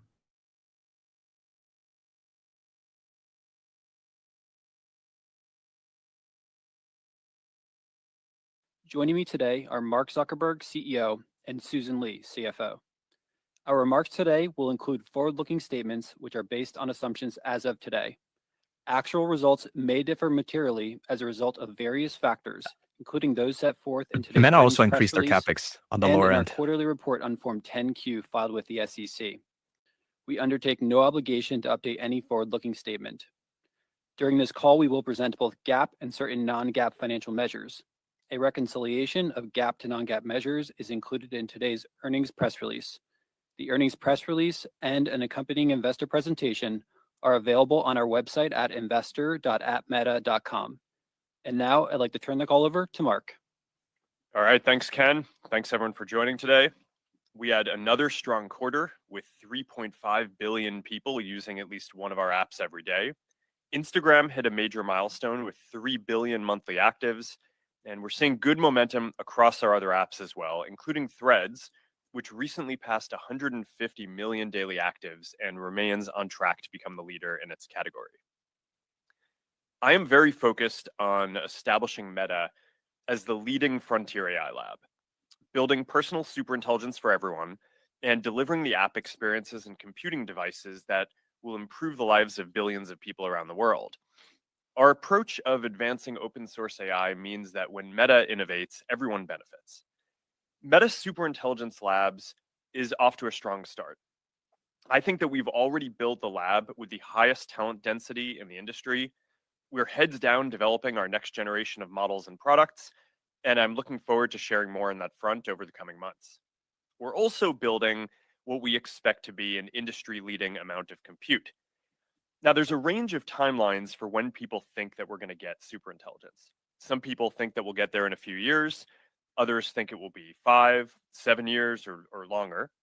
I think that it's the right strategy to aggressively front load building capacity so that way we're prepared for the most optimistic cases. That way, if superintelligence arrives sooner, we will be ideally positioned for a generational paradigm shift and many large opportunities. If it takes longer, then we'll use the extra compute to accelerate our core business, which continues to be able to profitably use much more compute than we've been able to throw at it. And we're seeing very high demand for additional compute, both internally and externally. And in the worst case, we would just slow building new infrastructure for some period while we grow into what we build. The upside is extremely high for both our existing apps and new products and businesses that are becoming possible to build. Across Facebook, Instagram, and Threads, our AI recommendation systems are delivering higher quality and more relevant content, which led to 5% more time spent on Facebook in Q3 and 10% on Threads. Video is a particular bright spot, with video time spent on Instagram up more than 30% since last year. And as video continues to grow across our apps, Reels now has an annual run rate of over $50 billion.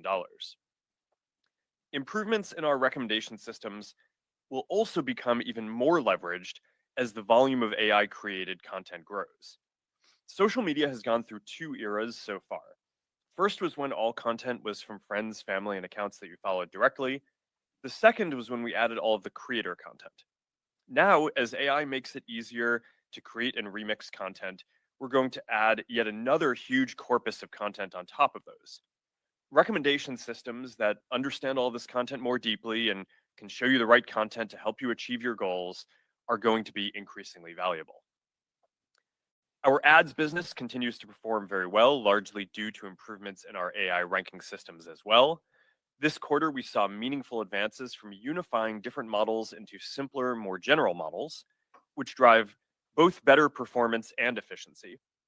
And now, the annual run rate going through our completely end-to-end AI-powered ad tools has passed $60 billion. Now, one way that I think about our company overall is that there are three giant transformers that run Facebook, Instagram, and ads recommendations. We have a very strong pipeline of lots of ways to improve these models by incorporating new AI advances and capabilities. And at the same time, we are also working on combining these three major AI systems into a single unified AI system that will effectively run our family of apps and business, using increasing intelligence to improve the trillions of recommendations that we'll make for people every day. I'm also very excited about the new products that we're going to be able to build. More than 1 billion monthly actives already use Meta AI, and we see usage increase as we improve our underlying models. I'm very excited to get a frontier model into Meta AI, and I think that the opportunity there is very large. The same goes for our business AI. Every day, people have more than 1 billion active threads with business accounts across our messaging platforms, ranging from product questions to customer support. Our business AIs will enable tens of millions of businesses to scale these conversations and improve their sales at low cost. And the better our models get, the better this is going to work for all businesses. This quarter, we also launched Vibes, which is the next generation of our AI creation tools and content experiences. Retention is looking good so far, and its usage keeps growing quickly week over week. I'm looking forward to ramping up the growth of Vibes over the coming months. More broadly, I think that Vibes is an example of a new content type enabled by AI, and I think that there are more opportunities to build many more novel types of content ahead as well. As our new models become ready, I'm looking forward to starting to show everyone some of the new kinds of products that we're working on. At Connect, we announced our 2025 line of AI glasses, and the response so far has been great. The new Ray-Ban Meta glasses and Oakley Meta Vanguards are both selling well, as people love the improved battery life, camera resolution, new AI capabilities, and the great design. And there's our new Meta Ray-Ban display glasses, our first glasses with a high-resolution display and the Meta Neural Band to interact with them. They sold out in almost every store within 48 hours, with demo slots fully booked through the end of next month. So we're going to have to invest in increasing manufacturing and selling more of those. This is an area where we are clearly leading and have a huge opportunity ahead. Taking a step back, If we deliver even a fraction of the opportunity ahead for our existing apps and the new experiences that are possible, then I think that the next few years will be the most exciting period in our history. We've got a lot to do, but we're making real progress, delivering strong business results, building the talent density and infrastructure needed for the next era, and leading the way on AI devices that will define the next computing platform. I'm proud of how our teams are rising to the challenge, and I'm grateful for their dedication, hard work, and creativity. As always, thank you all for being a part of this journey with us. And now, here's Susan. Thanks, Mark, and good afternoon, everyone. Let's begin with our segment results. All comparisons are on a year-over-year basis unless otherwise noted. Our community across the family of apps continues to grow, and we estimate more than 3.5 billion people used at least one of our family of apps on a daily basis in September. Q3 total family of apps revenue was $50.8 billion, up 26% year over year. Q3 family of apps ad revenue was $50.1 billion, up 26%, or 25% on a constant currency basis. In Q3, the total number of ad impressions served across our services increased 14%. Impression growth was healthy across all regions, driven by engagement and user growth, particularly on video services. The average price per ad increased 10% year over year, benefiting from increased advertiser demand, largely driven by improved ad performance. This was partially offset by impression growth, particularly from lower monetizing regions and services. Family of apps other revenue was $690 million, up 59%, driven by WhatsApp paid messaging revenue growth, as well as Meta verified subscriptions. Within our Reality Labs segment, Q3 revenue was $470 million, up 74% year over year. The significant year-over-year growth in Q3 was partly due to retail partners stocking up on Quest headsets ahead of the holiday season. We did not have a similar benefit in the third quarter of last year, since our Quest 3S headset launched in the fourth quarter of 2024. Aside from this, strong AI glasses revenue also contributed to revenue growth in Q3. Moving now to our consolidated results. Q3 total revenue was $51.2 billion, up 26% or 25% on a constant currency basis. Q3 total expenses were $30.7 billion, up 32% compared to last year. Year-over-year expense growth accelerated 20 percentage points from Q2, due primarily to three factors. First, legal-related expense growth was higher than in Q2, due to charges we recorded in the third quarter, as well as us lapping a period of accrual reversals in the third quarter a year ago. Second, employee compensation growth accelerated, driven by technical hires, particularly AI talent. Finally, growth in infrastructure costs accelerated due to increased infrastructure operating costs associated with our expanded data center fleet, depreciation on our incremental CapEx spend, and third-party cloud spend. We ended Q3 with over 78,400 employees, up 8% year over year, driven by hiring in priority areas of monetization, infrastructure, Reality Labs, Meta Superintelligence Labs, as well as regulation and compliance. Third quarter operating income was $20.5 billion, representing a 40% operating margin. Q3 interest and other income was $1.1 billion, driven primarily by unrealized gains on our marketable equity securities. Our tax rate for the quarter was 87%, which was unfavorably impacted by a one-time non-cash reduction in deferred tax assets that we no longer anticipate using under new U.S. tax law. Our tax rate would have been 14%, excluding this charge. Although the transition to the new U.S. tax law resulted in an accounting charge in the third quarter, we continue to expect we will recognize significant cash tax savings for the remainder of the current year and future years under the new law, and this quarter's charge reflects the total expected impact from the transition to the new U.S. tax law. Net income was $2.7 billion, or $1.05 per share. Excluding the one-time tax charge, our net income and EPS would have been $18.6 billion and $7.25 per share, respectively. Capital expenditures, including principal payments on finance leases, were $19.4 billion, driven by investments in servers, data centers, and network infrastructure. Free cash flow was $10.6 billion.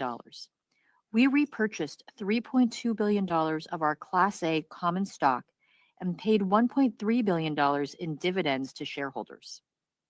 We ended the quarter with $44.4 billion in cash and marketable securities and $28.8 billion in debt. Turning now to the business outlook, there are two primary factors that drive our revenue performance: our ability to deliver engaging experiences for our community and our effectiveness at monetizing that engagement over time. On the first, daily actives continue to grow year over year across Facebook, Instagram, and WhatsApp. We're continuing to see improvements to our products and recommendations drive incremental engagement, with year-over-year growth in global time spent accelerating on both Facebook and Instagram in Q3. In the US, overall time spent on Facebook and Instagram grew double digits year over year, driven by continued video strength as well as healthy growth in non-video time on Facebook. The engagement gains continue to be driven by product work and ongoing improvements to our recommendation systems as we optimize our model architectures, implement advanced modeling techniques, and integrate more signals about people's interests. We also continue to focus on increasing the freshness of recommended content. On Facebook, our systems are now surfacing twice as many reels published that day than at the start of the year. Looking to 2026, we expect to advance our recommendation systems across several dimensions. On Instagram, one focus is evolving our systems to surface content across a broader set of topics that cater to the diverse interests of each person. This follows a similar approach we've implemented on Facebook that has driven good results. We also expect to make significant progress on our longer-term ranking innovations in 2026. We're seeing promising new results from our research efforts to create foundational ranking models and expect the new model innovations we're developing as part of this will enable us to significantly scale up the amount of data and compute we use to train our recommendation models in 2026, yielding more relevant recommendations. Another large focus next year is leveraging LLMs to improve content understanding. We expect this is going to enable our systems to more precisely label the keywords and topics within videos and posts, which will allow our systems to both develop deeper intuition about a person's interests and retrieve the content that matches them. Finally, we're making good progress with Meta AI and Threads. The number of people using Meta AI across our family of apps continues to grow, and we're increasingly leveraging first-party content into Meta AI results, with the majority of Meta AI's responses to Facebook deep dive queries in the US now showing related reels. We're also seeing a lot of traction with media generation. People have created over 20 billion images using our products, and since launching Vibes within Meta AI in September, we've seen media generation in the app increase more than tenfold. On Threads, we see strong growth in both daily actives and the depth of engagement as we continue to improve recommendations. The ranking optimizations we made in Q3 alone drove a 10% increase in time spent on Threads. We also continue to ship new features, including launching direct messaging in Q3, so anyone on Threads can now message one another within the app. Now to the second driver of our revenue performance, increasing monetization efficiency. The first part of this work is optimizing the level of ads within organic engagement. We continue to refine ad supply across each of our major surfaces within Facebook and Instagram to better deliver ads at the time and place they are most relevant to people. Longer term, we have exciting ad supply opportunities on both Threads and WhatsApp Status. Ads are now running globally in feed on Threads, and we're following our typical monetization playbook of optimizing the ads formats and performance before we ramp supply. Within WhatsApp Status, we're continuing to gradually introduce ads and expect to complete the rollout next year. The second part of increasing monetization efficiency is improving marketing performance. Advancing our ad systems remains a critical aspect of this work, and we are driving performance gains through ongoing improvements in our larger scale ads ranking models. For example, we continue to broaden the adoption of Lattice, our unified model architecture. In Q3, we rolled out Lattice to app ads, which drove a nearly 3% gain in conversions for that objective. Since introducing Lattice back in 2023, along with other backend improvements, we have now cut the number of ads ranking and recommendation models by approximately 100, as we consolidated smaller and more specialized models into larger ones that use the Lattice architecture to generalize learnings across surfaces and objectives. We continue to observe performance improvements as we combine models and expect to drive additional gains as we consolidate another 200 models over the coming years into a smaller number of highly capable models. In addition to advancing our foundational ads models, we're innovating on our runtime models we use downstream of them for ads inference. For example, we began piloting a new runtime ads ranking model in Q3 that leverages more compute and data than our prior models to select more relevant ads. In testing, we've seen this new model drive a more than 2% lift in conversions on Instagram. We also significantly improved performance of Andromeda in Q3 by combining models across retrieval and early stage ranking into a single model, driving a 14% increase in ads quality on Facebook surfaces. Within our ads products, we're seeing continued momentum with Advantage Plus. In Q3, we completed the rollout of our streamlined campaign creation flow for Advantage Plus lead campaigns. So now advertisers running sales, app, or lead campaigns have end-to-end automation turned on from the beginning, allowing our systems to look across our platform to optimize performance by automatically choosing criteria like who to show the ads to and where to show them. The annual run rate of revenue running through our end-to-end automated solutions has now reached $60 billion following the implementation of the new streamlined creation flow, as we continue to see more advertisers leverage the performance benefits of our solutions. Within our Advantage Plus Creative Suite, the number of advertisers using at least one of our video generation features was up 20% versus the prior quarter, as adoption of image animation and video expansion continues to scale. We've also added more generative AI features to make it easier for advertisers to optimize their ad creatives and drive increased performance. In Q3, we introduced AI-generated music, so advertisers can have music generated for their ad that aligns with the tone and message of the creative. Finally, business messaging remains a significant opportunity for us. We're seeing strong growth across our portfolio of solutions, including with click-to-WhatsApp ads, which grew revenue 60% year over year in Q3. We're also making good progress on our business AI efforts, where we've been focused on building a turnkey AI that helps businesses generate leads and drive sales. We've been opening access in recent months to more businesses within our initial test markets, the Philippines and Mexico, and have seen strong usage with millions of conversations between people and business AIs taking place since July. This month, we expanded availability within WhatsApp and Messenger to all eligible businesses in Mexico and the Philippines, respectively. In the US, we're also starting to roll out the ability for merchants to add their business AIs to their website so we can support the full sale funnel from ad to purchase. Next, I would like to discuss our approach to capital allocation. Our primary focus is deploying capital to support the company's highest order priorities, including developing leading AI products, models, and business solutions. As we make significant investments in infrastructure to support this work, we are focused on preserving maximum long-term flexibility to ensure we can meet our future capacity needs while also being able to respond to how the market develops in the years ahead. We're doing so in several ways, including staging data center sites so we can spring up capacity quickly in future years as we need it, as well as establishing strategic partnerships that give us option value for future compute needs. The strong financial position and cash generation of our business enable us to make these investments while also accessing additional pools of cost-efficient capital.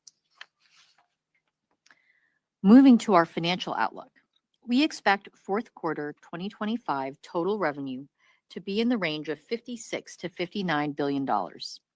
Our guidance assumes foreign currency is an approximately 1% tailwind to year-over-year total revenue growth based on current exchange rates. Our outlook reflects an expectation for continued strong ad revenue growth, partially offset by lower year-over-year Reality Labs revenue in Q4. The anticipated reduction in Reality Labs revenue is due to us lapping the introduction of Quest 3S in Q4 of last year, as well as retail partners procuring Quest headsets during Q3 of this year to prepare for the holiday season, which were recorded as revenue in the third quarter. Turning to the expense and CapEx outlooks, I'll first start with 2025 before providing some commentary on our planning for 2026. We expect full year 2025 total expenses to be in the range of $116 to $118 billion, updated from our prior outlook of $114 to $118 billion, and reflecting a growth rate of 22 to 24% year over year. We currently expect 2025 capital expenditures, including principal payments on finance leases, to be in the range of $70 to $72 billion, increased from our prior outlook of $66 to $72 billion. On to tax. Absent any changes to our tax landscape, we expect our fourth quarter 2025 tax rate to be 12 to 15%. Turning now to 2026. We are at an exciting point for our company, where we have continued runway to improve our core services today, as well as the opportunity to build new AI-powered experiences and services that will transform how people engage with our products in the future. We expect the set of investments we're making within our ads and organic engagement initiatives next year will enable us to continue to deliver strong revenue growth in 2026, while our progress on AI models and products will position us to capitalize on new revenue opportunities in the years to come. A central requirement to realizing these opportunities is infrastructure capacity. As we have begun to plan for next year, it's become clear that our compute needs have continued to expand meaningfully, including versus our own expectations last quarter. We are still working through our capacity plans for next year, but we expect to invest aggressively to meet these needs, both by building our own infrastructure and contracting with third-party cloud providers. We anticipate this will provide further upward pressure on our CapEx and expense plans next year. As a result, our current expectation is that CapEx dollar growth will be notably larger in 2026 than 2025. We also anticipate total expenses will grow at a significantly faster percentage rate in 2026 than 2025, with growth primarily driven by infrastructure costs, including incremental cloud expenses and depreciation. Employee compensation costs will be the second largest contributor to growth, as we recognize a full year of compensation for employees hired throughout 2025, particularly AI talent, and add technical talent in priority areas. Finally, we continue to monitor active legal and regulatory matters, including the increasing headwinds in the EU and the US that could significantly impact our business and financial results. For example, in the EU, we continue to engage constructively with the European Commission on our less personalized ads offering. However, we cannot rule out the Commission imposing further changes to that offering that could have a significant negative impact on our European revenue as early as this quarter. In the US, a number of youth-related trials are scheduled for 2026 and may ultimately result in a material loss. In closing, this was another good quarter for our business. We have an exciting set of opportunities to continue improving our core business while delivering innovative new experiences and services for the people and businesses using our products in the years to come. With that, Krista, let's open up the call for questions. All right, Zux. Thank you. We will now open Get us the line back to for 720. question and answer session. To ask a question, please press star 1 on your touchtone phone. To withdraw your question, again, press star 1. Please limit yourself to one question. Please pick up your handset before asking your question to ensure clarity. If you are streaming today's call, please mute your computer speakers. And your first question comes from the line of Brian Nowak with Morgan Stanley. Please go ahead. Thanks for taking my questions. I have two for Susan. The first one, Susan, so the pipeline for core improvements to come in 26 with models and ad ranking models and more types of compute seems very exciting, and the infrastructure build seems sizable behind that. So can you help us a little understand some of the early quantifiable signals you're seeing on A/B tests from some of these improvements to come that sort of make you most excited and give you confidence you're going to get ROIC from all this CapEx? That's the first one. Second one's a little faster. How large is the Reality Labs revenue headwind in the 4Q guidance? Thanks. Thanks, Brian, for the question. I think your first question had a couple parts to it, so I'm going to try to disaggregate those parts and let me know if this addresses what you're getting to. I will say that the growth in 2026 CapEx relative to 2025 comes from growth in each of the core areas, MSL, core AI, as well as non-AI spend. So all of those areas are growing, but the MSL AI needs are growing the most. In terms of the core AI pipeline, I think we talked about last year when we were going into the 2025 budget process, we had a roadmap of resource investments across both headcount and compute that we thought would pay off, in 2026. And it's really a very broad range of sort of different ads ranking and performance efforts. And we're continuing to see that, those have paid off through the course of the year. There is a long list of specific efforts, but one of the measures that we look at to monitor this is how are we driving ad performance? How are conversions growing? Conversions is a complex metric for us because advertisers optimize for so many different conversions with different values. But when we control for that and look at value-weighted conversion rates, we're seeing very strong year-over-year growth, and weighted conversions continue to grow faster than impressions. We also talked about some of the new model architecture over the course of the year and the degree to which the new model architecture is enabling us also to take advantage of having more data and more compute to drive ads performance. So we expect that that's going to be a continued story in 2026.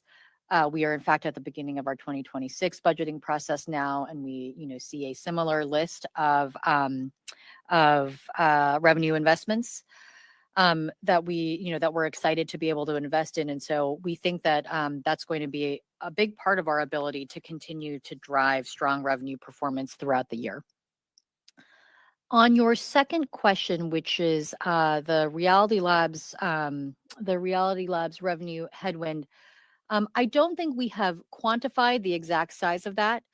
We expect that Q4 Reality Labs revenue will be lower than last year for a couple reasons that I alluded to. The biggest factor is we're lapping the introduction of Quest 3S in Q4 of last year, and we don't have a new headset in the market this year. We also recorded all of our holiday-related Quest 3S sales in Q4 24 since the headset was launched in October 24. This year, we're recognizing some of those Quest 3S sales in Q3 as retail partners have procured Quest headsets in advance of the holiday season. We're still expecting significant year-over-year growth in AI glasses revenue in Q4 as we benefit from strong demand for the recent products that we've introduced, but that is more than offset by the headwinds to the Quest headsets. Your next question comes from the line of Doug Anmuth with JP Morgan. Please go ahead. Great. Thanks for taking the question. I appreciate the strategy to front load capacity for superintelligence. Can you just talk about your thought process in kind of triangulating the CapEx dollar growth and the significantly faster expense growth next year with core growth in the business, and then the impact on earnings and free cash flow? And do you have targets that we should be thinking about for cash on hand or net cash overall? Thanks.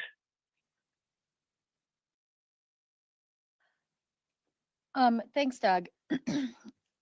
We're right now, I would say, in the process of we're relatively early, actually, still in the process of putting together our budget for 2026. And it is on the capacity side a particularly dynamic process. We're certainly seeing that we wish we had more capacity today than we do. We would be able to put it towards good use. Certain not only would the MSL team appreciate having more capacity, but we'd be able to put it towards good and ROI positive use in the core business as well. So we're really trying to plan ahead, not only to ensure that we have the capacity we need in 2026, but also to give ourselves these sort of flexibility and option value to have the capacity that we think we could need in 27 and 28. So that said, there are lots of moving pieces in the budget. It's not baked yet. It's still sort of in the process of coming together. We don't have, specific targets to share, but we do feel like, our strategic priority is really making sure that we have the compute that we need to be well positioned to succeed at AI. And, that's sort of the foremost priority as we're putting together the budget. Yeah, I mean, I'll add a few thoughts on this too, although, I mean, as Susan said, we're still working through the actual budget, and I think we'll typically have more to share on that early next year. But to date, we keep on seeing this pattern where we build some amount of infrastructure to what we think is an aggressive assumption, and then we keep on having more demand to be able to use more compute, especially in the core business, in ways that we think would be quite profitable, than we end up having compute for. So I think that suggests that being able to make a significantly larger investment here is very likely to be a profitable thing over some period, because if the primary use of it is going to be to accelerate the AI research and the new AI work that we're doing and how that relates to both the core business and new products. But any compute that we don't need for that, we feel pretty good that we're going to be able to absorb a very large amount of that to just convert into more intelligence and better recommendations in our family of apps and ads in a profitable way. Now, I mean, it's of course possible to overshoot that, right? And if we do, I mean, this is what I mentioned in my comments, then, we see that there's just a lot of demand for other new things that we would build internally, externally. Like almost every week, people come to us from outside the company asking us to, stand up an API service, or asking if we have different compute that they could get from us. And we haven't done that yet, but obviously, if you got to a point where you overbuilt, you could have that as an option. And then, the kind of the very worst case would be that we effectively have just pre-built for a couple of years, in which case, of course, there would be some loss and depreciation, but we'd grow into that and use it over time. So my view on this is that rather than continuing to be constrained on CapEx and feeling in the core business like we have significant investments that we could make that we're not able to make that would be profitable, that the right thing to do is to try to accelerate this to make sure that we have the compute that we need, both for the AI research and new things that we're doing, and to try to get to a different state on our compute stance on the core business. So that's kind of how I'm thinking about that overall. Of course, there's a lot of operational constraints too on what one can build, right? So we're basically trying to work through this all, and I think we'll have more to share in the coming months and over the course of next year. But I think that there's just a huge amount of opportunities ahead here. Your next question comes from the line of Eric Sheridan with Goldman Sachs. Please go ahead. Thanks so much for taking the question. Mark, wanted to reflect on some of your comments with respect to scaling towards superintelligence and bringing it back to consumer AI. Maybe reflect a little bit on the signals you've gotten on the way consumers across family of apps interact with Meta AI today, and how you think about scaling and exiting models from the superintelligence effort might change the utility and behavior around Meta AI in the years ahead. Thanks. Yeah, I mean, a lot of people use Meta AI today. I mean, as I said in my comments up front, there's more than 1 billion people who use it on a monthly basis. And what we see is that as we improve the quality of the model, primarily for post-training Llama 4 at this point, we continue to see improvements in usage.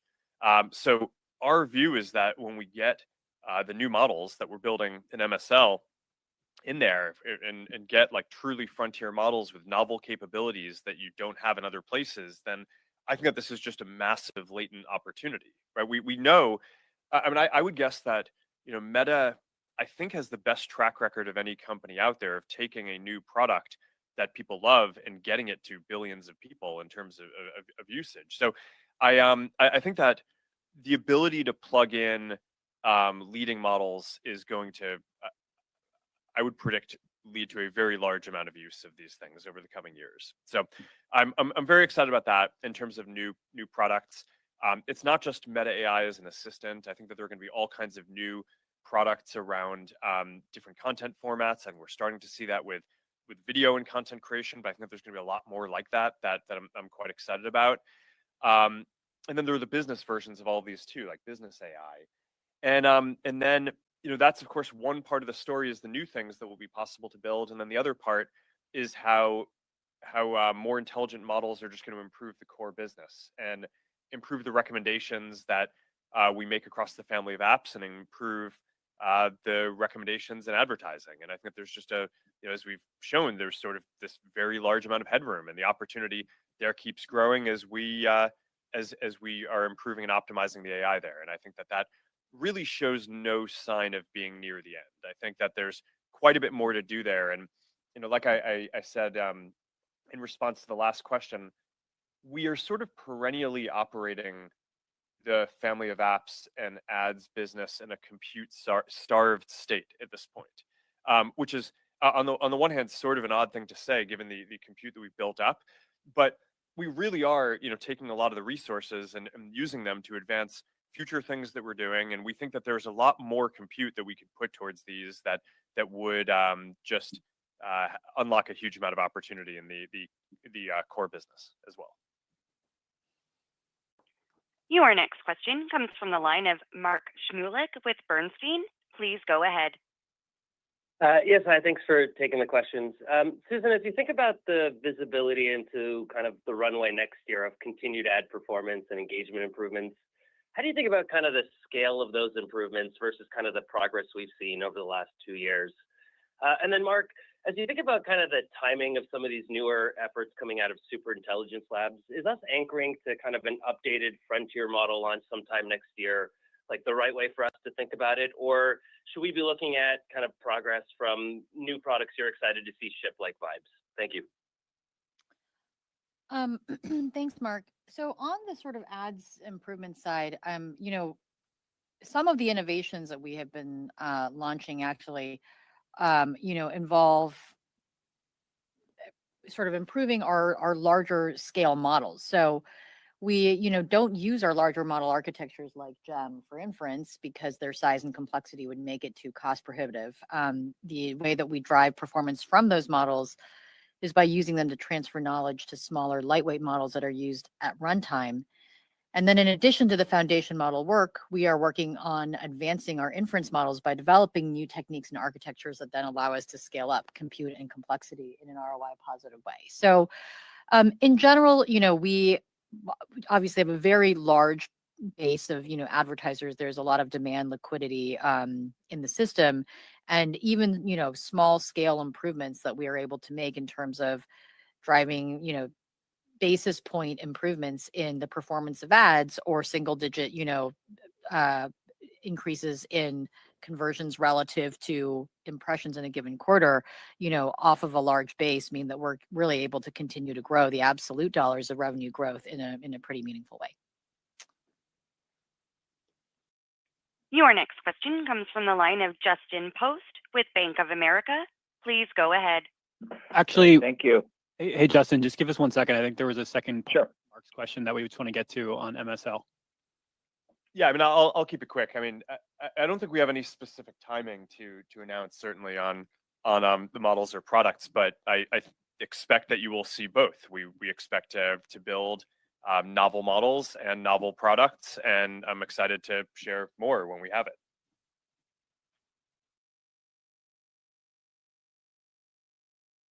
Krista, Justin, please go ahead.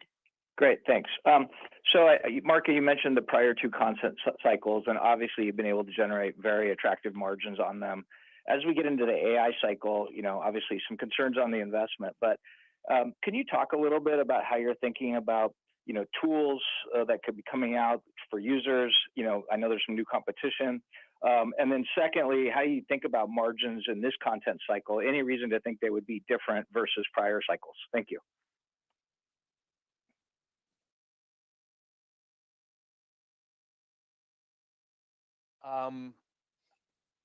I think it's too early to really understand what the margins are going to be for the new products that we build. I mean, I think certainly each product has somewhat different characteristics, and I think we'll kind of understand how that goes over time.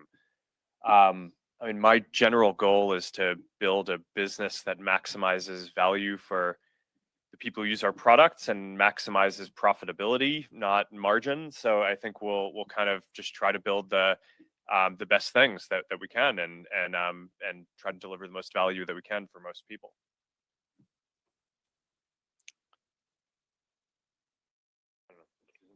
Your next question comes from the line of Ross Sandler with Barclays. Please go ahead. Great. Hey, Mark, some of the goals for competing AI labs are around achieving AGI or these other milestones that are kind of like out there and a little esoteric. How are you setting up your new team in terms of achieving those types of goals versus products that can generate revenue from Meta kind of right out of the gate? And is the goal that you had articulated to us previously around giving, billions of people kind of a personal AI to use, still the direction of travel that you see, or is there, other things like kind of this Vibes or Sora angle that you think are potentially important? How should we think about like the overall direction? Thank you. Sure. So the way that I think about this is that the research is going to enable new technological capabilities to exist. And then those capabilities can get built into all kinds of different products. So the ability to reason more intelligently is, for example, very important across a large number of things. It would be useful for an assistant. It will also be useful in business AI. It will also be useful in the AI agent that we're building to help advertisers figure out what their campaigns are going to be. It will also have implications for eventually how we do ranking and recommendations of people's feeds and make different decisions there. That's just one example. I mean, certainly the capability to be able to produce very high quality, good video is going to be useful for giving people new creative tools. It will help increase the amount of content inventory that can be shown in Instagram and Facebook, and therefore should enable an increase in engagement there. It should help advertisers be able to create creative that will help us monetize better. So you can just go kind of down the list of capabilities that you'd expect. And I think each one will enable a bunch of different things. And I think the art of product development here is looking at the list of technology capabilities and figuring out what new products are going to be useful and prioritizing those. But fundamentally, I would sort of expect this exponential curve in new technology capabilities that are going to become available. And the other thing that I expect is that I think being the best in a given area will drive great returns rather than, this is not like a check the box exercise of like, okay, we can generate some kind of content and someone else can. I think that like the company that is the best at each of these capabilities, I think will get a large amount of the potential value for doing that. So there are lots of different capabilities to build. I'm not sure that any one company is going to be the best at all of them. I doubt that's going to be the case. But a lot of what we're trying to do is not kind of do some things that others have done. We're really trying to build novel capabilities. And I'm keeping this high level because I don't want to necessarily from a competitive or strategic perspective get into what we're prioritizing. But that hopefully gives you a sense of how we're thinking about what we're doing. We want to be able to kind of build novel things, build them into a lot of our products, and then have the compute to scale them to billions of people. And we think that that's going to both show up in terms of new products being possible and new businesses, and very significant improvements to the current business too. Your next question comes from the line of Mark Mahaney with Evercore ISI. Please go ahead. Thanks. Can I just ask just a question on Meta AI and both the product and the monetization path? So when you look at it, what you've seen that's most encouraging to you in terms of the adoption and the use of Meta AI, and then when you think about, I know you generally like to roll out and then deepen engagement and then later think about monetization. Like, where do you think you are on that path now? Is it clear to you what the monetization options are for Meta AI? Thank you very much. I mean, I think the most promising thing that we're seeing is, one, that we were able to build something that a large number of people use, and I think that that's valuable. And then secondly, that there is a clear correlation as we improve the models in ways that we think make them better, that people use them more. So that shows that we have a runway to basically be able to improve engagement and turn this into a product that's leading over time. In terms of where we are on this, and we basically just did this huge effort to boot up Meta Superintelligence Labs and build what I am very proud of is, I think, the highest talent density lab in the industry at this point. There are a lot of really great researchers and infrastructure folks and data folks who are now a part of this effort, who are focused on training the next generation of work and doing some really novel work. And when that is ready, I think that we will be able to plug that into a number of the products that we're building, and I think that will be very exciting. But I think that that's really the next thing that we're looking at. And then from there, I think that these models will also improve monetization in all of the different ways that we've talked about so far, in terms of improving engagement, improving advertising, helping advertisers engage. I mean, there's the one opportunity that we usually talk about on these calls, but hasn't come up as much here, is just the ability to make it so that advertisers are increasingly just going to be able to give us a business objective and give us a credit card or bank account, and like have the AI system basically figure out everything else that's necessary, including generating video or different types of creative that might resonate with different people, that are personalized in different ways, finding who the right customers are. All of these, all of the capabilities that we're building, I think, go towards improving all of these different things. So I'm quite optimistic about that. Your next question comes from the line of Ronald Josey with Citi. Please go ahead. Great. Thanks for taking the question. And this maybe dovetails perfectly off of, Mark, what you just talked about. And, we heard a lot about end-to-end automation here, I think reaching a $60 billion ARR.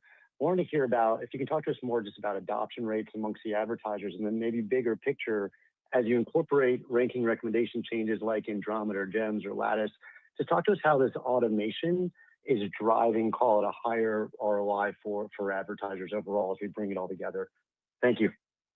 Yeah, so we've been sort of laying the continued brick by brick build of Advantage Plus and extending the set of objectives that it applies to over time. And so in Q3, we completed the global rollout of the streamlined campaign creation flow for Advantage Plus lead campaigns. So now advertisers who are running sales app or lead campaigns have end-to-end automation turned on from the beginning.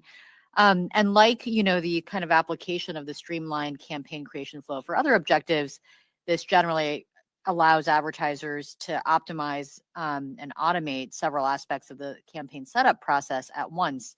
That includes things like audience selection, where to show the ad, how the budget gets paced and distributed across ad sets to drive the most efficient outcomes. And, we see that Advantage Plus continues to drive performance gains. Advertisers who run lead campaigns using Advantage Plus are seeing a 14% lower cost per lead on average than those who are not. And I would say that we think that there is still a lot of opportunity generally to grow adoption of Advantage Plus. A lot of advertisers only use our end-to-end automated solutions for a portion of their campaigns, so we can grow share there. And to capture that opportunity, we're focused on driving continued performance improvements and addressing some of the key use cases that we still need in order to grow adoption.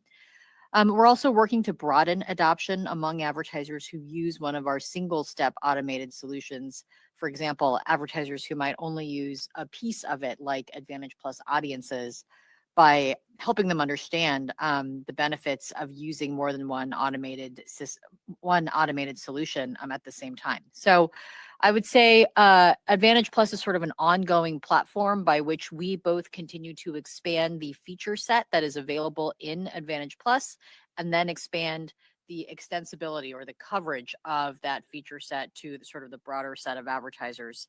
I think Mark mentioned that the annual revenue run right now for advertisers who are using these automated options is, $60 billion.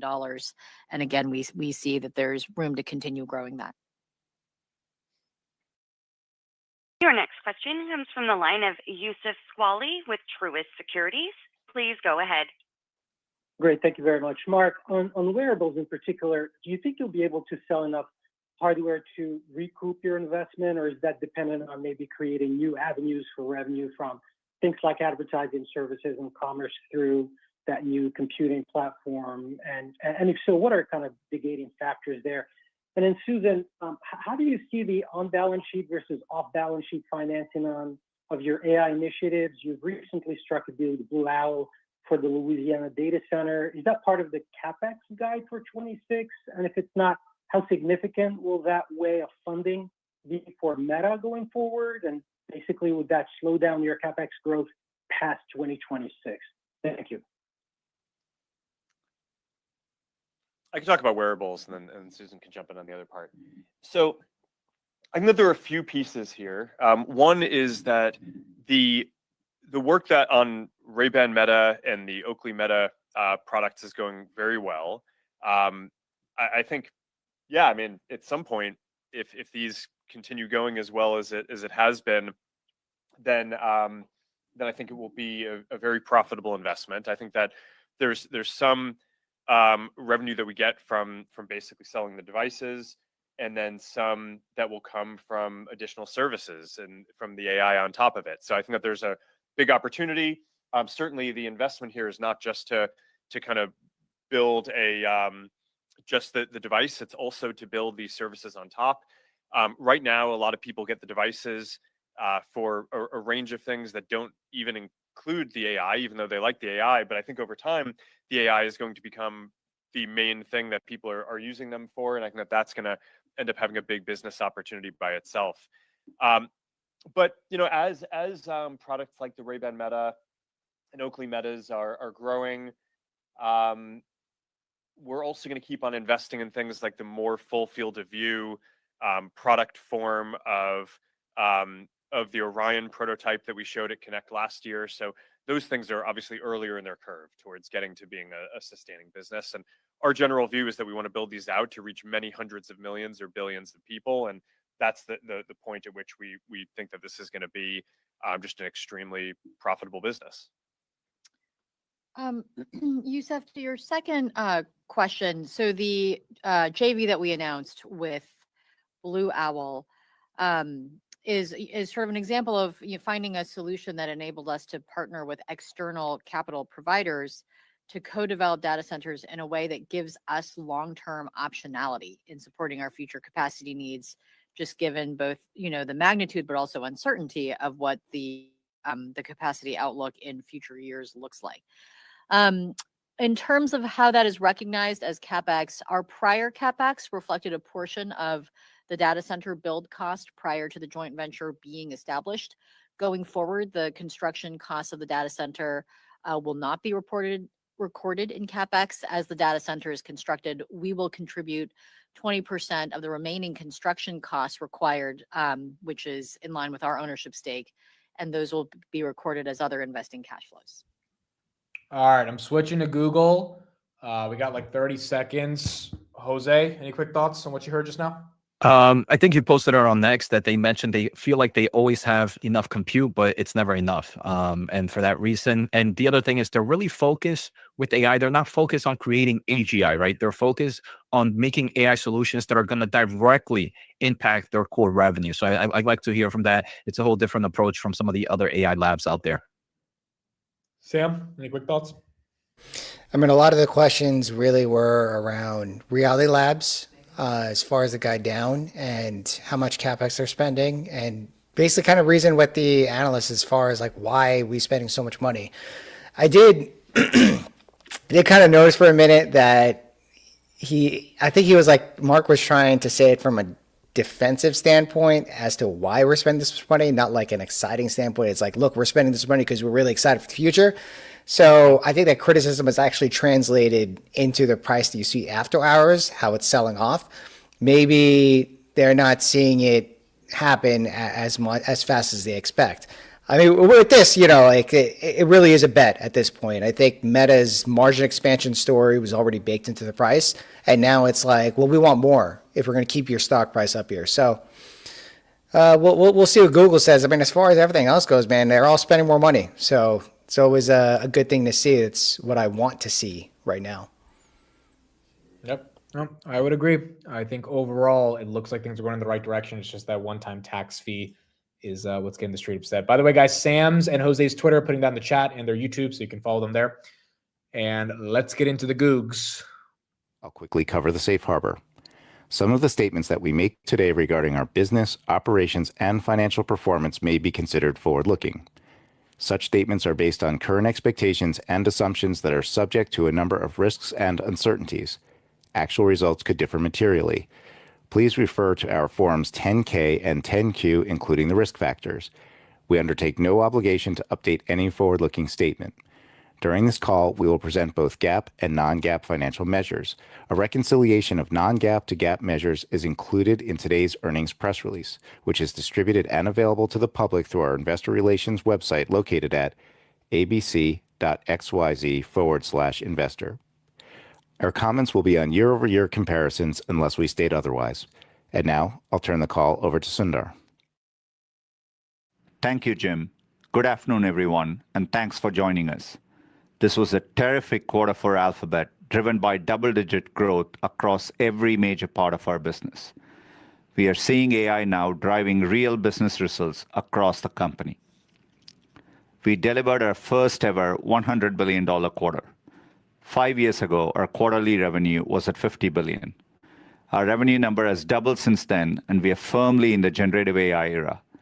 In parallel, we've built for the long term and diversified with successful businesses in cloud, YouTube, and subscriptions. Our momentum is strong, and we are shipping at speed. As just a few examples, our first-party models like Gemini now process 7 billion tokens per minute via direct API use by our customers. The Gemini app now has over 650 million monthly active users, and queries increased by 3x from Q2.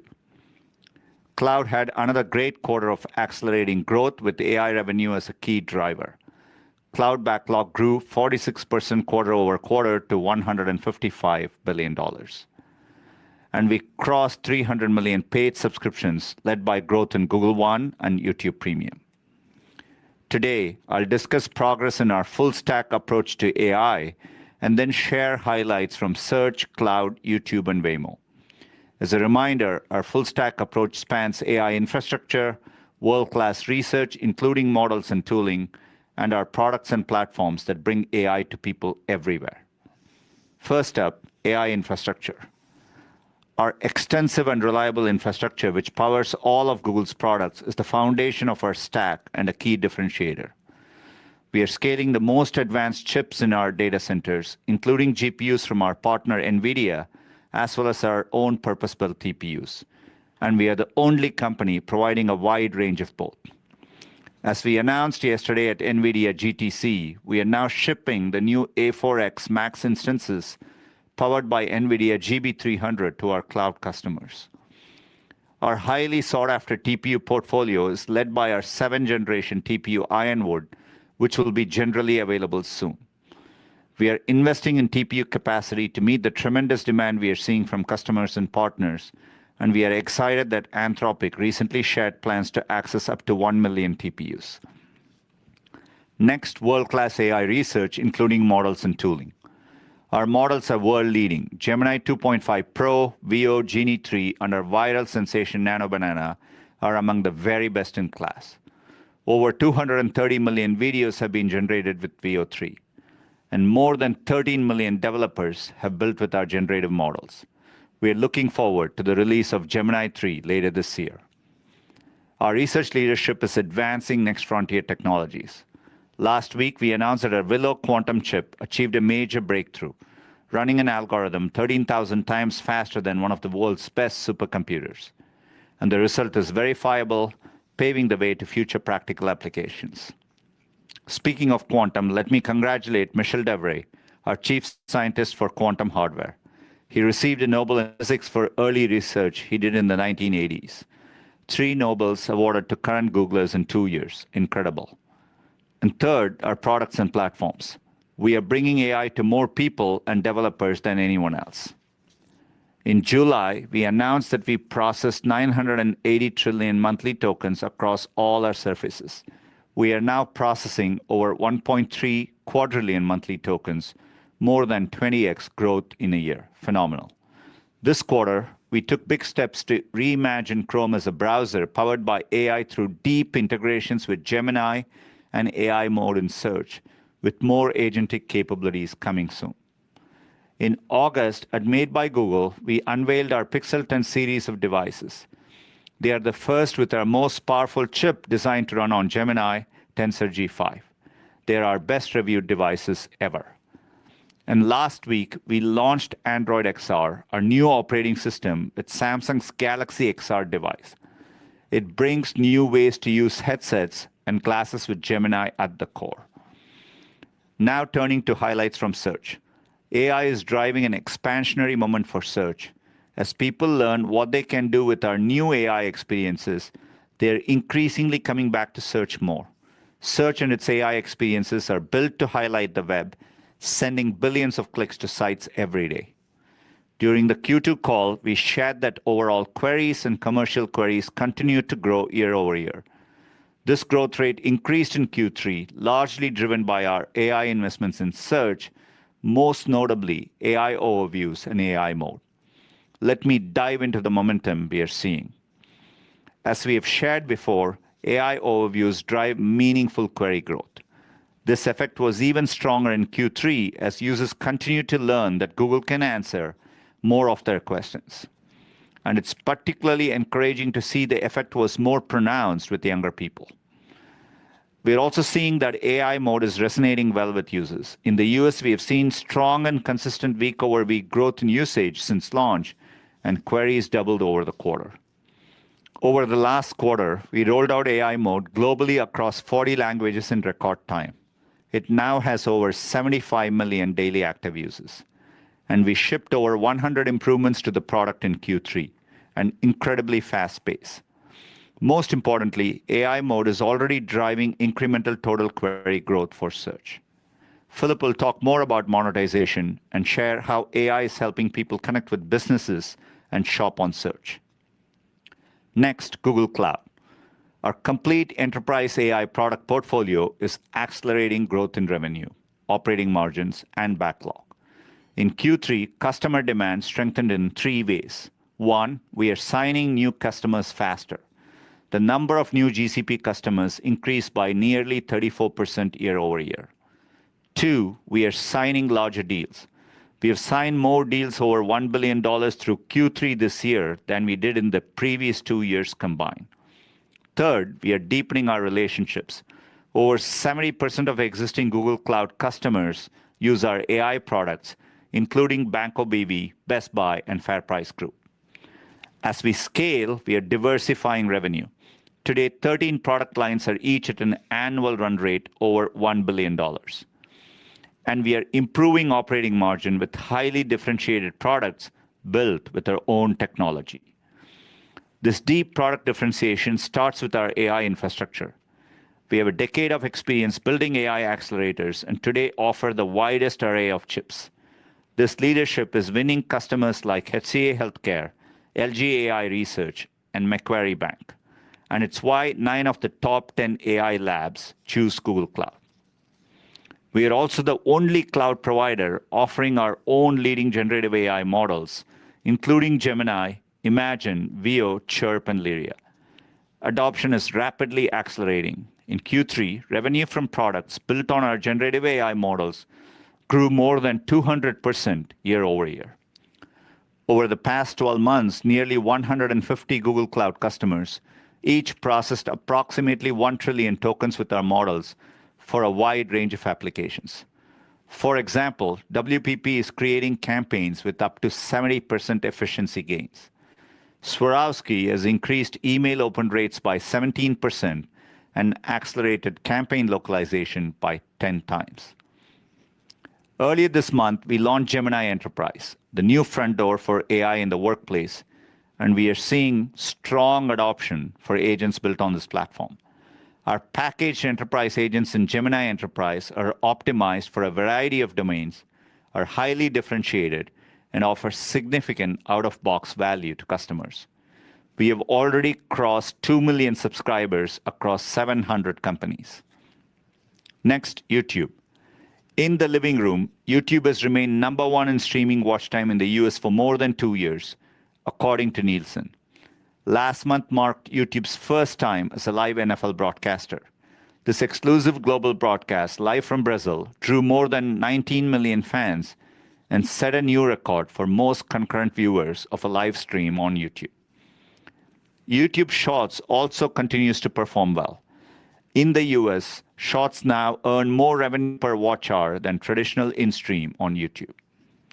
At our Made on YouTube event, we rolled out a number of AI-powered features that are helping creators supercharge creation and build their businesses. AI is now streamlining the entire content creation workflow, from generative video tools and more efficient editing to AI-powered insights that help creators optimize their channels. We are also using AI to expand monetization, automatically identifying products to make their videos more shoppable. Philip will discuss in more detail. And finally, Waymo. Next year, Waymo aims to open service in London, and they are working to bring service to Tokyo. They've also announced expansions to Dallas, Nashville, Denver, and Seattle, and secured permission to operate fully autonomously at San Jose and San Francisco airports. Autonomous testing continues to scale in New York City. The new Waymo for Business allows enterprises to offer Waymo as a work travel option.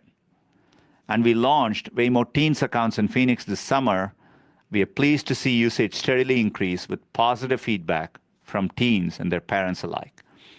Waymo's growth and momentum are strong, and 2026 is shaping up to be an exciting year. Overall, a milestone quarter. The incredible work of our teams is driving momentum across the board, and our leadership in AI positions us so well for the opportunity ahead. I want to thank all of our partners and our employees for their hard work and an excellent Q3. With that, I'll turn it over to Philip. Thanks, Sundar. And All right, this part's going to be boring, but 10 minutes of this and then Q&A. For the quarter, then structure the rest of my remarks around the great progress we're delivering across search, ads, YouTube, and partnerships. Google Services revenues were $87 billion for the quarter, up 14% year-on-year, driven by accelerated growth in search and YouTube, partially offset by year-on-year decline in network revenues. Adding some further color to our results. The 15% increase in search and other was led by growth across all major verticals, with the largest contributions from retail and financial services. YouTube saw similar performance across verticals. Its 15% growth in advertising revenues was driven by direct response, followed by brand. Starting with search and other revenues, which delivered over $56 billion in revenue for the quarter. As Sundar mentioned, AI is driving an expansionary moment and transforming how people use Google Search. Our investments in new AI experiences, such as AI overviews and AI mode, continue to drive growth in overall queries, including commercial queries, creating more opportunities for monetization. These AI experiences are enhancing how people connect with businesses and shop on search. We recently added shopping capabilities in AI mode, which now help people shop conversationally in search, and we expanded try-on capabilities to more clothing items, now available to anyone in the US. Lastly, we're making it easier for consumers to benefit from deals through new loyalty offerings like personalized annotations on organic results and ads. Looking at monetization, businesses can now tap into our most powerful AI search experiences. Using our most advanced AI models, we can understand and predict intent like never before, unlocking entirely new commercial pathways to provide valuable new consumer connections and helping us monetize even more efficiently. Rolled out globally in September, AI Max and Search is already used by hundreds of thousands of advertisers, currently making it the fastest growing AI-powered search ads product. In Q3 alone, AI Max unlocked billions of net new queries. By delivering the most relevant ad across surfaces and matching advertisers against additional queries they weren't reaching before, AI Max helps advertisers discover new customers at the exact moment they need their product or service. Kayak, for example, looked to grow conversions while staying within their ROAS goals. After turning on AI Max and Search, they grew the conversion value by 12% in early tests. We continue to infuse generative AI capabilities at every step of the marketing process. We rolled out Imagen 4 in Asset Studio and Product Studio, helping businesses produce more and better creatives. On the measurement front, we enriched the model supporting Meridian, our marketing mix model, with additional variables. And more granular reporting in PMax is making bidding more effective. Financial services company SoFi has been using PMax to meet its ambitious growth targets and help drive a 39% improvement in its conversion volume year over year.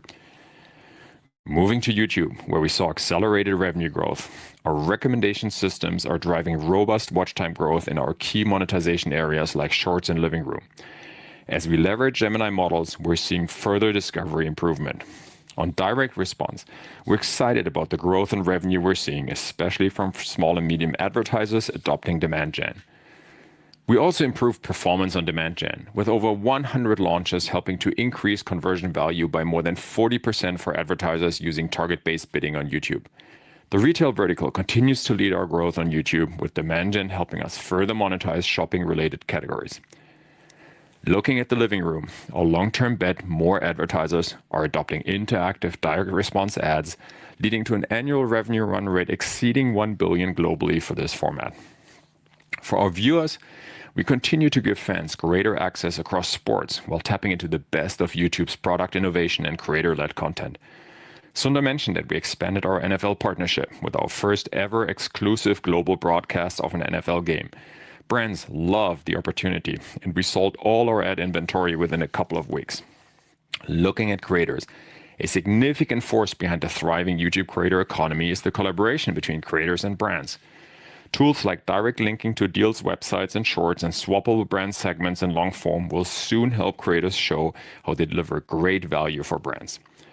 Thanks to a collaboration with Dude Perfect, Comcast Xfinity drove an 8% search lift, beating other Xfinity ads' recall lift on Shorts by 34%. At the same time, it decreased the cost per lifted user by 50% when compared to the next most efficient ad. We continue to invest in AI-powered features that are helping creators supercharge creation and build their businesses. With VO3 integration and speech-to-song, creators go from idea to iteration quicker, and new channel insights help them better understand performance. Ending on YouTube with our subscriptions products, we're also seeing momentum with strong growth in offerings such as YouTube Music and Premium and YouTube TV. We're also applying Gemini internally to help us serve customers with increased speed, intelligence, and efficiency. Our sales teams use Gemini enriched with ads knowledge to streamline customer interactions. This increased productivity by over 10%, led to hundreds of millions in incremental revenue, and frees up sellers to engage with more customers at a deeper, more strategic level. In our customer support division, Gemini-powered solutions have managed over 40 million customer sessions so far this year and resolved hundreds of thousands of customer inquiries, and we're just getting started. As always, I'll wrap with the progress we're seeing across partnerships where our customers tap into the strength and breadth of Google's products to accelerate their transformation. Revolut, the global financial services company, leverages Google Cloud's Vertex AI platform and Gemini models to help power its advanced customer service chatbot, develop new hyper-personalized financial products, and offer predictive insights. Revolut is also increasing its presence on YouTube, adopting VO3 for personalized creatives, making Google a key ads partner for delivering growth and launching new markets. In closing, I'd like to thank Googlers everywhere for their contributions to our success, and as always, to our customers and partners for their continued trust. And, of course, a huge thanks to all of you as we celebrate 25 years of Google Ads. Anat, over to you. Thank you, Philip. My comments will focus on year-over-year comparisons for the third quarter, unless I state otherwise. I will start with results at the Alphabet level and will then cover our segment results. I'll end with some commentary on our outlook for the fourth quarter of 2025. We had an outstanding quarter in Q3, continuing the strong momentum we've had throughout the year, delivering double-digit revenue growth across search and YouTube advertising, subscriptions, platforms and devices, and Google Cloud. Consolidated revenue reached $102.3 billion, a 16% year-over-year increase, or 15% in constant currency. Total cost of revenue was $41.4 billion, up 13%. Tech was $14.9 billion, up 8%. Other cost of revenues was $26.5 billion, up 16%, with the increase primarily driven by content acquisition cost, largely for YouTube, followed by depreciation and other technical infrastructure operations cost. Total operating expenses increased 28% to $29.7 billion. R&D expenses increased by 22%, driven by compensation and depreciation expenses related to our AI efforts. Sales and marketing expenses were flat, and G&A expenses increased meaningfully, primarily due to the $3.5 billion charge related to the European Commission fine mentioned in the earnings press release. Operating income increased 9% this quarter to $31.2 billion, and operating margin was 30.5%. Excluding the EC fine, operating income increased 22%, and operating margin was 33.9%. Operating margin benefited from strong revenue growth and continued efficiencies in our expense base, offset by the legal charge and a significant increase in depreciation expense. Other income and expenses was $12.8 billion, primarily due to unrealized gains in our non-marketable equity securities portfolio. Net income increased 33% to $35 billion, and earnings per share increased 35% to $2.87. We generate free cash flow of $24.5 billion in the third quarter and $73.6 billion for the trailing 12 months. Free cash flow in Q3 benefited from strong operating cash flow and recent tax changes regarding the timing of when research and development costs are expensed and assets are depreciated. This was partially offset by higher CapEx. We ended the quarter with $98.5 billion in cash and marketable securities. Turning to segment results, Google Services revenues increased 14% to $87.1 billion, reflecting strength in Google Search, YouTube advertising, and subscriptions. Google Search and other advertising revenues increased by 15% to $56.6 billion, representing another robust quarter with continued growth across all major verticals, with the largest contributions from retail and financial services. YouTube advertising revenues increased 15% to $10.3 billion, driven by direct response advertising, followed by brand. Network advertising revenues of $7.4 billion were down 3%. Subscriptions, platforms, and devices revenues increased 21% this quarter to $12.9 billion, driven by very strong growth in both YouTube and Google One subscriptions. Google Services operating income increased 9% to $33.5 billion. Operating margin declined year-over-year to 38.5%, as healthy revenue growth and continued efficiencies in our expense base were offset by the impact of the EC fine, which was fully reflected in the Google Services segment.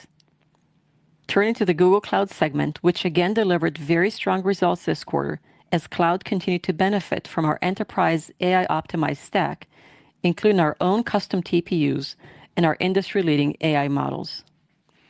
Cloud revenue increased by 34% to $15.2 billion in the third quarter, driven by strong performance in GCP, which continued to grow at a rate that was much higher than Cloud's overall revenue growth rate. GCP's growth was driven by enterprise AI products, which are generating billions in quarterly revenue. We had strong growth in enterprise AI infrastructure and enterprise AI solutions, which benefited from demand for our industry-leading models, including Gemini 2.5. Core GCP was also a meaningful contributor to growth.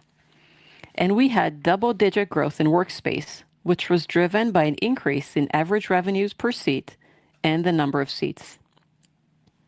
Cloud operating income increased by 85% to $3.6 billion, and operating margin increased from 17.1% in the third quarter last year to 23.7% this quarter. The expansion in Cloud operating margin was driven by strong revenue performance and continued efficiencies in our expense base, partially offset by higher technical infrastructure usage cost, which includes depreciation expense and other operations costs such as energy. Google Cloud's backlog increased 46% sequentially and 82% year over year, reaching $155 billion at the end of the third quarter. The increase was driven primarily by strong demand for enterprise AI. As Sundar mentioned earlier, Cloud has signed more billion-dollar deals in the first 9 months of 2025 than in the past 2 years combined. In other bets, revenues were $344 million, and operating loss was $1.4 billion in the third quarter. Within other bets, we continue to allocate more resources to businesses like Waymo, where we see opportunities to create substantial value. With respect to CapEx, in the third quarter, our CapEx was $24 billion. The vast majority of our CapEx was invested in technical infrastructure, with approximately 60% of that investment in servers and 40% in data centers and networking equipment. In Q3, we returned capital to shareholders through repurchases of stock of $11.5 billion and dividend payments of $2.5 billion. Turning to our outlook, I would like to provide some commentary on factors that will impact our business performance in the fourth quarter of 2025, as well as an updated outlook for CapEx for the year. First, in terms of revenues, we're pleased with the overall momentum of our business.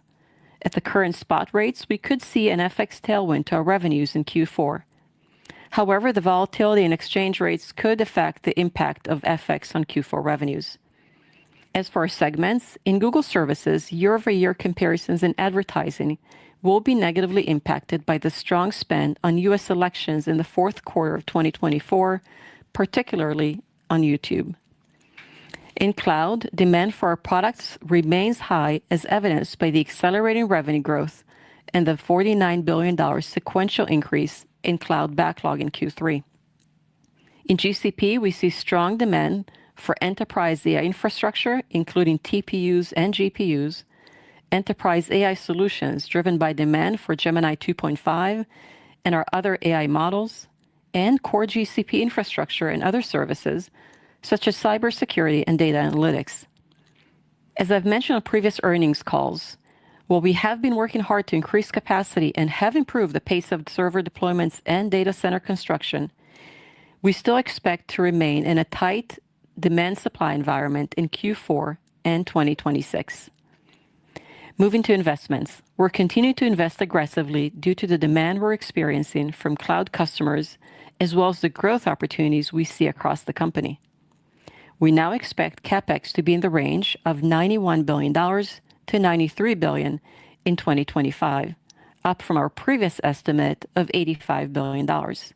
Keeping in mind that the timing of cash payments can cause variability in the reported CapEx number. Looking out to 2026, we expect a significant increase in CapEx and will provide more detail on our fourth quarter earnings call.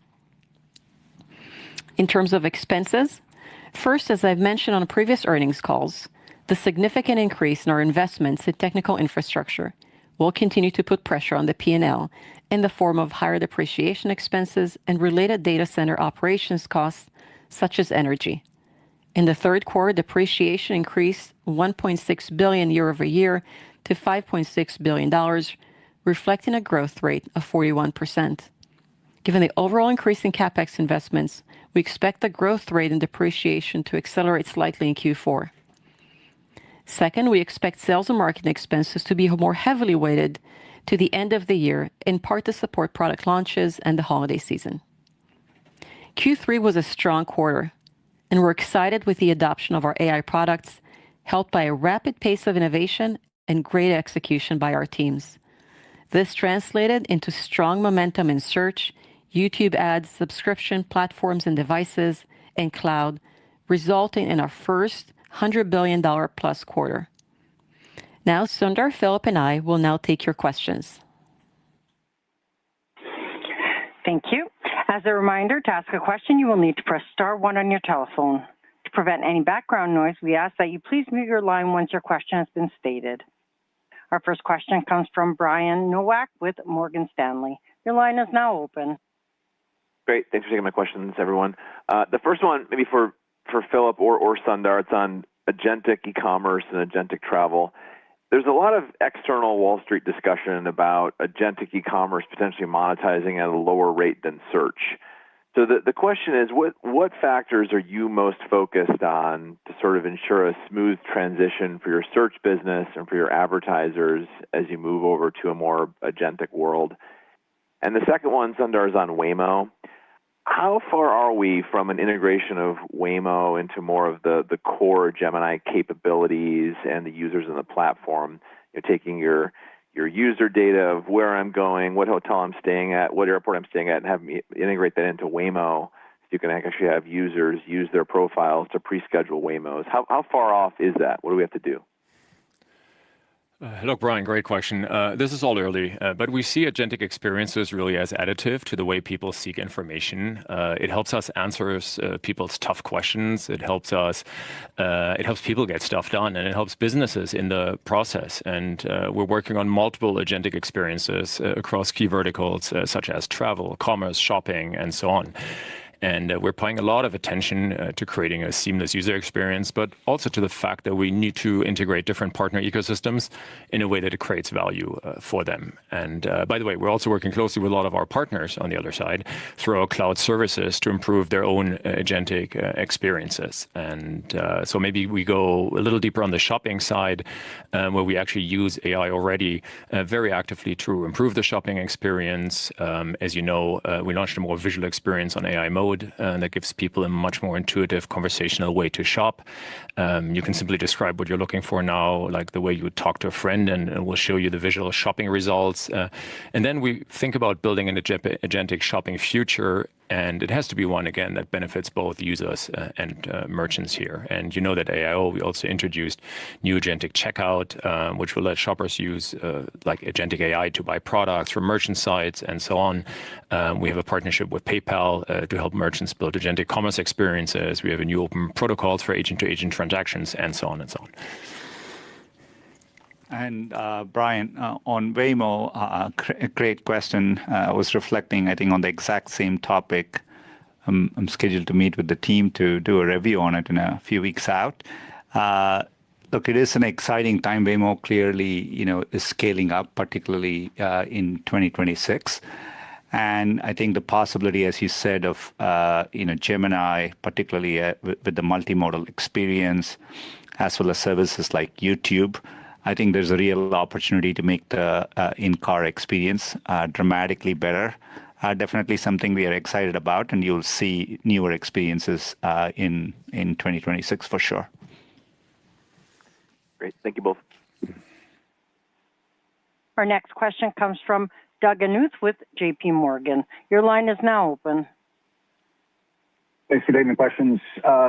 Philip, maybe you can just talk more about some of the drivers of the core search strength. And I guess in particular, when you think about AI overviews and AI mode, we know that query growth is accelerating, but can you help us understand from there kind of what happens in terms of clicks per query and conversion rates and pricing in these AI-driven search formats? And then, Anat, can you talk about where you see opportunities in the core cost base as you look to make room to absorb the rapid growth in infrastructure and depreciation going forward? Thanks.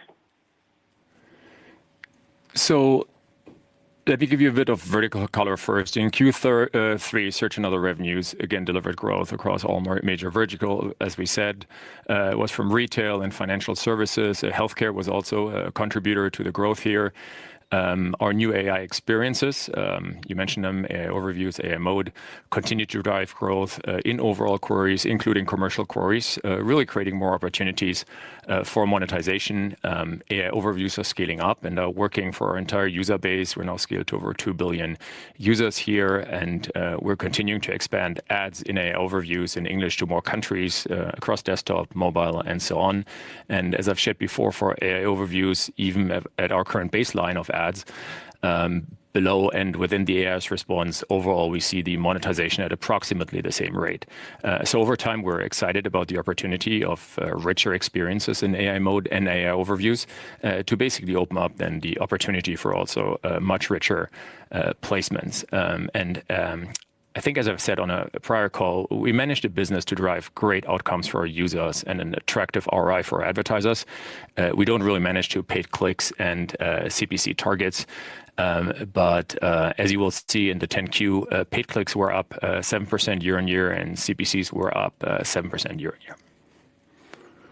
Doug, and to your question around where else can we see more opportunity for efficiency and productivity, and I think you heard me say before, this is not a one-time type of effort, but rather an ongoing way in which we manage the business.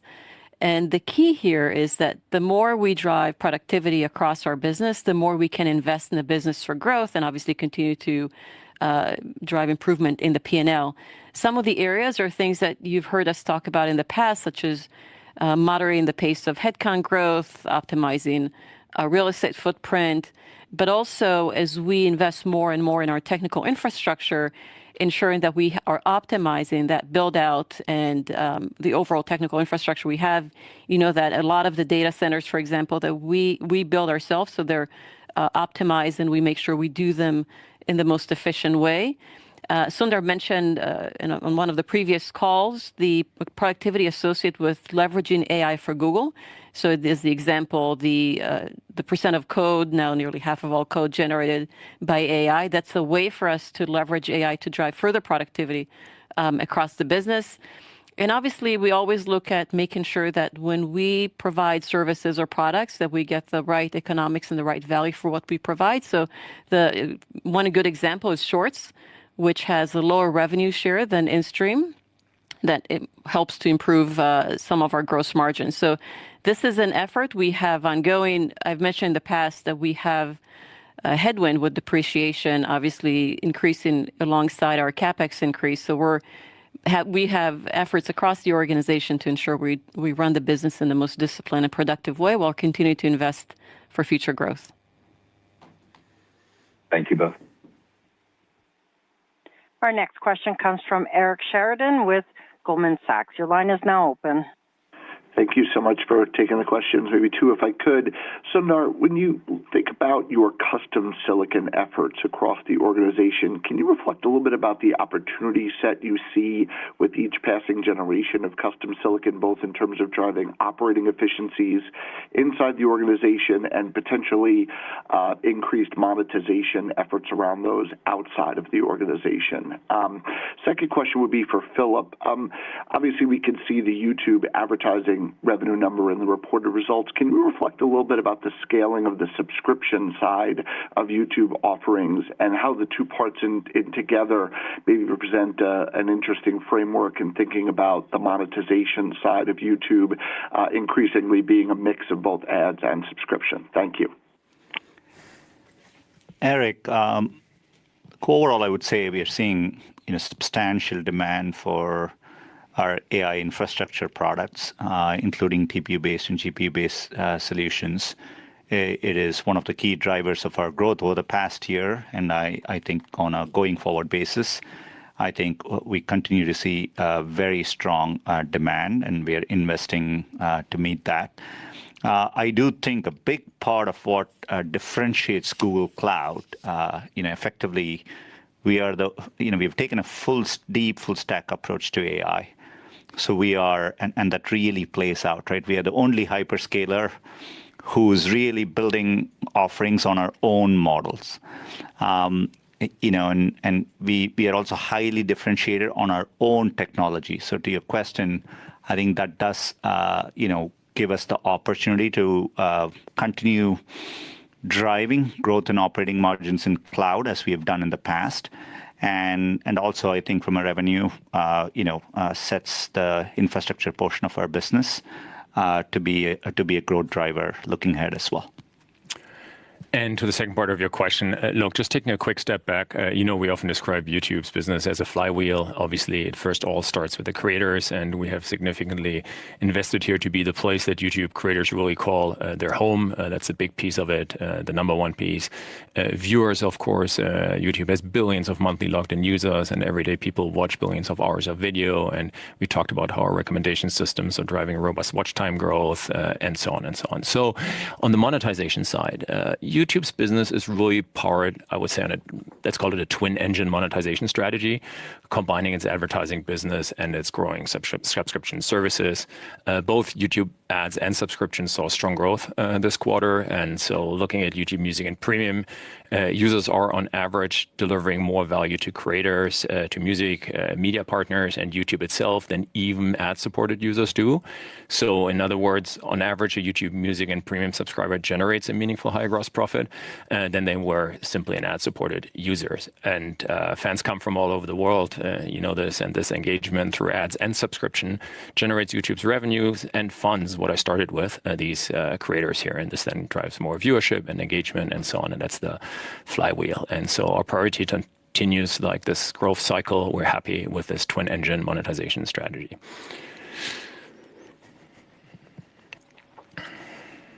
Our next question comes from Mark Shmulik with Bernstein. Your line is now open. Yes, thanks for taking the questions.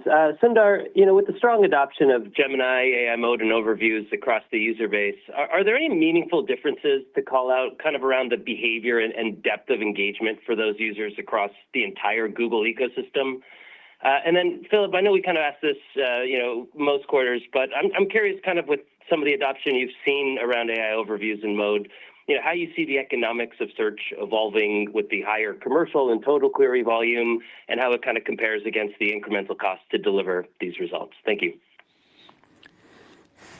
Mark, look, I think obviously AI overviews are a natural part of the Google experience. And so, engagement is very, very high.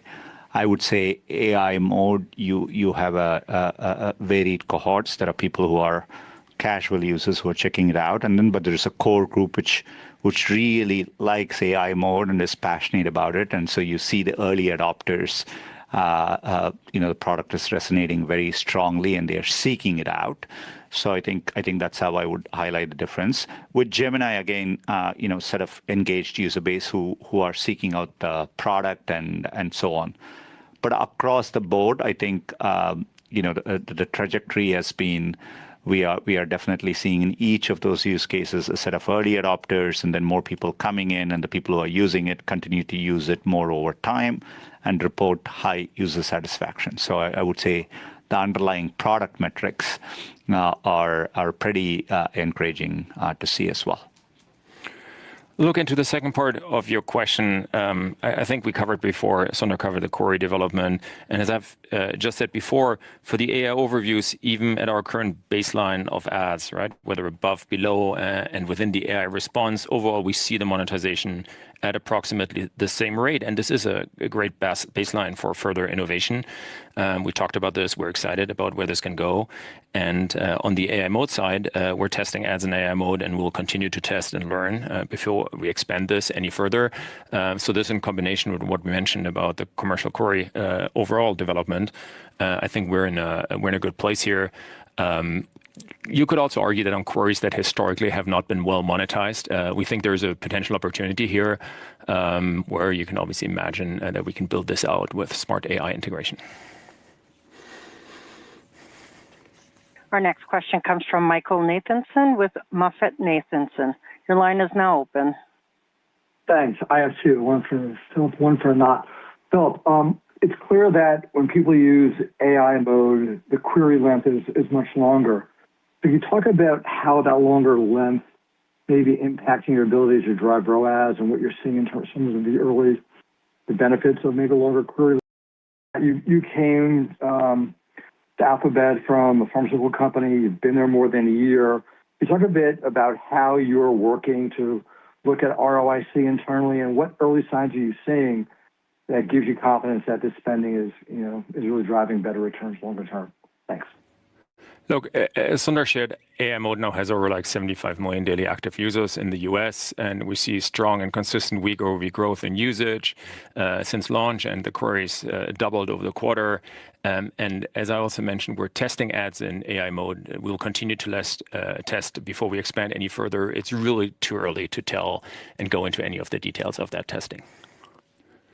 Okay. Yes, and the question related to ROIC and how we look at just overall our business and where do we see early signs that are encouraging. So first, I would say it's not just early signs because we're seeing returns, obviously, in the cloud business. You've heard us talk about the fact that we already are generating billions of dollars from AI in the quarter.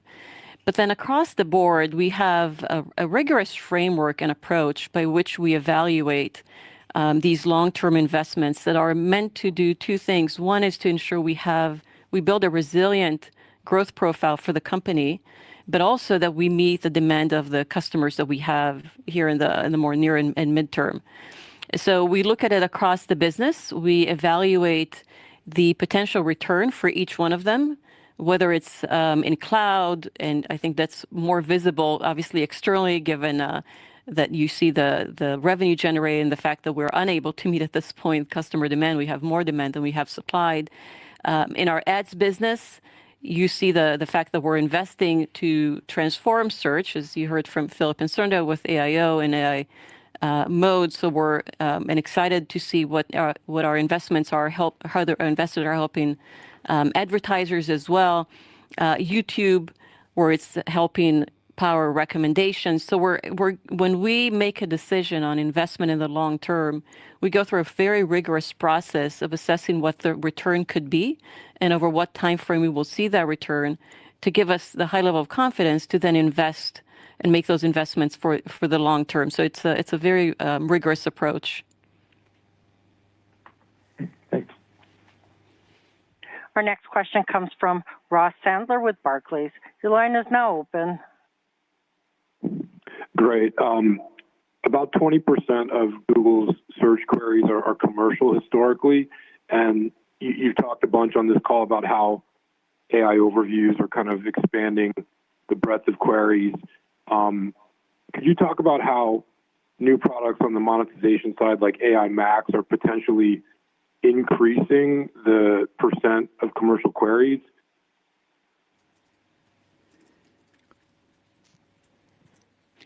So, look, AI Max, and I mentioned this in my call before, improves the ability for advertisers to target a wider range of queries. Separately, there is the question of whether queries actually increase with AI Mode, and Sundar actually talked about it and mentioned the opportunity that he sees here. So I think it's important to separate those two things. And I personally also see, this is what I just said in my last remark, that I think over time there's an opportunity to actually take, let's say, queries that are not fully commercial, but could have an adjacent commercial relationship to basically expand this into more attractive ads offerings while really creating a really interesting user experience at the same time. Yeah, and the only thing I would add is just stepping back broadly, I think AI overviews and AI Mode are, dramatically improving search. We can see it in user satisfaction, user quality, all our metrics. And they're universal in the nature. They apply across the universality of human needs. So I think we are seeing it in breadth. And so, naturally, over time, that'll apply to commercial categories as well. Our next question comes from Ken Gawrelski with Wells Fargo. Your line is now open. Thank you very much. Two questions, please. First, it appears more and more clear that all the new modes at Google with Gemini overview, AI overviews, AI mode, even ChatGPT is growing the addressable market for engagement in search-like behavior. Could you talk about what gives you confidence that it will also grow the addressable market for marketing activity and overall revenue associated with that behavior? That's question one. And question two is just more about, as you think about AI mode, AI overviews, and traditional Google search, how do you think, do you see a world in 12 to 24 months, those all coexist? And does the user eventually pick what mode they want?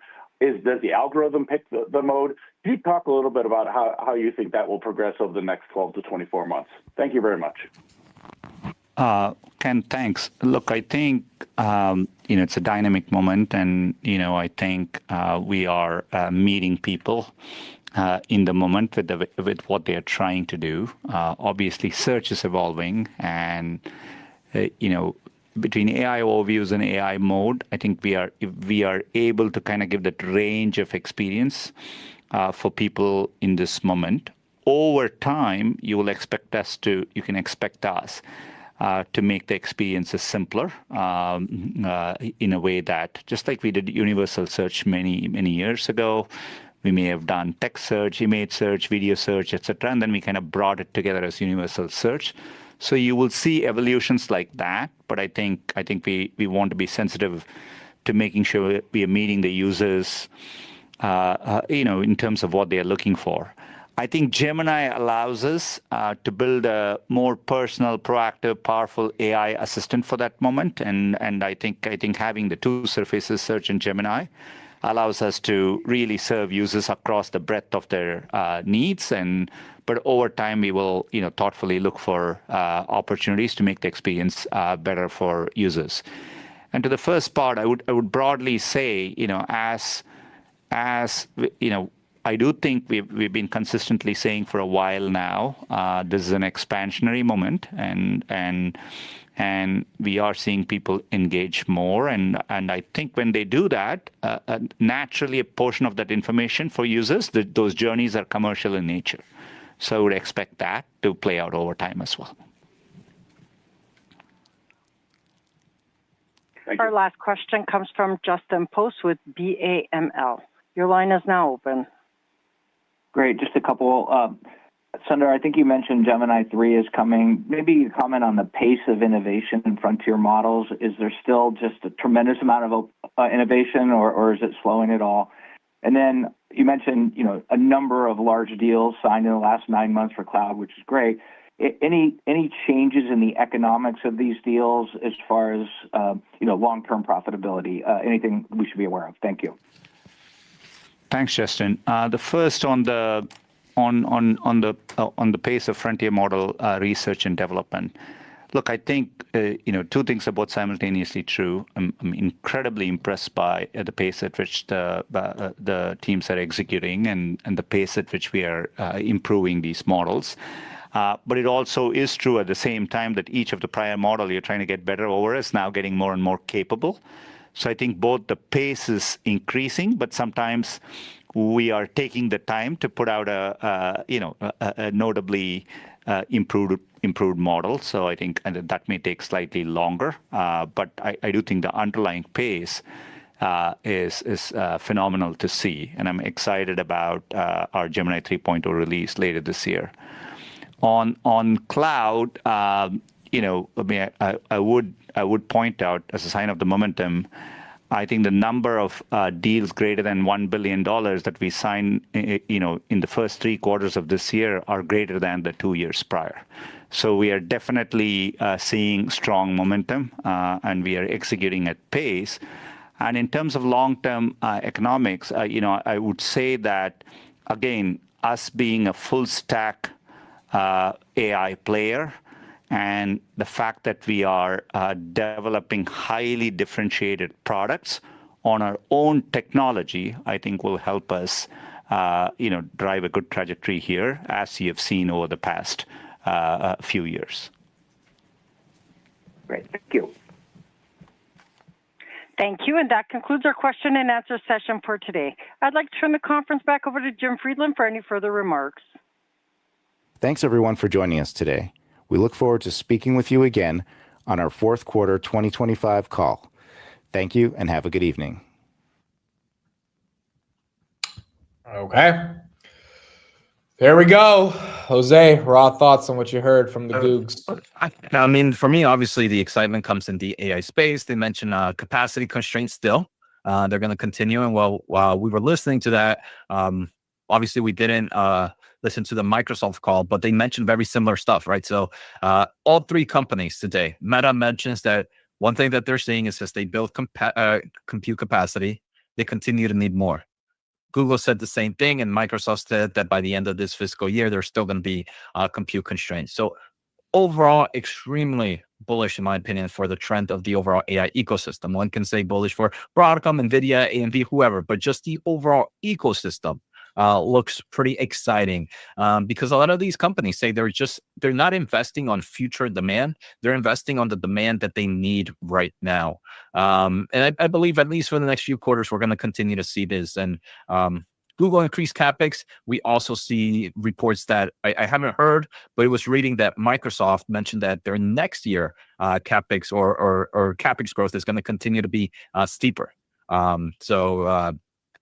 The other thing is obviously for them, they are making money off these solutions. So not just good for your chip players or your AI infrastructure players, but like we saw, I think I even posted on Google on X. Google's cloud's margin has grown dramatically in just the past year or so. So they're making actual return on investments on these products. So it's not like they're just burning the money for nothing, for nothing, right? So I think those are my top raw thoughts. Some other cool things. They mentioned that in the future Waymo, they want to introduce Google and Gemini into it. That's going to be pretty fun. Imagine being in the Waymo and saying, hey, I'm in this city. Take me to a place where one of the most viewed YouTube videos was at. And I'll be like, oh, look, this is where. So it's a great way to kind of make, I guess, experiences and travel experiences a little bit fun with both the YouTube video and maybe on your way there, you're watching the YouTube video of it. So YouTube can create a massive ecosystem from robo-taxis, from YouTube itself, and implementing Gemini into it. Yeah, I don't think we heard anything bearish on Google. Cloud, amazing. Operating margins, 17 to 23. Waymo growth is incredible. First $100 billion quarter, increased CapEx, so very important for all the semiconductor names. And then I think the most important thing about this is that search is not dead. It's just not dead. It grew another 12% this year. So it had a couple quarters last year where it was looking like it was weak, but the reality is search is not going anywhere. And this thing wants 300. Like this thing wants 300 at this point, right now at 292. I think the most remarkable thing about Google is the fact that it pumped over the past couple months, then it pumped today in the morning before now pumping after hours.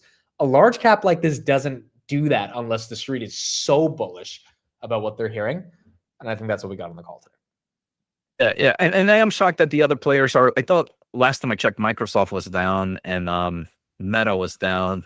I think first with the big, beautiful bill with Meta, I think we might have some analysts come out in the next few hours or the next 24 hours kind of explain that, look, it's not that big of a deal right now with what's happening in Meta.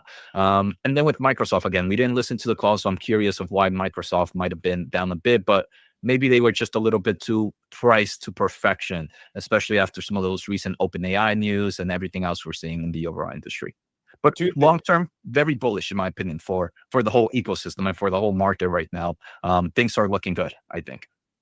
Yeah, two things on Microsoft. They took a $3.5 billion hit from OpenAI, so that's one thing. Number two is Street wanted $80.6 billion, and they came in at like 80.1 for guidance for next quarter. So they're going to beat that number anyway, but it's like it wasn't enough of a guidance beat against the whisper numbers for Azure.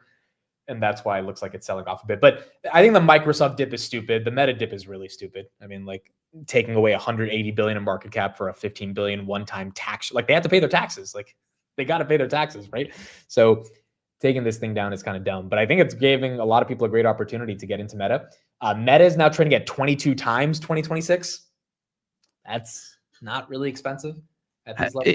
Is Amazon moving on anything? I know they report earnings tomorrow, but at least we see that positive cloud market. I wonder if the market is now excited for Amazon after hours or. Oh, it's down 1%. I think the market's still waiting for the actual numbers that we're going to get. Obviously, the layoff news is important, but it doesn't look like cloud from GCP or Azure was bad. Maybe Azure wasn't as good as expected, even though they still beat EPS by 13%. Cloud was incredible from Google, but nothing that would signal, unless Amazon's actually losing business to those guys, that Amazon should, not put up good. And I wouldn't think that's the case. I don't think anyone's losing anybody's losing business to them, and anybody in this space, because we are constrained, right? If you are constrained, you're going to be going to the other player instead. You're not going to wait 3 months or 4 months out if someone else can give you the compute. So I would say, at least for Amazon, I don't think they're losing here in the AWS market. But to me, Amazon, outside of my top favorite, Amazon has become one of my favorite Mag 7s, as I think the market might be just underappreciating the AWS growth they can see in the upcoming year or so. Yeah. This was massive across the board, dude. This was massive across the board. Yeah, Google's forward PE continues to remain reasonable. Sundar said cloud is extensive and reliable. Meta, outside of this tax thing, this probably wouldn't create that much of an issue. I didn't love Zuck's answers on some of these questions, but they didn't put up the numbers where anyone should be questioning the strategy. It's more so just a question of this tax thing leading to the gut reaction from the algos. And then Microsoft, there might be some things to nitpick at, but like that's the thing, you can nitpick at all these companies, but they all crushed again. They all increased capex again, and if Apple and Amazon do what they need to do tomorrow, it's a relatively likely successful Q3. Trump's meeting Xi in a couple hours. He just tweeted he's excited to meet him. South Korea That's crazy. South Korea is investing $350 billion. He just tweeted. So, I mean, that you got a variety of good updates in regards to the macroeconomy. And these three companies really did prove that they need to do. Yeah. And Tanner said outside their OpenAI hit on Microsoft, the combination of OpenAI's conversion to a public benefit corporation and the ongoing nature of our partnership will result in increased volatility. Therefore, going forward, we will provide our outlook excluding any impact from our investments in OpenAI. That could also be why maybe some of the estimates were a little bit lower, which is reasonable for Microsoft to do. And we got a rate cut. They own, and they got so much ownership in OpenAI, right? I mean, if OpenAI just continues to balloon in valuation, eventually it's going to be worth more than Microsoft at these levels. So then Microsoft itself just has that own asset. That asset itself will be worth more than the company with these current numbers. But overall, I mean. Last thing, what was your reaction to Nvidia 212? Like, was that just crazy to you, or? Yeah, I mean, it's been just a fun day. I mean, just Nvidia in general keeps killing it. $5 trillion company. I'm just looking at more vacations to do throughout the upcoming year, hopefully. Are you thinking of selling any here at all, or no? No, I mean, this is from what we're seeing in the market here, right? We're still early innings. If you're telling me Microsoft is telling me at least for this fiscal year, they're still going to be compute constrained. If you continue to see the innovations in AI, I did a lot of work. I don't know if I mentioned it here, but I was doing a lot of work, and AI saved me what I think would have took me weeks or months. If I'm doing that, I can't imagine what other teams are doing. So if I was to sell in the AI market or AI sector, it would be more of my YOLO place. But definitely not Nvidia. This is a company that's dominating in all angles. Maybe not the best return or opposed to those YOLO plays, but it's all about that risk to reward mentality. And to me, Nvidia will still be my number one position with no intentions of selling. All right, there we go. Thank you, everybody, for being with me for the past 9 hours. Appreciate it. It's been a fun day. Jose, thanks for hopping on. Go get some sleep, man. I need to go for a walk. Jose, there's his YouTube right there. BM&R did not have earnings today. I think it's next week, so we'll talk about that. Trump is meeting Xi at around 10 p.m. Eastern, so in a couple hours. If you're following on X, I'll probably post some updates on that. But we should see what they discuss, and we'll probably get an update from Trump. And we'll be back tomorrow on the Market Open. And we'll keep going from there. All right. Thank you, everybody. Appreciate it. Thank you to all the mods who were here. I think Tess was here for 9. I don't know how Tess was here for 9 hours, but I'm Benny, June, Tess, Cactus Jack. He was our Bloomberg all day. Austin. Appreciate all you guys. Zocold. Thank you all for being here. We'll see you guys tomorrow on the Market Open. Bye, everyone. Have a good one.